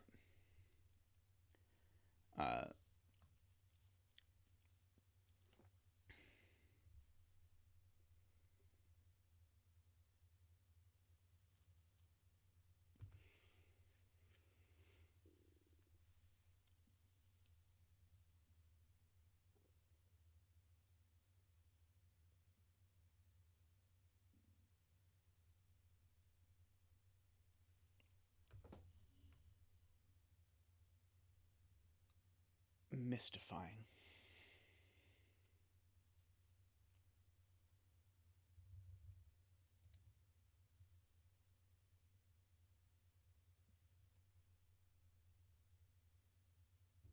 So this could go 1, 3, 2, 9.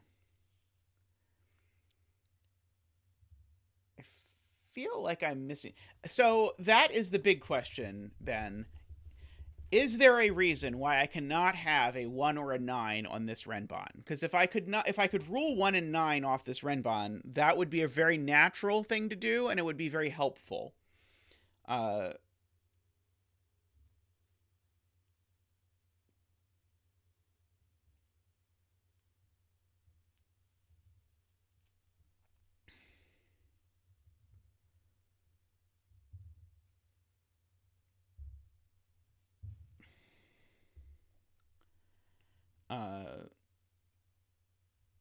yeah, we know one of these two is the purple crust. I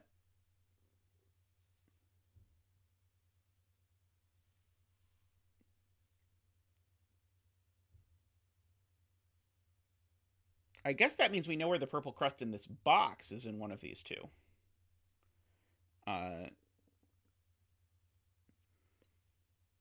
So the purple crust in this box is in one of those 4 spots. Hooray.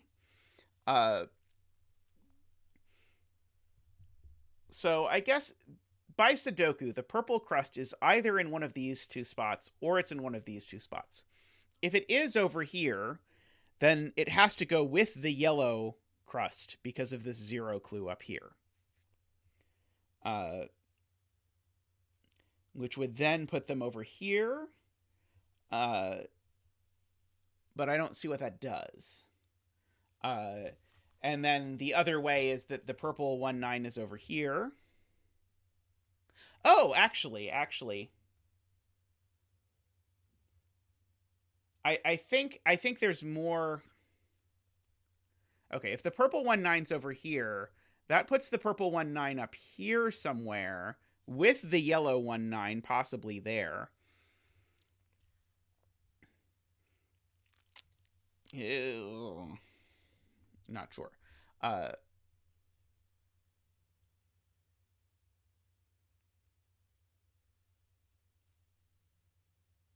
Where does the yellow 1, 9 go in box 4?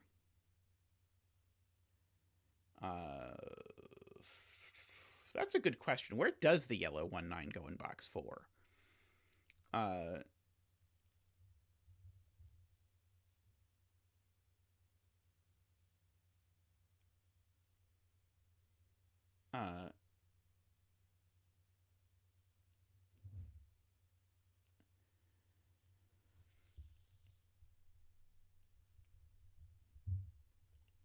Let's see. Could this be the yellow 1, 9? That would require this to be a 2 or a 3, this to be a purple 1, 9.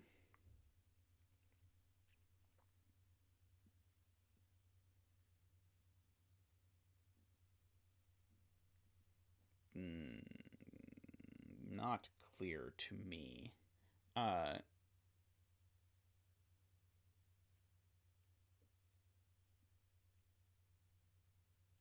Why does the vertical one have to be a 2-3 pair, Carl? That was the thing I couldn't figure out.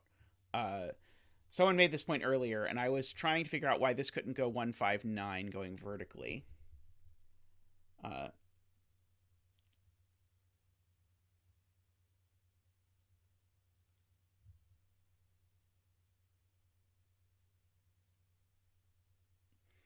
Okay, tallcat has proven that this cell is not crust.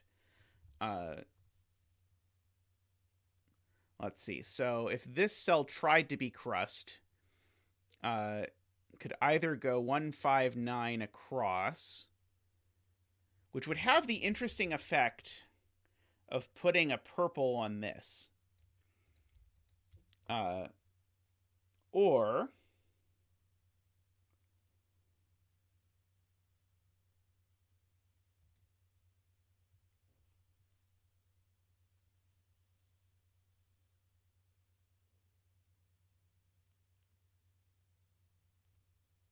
Oh yeah, 1 and 9 obviously can't go in the Renban together. So yeah, if this were a crust, that would be a crust. And this would be something akin to a 2-3 pair. And this being a 2-3 pair forces yellow to be high. Okay, so I agree if this cell is crust, we get that yellow is high, and this is a 2-3 pair.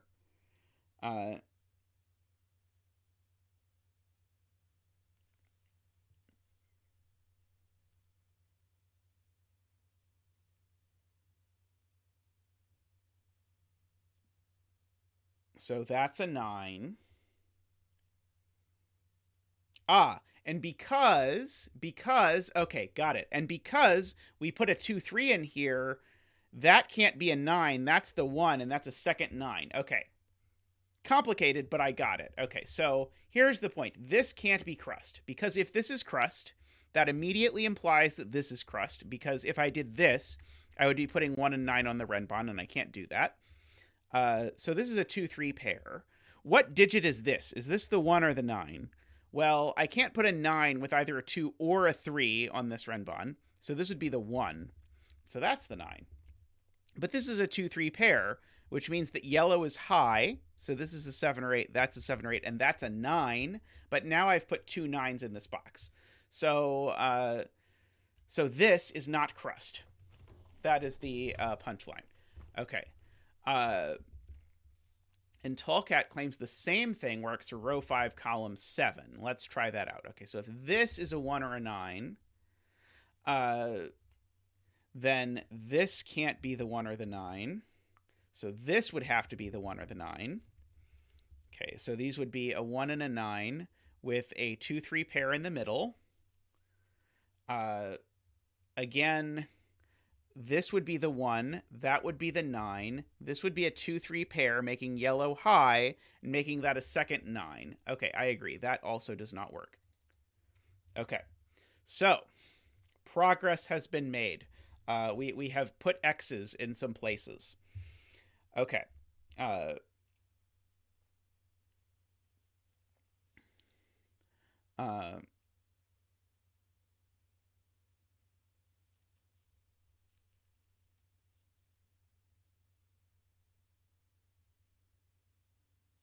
right, now I do need to find a place to put a crust here. So that would be a natural place. Row 5, column 4 now is not crust, I am being told. Okay, so if this was crust, we would have to either make our sandwich in this direction, which is not going to work, because we can't put a third crust in the box. This is already not crust, so we'd have to go backwards. I can't put the crust here because there's already a 5 in the box, so I'd have to put the crust here, and this would be a 2-3 pair.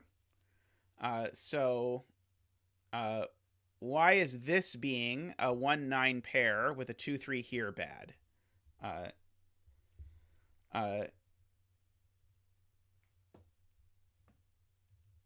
If this is crust, this definitely has to be the other crust. Unfortunately, that case we cannot quite disprove as of yet.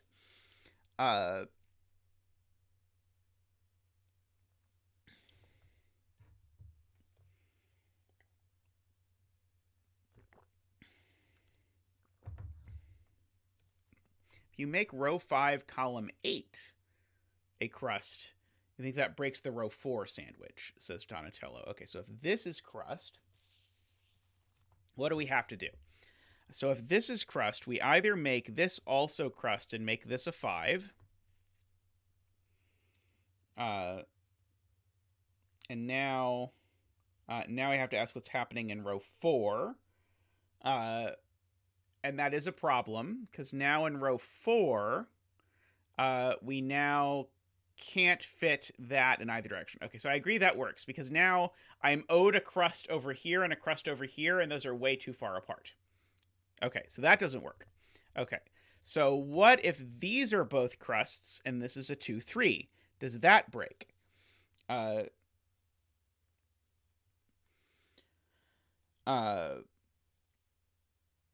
So if these are crusts, and this is a 2, 3...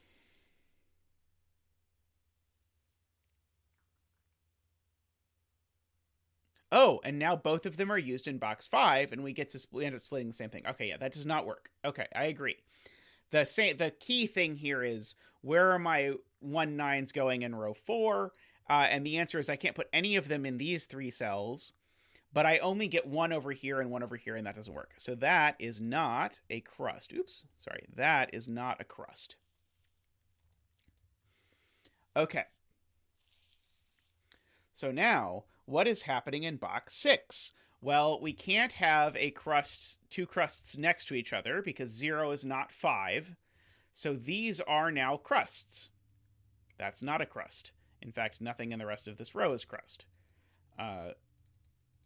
Okay, so we have huge progress. These two are a 1 9 pair. And that digit is a 5. And none of these remaining digits on this Renban are 5s. That one either. Excellent, excellent. So one of these two digits is a 5, and it's not this one. So just by Sudoku, this now is a 5. So that sandwich is done. That sandwich is done. I can't surround this 5 with a 1 and a 9 because I can't put a 1 and a 9 on that side. So this is definitely not crust, and it's not part of the sandwich either. So now where is my crust going? One of these two is crust.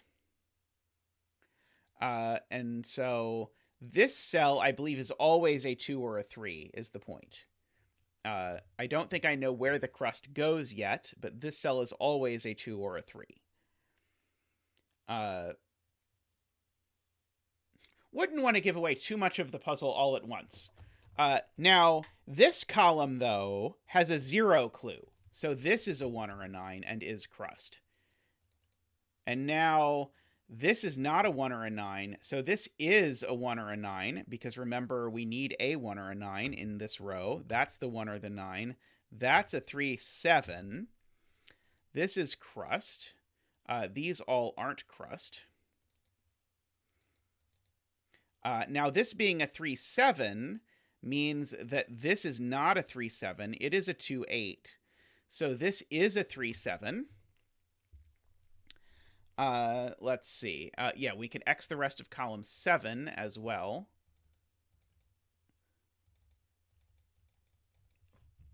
Which tells us... Oops. Which tells us this Renban has a piece of crust on it. And the crust that's on this Renban can't be yellow because this is a 3, 7. So the crust that's on this Renban is purple. And this is a purple combo. So that's yellow. That's purple. Extreme Renban, yes. So that's yellow. That's yellow. I really hit the yellow key, I swear. Don't listen to the computer when it claims I didn't actually hit it.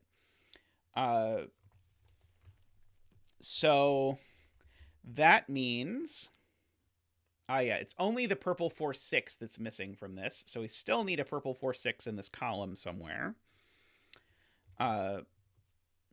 One of these two cells is a purple 2, 8. For whatever that's worth.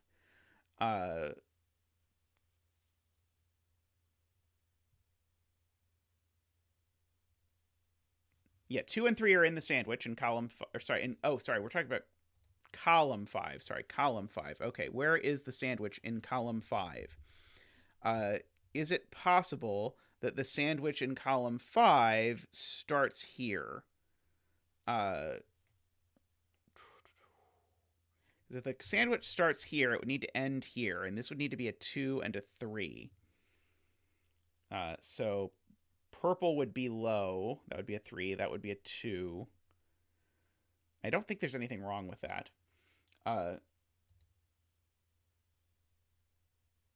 Yeah, I intend to clear out the X's once we are done with the Xing game. Row 5, column 2. Yes, both of these are low because one of them is a 2 or a 3. Right. That is a very smart way to put this. One of these two is a 2 or a 3. So these are definitely from 1, 2, 3, 4. That one's not 4 for sure. This one can't be 4 either, actually, because if this were 4, it would make that a 9, and it can't be because there's a 1, 9 pair in the column. So this is a 1, 2, 3 triple, actually.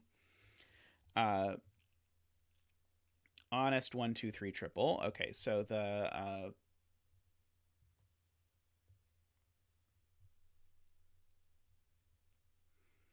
oh, you can control A with a pen tool. Okay, so the 5, the 9 is on one side of this this thing. So again, we're back to, could this possibly be a 9? And I'm not sure I see a reason why it can't be.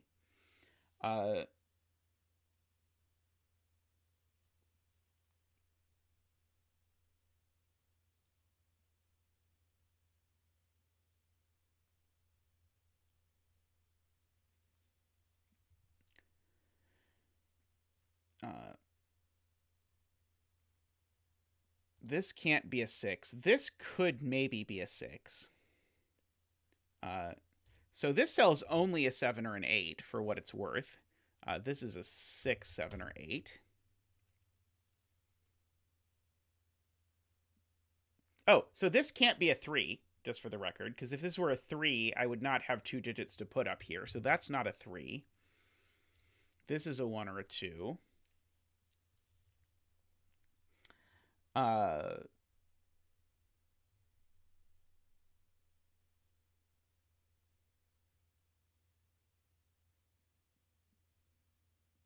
I don't know anything about this column.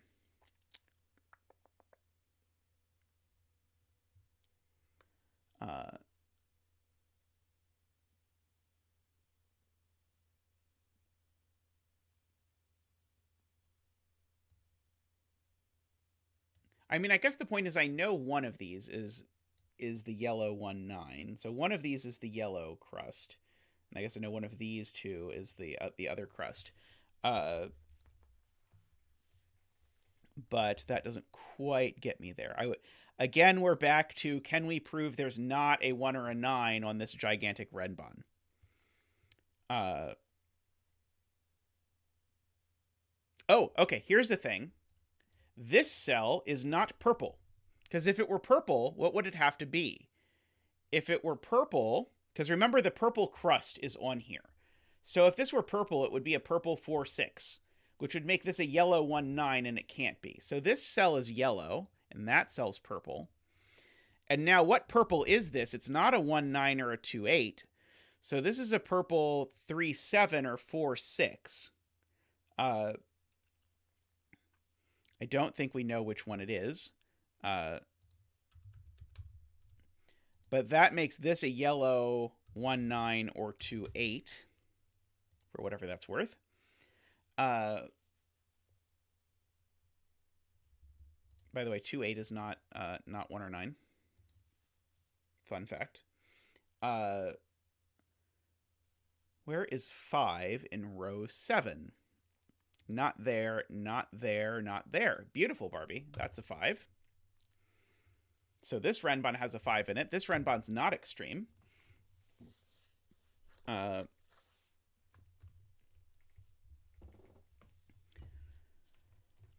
Let's see.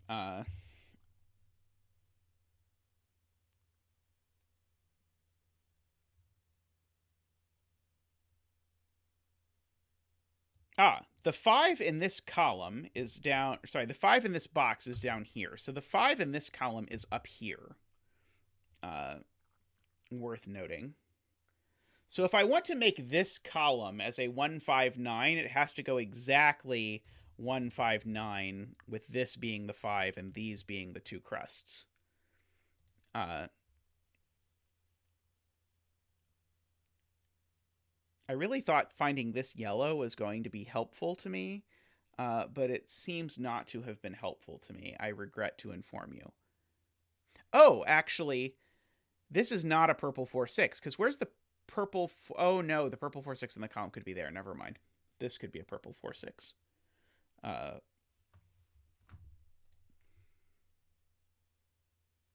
Tallcat has solved the puzzle.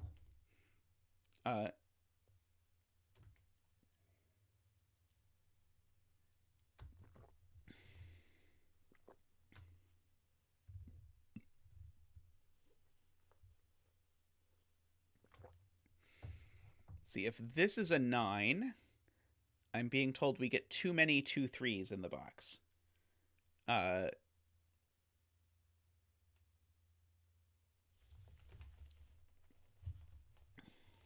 Let's see. So if this is a 9, this is a 2 3.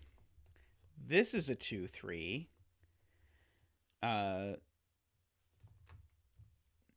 Clover, how are you tonight? Oh, I actually can say tonight for you, because I think I know you're in a time zone close to me. I try not to say that to most people, but you I can. Let's see. I got a 2 3 in row 5, column 4. I agree. Row 4, column 5. Okay, where does this become a 2 3?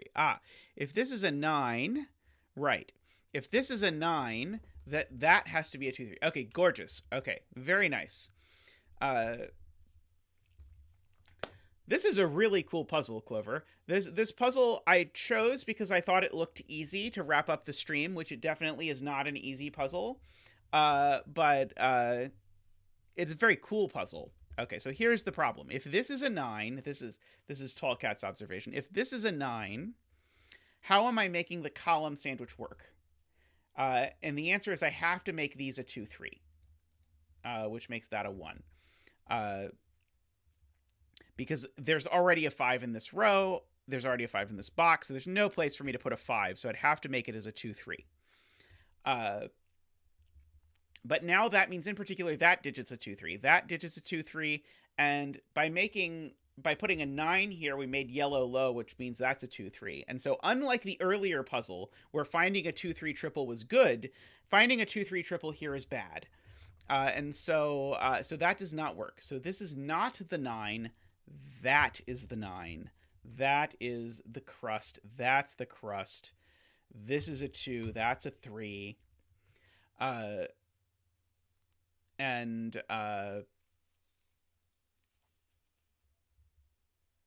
I said the 5 in the box said that couldn't be a 5 either. But yeah, the same deal. So yeah, that's a 1.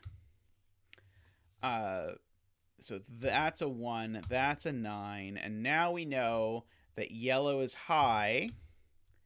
And don't worry, I will not make you watch me color this whole puzzle. So yellow is low. So 2, that's a 7. No, sorry. Let's try that again. That's a 3. It's probably better. Okay, and so now I think I can comfortably select all and delete the pen tooling. I don't think we need that anymore now that we have that, and now things actually look prettier. So let's see. Okay, so what did that do for us out of our life of happiness? Okay, this 2 means that's not a 6. So that's a 7 8 pair. So this is a 6 and a what? This is a 4 6 pair to go over there.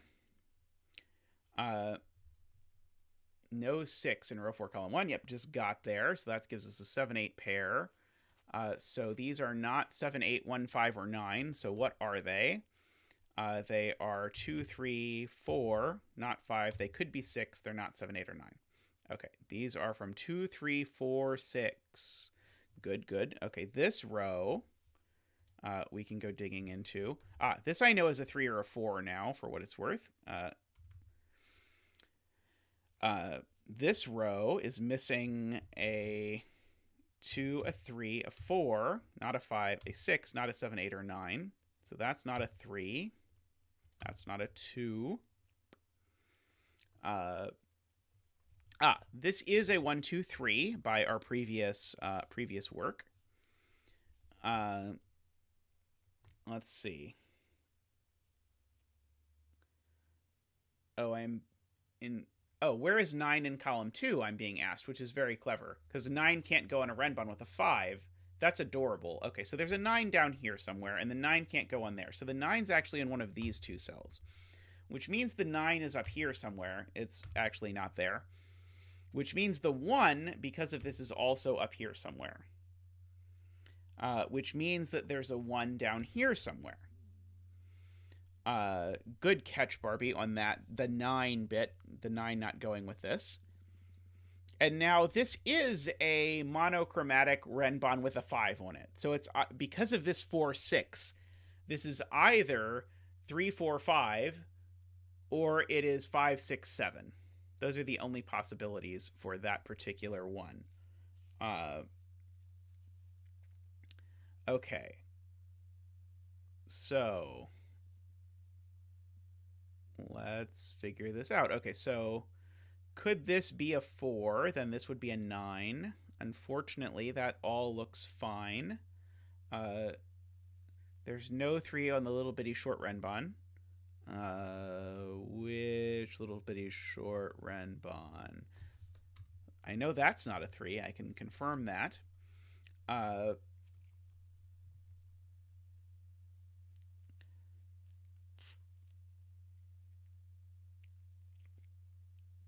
Okay, let's see. I can fill in this row. Boxes 4 and 7.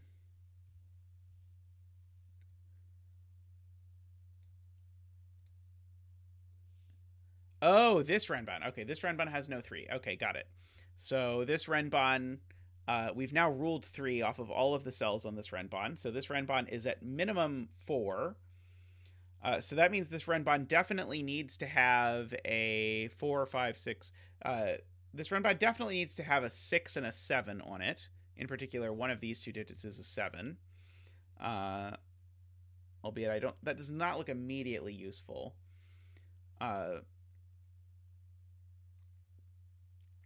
If I now investigate what's going on in this column, here's a 3.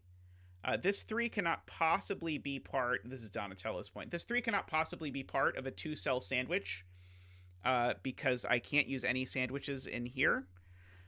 So that means that I need to put a 1, 5, 9 somewhere in here. Well, these aren't sandwich. These aren't 5. So the only way this works, actually, is 1, 5, 9. Great spot, Donatello. So that's the 9. That's the 1. That's the 5. I guess I haven't really been coloring this. I don't know if it's super worth it, but I'm going to color it anyway because, you know, just Zeta stuff.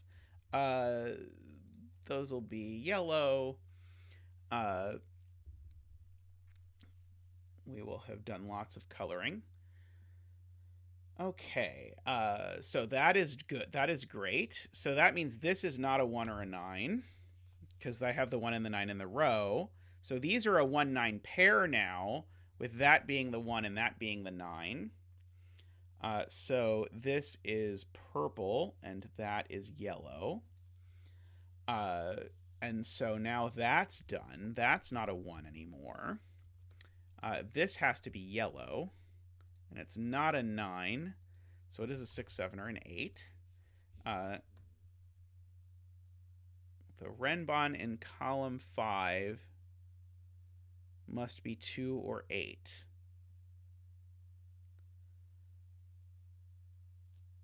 I'm not sure I understand what's being talked about. Oh, maybe this is being discussed. I think by Renban in column 5. No, yeah, this one. Okay, I think this German Whispers is what Barbie is talking about. I think this has to be a 2, 8. Let's see. Well, it can't involve a 3. Can't involve a 4. Can't involve a 1. Okay, so there definitely is a 2 on it, because it needs a low digit, and the only low digit that it could possibly have is a 2. And so this is from 278 with a 2 on it. But in particular, these aren't 2, so those are a 4-6 pair. So that's not a 4 or a 6. That's not a 4 or a 6. That's not a 4 or a 6. So now that's a 2-3 pair. So this digit's now known, and it is known to be a 7. So that gives us Barbie's point that this is a 2-8 pair.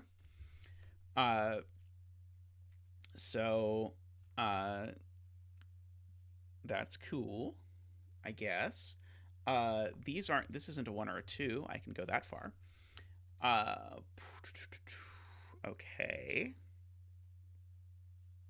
These are low, so I can poiple them. This is high, so it can be yellow. I know one of these two cells is a 6 now, because I need a 6 on this Renban. Actually, this is a 4-6 pair, because I need both a 4 and a 6 on this Renban, and I'm not getting them anywhere else. So this is a 4, 5, 6, 7, a 2, 3, 4, 5, 6, 7 Renban. This is a 4-6 pair. So this is a 3. This is a 2. This cell is known. 1, 2, 3, 4, 5, 6, 7. This is an 8. So that's a 9. A little bit unfortunate there. Would have hoped that would have been an 8, so we'd know what this digit was. That's not a 9, so this is a 9. So that's yellow. That's purple. So this is a 2 or a 4.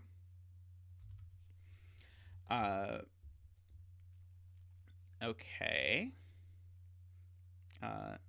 I'm told a 9 sees box 7. Yes, I got the 9 seeing box 7. Let's see.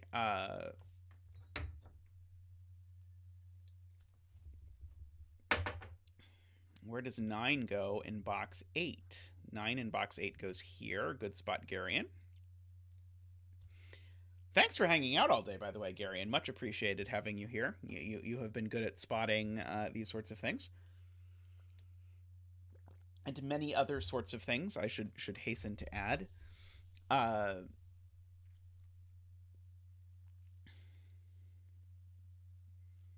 So let's see. Okay, so we've got our 1, 9. All of our sandwich clues are done, I believe.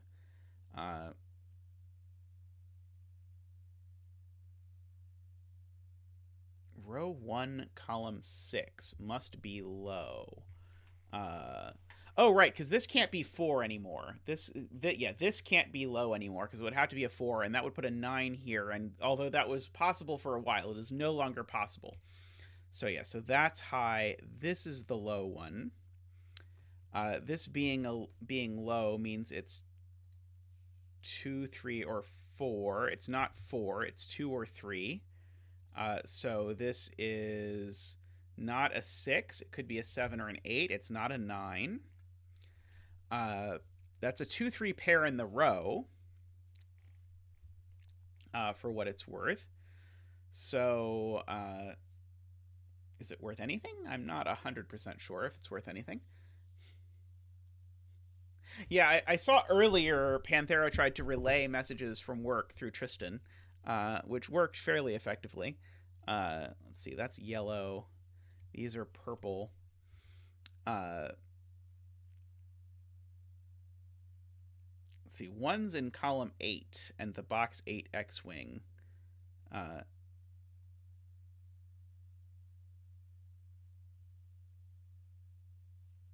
I guess you're just saying I can write in what these are. There's a 4 in one of these cells. That's the point. Okay, so these cells are a 4 and a 6. So that's a 3. I think that is what I was supposed to get out of that story. So there's a 3 over in one of these two cells.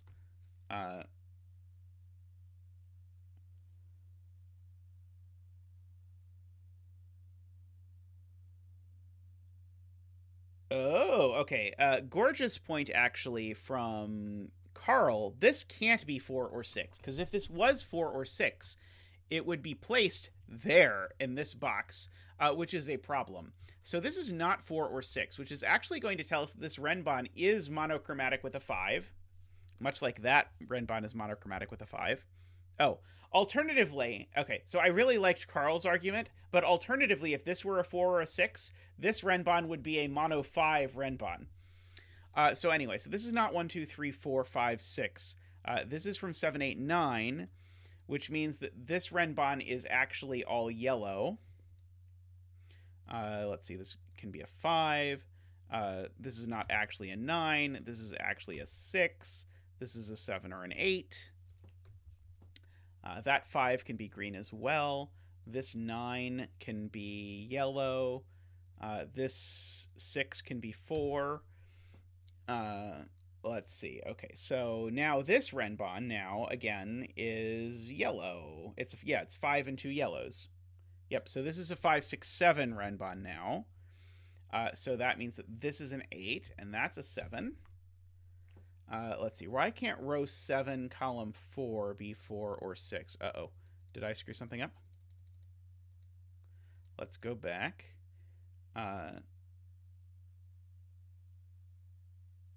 Oh, yeah. Yeah, you're right. This could have been 4 or 6.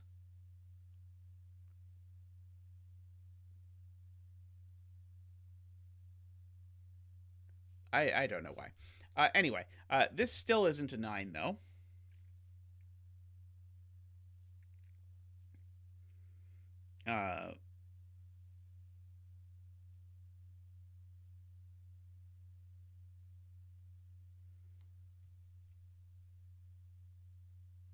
Let's see.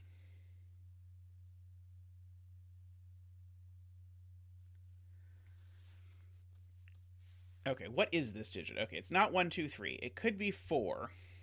It's not 5. It could be 6. It's not... Oh, sorry. It could be 7 or 8. So this is 4, 6, 7, or 8. Let's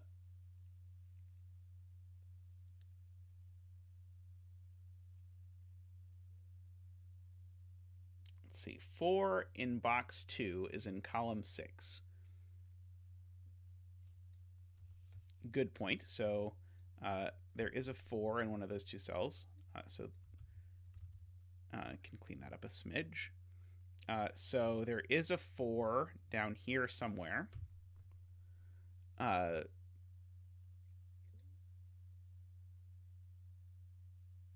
Virtual 2-3 pair in box 2.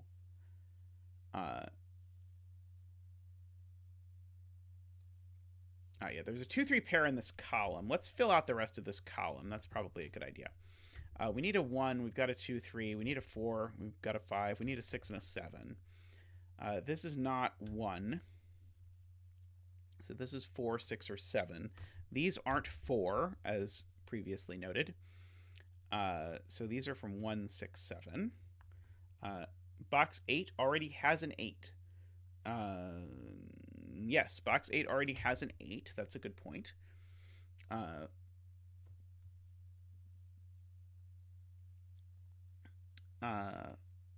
Where's the other 4, 6 in column 7? Good point. Okay, so there's a 4, 6 hidden pair, because there's a 4, 6 here already, so the only other place is 4, 6 going there. Good spot. To Barbie. Okay, so what are these digits then? They're not 1, 2, 3, 4. There is actually a 5 down here. They're not 6, and then they could be 7 or 8. So this is also a 5, 7, or 8, I suppose, to finish up the 5, 7, 8 collection. Let's see.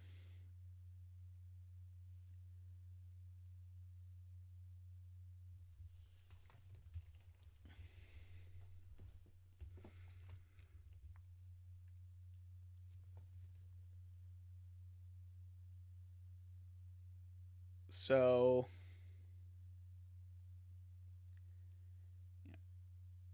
let's see. 5 in column 9 is in box 3. Yes, that's right. Okay, good point. There's a 5 over there, so this is not 5. Thank you, Andrew. So that's yellow.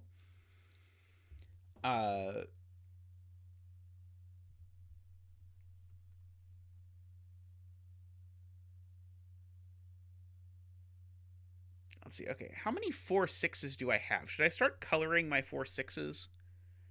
Can I possibly color my 4-6s? Maybe I can't possibly color them. 8 in row 7.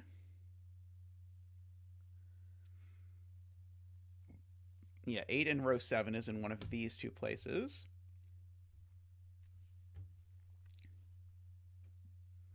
And 8 in column 2, I can't fit an 8 over here.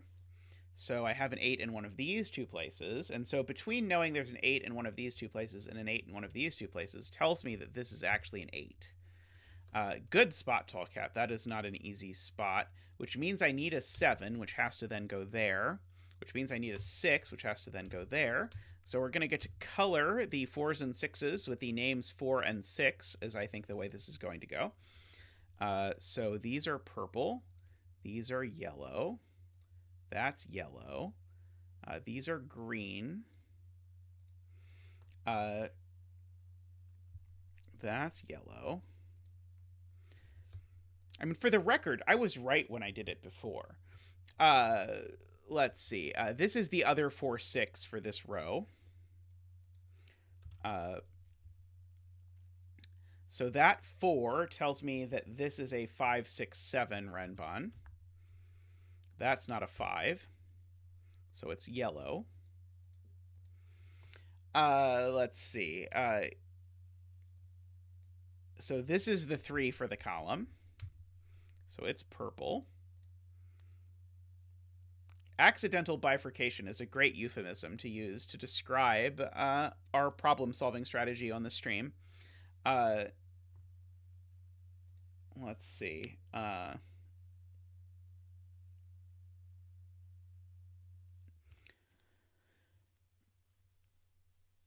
All right.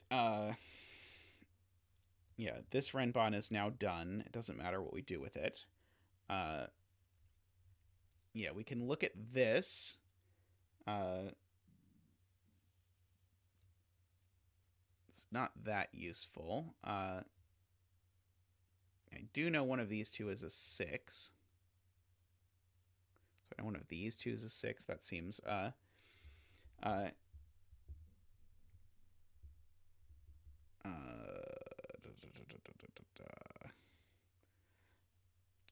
4-6-7 triple in row 2. Oh, that's nice. Okay, 4-6-7 triple in row 2. So let's fill out the rest of row 2. Good spot, Barbie. We need a 1, a 2, and a 3. We've got a 4, a 5, a 6, a 7. We need an 8. Okay, this is not a 2 or a 3 or a 1, so it is an 8. So that's a 7. So that's a 2. So let's color before we get ahead of ourselves. That's an 8. That 2 now gives me that that's in fact a 3. So these aren't 3. They're a 1-2 pair. That 8 looks down and gives us a 7 down there. Let's see. This is no longer an 8. This is no longer an 8. So these are now low. So these are now high. This is not a 1 because there's a 1 in the box already. And the column and, whatever else. This is not a 7 or a 9. So this is an 8. That's the only thing it can be. So that places the 8 up here in this cell. So that makes this cell a 7 and this cell an 8. Let's see. This is not a 1 anymore. It's a 2-3. So we have a 2-3 pair now. We've got all our yellows in this column. So the rest of this column is purple.